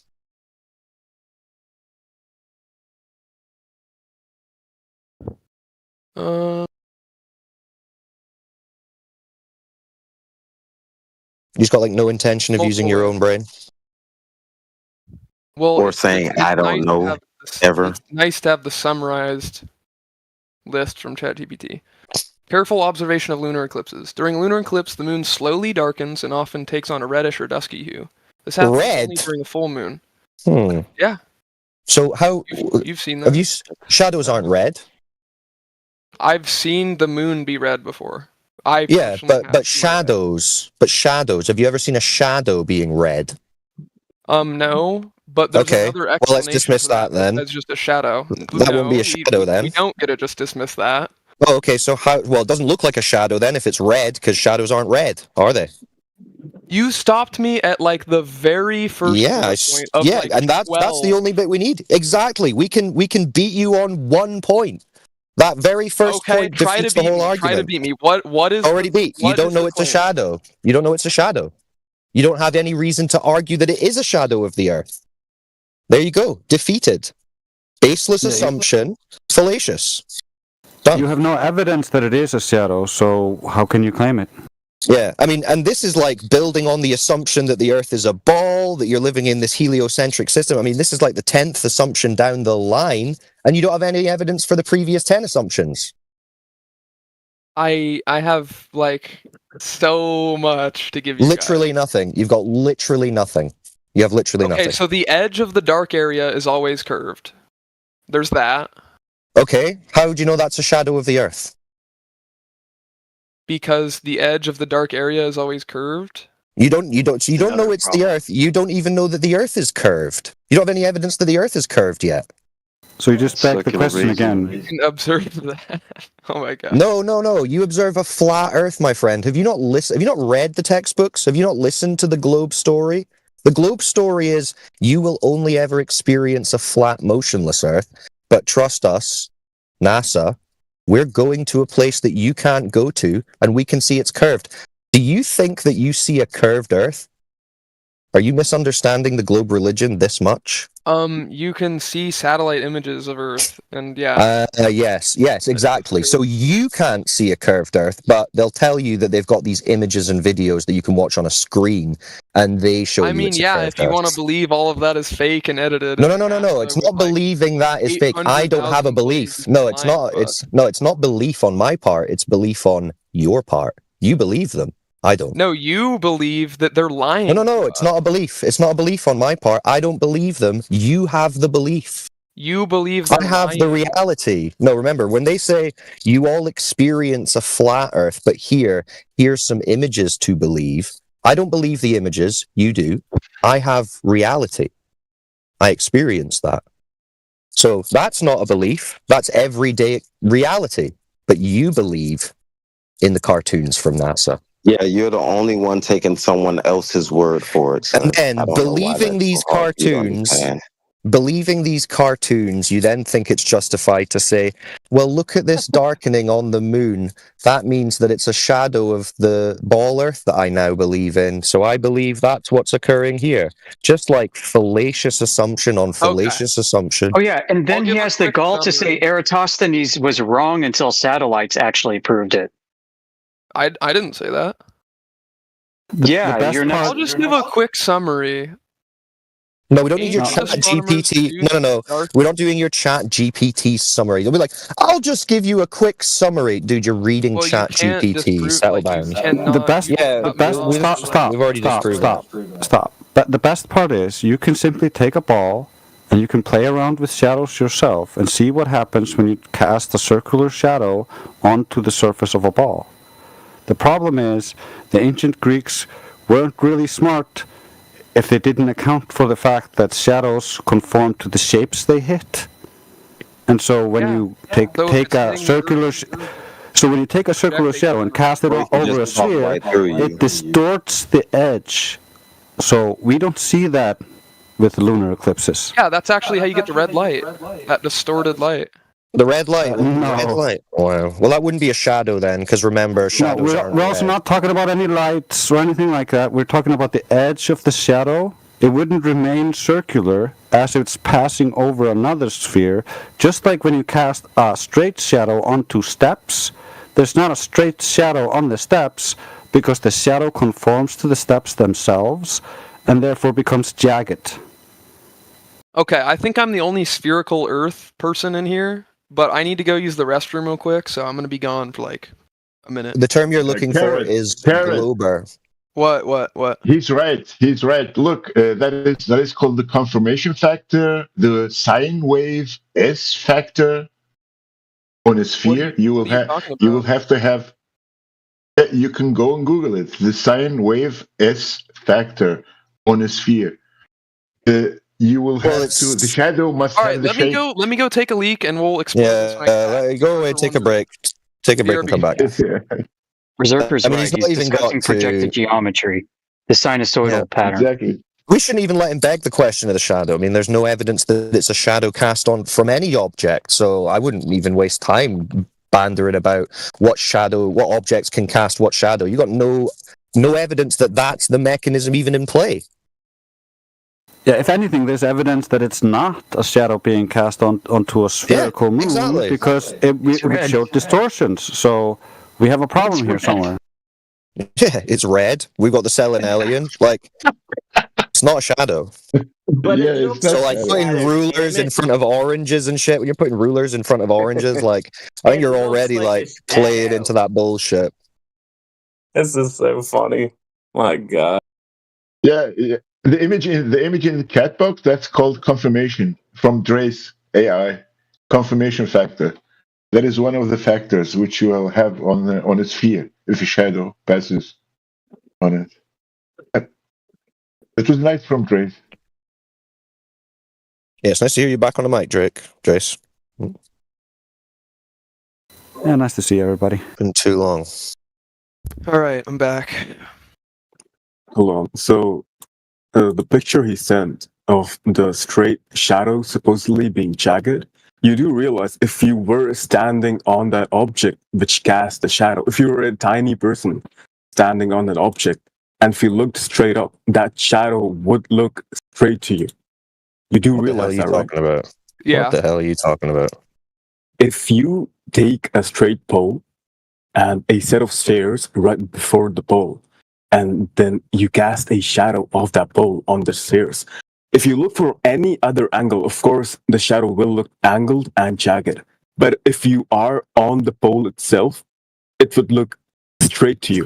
There would be no jaggedness. Yes, you can do it yourself. Okay, this isn't my point. Yeah, I don't know what this isn't what. Okay. Well, yeah, I know what you're talking about. I know what you're talking about. If you're looking from it straight on ahead, you can see little distortion. But that's not the point. Isn't that the moon is a stairway and we're casting a straight shadow on it? We're not saying that. Yeah, it's not equivalent to the conversation at all.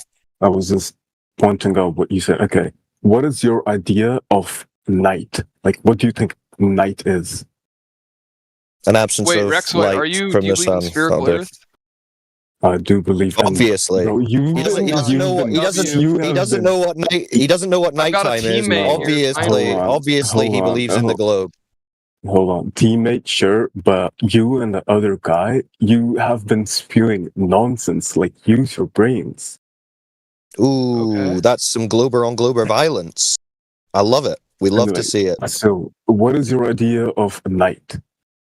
All right, Glober, what's your idea of night? When the Earth turns away. No, not you. I asked the other guy, the flat Earth. What's your idea of night? When the sun's gone away. Yeah, it's the absence of the sunlight. Yeah, see when the sun moves through the sky east to west every day. Yeah, and when it's no longer visible, then it's nighttime. Yeah. Do you think moonlight is the same as sunlight? Do you think it's a reflection? No, I don't think it's a reflection of the sun's light on the moon. Can you prove it's a reflection? Surface of Earth. What does this tell you about the surface of the Earth? Look, I'm not making any assumption. I'm not saying anything. I'm not trying to prove anything here. I'm just asking what you. Well, if we're not making any assumptions, hold on. If we're not making any assumptions, then you would never assume that the light from the moon is a reflection of the sun. Let me continue. Anyway, so you think moon has its own light? I'm not making any. I'm not making any claims about the moon. I don't really need to, except other than I don't believe the story. I don't believe the story that it's a reflection of the sun's light because you've got no evidence for that, do you? If you don't tell us what you think the moon and the sun is, then the Earth must be a globe. Then the Earth must be a globe, right? If I don't tell you what the sun and the moon are, then Earth must be a globe. All I'm saying, if you don't provide me with everything I need to disprove you, how am I supposed to disprove you? Okay, I'll tell you how you disprove me. You provide a direct measurement of the Earth's surface having curvature that conforms to the globe model. There are measurements out there, and I do not need to provide you. That's all we need. That's all we need. I do not need you to provide. You do need to provide that. Need to provide you with links. You can go out and search for yourself. Okay, well then you can't disprove us. Then you can't disprove us. Oh no, he's running away. That's fine. You can't disprove us. What I can do is prove how the Earth has to be sphere using other celestial bodies. Because that would require the assumption. No, that would require the assumption of a curvature. When I say, okay, that idea is based on your assumption of the surface curvature. Now show me the measurement of it. If you're going to say, no, I can't do that, then I'm just going to say your assumption is baseless and so can be dismissed. There you go. Why are you assuming that I'm going to use assumptions instead of pure observations? Because you're making assumptions about the Earth, and you're making your observations of the lights in the sky, and you're saying, don't stop talking when I'm talking. Don't talk over him when you ask for a response and you start getting one. Allow the response to take place. So your assumptions will be, I observe X happening in the sky. This is occurring because we are on a ball that is spinning. That would be an assumption of that curvature, which you're already trying to get out of providing evidence for. I'm going to skip all that. I'm going to say, no, I don't believe your assumptions and your claims about the lights in the sky. Just show me that surface curvature. At least show me that first. And then I might entertain your ideas about the stars doing this because you're on a curved surface. But if you can't even prove you're on a curved surface, why the hell would I entertain your notions or your bullshit claims about the lights in the sky, assuming a curved surface? No, you don't get to put the cart before the horse. Prove that curvature. And I think it's quite telling that as soon as I said to provide evidence of that, you said, I don't need to show any evidence that the Earth is curved. So you're basically saying, I don't need to provide any evidence that the Earth is actually a ball, but I will make claims about the sun, moon, and stars, assuming the Earth is a ball. Yeah, that's fallacious bullshit. So no, we're going to need some actual evidence for the curvature bit. And the motion, really, but we can start with the curve. So do we have any of that from any of the Globers? You can exaggerate whatever you want. All I'm saying is there are more than one ways to prove a theory. There are more than one ways to prove a hypothesis. Okay, that's fine. You can think that, but I want the measurement of the curvature. Why can you not provide that? You said it's been done, so show it. There is measurement of the curvature, but just you will not believe it. Just show You will that. not believe Just show it. that. You have If your it's a own measurement, measurements don't require belief. So show me the measurements. No, they do, because you clearly do not believe. No, if it requires belief, it's not a measurement. If it requires belief, it's not a measurement. So what was measured and who did it and when? Tell us the details. So you think there has been no measurements of the Earth's curvature whatsoever? Correct. There is no Earth curvature. So how could you measure it? Whatsoever? How could you measure something that doesn't exist? All right, that's just. Hey, dudes, don't just be like, are you saying you don't believe there's a measurement? Oh yeah, it's so crazy, and yet not one of you can provide this thing that you say has been measured however many times. Let's do it. Let's try it again. You say, you're saying that the Earth's curvature. He was measuring shadows, you retard, not curvature. Are you kidding? They just went over this. They just went over this with you. The shadows show that there's curvature. Oh, what? Did the shadows curve? No, there's light. Well, there you go then. I guess they were cast on a flat surface. Come on, be serious. Okay, let's take this example. Over 10 miles, how much curvature does the globe model claim there should be? Do you guys know that? 10 miles. Let's say a 10-mile lake, one side to the other. What's the curvature from A to B? What's the drop rate? Tell us. Heavy sigh. Are you trying to prove that? Yeah, we're going to show you that there. Yeah, we're going to show you that there is no curvature when you fail to provide any evidence for it. So 10 miles, how much curvature? This is your argument, guys, and if you can't even put a number to it, what the hell are you even doing here? No, so I'm going to provide you with my calculations of. No, I don't want a calculation. Okay, so 10 miles. Okay, cool. Fine. You can just go on Google. You can just Google it, but fine. Do your own calculations. Yeah, of course you can do that. You can do that as well. What I'm saying is, yeah, we already know it. We don't need to. The numbers. Okay, so just tell me what the number 10 miles of curvature, and then you're going to provide me with your own numbers. No. So when you said that, So when you tell us. So when you confirm what the value is supposed to be on this in this globe religion, we will ask you to evidence that being real with a measurement. And that is where you will fall apart and spiral. But let's get to that first. So you do your calculation, 10 miles, what's the curvature? Then we'll move on. Any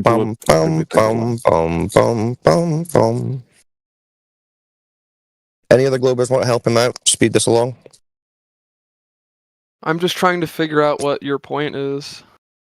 Really? Well, the point so far is that you guys don't even know what curvature you believe in. That's a good point to start with. You're arguing for a curvature that you don't understand. I just believe in a curvature. Yes, you just believe in a curvature. Exactly. Like a religion. Exactly. All right. But you believe the same. You believe in less. I don't have a belief. No, I don't have a belief. I just go outside and experience a flat motion. So you're no religion required. So what? Observable reality is cognitive dissonance. Let's just pull out the numbers. Hold on. Yeah. Let's pull out the numbers, and then let's pull out the measurement of those numbers. And when you realize those don't exist, we'll see how you do. We'll see what the cope is. To take pictures of it, it's just flat, gorgeous to see. Ooh, they're not ready for that. Flat to see. It's huge. Okay.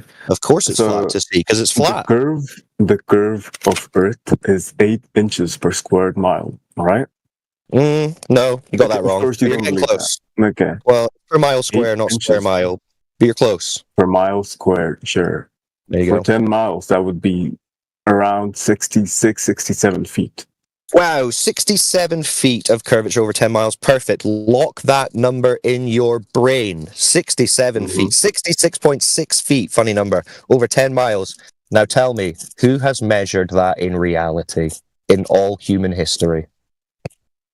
Where do you think this... Where do you think... Oh, here we go. Why does it need to be measured? Why does my religion need to be true? Why does there need to be evidence for my entire belief about the Earth?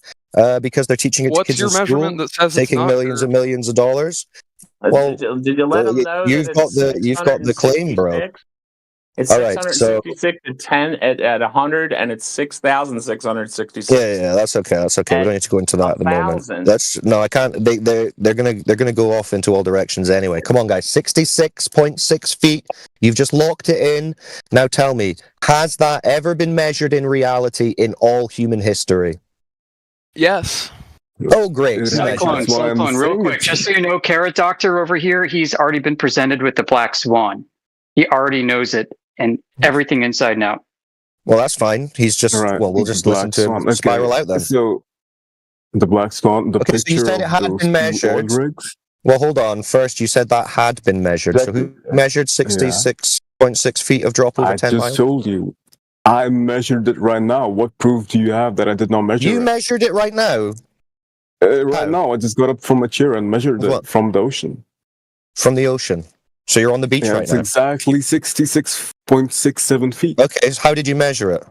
What was your method? I just measured the curvature. Using what what? more do you want me to provide? Using what? How did you measure it? Just prove the I Earth. took the distance. I took the distance. You took the distance. right? How did you know the distance that you were looking? What do you mean? How do I know the distance? Do you How do you know the not know distance how that to you're measure distance? Well, how did you do it? Tell us. Okay, let's see how let's pick quickly up you can a- come up with the let's pick lie. up a simple. Let's All pick right, up a no. simple- Let's not do this. Because listen, dude. Obviously, you're bullshitting. So, can you be serious? I mean, I know this is what I was talking about, right? You're going to claim the number. We're going to ask you who measured it, and you're going to start spiraling. And this is what's happened. This is exactly what's There happened. are You're just now lying. You're just now Nobody lying needs to yourself. to measure it. Nobody needs to It's prove just- my claim. Why do I need evidence for my claim? You need to measure it and prove that Why? it's not Oh, you curved. need to disprove my claim. I don't need to prove Okay, my look, claim. Let's agree to disagree here. Yeah, because welcome this is getting to nowhere. fourth This grade. is getting nowhere. Okay, yeah, let's agree. Let's agree okay. then. So no one's ever measured that 66. No, Because I'm no not. one has I'm- ever needed I'm- to. It's Because no one's granted- ever needed to. I'm Okay, saying so we they can have dismiss measured that it. baseless claim This then. We was can just dismiss figured it. out in like the 4th century, brother. Why? Who? By what measurement? Who measured that 66 feet of drop? Well, they didn't use that whoever. specific measurement. Oh, they didn't use that. Okay, look, Okay, so what drop? How much drop was measured? How much drop was measured? 66.67 feet. Aristophanes' experiment. Okay, who measured that? A lot of people. No, he wasn't measuring any drop over distance. Try again. Hey, ChatGPT guy. No. You stop. Shush. You don't let the other guy talk. You've had your turn. Now you can wait again. Yeah, it's remedial, dude. You're like, why do I need to prove my claim? You need to disprove my baseless claim. No, we can just dismiss You're baseless saying the claims. exact same thing. Why do I? No. I'm saying you've made a claim. No, you've got a positive claim. Yeah, we observe Bro, it's that is flat. like We use it as third grade flat. IQ. Yeah.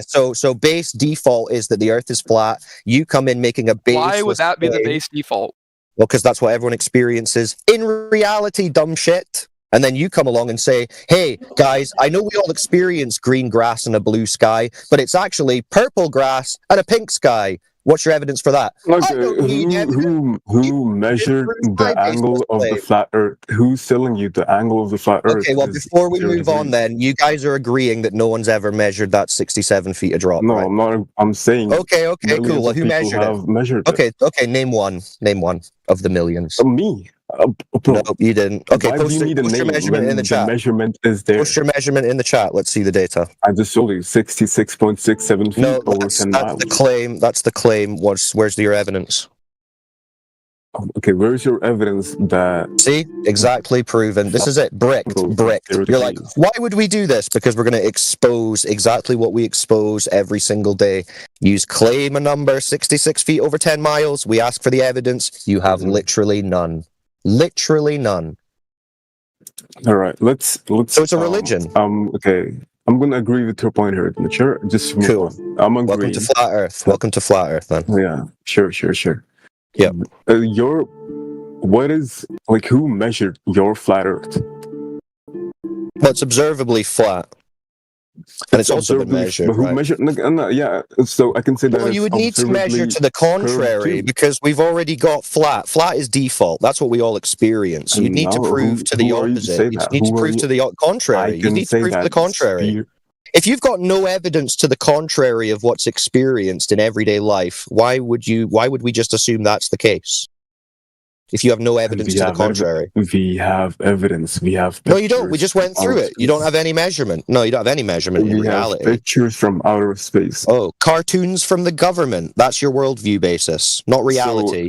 So you ignore observable reality in favor of government cartoons that you can't verify. Is that right? The picture of the black swan, quote unquote, those two oil rigs. Do you think that is not a cartoon then? That's real? What, is that not real? That's real, and the pictures that I trust in, they are not real. What are you talking about, bro? See, this is what I'm talking about. You are now spiraling. You've lost it. Because you've realized no one's measured that drop. No one's measured the curve. There is no curve. There you go. The difference between the pictures, bro, is that you can go out and you can test the pictures that we're showing you because they're off reality in reality. You cannot test any of the pictures you're asking us to believe in. Yeah, can't verify space, bro. Of course you can, because it's hard to get up in space. It's not easy. Oh, you're being like, oh, we've got these images from Narnia that show lions can talk. So you should believe that lions can talk. No, that would be retarded. Right. We need some actual evidence. It's not easy. He said it's not easy, but it is easy to go to a beach. Yeah, it's easy to go to the beach. Yeah, you can verify that shit all day long. No, look, it's easy to go to a beach, and because of the quote-unquote horizon, you do see a curvature. Guys, it sounds like you are adults, so I don't know why you're intentionally arguing like 13-year-olds. Like you're just looking to put forward fallacies that you know are fallacies. I don't know why you're doing this. You made a claim that Earth is absolutely flat. My only claim is that's not a claim, that's just a direct experience. I mean, everyone knows that. The horizon is flat. Water is flat. The lake looks flat. Obviously. The lake looks flat. The ocean looks flat. Yeah. That's not a claim, that's just reality. That's what it is. So we're going back to the basics. If a ship sails outwards, what disappears first? Rex, in the side chat, there's a long-distance observation over the Great Salt Lake in Utah. 21 miles from a 5-foot observation height. Right? You should have a horizon at 2.7 miles in that. Right? You can see zero curvature, zero horizon over the 21-mile lake. Yeah, that's you guys need to do some... He's going to do some NPC shit anyway. Let me clear that up again. Is that an ocean or a lake? It's a lake. It's a lake, right? Do you know anything about elevations within the Earth? So retarded. Yes, this is 4,200 foot elevation. 4,200 foot elevation. Do you know how rocks can be elevated underneath the lake? Stop, dude, you're embarrassing yourself. There is literally a mountain behind the observatory. What are you on? Dude. I just wanted to see how he'd try to cope, right? Yeah, that was funny. Well, there's rocks underneath it, so that's going to change the surface of the water. Dude, you're retarded. Stop it. Right. Okay, so you guys are not going to believe any. Yeah, no, we don't believe bullshit. No, we don't believe your bullshit. You're not going to trust anything. We'll trust empirical evidence that can be verified. Have you got any of that? I can give you empirical evidence if you tell me your idea of empirical evidence. No, you being able to provide. No. So you being able to provide empirical evidence has nothing to do with what we say or believe. So when you say, I need you to tell me what you believe, that just shows me that you're just going to be doing a cope and you don't actually have any evidence and you just want to ask us about what we think. How do you know because if you have empirical evidence, it wouldn't matter what we think. You would just present your evidence. Yes. You got some globe evidence? Present it. I did present it. There are calculations. There are pictures. But you already conceded, remember? You conceded that no one's ever measured any curvature of the Earth. All right, this debate isn't going anywhere. No, it's not. I'm ending this debate. I still believe it was never a debate. You never started a debate. I still believe in the flat Earth. I just have a question. I experience it every day. Okay, I just have a question out of the debate. Do you want to answer it? There's no debate. You didn't start a debate. You just have a belief. I just have a question. All right, what's your question? Are there truly no models of what celestial bodies are in your flat Earth experience? Well, what do you mean by model? Like, do you not have an idea of what the sun and the moon is? Okay, tell me how you would test to confirm what the sun is. Exactly, go in space. I do. Okay, so how would you do that? Like, walk me through your Because steps. who So said me and that? you, Someone so me said and they you are have a model. standing. Nah, see, Timbo, don't deflecting. No, I'm not deflecting. I do. I can tell you what the sun is. It's an apparent source of light and heat which traverses the sky daily. There you go. All right. Does that work for you? Do you need more where than does that? this light and heat come from? Like, Okay, what see, exactly. This is generates what we were going to it? get to anyway. So tell me, let's say me and you are standing at the beach and we're looking at the sun. How are you going to tell me what that sun is and how it works and what it's made of and all that? Tell me your This isn't methods. about that. I'm just asking what's your model. I'm not saying anything about my Well, trust or my no, beliefs. because when I asked you what a model is, you said, tell me what that thing is. And I asked, how would you confirm that? Well, how would I confirm? I just, from what I know, what I have read How do you throughout know? the years. Okay, no, so that's not confirming it. That's just you accepting a story you've been told. It could be Alright, sonoluminescence, for So example. are you asking me? Are you Research asking me to give sonoluminescence, you? and that's what Are the you sun asking me to give you a replacement story that you can't verify? So, no, I'm just saying, what is your idea? At least, not even the story. I'm not just making a the claim idea, about it. what's the essence? I'm not making a claim about it. It's a luminary, like T-Dub said. It appears to be a disk of light that moves through the sky, east to west, in A repeated disk or patterns a over a sphere? year. No, it only appears as a disk. You don't observe a sphere.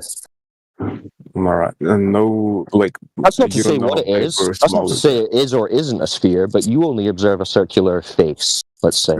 Okay. But, and you don't know anything about the distance or the Well, how would diameter. you measure that? No, I'm just asking. I'm not Okay. attacking Well, you. when I'm I just say asking. that, that's me saying you can't confirm that. So we don't know. I don't know. You don't know, all right. And what about the Earth itself? I know you believe it's flat, but No. Don't what's the believe. overall? Observe, measure, and practically use as flat. That's not a belief. The belief would be I observe it and measure it as flat, but I believe it's actually curved. That's the belief. You see the So I difference? know that I know that you observe it as flat, but what do you do too. think its overall shape is? I'm not claiming it. I don't know. I'm not claiming a shape. Flat isn't a shape. That feels okay. So you just your whole experience is just that. Yeah. We're not giving any. We're not telling bullshit stories that you can't verify. We're talking about what you can verify. There's only one only one experience. That's the flat Earth. Nothing else. There is one exactly. When you go outside, when every single person you've ever met, when every single person in history living on Earth has gone outside, they've only experienced a flat, motionless Earth directly. Correct. And how old would you say your community is?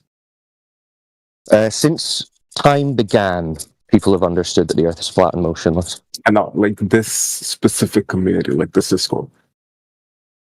What's that got to do with that, dude? Are you just going to ask like random questions?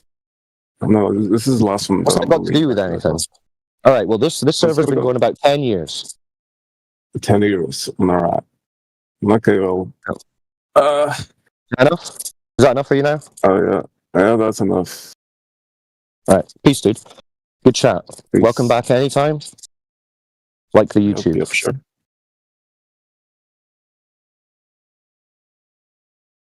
All right. That was productive. Good stuff. So we still don't have any evidence for that 66 feet of drop over 10 miles, though. Does anyone have anything for that?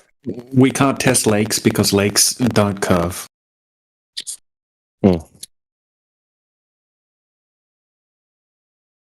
That's a problem, because these guys are saying they do curve by 66 feet over 10 miles.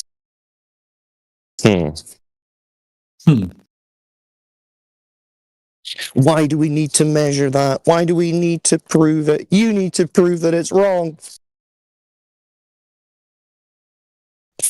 Well, we have Carrot in the side chat saying that lakes do curve, but only some lakes. Only some lakes. Carrot, which lakes curve? I can unmute him if you want. I just had him muted so that you could talk with the other guy without interruption. Yeah, well, the other guy's gone now. Unleash so. Carrot. Unleash the carrot. Carrot, which lakes curve? Yeah, I'll do He it. also just said that you can't see the legs curve even Yo. though they are curving, so I don't know what he's... Okay. Carrot Doctor back on the scene to defend. That's it, Carrot. To defend those curving lakes. All right, which lakes are curving? Okay. Because you'd agree, like, a swimming pool isn't curving, right? You ever been in a swimming pool or seen a Yeah, swimming I pool? guess there's. So the swimming pool, you'd say if it was undisturbed, the surface of that would be not curving, right?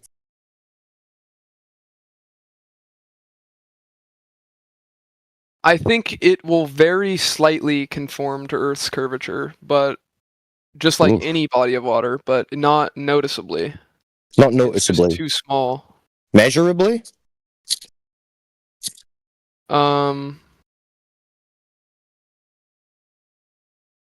Let's see. Let's see, ChatGPT. No. Yeah, you technically can, but it's extremely difficult. You technically can, but it's extremely difficult. Has it ever been done? I mean, ChatGPT gave me a experiment that I could read off.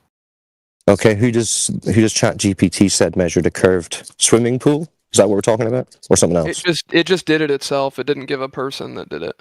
Oh, so it just made it up. So it said, "Why, yes, little Glober, me, ChatGPT. I just Any measured a body of swimming water pool with right now." curvature. Okay, based on what measurement? The curvature of the Earth, I'm assuming. Right. Yeah. What measurement of that?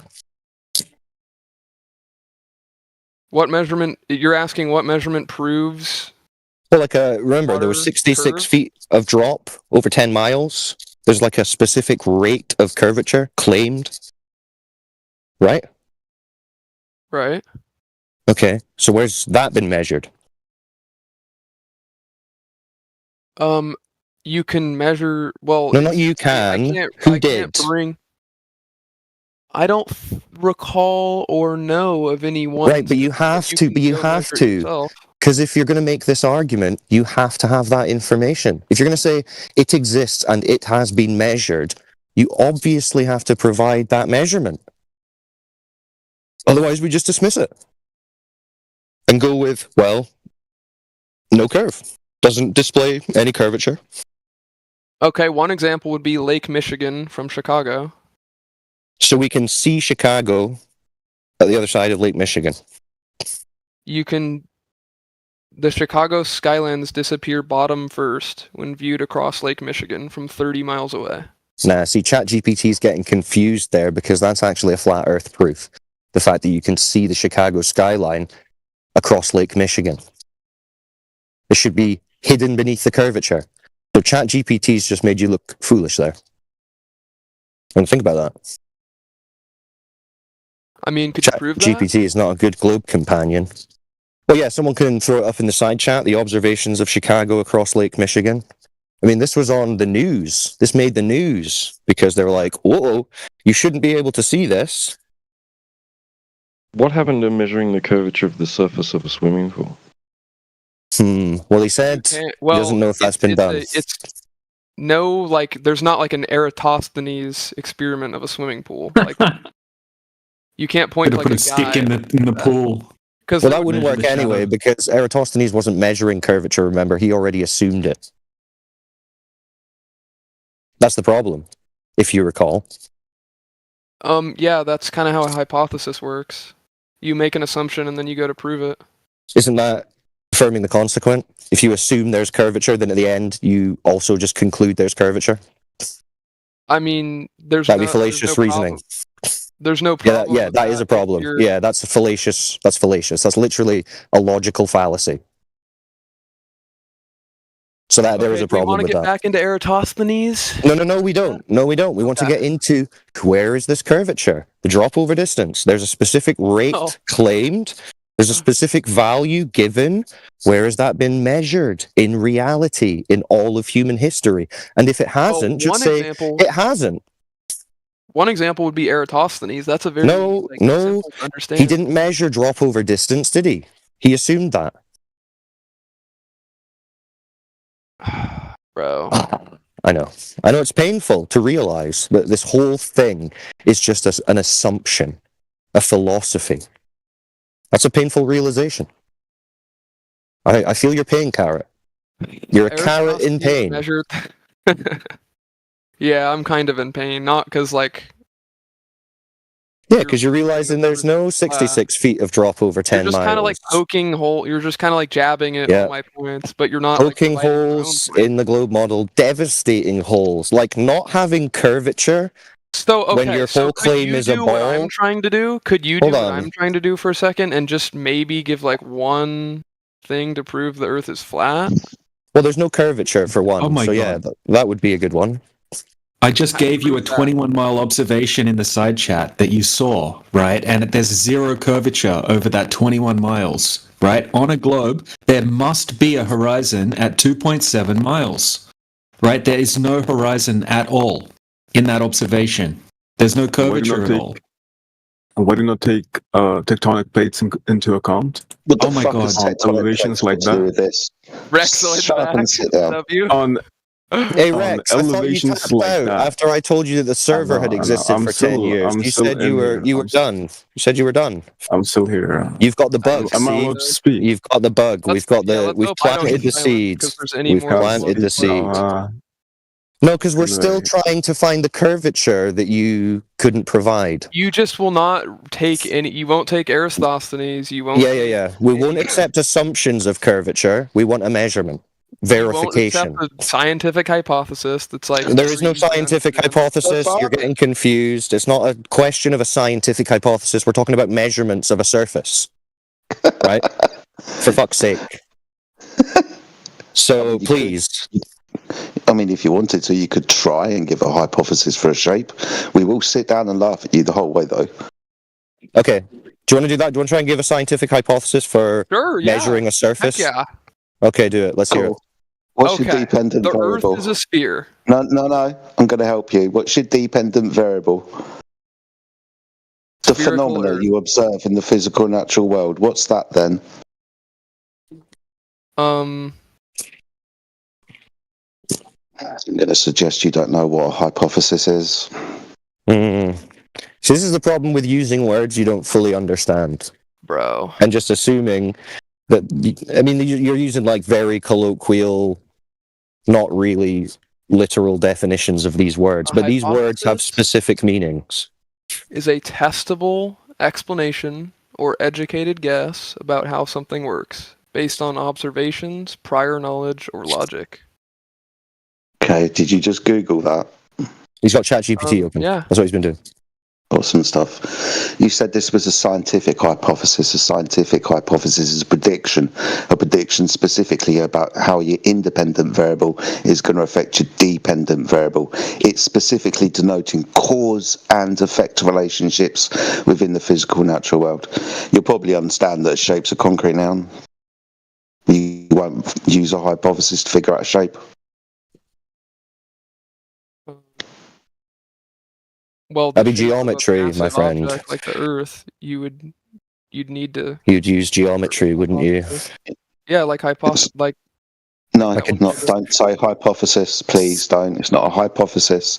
We're not doing science here. We're going to do geometry, shapes, geometry, right?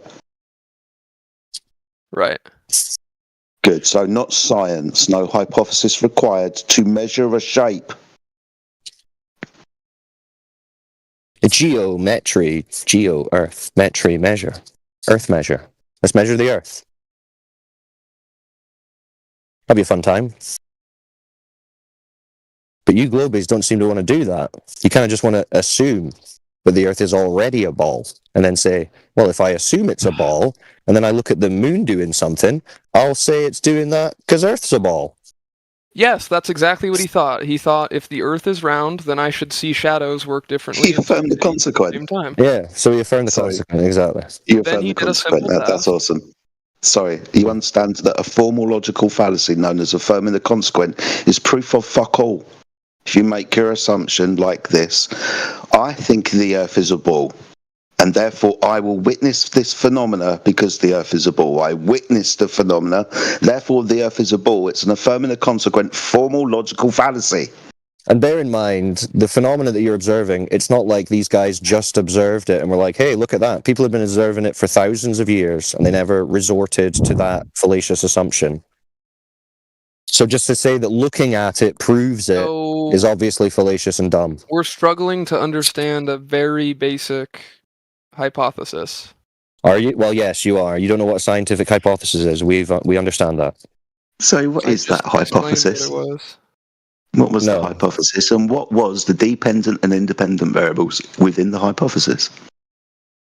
Now, you're giving some fucked up, like, high school colloquial definition of a hypothesis. You're not giving us a scientific hypothesis from an actual decent source. Oh, dear. Good to hear you, Jedi. Yeah. It's being you too, brother. You're not supposed to be looking Okay. for affirmation of your bias. The independent variable is the location on Earth. Alexandria versus Syene. No, we're not doing Dependent Eratosthenes. He's assumed. So we're not going to let me talk when you asked for dependent. It's fine. Go on, then. If you want to give the independent variable as a location, all right, you're going to start with the dependent variable. That's the observed phenomena. What's that? The angle or length of the shadow at noon. So the angle. Correct. So say that again. The angle or length of shadow at noon is the phenomena. What's the cause of that phenomena? The dependent variable would be the angle or length of the shadow at noon. Okay. And what's the cause of that phenomena? What's the cause of the what's the cause of shadows? What's the cause of shadows? Being as this is where your hypothesis is going to take us, being as if your phenomena is the length of shadows. The next question, what causes the phenomena? The sun's light. Well done. This is fantastic. This is proving the sun caused shadows. It's in no way, no how proving the shape of the earth. All right, okay, I take it back. I agree with your hypothesis. A light source will cause a shadow when cast on an object. Okay. Yep, I don't think we can argue with that. Okay, so we're in agreement. So now what? How do we get red shadows? How do we? Yeah, that does not include red shadows. To be clear, those are not. Well, shadows aren't red, so we'll have to use a different word for whatever that is. But okay, so a light source on an object casts a shadow. We agree. Now, how do we get to Earth being a spinning ball in a vacuum, please? Okay, so we're gonna skip past the rest of the Eratosthenes experiment. Yeah. Okay. It's not an experiment. Why are we doing that though? We did Let's skip past the flat Earth measurements. Yeah, let's skip past those. You're going to need the flat Earth to measure elevation angles to the sun. That's what Eratosthenes did by measuring the shadow length.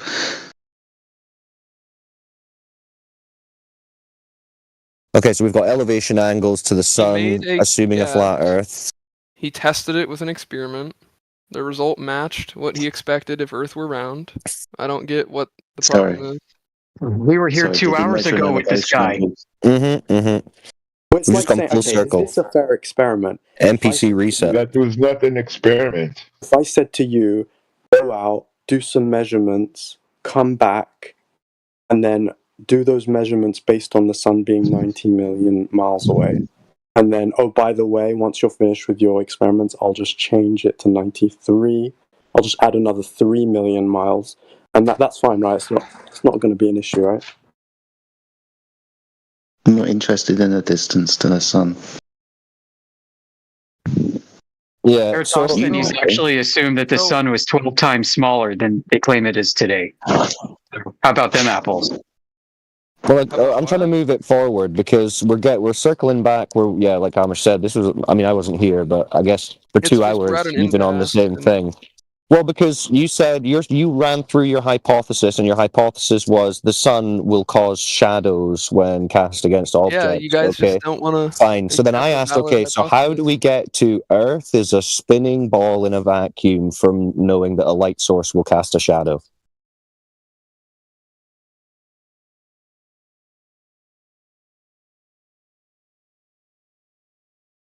Could you get us there? Can you walk us through the steps?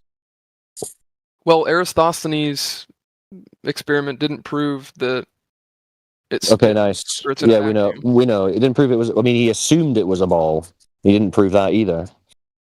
So I guess Okay, you'd I have guess to we can skip on to disagree on something that. else. Right. Okay. So what did demonstrate that the Earth was a ball that was spinning in a vacuum? What proof do we have of that in Okay, reality? my understanding, Eratosthenes proved. No, not Eratosthenes. No, he didn't. So who did? He assumed it. Who actually measured some curvature or some rotation or some vacuum of space? Come on, not this again.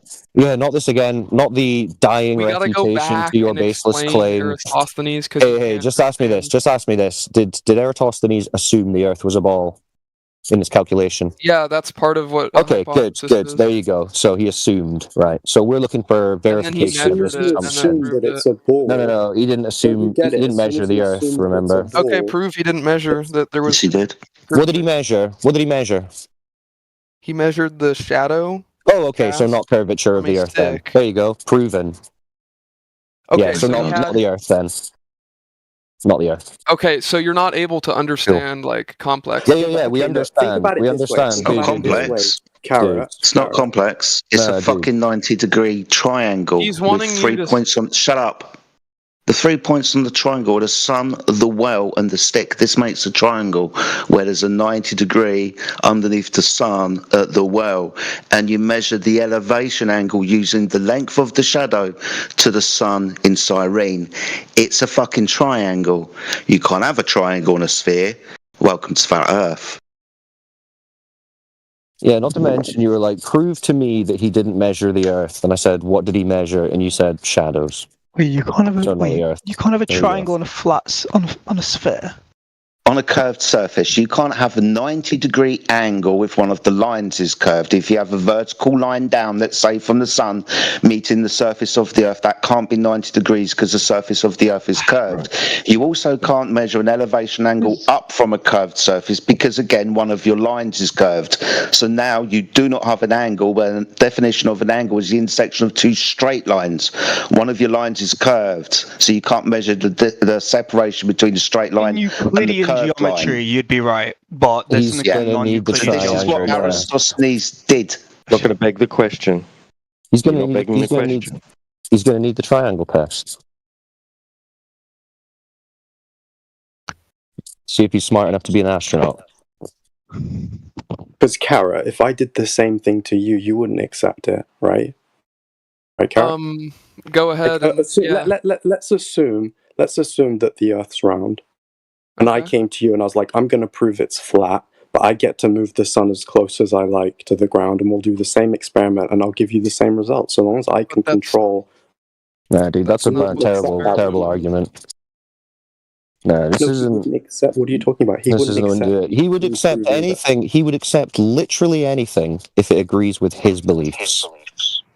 Yeah, but he wouldn't agree. He's not applying any logic, and this is what we're exposing. This is what we're exposing. He's not applying any logic Just like, or could you guys give reasoning. me something? Like, could you give Yeah, there's no curvature. Earth measures flat.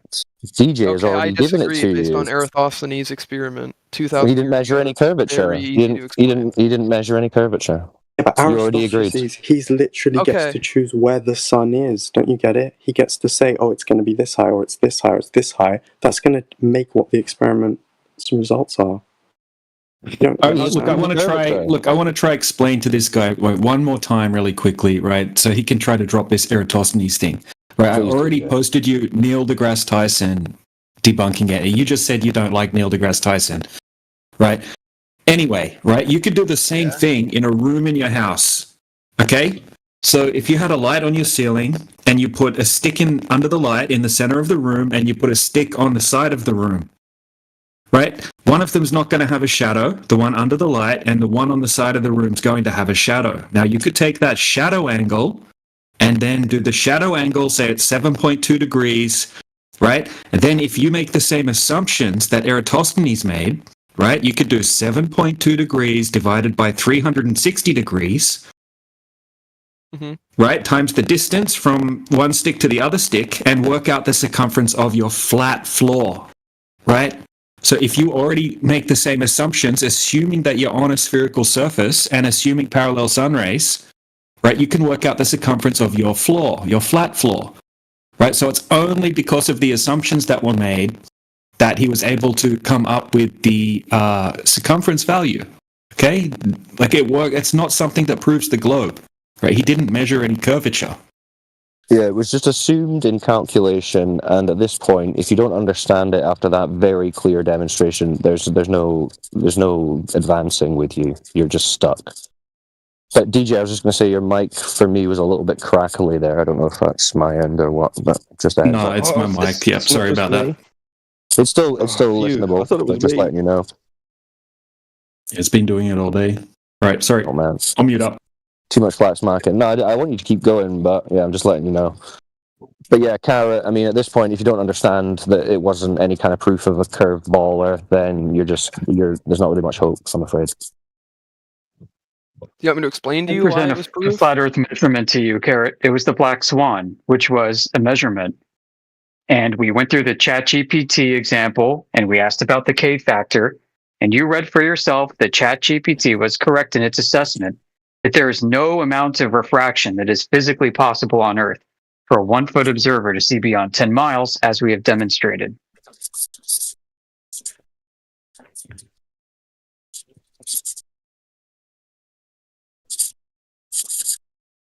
Reset. Right. I mentioned it because twice you clicked in to say that we need to present you with the measurement when we already did. So I'm reminding you.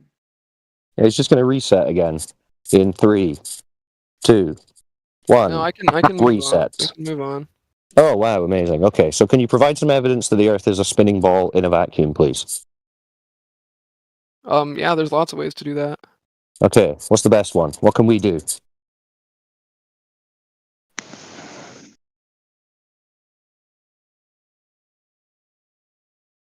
So you want proof why it's spinning, not why it's round.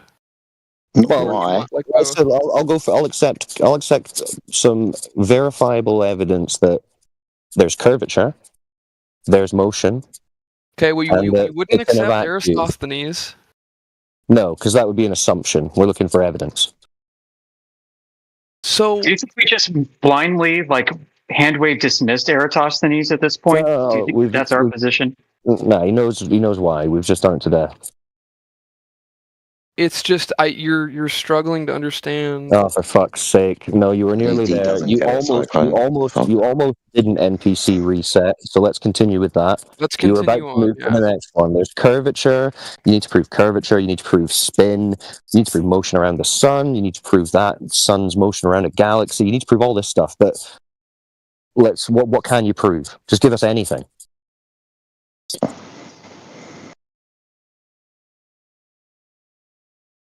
I mean, there's the Earth's shadow on the moon. That's a very, very hard one for you guys to. Well, we did that already. You also don't know that that's a shadow cast from the Earth. That's just an assumption. Sorry, what colour are shadows? Yeah. What colour are shadows? There is no color in shadows. It's just a dark. Okay, so what's the moon turn red then? What? That doesn't look like a shadow when the moon turns red.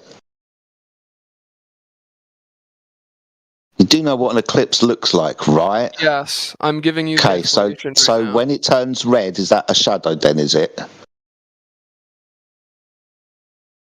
No, it can't be because you said the shadows don't have colour. The sunlight still passes through the Earth's atmosphere. Oh, it's just ChatGPTing it real quick. Because it scatters, that's the reason why. The atmosphere scatters blue light, whereas when it refracts through Earth's atmosphere, it is red. It's a red shadow on the moon, is it? Well, no, it's not really a shadow. It's just that our atmosphere scatters blue light, and it doesn't scatter red light in the same way. So the eclipse is not the correct.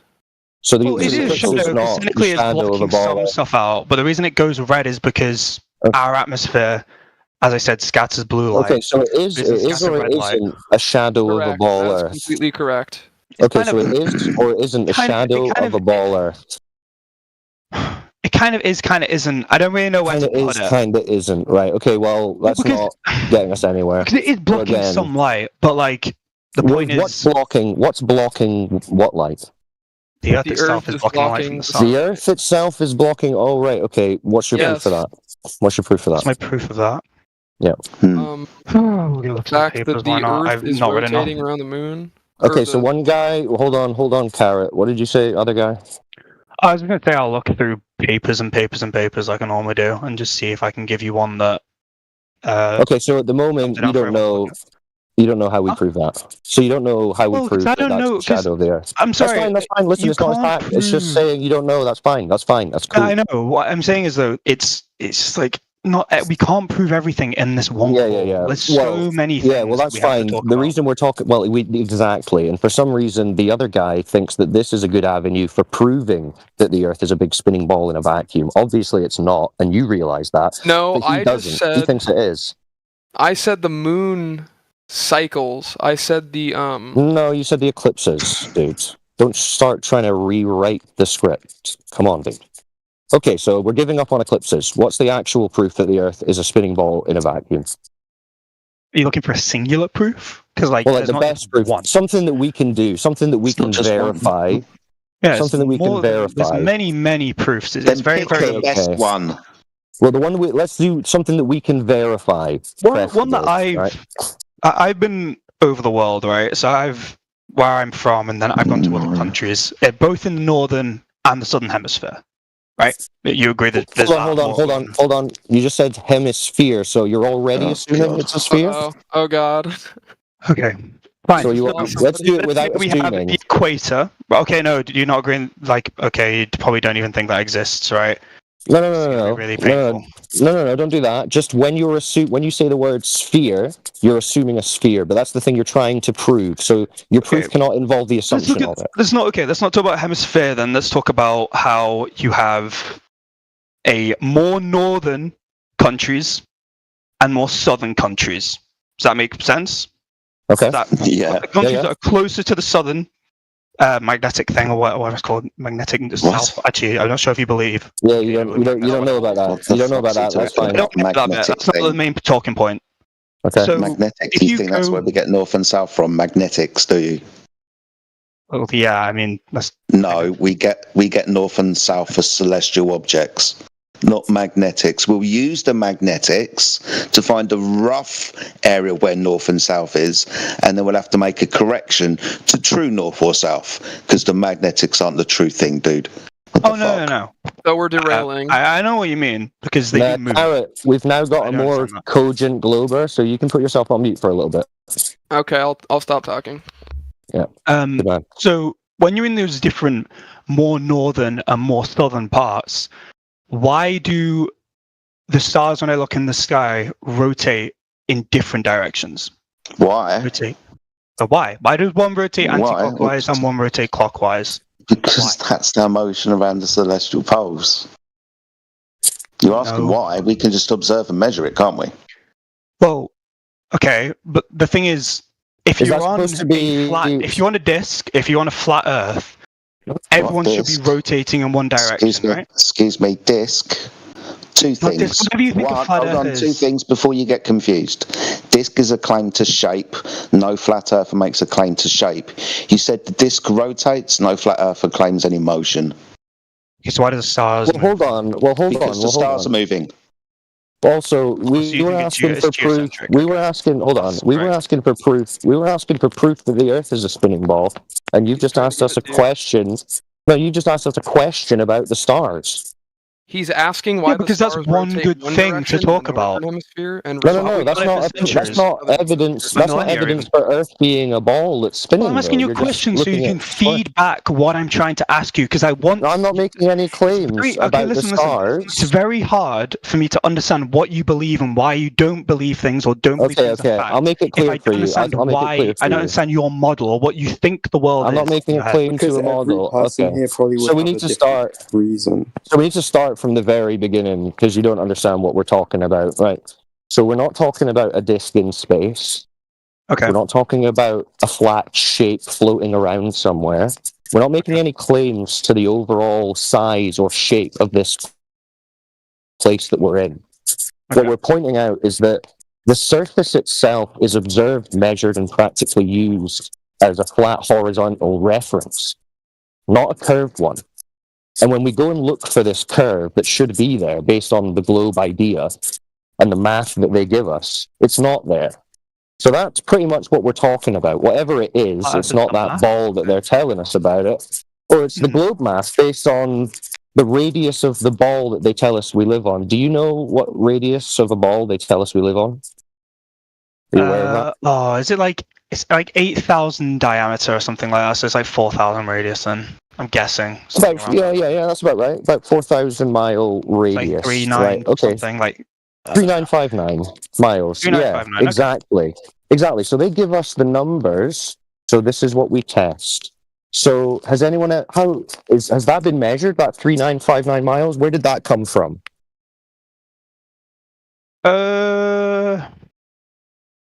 Trying to think who did that experiment now. So it won't be an experiment, dude.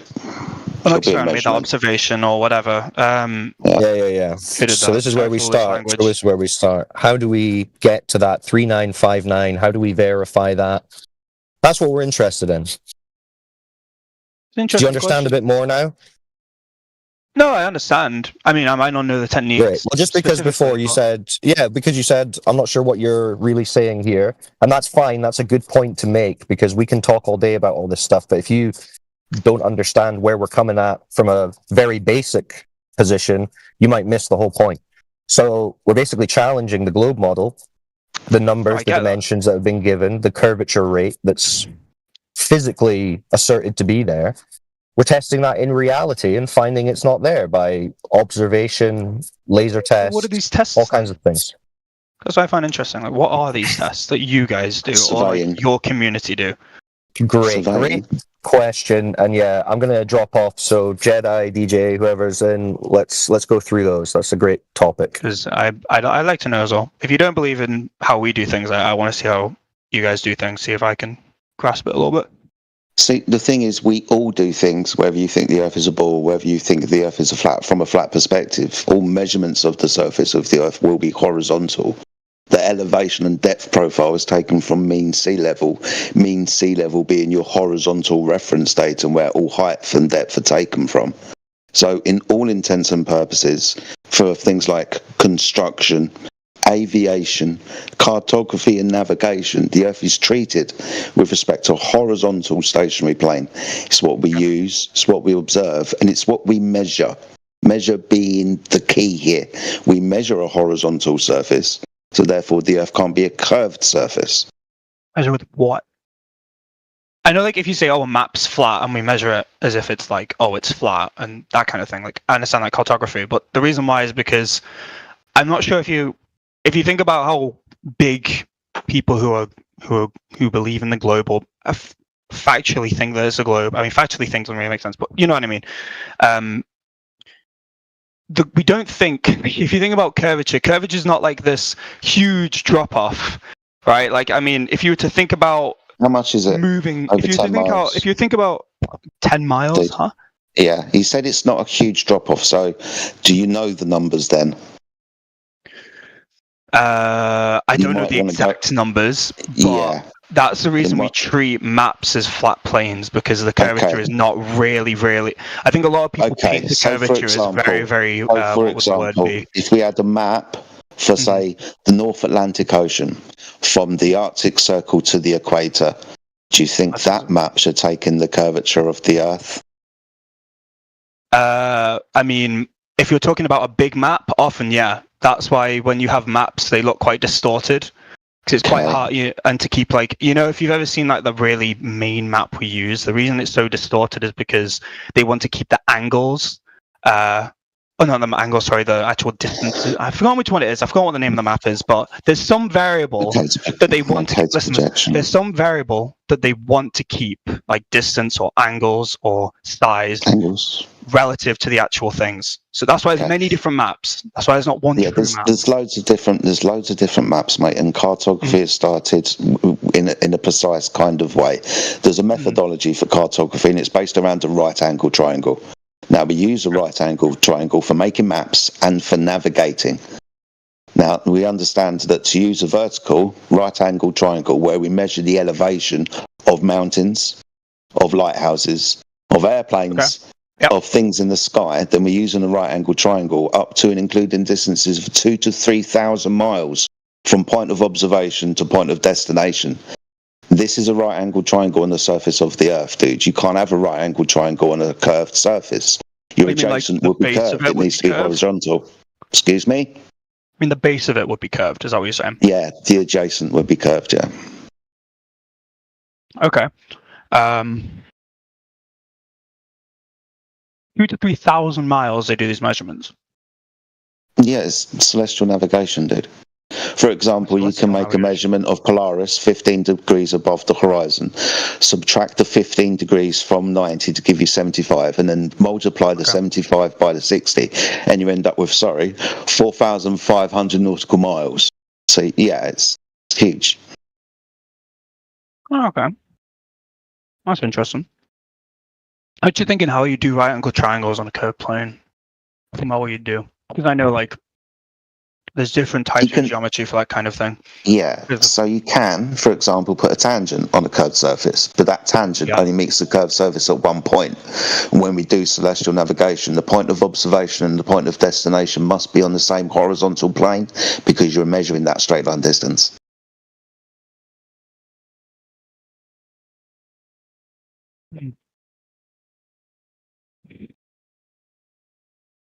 I've got an impossible challenge whenever ready. Yeah, sure. I'm just going to think about that a little bit. I need to draw some stuff in my head. On a piece of paper. So, could the people who believe in flat Earth show me a map of the flat Earth? No. Make a map with a scale?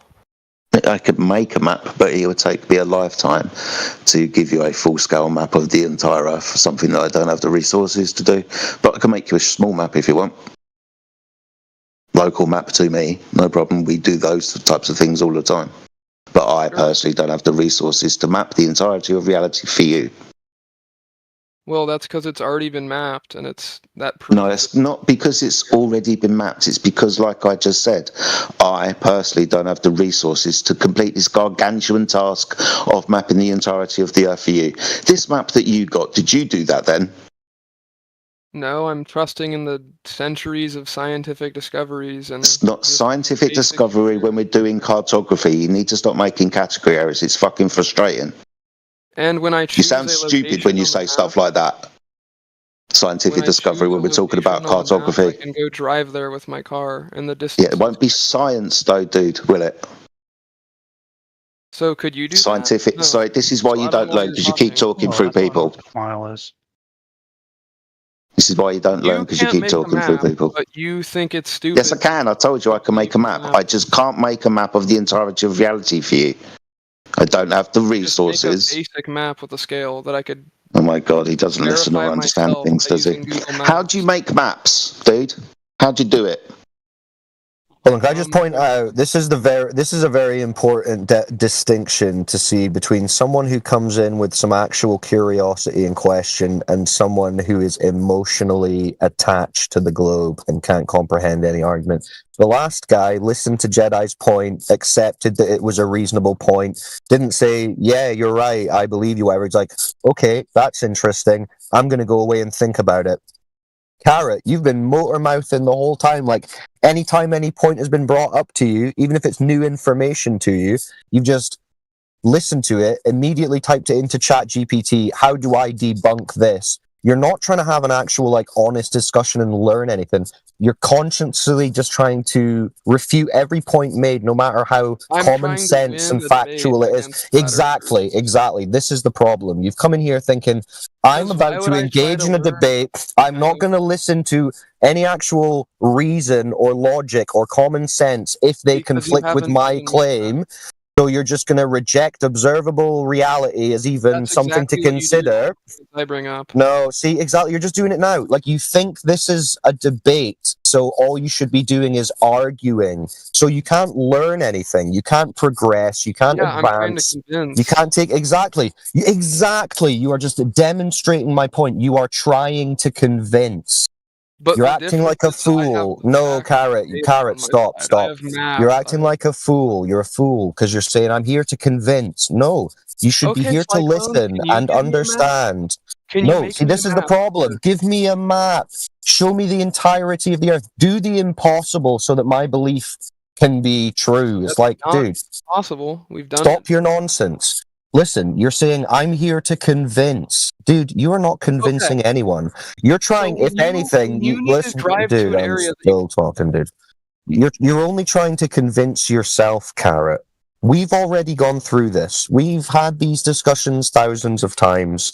We've looked into the information for years. You've never heard of it. You're just arguing. And I'm telling you, we're not here to have pointless arguments with children. We're here to have honest, rational conversation about where we live. The other guy just gave you a demonstration of how to do that. You listen to the point, you consider it, you take it away, you go and do some numbers, you go and do some observations, you have a think, you be honest. You're not just here to say, no, no, no, no, no. It's retarded, dude. And then be like, give me a map of the whole Earth. What does the whole Earth look like? We're not claiming that. Well, then the Earth must be a ball. Just stop the bullshit, dude. Oh, okay, he's left. Well, that point had to be made, because that juxtaposition is a very important one to understand between those two characters. So I know I said I was jumping off there, and then I came back on and just like ran the guy out of the room, but that was warranted, no? Yeah, he was a waste of time. He was completely bricked. Exactly. He was just going to waste my time, dude. He was. I was considering doing that myself. You just did it more kindly than I would have. Yeah, exactly. Jedi, he was going to waste your time. I couldn't bear to see it or hear it. So You're fine, boss. I appreciate it. He was pissing me off. Yeah. Nicely done. I'd literally just joined. To hear Jedi be rebutted with the point that the changes in cartography over time is science. Then the gentleman decided that he was going to pretend that he was going to educate you lot. Now, that's the point where somebody does need their arse showing to them. Whole, as you said, category error, which is a polite way of putting his ignorance, Jedi. Yeah, and then I'm not. Is it Cyclone? There, yeah. Well done, mate. Put him in his place. Put him back. Yeah. The only point I would have reiterated was just to point out how dumbass he was in what he said. Yeah, the science of maps. Okay. Yeah, but it's like the way they were acting. I mean, I can't even get to his obviously retarded points because the way he's conducting himself is such an offense to me. And the fact that the guy before him was like so spot on with how he should conduct himself, saying, interesting point, I'm going to go and think about it. Like, that needs to be highlighted, that this guy's just so far away from that. You don't have to conduct yourself in any way, yeah? But the way in which you conduct yourself tells other people, yeah, what you're here for. And somebody like that demonstrates their ignorance and then pretends that they're here to educate us should be dealt with that sort of sharp shrift. Yeah. You shouldn't have to tolerate a wanker. And we don't. This is the point. We're just putting that through, yeah. Yeah. Exactly. So, but anyway, if that other guy is still here, speak to him because he actually sounds like he could have an honest conversation. But anyway, have a good night, guys. Good to hear you all. Stay flat. See you later, mate. Cheers. Cheers, Cyclone. I have a question for you, Jedi. You know how you talk about nautical miles, right? Oh, we talk about lots of different miles, nautical miles, statute miles. Yeah. Yeah, so with nautical miles, is that something that you use? Is that something that you kind of... Is that something you kind of... Because the way I've just been searching up about it, because honestly, I know I haven't really like looked up the definition of what a nautical mile is, but you said like 1/60th, which kind of like sparked something in me. What made me remember that it's like it's the arc length. It's 1/60th of a degree. Is that what it is? From what I remember, 1/60th of a degree. Yeah. Yep. Which is like 1800 meters. Sorry. So just pause there. Just I like the definition, but it's not complete. A degree of what? Well, I guess if you were to take a sphere from this definition, take a sphere and to put a plane directly in line with the diameter of that sphere, and you were to then use, if you were to have like the center of the sphere within that plane, it's 360 degrees of rotation. And then if you were to draw a radius to the circumference, the surface of that sphere, it's just that angle between the vertical from the north to south. So that's how you would take the request I gave you, which is, would you describe what a nautical mile is, and therefore any subunit of the degree in which you describe it, and actually describe what's the degree of. You're describing, after you've derived that flat Earth measurement, how you would try to strap it onto a ball. But you've gone a little bit ahead of yourself. So just come back and describe what a nautical mile is. It is a subunit of a degree, but a degree of what? What's the degrees we're measuring? What's it to? I wish I could like get up a. Can I share? I can't share screen. Share. No, I was gonna say that I could probably just like show it on a screen or like draw it, because I think a lot of the time, this is one thing that really annoys me with like this kind of thing when we're talking, is we can't like show or draw things, because often I think with definitions, just words isn't enough. No, I appreciate, yeah. Sometimes the depth of knowledge we're trying to share could be aided with diagrams, but I don't think that this is one of those moments. I'm just asking you, where do we derive the unit of nautical miles? What are we measuring angles to, and then subdividing that angular change as part of a way of defining a linear measurement across the flat surface? What are we looking at? Arcs can have linear measurements to derive it. Do you get me? Arcs can have linear measurements. That's completely fine. No. You can say that 1800 meters on an arc. That's completely normal. No. I'm not talking about. This is not where the nautical miles derive from. I'm asking, where do we get a nautical mile from? That you. That's what your initial question was, wasn't it? Yeah. Yeah, I guess. Yeah. I mean, that's why I searched it up. That's why I wanted to know where it comes from, and it gave me a way of, or it kind of told me how it works. Yeah, on a ball. That's what I said. You've jumped ahead. You jumped past the definition and tried to strap the definition onto a ball, meaning you need to then bend your straight line measurement to make it a segment of an arc, so that you could express it as a fraction of 360 or as just a straight radial or degree measurement. But that's only a way of expressing it once you've then jumped onto a ball. And more fundamentally, it's contrary to how the angle and the linear measurement is originally derived. But do you know where it's derived from?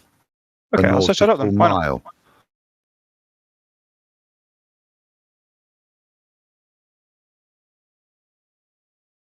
Repeat the answer again. I think you spoke through each other. Sorry, dude. I'll do the question. I'll summarise the end of the question.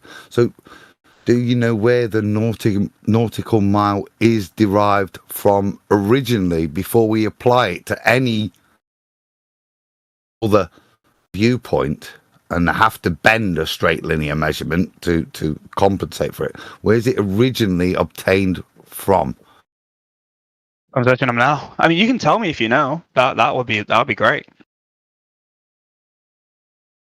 Well, if you don't know, well, because there's a very different. Okay, because no, stuff like that can change. No, because this is why I don't. This is why I thought you had a point with the knowledge of the topic you'd introduced. Not that you were here for me to tell you how to derive a nautical mile. If that's the case, then you can't have a point, because the initial concept. That's a question, not a point. Oh, dude, I'm talking, which I think is a fair rebuttal to the nonsense that you brought to the table. You just come in and said, "What's a McChicken smoothie sandwich?" Now, I shouldn't have to describe that. Why are you bringing it up? You brought up nautical miles or McChicken smoothie sandwiches, so they must have a point to you. Now, I just wanted to start so that we were on a Socratic level, so that we both agreed where a nautical mile was derived from. You've come to the admission that you actually don't know where it's come from. So is there a point in genuinely, other than, as you've requested, me educating you? You can't have a point, can you, if the starting premise is if your nautical mile point is, actually, I don't know what a nautical mile is. Could you tell me what a nautical mile is, please, Ad? Well, this would be a fool's errand from my point, wouldn't it?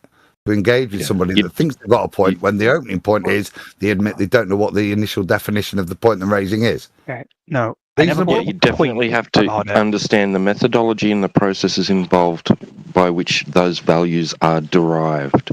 Right? You can't start with those values as if they've already, like, where did they come from, bro? You need to know these things. It's important. Listen, I asked to him what we were talking about nautical miles. I asked him a question. I never brought up a point about. We're just having a discussion, bro. So he's asking you. That's all. No. This is the thing. I am. That's why I asked the question. I'm not here to debate. I don't want to scream and shout at people about what I believe, because honestly, at the end of the day, it just ends up cyclical and we never get anywhere. I think. Don't get your arc up. No pun intended.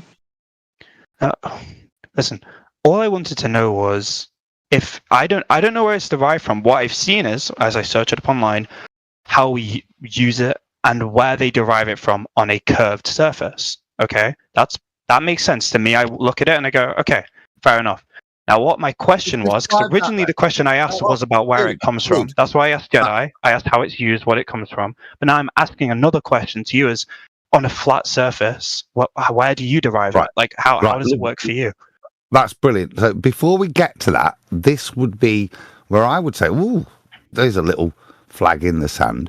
You just made a claim of how it's derived a nautical mile on a curved surface. Something that is contradictory to my knowledge of how a nautical mile is derived. So I'm asking the question. As a point of learning for me, would you share with me why you've got to this point and made the declaration of how a nautical mile is derived on a curved surface? Would you just go through that process of deriving a linear measurement on a curved surface, just so we're up to speed, on the same page? Am I okay to assume that we know what the circumference of the Earth is? Is that something I'm allowed to say? Yeah, for this example, sure. So what we'll do is take a sphere, right? When you take a sphere, we're then going to get a diameter of that sphere, and we're going to place a plane, so a 2D like square thing, just, if you know what I mean by plane, and we're going to cut that sphere down its diameter. Now, the midpoint, or the center of that sphere, will be on that plane, and what we can do is we can draw a radius from the center to, let's say, the North Pole. Then what we're going to do is we're going to have a second radius, and we're going to move it from that north one, and we could move it 360 degrees. You can move it 360 degrees all the way around, or 2 pi radians, whatever fucking measurement you want to use. You can move it all the way around.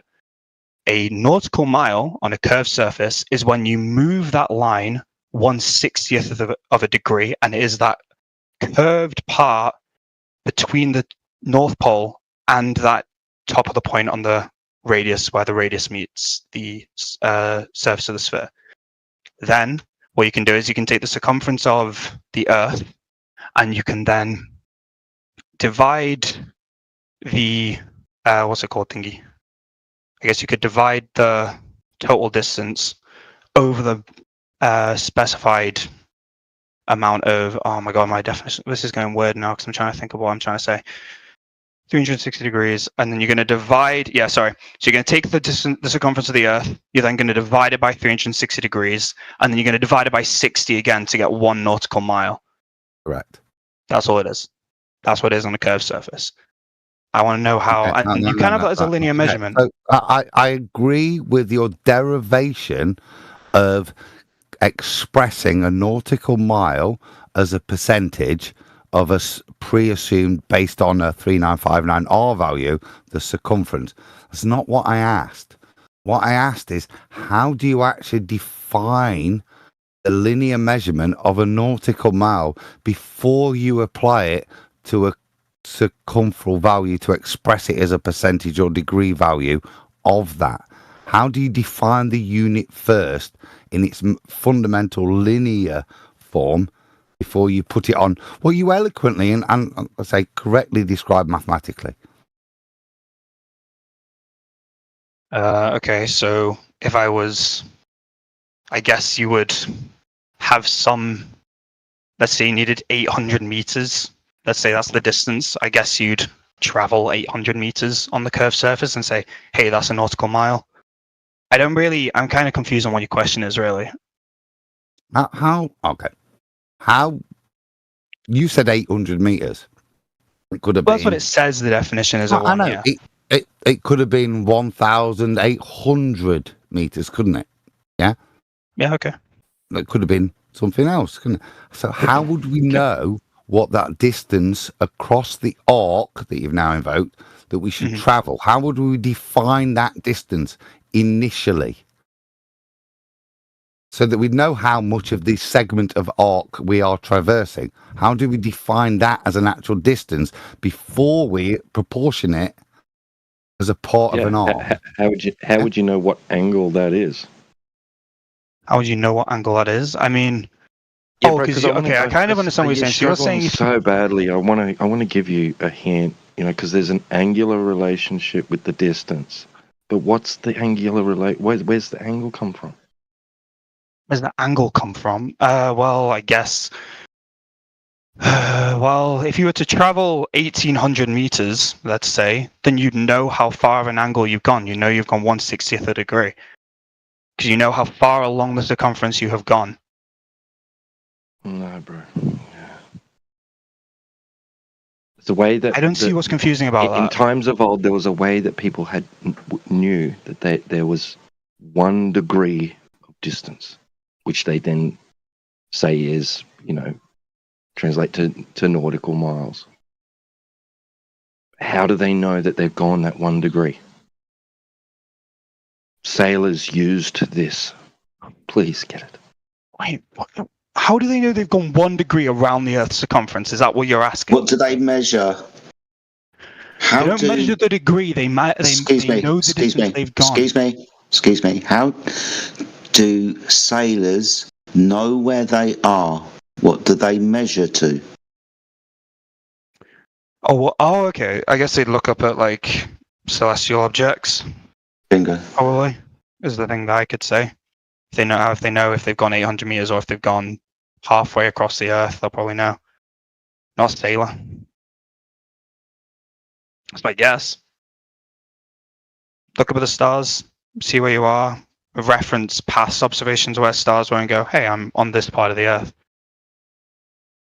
That is correct. Maybe they do time, but they just do, they know what speed they're going at relative to other things, I guess. And they can measure how far they can measure the time that they've gone. I mean, that's pretty simple in terms of maths, what you do. You can know what your distance is because it's just speed times time. Well, it's really pretty hard to measure how fast you're going on a boat unless you have some kind of accelerometers from modern technology. I think we're rushing ahead a little bit, Muzi. You're virtually there. We've got you to the point that you're recognizing that what we're looking at and observing and measuring is a 1 degree change in a luminary. The point I'd still hold you back on is that you've still expressed this 1 degree change in a luminary in terms of its flat Earth elevation angle to the observer. Now you've conflated it as a 1/360th of a ball. So a leap, a very big leap, something you can't justify. But you've jumped there, and I think I'd want to pull you back as to why you think the point you've now recognised of how we're defining a linear measurement like a nautical mile as a degree or fraction of a degree change with regards to a flat Earth measurement of a luminary somehow means this degree change is something to do with the 360 degrees of a ball. Now, other than sharing the word degrees, the two aren't in any way commensurate with each other. Do you recognise that point? Again, sorry, I cut out a little bit. Not the whole thing, just the relationship between the two. Well, steal my mate, and then explain which bit you struggled with. I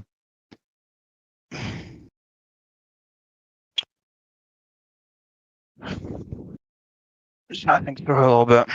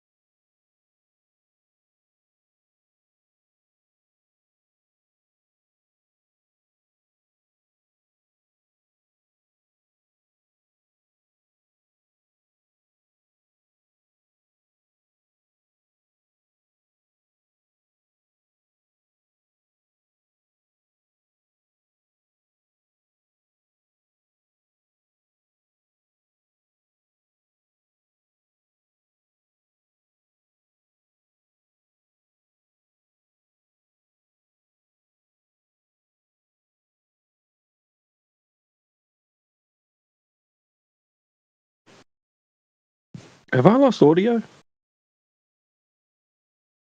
I think we're just waiting for Muzi to steal man or then explain the bit he struggled because he cut out a bit, poor lad. So he missed a bit. So I'm just asking it to explain which bit he missed. No, I was thinking about what you said, not about like the part I missed. Okay. I can't psychically know what you're thinking, can I? So it needs you to respond. No, you don't need to know. That's not the point. Help you along the way of which you appealed for, didn't you? I missed the bit. Can you help me out? Well, which bit did you miss? Where was your lack of understanding? Then I'll help you out. But it's not for me to presume which bit you missed. Can you summarize it again? I don't need the whole thing. I just need you're the not key cutting points. out now then. No. I'll finish my sentence then. So I don't know which bit cut out. So where was your struggling in the understanding? Which bit did you get lost in? Is it okay if you re-summarize it so I can just kind of guide myself along the path of what I need to understand? No, that's why I thought, why don't you summarize where you are on your journey? That might be more beneficial for everybody instead of me repeating myself unnecessarily. Because I'm trying to think what my main thought is. I'm trying to what I'm trying to get rid of is this idea of it being what's it called, the relationship with the degree and how far I'm moving. Someone said in chat as well that the calculation is based on distance over time. It's not a measurement of a nautical mile, which I'm also just trying to decompose in my mind a little bit. I'm just kind of thinking through of. I think somebody's thrown you a straw man there, dude. Well, that's one of your guys, isn't it, Dracy? What is distance over time? E divided by T, what does that equal? What unit? Yeah, exactly. So are we talking about speed here? Or is somebody in the chat who's supposedly helping you probably being a bit disingenuous towards you? I'm being kind, aren't I? Referencing something else. I think no, they were just saying something. I know, but just so you know, I'm not a shithouse. You understand? I don't think I do well. I'm just saying they help. You've just felt you need to share with us. I don't know why. I'm just pointing out it's probably leading you down the wrong path. If you just illuminated the rest of the room with that distance over time is sometimes known as speed. Something that wouldn't be equivocal to a distance, would it? It'd just be the D bit. So they're talking about something else. Don't listen to the distractors, mate. There's lots of people out there that will try and bum you off with false knowledge. Dude, that's information coming from a 24/7 server moderator. Well, was it correct? Bro, you're taking it out of context, so shut the fuck up. I'm not attacking the server moderator, whoever that was. No, bro, it's not you. It's the other guys. He misunderstood what was being said. It was a response to some guy who didn't understand what knots were. So it was an explanation for that. And then now they're trying to twist it to try to run away from your point. Just keep them to the point. That's not what I was doing. I thought it was a response to me. I didn't bother reading above your chat, so that's bad. That's my bad on my part. Don't have to be so aggressive about it. I wasn't being aggressive. I was being nice and saying, no. You sorry, Trace. To you it's a misdirect. It's incorrect and not relevant to the point. I wasn't attacking whoever said it. I'm just saying it doesn't help you, and it's not dealing with the point on the table. Yeah, I'm not attacking you either. Don't get defensive. I'm just correcting the errors that are being applied here. When you're stating that I'm saying something that I'm not saying, and then it's coming from your side, stop all that stuff. Just focus on what he's saying. I was saying what he was saying. It was just a miscommunication. No problem. I'm honestly more confused than I was like 20 seconds ago, but I think we all are. I think we all are, dude. Right, I've even lost train of thought. Okay. Do you want to thinking? Yeah. Do you mind if you give me a recap? Honestly, I've now just got even more bewildered by whatever's just happened. So we were at the point where and I'll stand to be corrected, but the way you've presented your understanding to me is that you think the way in which a nautical mile is derived is as a subunit of 360 degrees of a pre-assumed circumferential value based on a predetermined R value. And that is how we get the metric unit linear in definition of a nautical mile. And I was saying to you, previous to that, the other guys in the chat had pointed out to you that you'd recognise that the way in which it's derived is by flat Earth elevation angle measurements to a luminary. We'd not got to recognise which luminary it was, but we were just along those lines, that this is a flat Earth elevation angle measurement fundamentally that's going to derive this unit. That's where we got to, and that point where you thought it was, and this is what I was saying, that even though the term degrees was being used, i.e. a flat Earth elevation angle in terms of degrees, you were equating the term degrees there as a sub-unit and arc length of 360 degrees of a circle. I think that's the misnomer we were at. Yeah. Are we caught up? No, I understand where I was now. No, so could you just kind of go into depth about the whole flat Earth angle thing and where that's actually derived from, where it's properly derived from then? No, it wasn't my point. You said... That'll help me with my understanding. That's what I'm trying to ask. Well, no, and that's what I said. No, you must have a point for you to have brought it up. It's not... Unless you actually came into the room generally and said, "Dear flat earthers, would you tell me how a nautical mile is derived?" and that was your initial point, then no, it would be unreasonable for me to allow this conversation to go like that, unless you conceded at the point you joined in, you were ignorant thought you had a gotcha, and you've been held to that point, and you've got to concede the point that you don't know your arse from your elbow, and then I will probably graciously tell you how a nautical mile is derived. But I asked Jedi about it. I don't even know what I originally came in for. I was only just interested in what. My question was to Jedi, like, where is it? Nautical mile? No, nautical mile. I was like, what is it for? How do we use it? That kind of thing. And now, for some reason, it's been spun into the fact that I made a point about something. If I did, then I don't think I remember making a point about it. If that's your only question, then what is a nautical mile? It's a flat Earth linear measurement that is not applicable to a circumferential value with regards to, it's not. It's a flat linear measurement. It's a straight line of distance. You can divide a nautical mile, up into many subdivision units, down to the inch. The inch has no rate of curvature. All of these adjoining and commensurate units fit together. You can have 4 foot 3 inches. All of them stick together to make one longer linear measurement.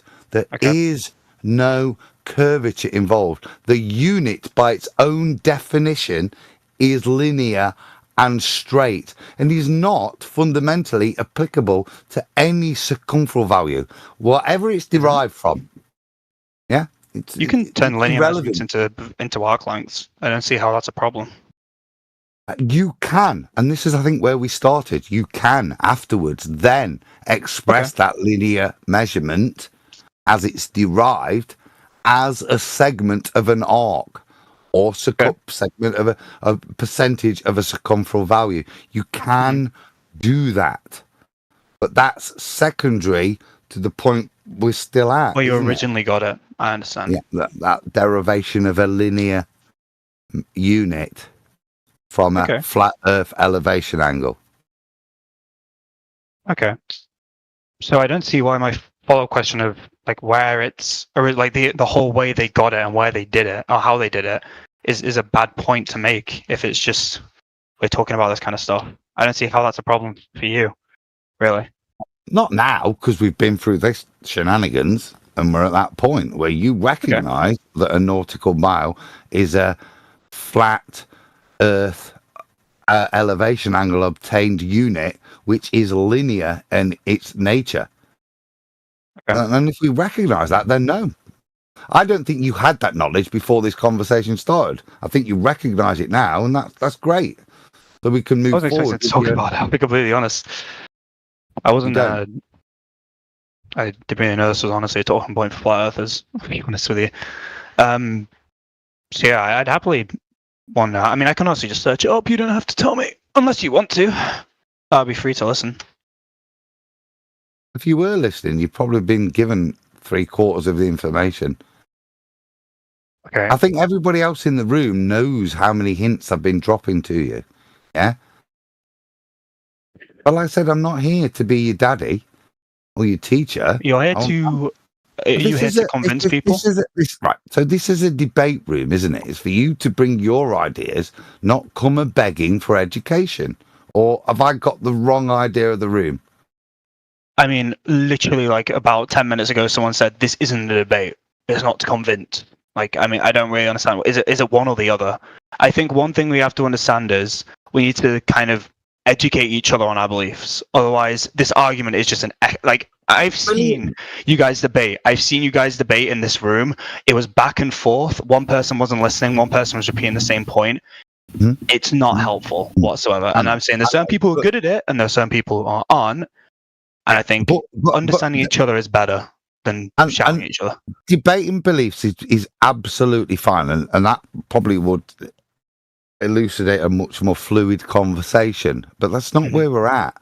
We're sadly at the point of having to educate you on what a nautical mile is. For you to then maybe come in, make a point that may be belief-based. But this isn't belief-based. This is what, by definition, a nautical mile is. This isn't up for argumentation. It's just you demonstrating you don't know.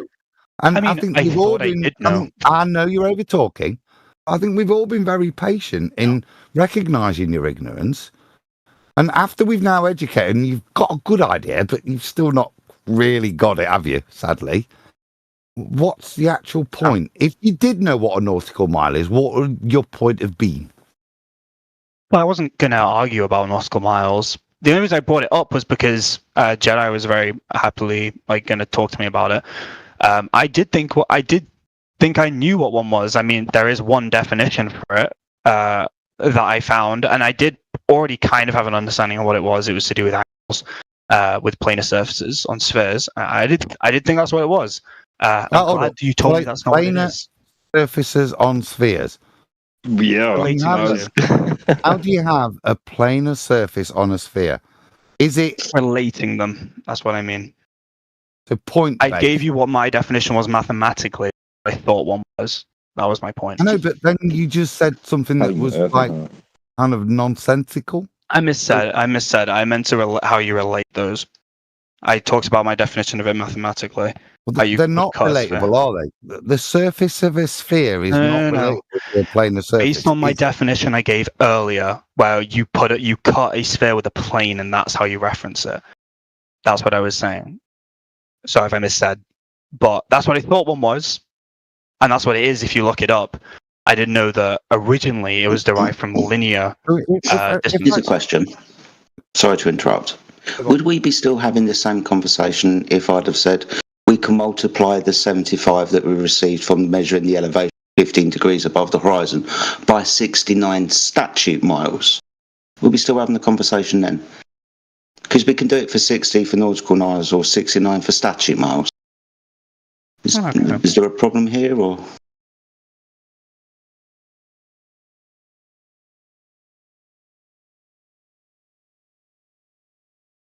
We're still going to get a straight line linear distance either way.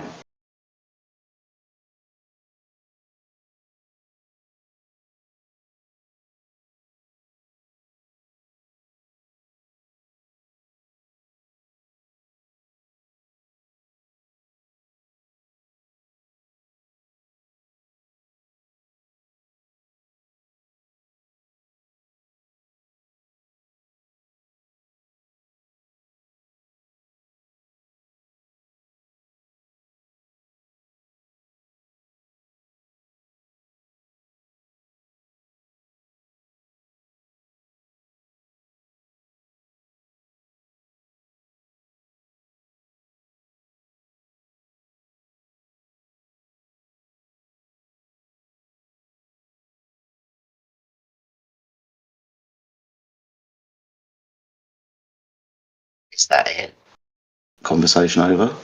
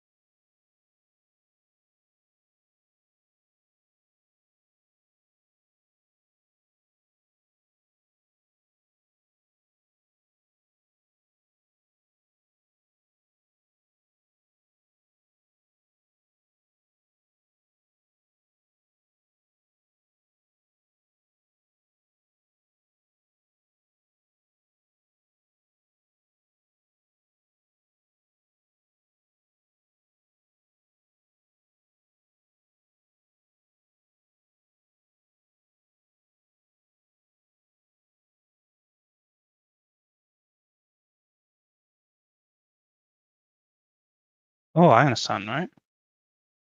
Just looked at a video of where they came from. Well then, mate, tell us. Huh? Sorry? Tell us. You said you just watched the video.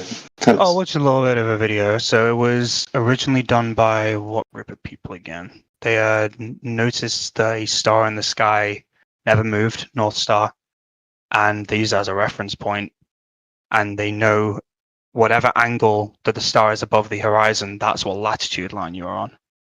Right. And then we can stop right there, can't we?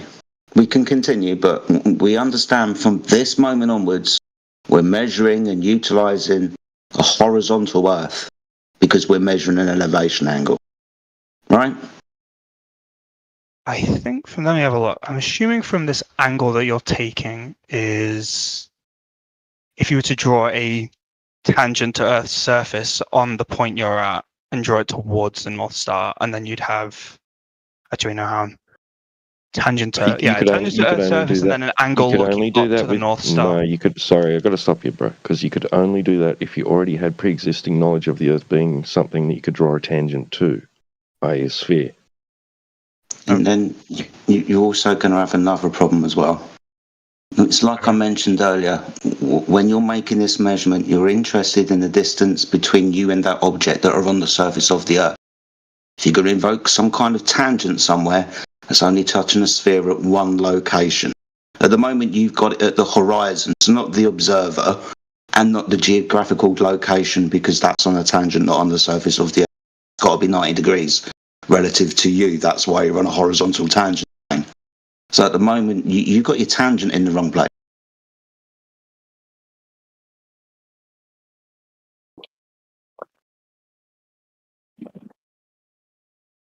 When you use a nautical sextant to measure the elevation angle of a star above the horizon, you utilise the horizon. Because at the end of the day, what you're going to do, if you're going to be using the marine sextant, you're going to be taking a correction for your height of eye above sea level. You're going to subtract the angle that you measure, the dip angle, from your eye level to where the horizon has dipped down and there's a dip angle. Correct for that to then get your measurement as a sea level reading. That's mathematically and practically putting the sextant on the surface of the Earth and making the measurement from that area on the surface of the Earth. The 3 points of your triangle with the sextant, your measuring device, the star in question, and the geographical position directly underneath that star on the surface of the Earth. Both the observer and the geographical position must be on the same horizontal to get the distance measurement. If you're going to start invoking tangents, you're not doing this on the surface of the Earth.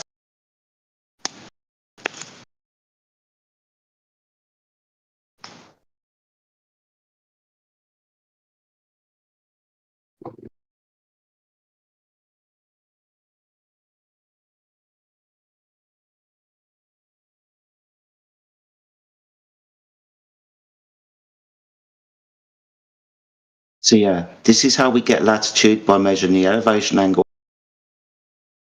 This is a 90-degree triangle that we can form a circle with. The centre of the radius is the geographical position. The radius length is the distance between you and that geographical position, and then you can get your circumference.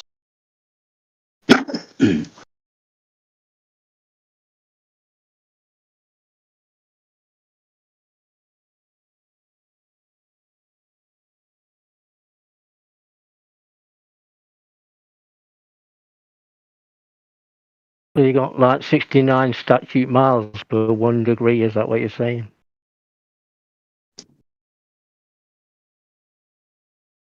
Yeah, that's what Celestial Nav says, mate, yeah. It's like 90 degrees from North Pole to equator. We're doing this again. If you were to just do the calculation, what do you end up with as a distance measurement? Because that's all it gives you. You've got a distance measurement there. Yeah. So if you're at the North Pole and you don't measure the elevation angle of Polaris on the horizon because it's on the horizon, so what do we do next? We measure 0 degree. What do we do? If you've been following along. Well, you've got the equator then. Then you got the equator. Yeah, how far away is it? Well, according to your maths, it's 6,210 miles. Yeah, not my math. Oh yeah, 1 degree equals 69 miles. 90 degrees multiplied by 69 is 6,210 miles. Awesome. It's a long way, isn't it? Aye. Aye. The radius. That's not me saying that. That's just basically what the calculation says, isn't it? Aye, that's the radius though, isn't it? Pardon? It's a radius from North Pole to equator. Yeah, it's a straight line.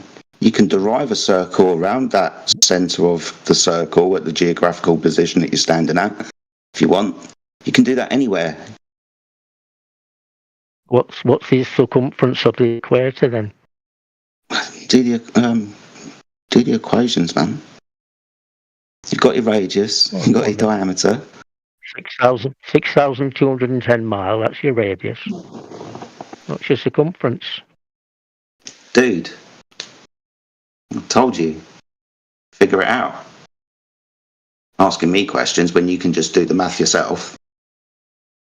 2 pi r, isn't it?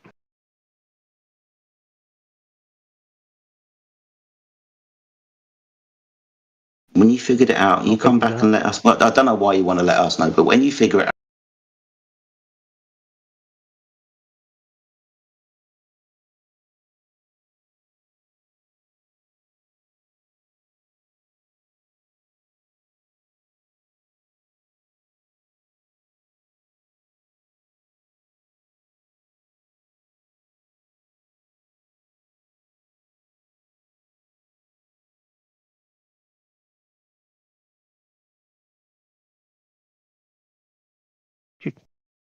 Did you figure it out then?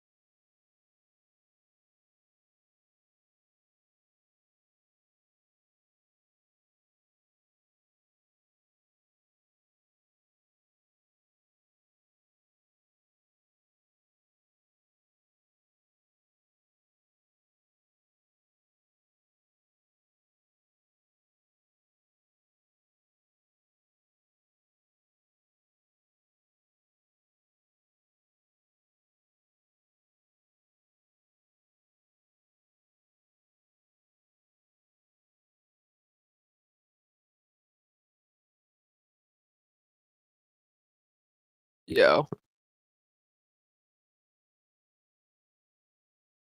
Someone in this call likes to pretend they're a gorilla. Must be you then, because I Did you don't work know out any others. circumference then yet, like? Did you work out the circumference, anybody? Sorry, this was your point of inquiry. I said to you, you figure it out, and then you'll know. Why are you asking us to do math for you? It's like 39,000 miles.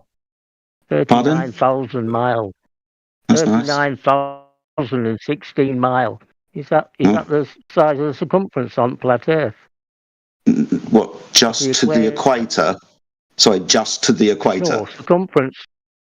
Of the equator. You've measured 0 degrees of Polaris above the horizon. Yeah, you've times 90 by 69 and got the distance, and you're now saying that the circumference of this circle that you've drawn is the edge of the Earth. Are you stupid? No, it's like Is this a circumference of the flat Earth then? No, this is a circle of equal altitude around the geographical position of Polaris at its minimum elevation angle measured from that point. I thought it was the same as the globe, the same size equator on flat Earth as it is on globe. Yeah, but you said, is that the edge of flat Earth? No, I didn't. I just said it was the equator. Okay. To the equator, from North Pole to the equator, 90 times 69, 6,210 miles.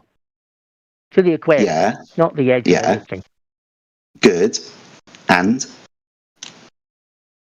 Well, I thought the circumference on flat Earth was the same as the size of the circumference on globe. Sorry, why? Well, that's what I was told. I was told that. Oh, okay. I can't speak to that person who told you that then. Nathan Oakley told me. Who? What? Nathan Oakley. He told me it was. Well, he's not here, is he? 24,900 miles circumference.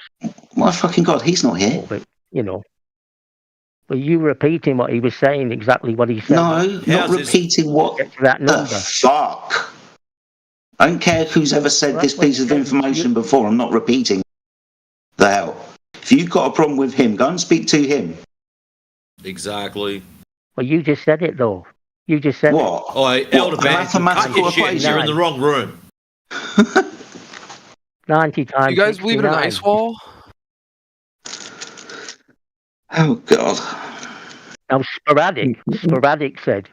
Any flat. Okay. Then speak to him. You can shut up. If you've got a problem with what someone else said, go and talk to them. Don't come in here dribbling your crap. Anyways, did someone say ice wall? Yeah. I like my freezer cleaned. What was the question? Is an ice wall something you guys believe in? No. No. Oh, okay. If there weren't ice walls, there'd be no need for ice doors. Or ice windows. Exactly.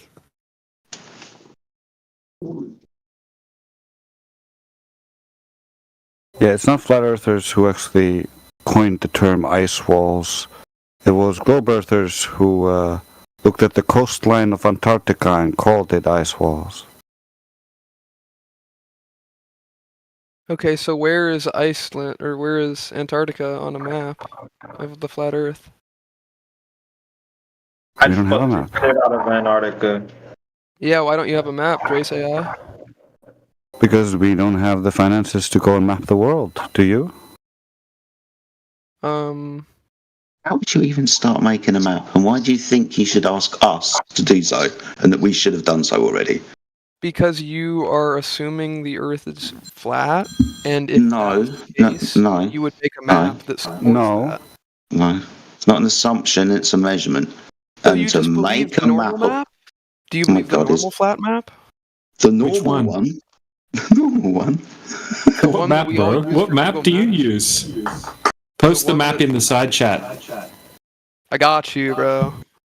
Bro, like, let's take the map of America, for instance. According to surveys, America is flatter than a pancake, so all the maps of America are maps of flat maps. So what now?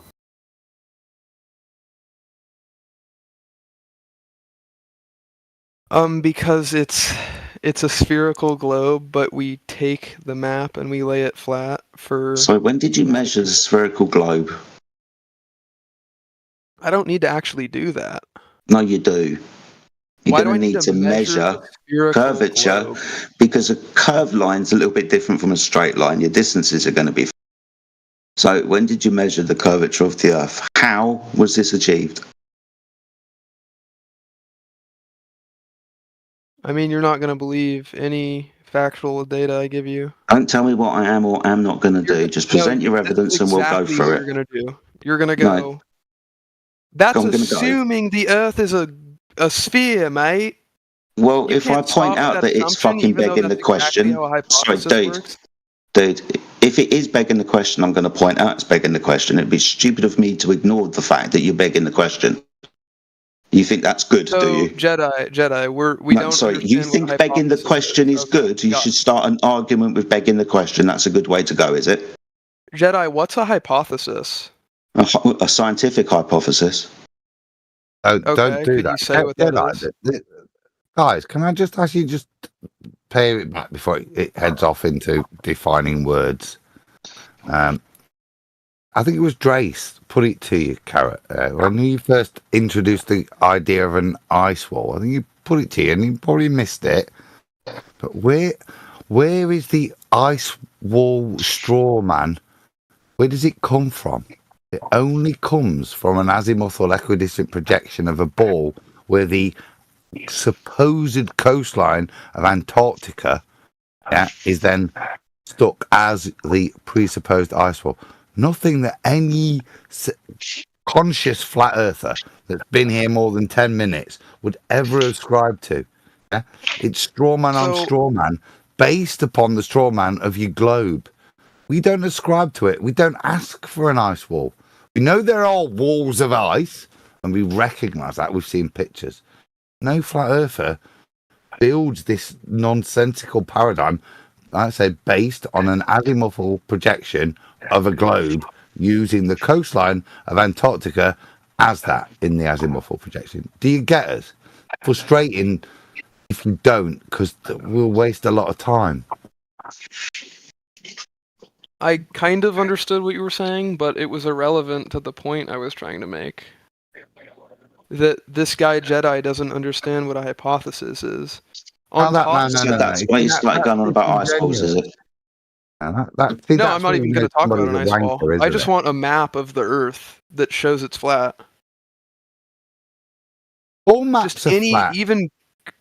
Yeah, I know, because it's taking a sphere and projecting it onto a flat. You just want a map that shows you it's flat. They all do. Even an azimuthal equidistant projection of a globe where you can have an ice wall. Okay, what about a global map? There's global maps. It as flat, doesn't it? So, you can map in a sphere. You can put the map on a sphere. Dude, stop over talking. Let me just finish. I'm not attacking you. I'm trying to clarify the position. I'm saying you've got flat maps. What kind of flat map are you actually requesting? Because, it could be a birthday request that we could... I got you. Nearly done. Calm down. Yeah? Just specify when you say, I want a flat map, even though you know all maps are flat, what type of flat map do you want? I want a map that would show all of the countries on a planet that is flat. That's flat planet. Is he dumb? That's disingenuous. That's what you guys believe, that we're living on a flat planet. No. No, we don't. No. Planet's got a very specific. Hold on. Planet's got a very specific definition. The Earth that we live on doesn't fit those definitions. i.e., a curved surface that's in motion. Let me rephrase. You believe we live on a flat Earth. Could you give me a map of the Earth that shows that the Earth is flat? No, I answered this earlier. We've all tried. I wonder why you can't do that. Because we don't have the resources or the time available to map the entirety of reality for could you you. Give me a basic, just anything. Like, could you? How do you start making maps? How do you start making maps? You plot out where the land is at, and then you. How? Have you done this? No, I haven't needed to do it. You guys need to do it. Hold on, stop. Hold on. No, we're just going to hold him for a second. Hold it right there. So you've not done this, but yet you're driving us, expecting us to have. That's very interesting. How bloody rude. I've done it. You can't do it because you can't do it on a flat plane because you're too dumb. Damn, silenced immediately. Literally not even given an opportunity to talk past that. Alright. You've made a request, and like I said, all maps are flat. What in all of the maps, even azimuth or equidistant, could you show me a map where they account for curvature? Yeah, if I look at just a basic ordnance survey map, they all those little donutty rings when we look at a hill or a mountain and we see the elevation change. At what point on that map does it say, actually, even though if you stood at the bottom of this hill, it's 800 meters high. If you're 4 miles away, it's not 800 meters high because you're looking over a curve, looking down at it. Therefore, it's not 800. There aren't maps that mitigate for the curvature. Yeah, they're just flat maps. The thing that's missing is your ball in every map. So it seems a little disingenuous for me to demonstrate to you that, as you know, all maps which are flat need to prove that they're flat, even though you know they're flat. I would ask you to look at it and say, show me a map that demonstrates the curvature and the effects of living on a ball if you were mapping.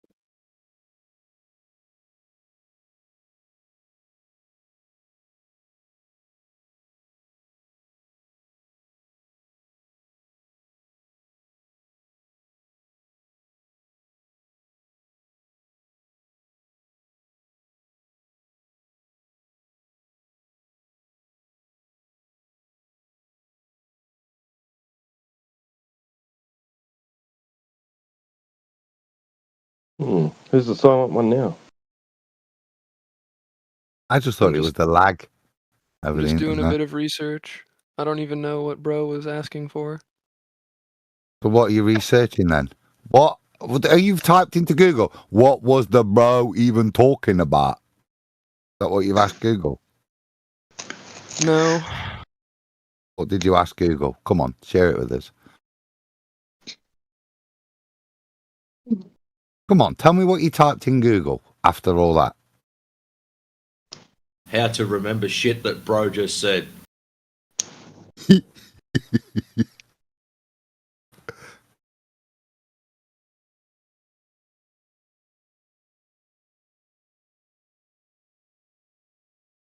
Trying to find a specific map. Oh. Check inside chat. I just posted up a shit ton of them for you, bro. No way. Oh, so yeah, that wouldn't make any sense at all. That bottom one. Yeah, the bottom one was made after adjusting for inconsistencies within the globe models. We're not endorsing any models. I'm just showing you that different people can model it differently. Yeah, that wouldn't work for Google Maps. That you wouldn't be able to. You can't prove that. From one city to another city. You can't prove that. Yeah, so on my map that everyone uses, there's distances that are accurate. So like I can go from Chicago to Yeah, this matches to sailing distances and flight times. So, like, that's the problem. Like, you can make all sorts of maps, and they can appear to match your different statistics or different data points. But then when you look at other data points, they don't appear to match. So you have. The globe has its own consistencies. These maps have their own consistencies. Every single one of these models have their own inconsistencies. That's the problem.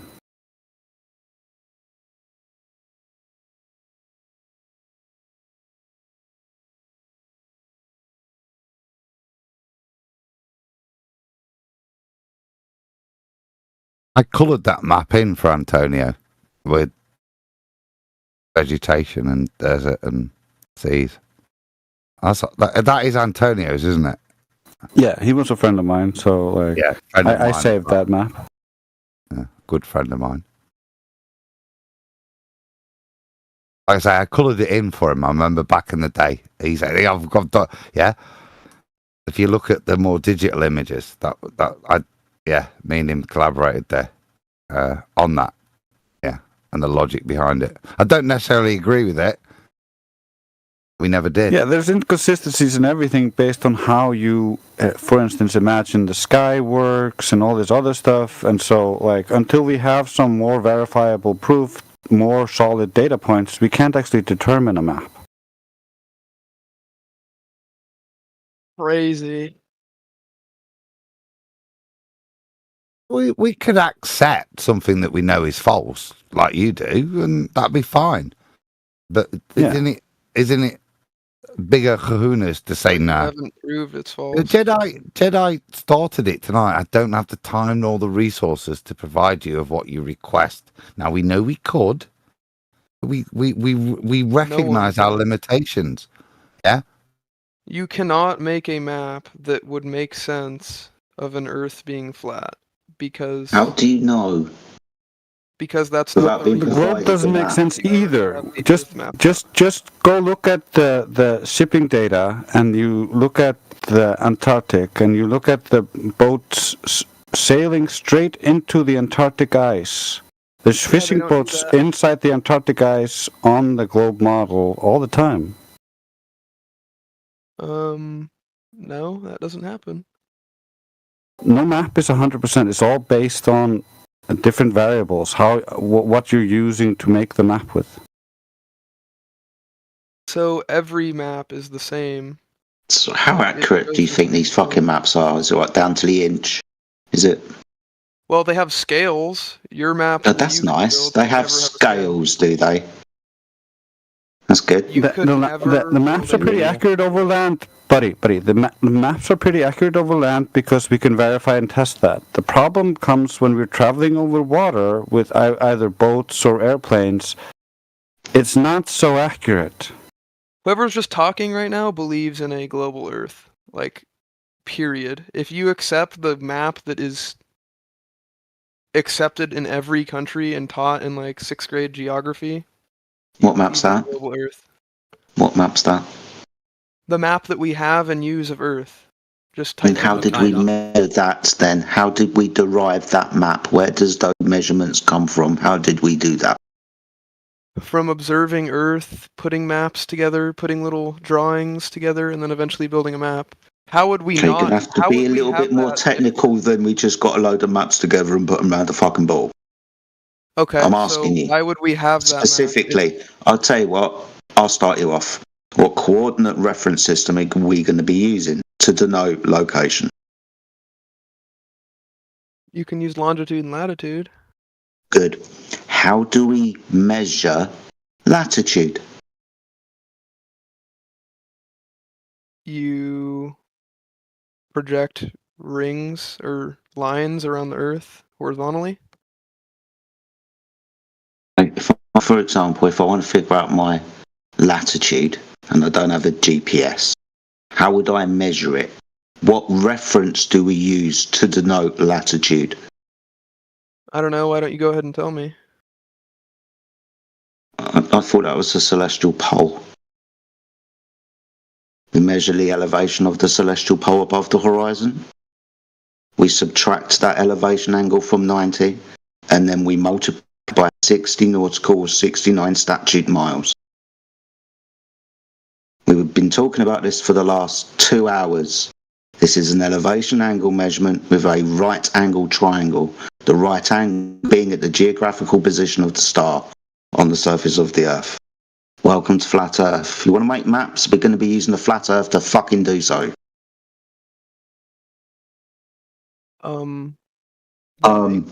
You haven't.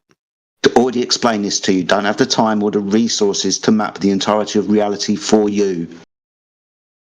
Yeah, so how do you think we did that as humanity? So I just told you how we got our coordinate system by measuring the elevation angle of a celestial pole. Yeah, how would that be used to make a map? We've just denoted our coordinate system where you started mentioning circles. Yeah, latitude of circles of equal altitude around that geographical position. Okay, how would you build a map with, like, okay, so how would you Oh, just fucking goodness me, dude.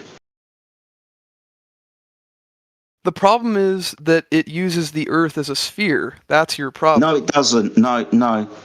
You're adjacent. You and the geographical position are on the same horizontal. When you're measuring your fucking angle, two straight lines meeting at a vertex. You're not going to be measuring the separation between a straight line and a curved line now, are you?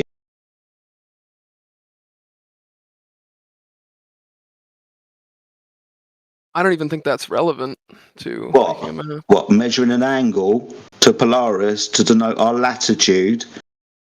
I asked you what coordinate reference system. You said longitude and latitude. Yeah, it's an angle measurement. Angle, two straight We don't sides. need to use angles and measurements, bro. We can launch a But we satellite up just into did. space with cameras. Sorry, we just Make a did. detailed picture And of now Earth. you want to put that down because that what? You can't do that on a sphere. So you want to ignore the thing that we actually fucking do. What? I'm Like, telling seriously, you, it is impossible to make a map of Earth. Really? Have you tried? being Have you? flat. Sorry, have you tried? Being as I'm educating I you how don't to make need to. maps, you've There's tried, have already you? There's Sorry, already maps you've that I made the believe- claim that it's impossible. So what? You've tried to do this? I'm telling you it's impossible. You're telling me without any experience. Why should I listen to you, Because boy, you who has no can't understand experience? it. You have a 2-digit What? IQ. You're unable to So understand. now what I'm you're saying. just going to attack me. Brilliant. Well done.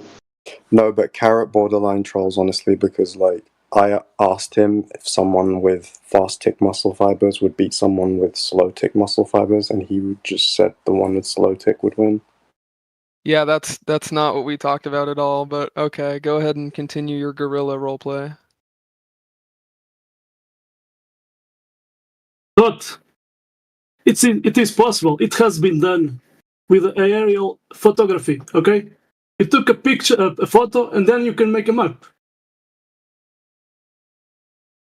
Yeah, from I satellites. did use topographic maps, military maps. Okay. Do you believe in a global Earth or a flat Earth? I don't have to believe in a fairy tale, but you can believe in Narnia. It's your problem. We are talking about maps. You are jumping around. Okay, you are just ignorant. I am ignorant. Okay, that's Yeah. funny. We are talking about maps, and you said it is impossible, but it has been done. Okay, you just take a picture, a topographic photo, and you can then you collect some data, you measure some distance, you can make a scale. So it is possible. Okay. Go ahead and tell us right from the very beginning, right, going back in history, how they mapped the globe.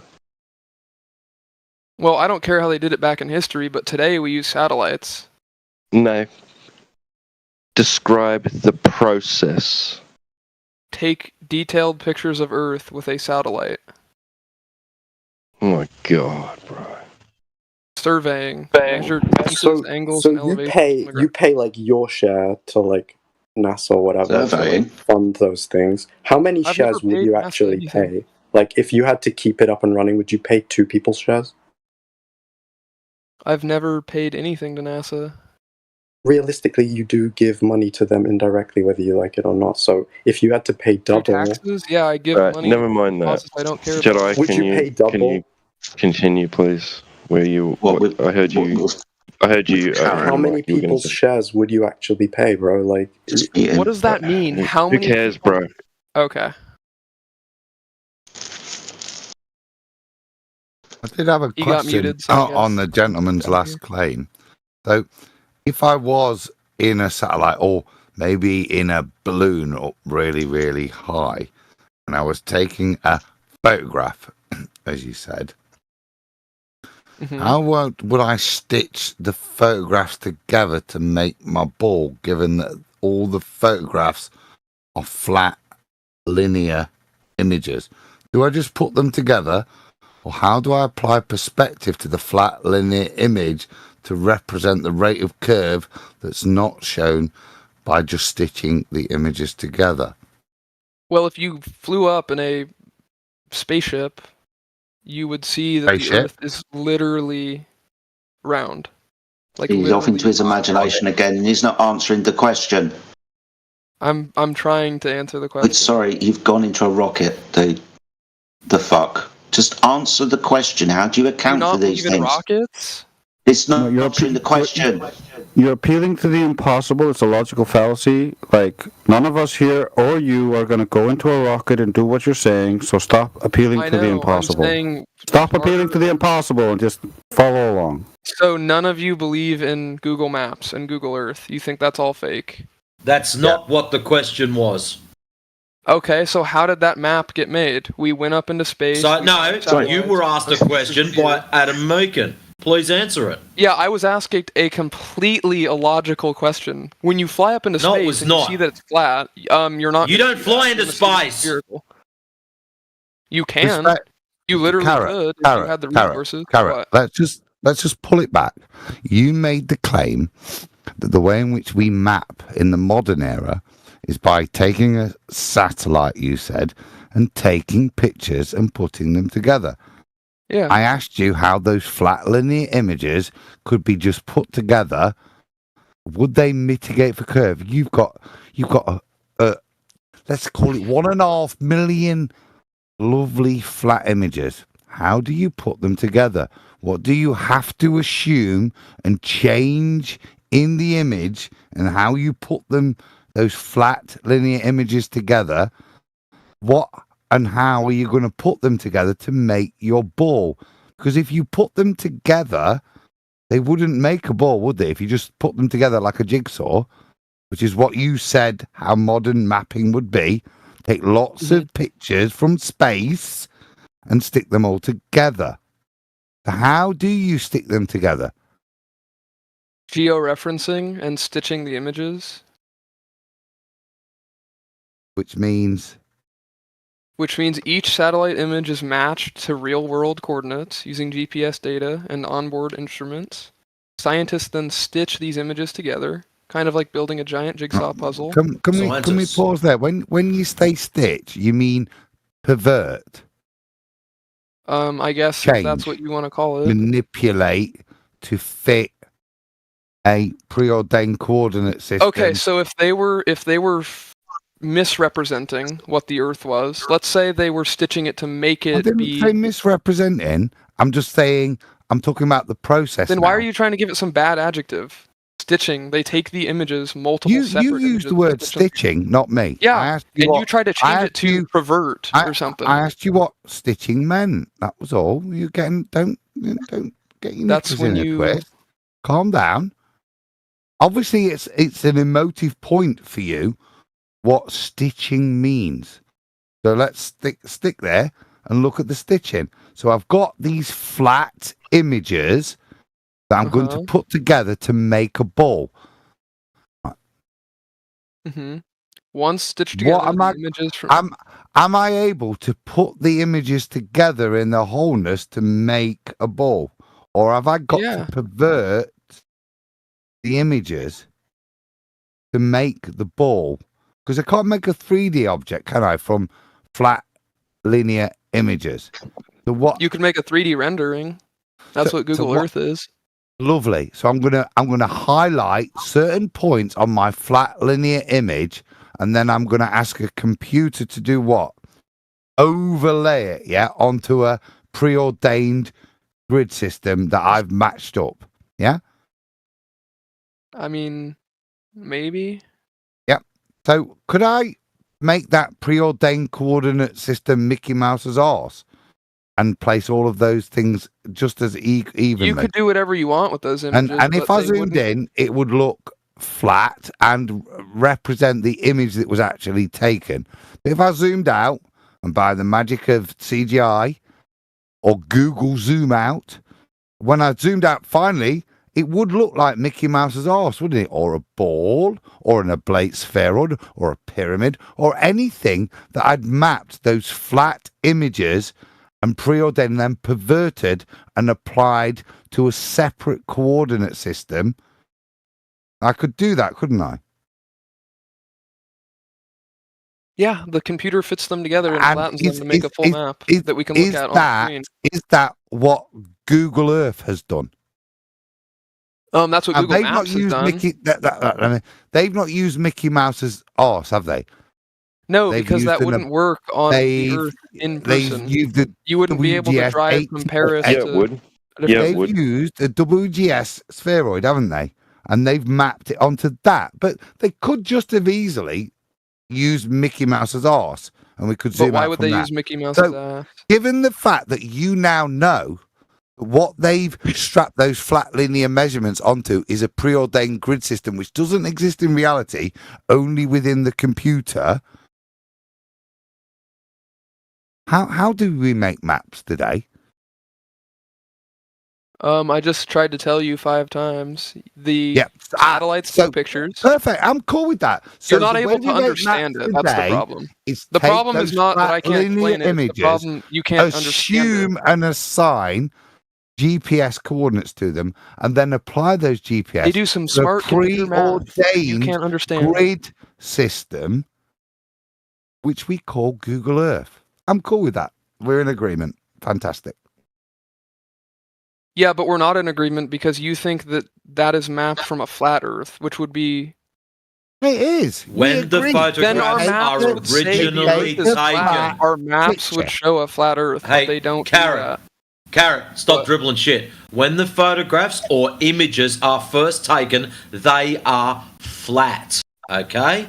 They are then wrapped around whatever they want to wrap them around. That's what he was trying to get you to understand. They can wrap the images around Mickey Mouse's arsehole for all we care. It doesn't matter. When they first start off, they are flat.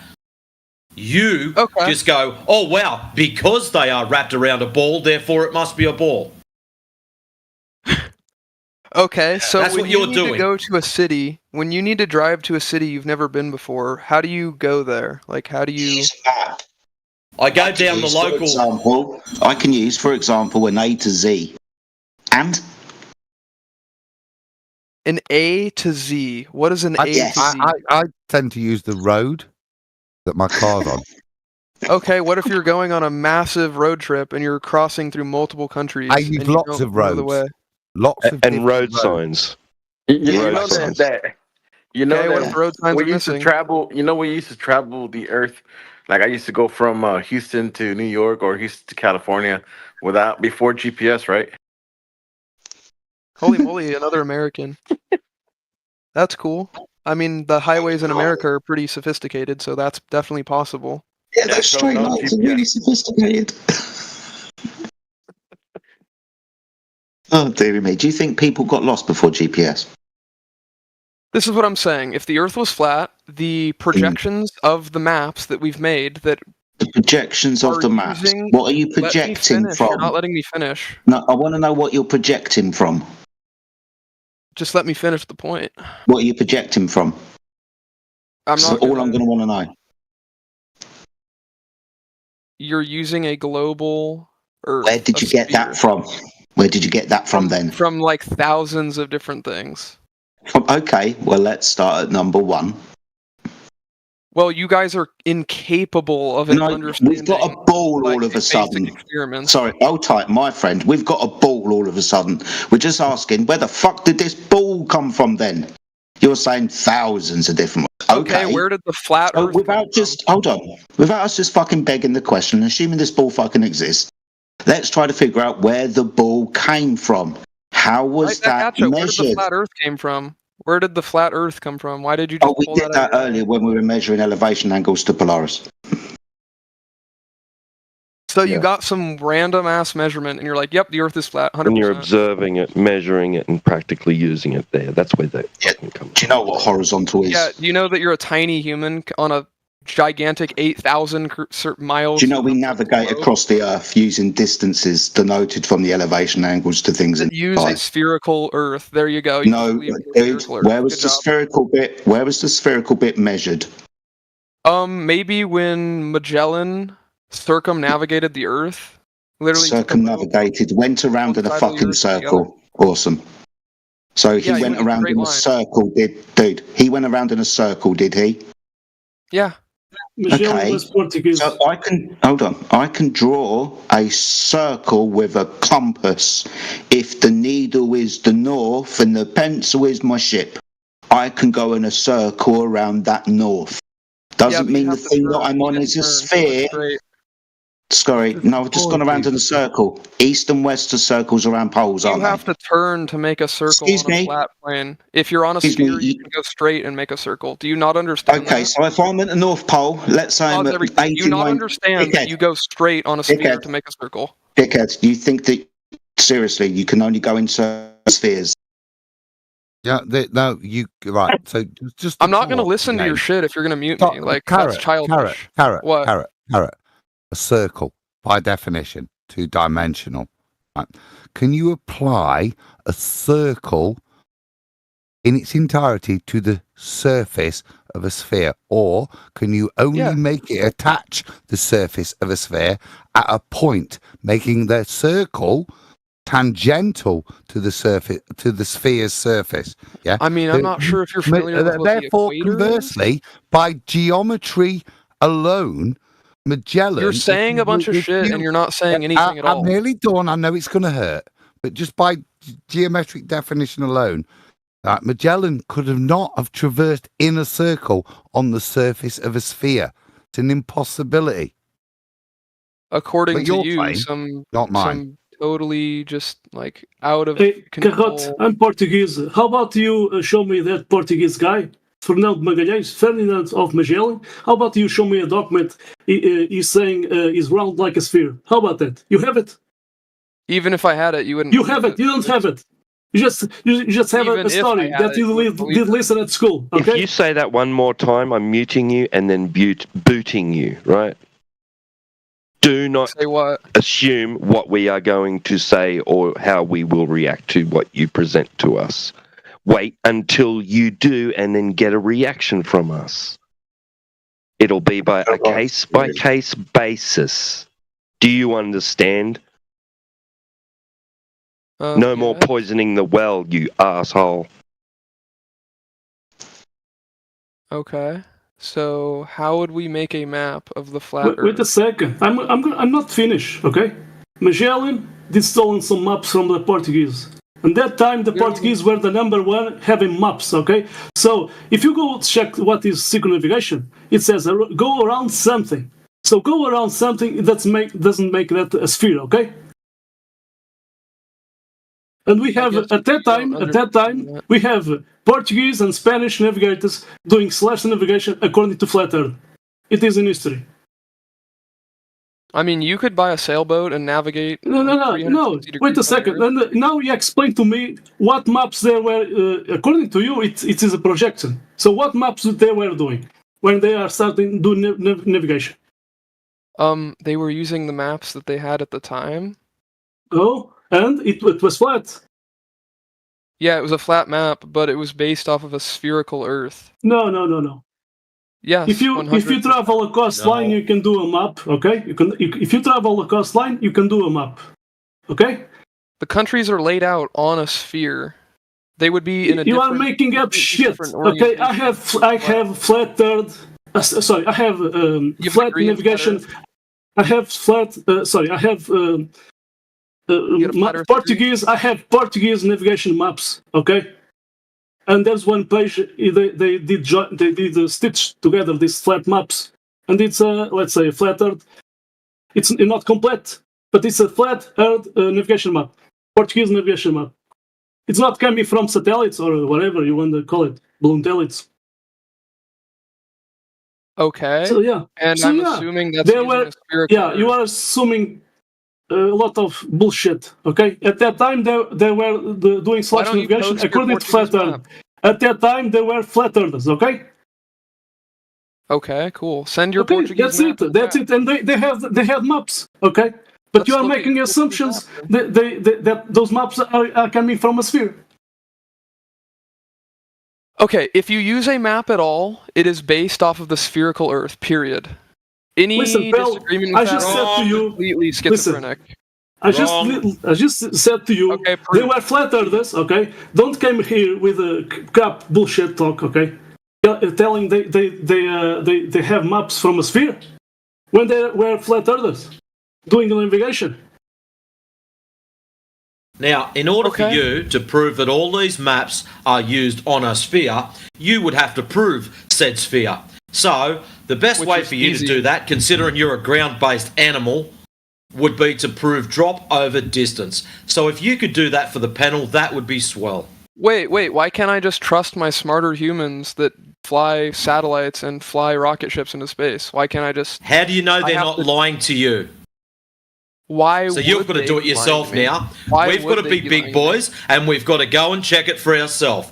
So we would like you to prove you live on a sphere. No, I'm not schizophrenic. The best way I to don't do just this, deny everything. and it's not talking over me, the best way to do this is measure, drop, oh, well, you can stay muted, I don't give a fuck now if you want to headphone yourself. That was easy. Yeah, it is definitely. You don't want to listen? Fuck off then. It's just trolling. It's not proving anything. Just to disengage with the retard just for a minute. He's raised a point, something I was looking at recently this week with regards to ordnance survey maps. Is it all right if I just share screen? It's just a Google search just to show you the image that British people may be familiar with. You'll see it on buildings. We've stopped doing it now because of GPS, but this was excuse the pun, a benchmark of how you mapped the UK. Hopefully you can see that. So, I don't know if you got anybody in the UK is familiar with this, and there might be in Australia as well. But these are ordnance surveys. They're called benchmarks, and they're basically listed areas by the symbol, which will give you a known elevation. And from this known position and elevation, you can then calculate using planar trigonometry other places you can view, you can observe, and make measurements and improve accuracy of the mapping you're doing.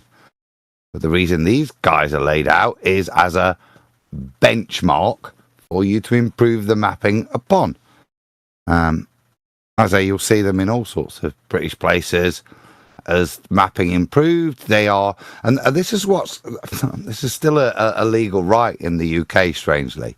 So the Ordnance Survey mapping team still have the right to enter your property, take measurements, and if so feel deemed fit, apply one of these marks to your property. Something that's given in, it's an odd right, because they can actually go and do criminal damage technically to your building. But it's part of the Ordnance Survey, the mapping, but all these things are benchmarked, and they're benchmarked to what? Sea level. And like I said, when you go from one to the other, nobody accounts for curvature. You can just apply straightforward trig to deal with the differential in elevations of these benchmarks. So that's what mapping does. Guy who's probably run away. There you go, gents. Ladies. Sorry, I can see Flatsy there. I'd have got shot. Thank you for including me. Evening, ma'am. Evening. You on the road again? Are you going I'm home. Oh, amen. I got home at noon today. Been tidying up.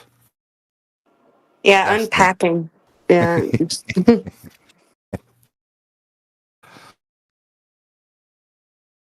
But now you're no longer trailer folk.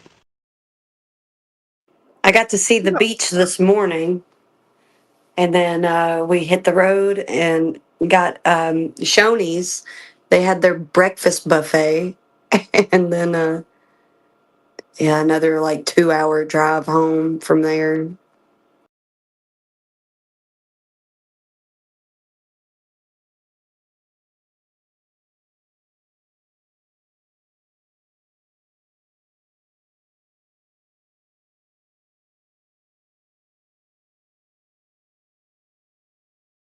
As long as you enjoyed your holiday. It wasn't really a holiday because Sterling was working, and we just went with him around traveling for his work. So it kind of felt like a holiday, but not really. He was living it up in posh Airbnbs. Yeah. Yes. 3 to be exact. We went through 3 Airbnbs.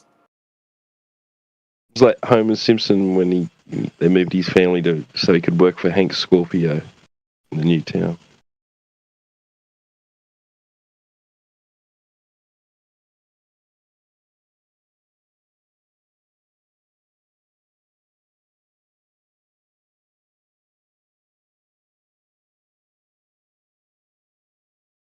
Best episode ever.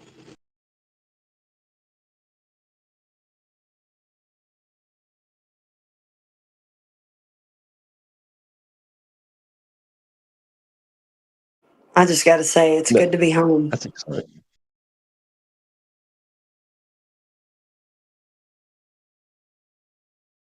I got moved around a lot as a kid, right? And it's always fun to see new places, but the downside is you have to start again, and make new friends and all that shit. But it is exciting to go and spend time in new places.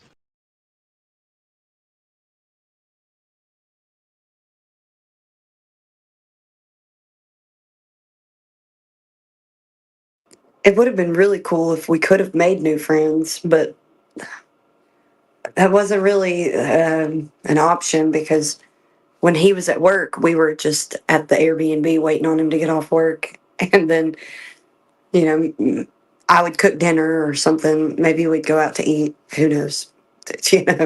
Never knew what we were going to have to do, especially since every Airbnb, the best Airbnb that we stayed in was the camper because it had a full kitchen, even though it was tiny, but it had an oven and the stovetop. But I didn't have that luxury at the other two.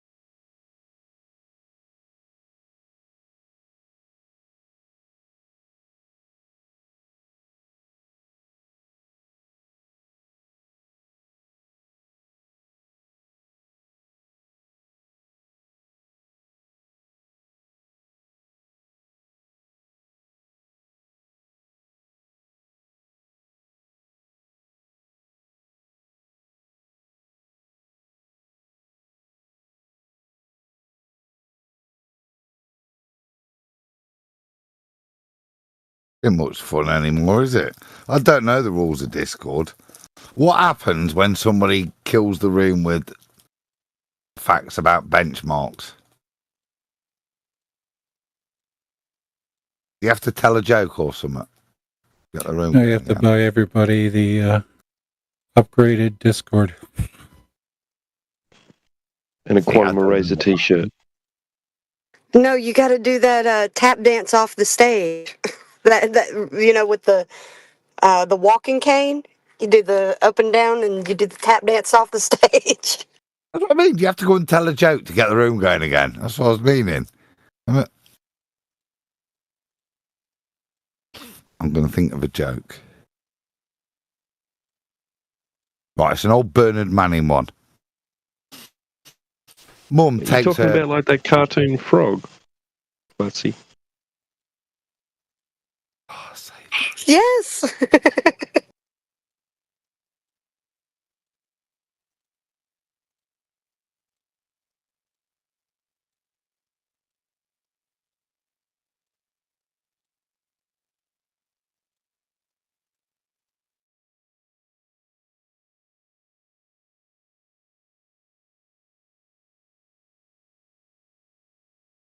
Well, since it's silent, I'll play a song that I made for Indio. Laser test and ground measurement, destroy sky speculation, an imaginary consensus consent. Just look into its full extent. In a bubble, happy content can handle FE content. You're out of shape, getting bent. 24/7 is not the place to vent. It's time to show what we got. It's time to know what it's not. It's not a glow.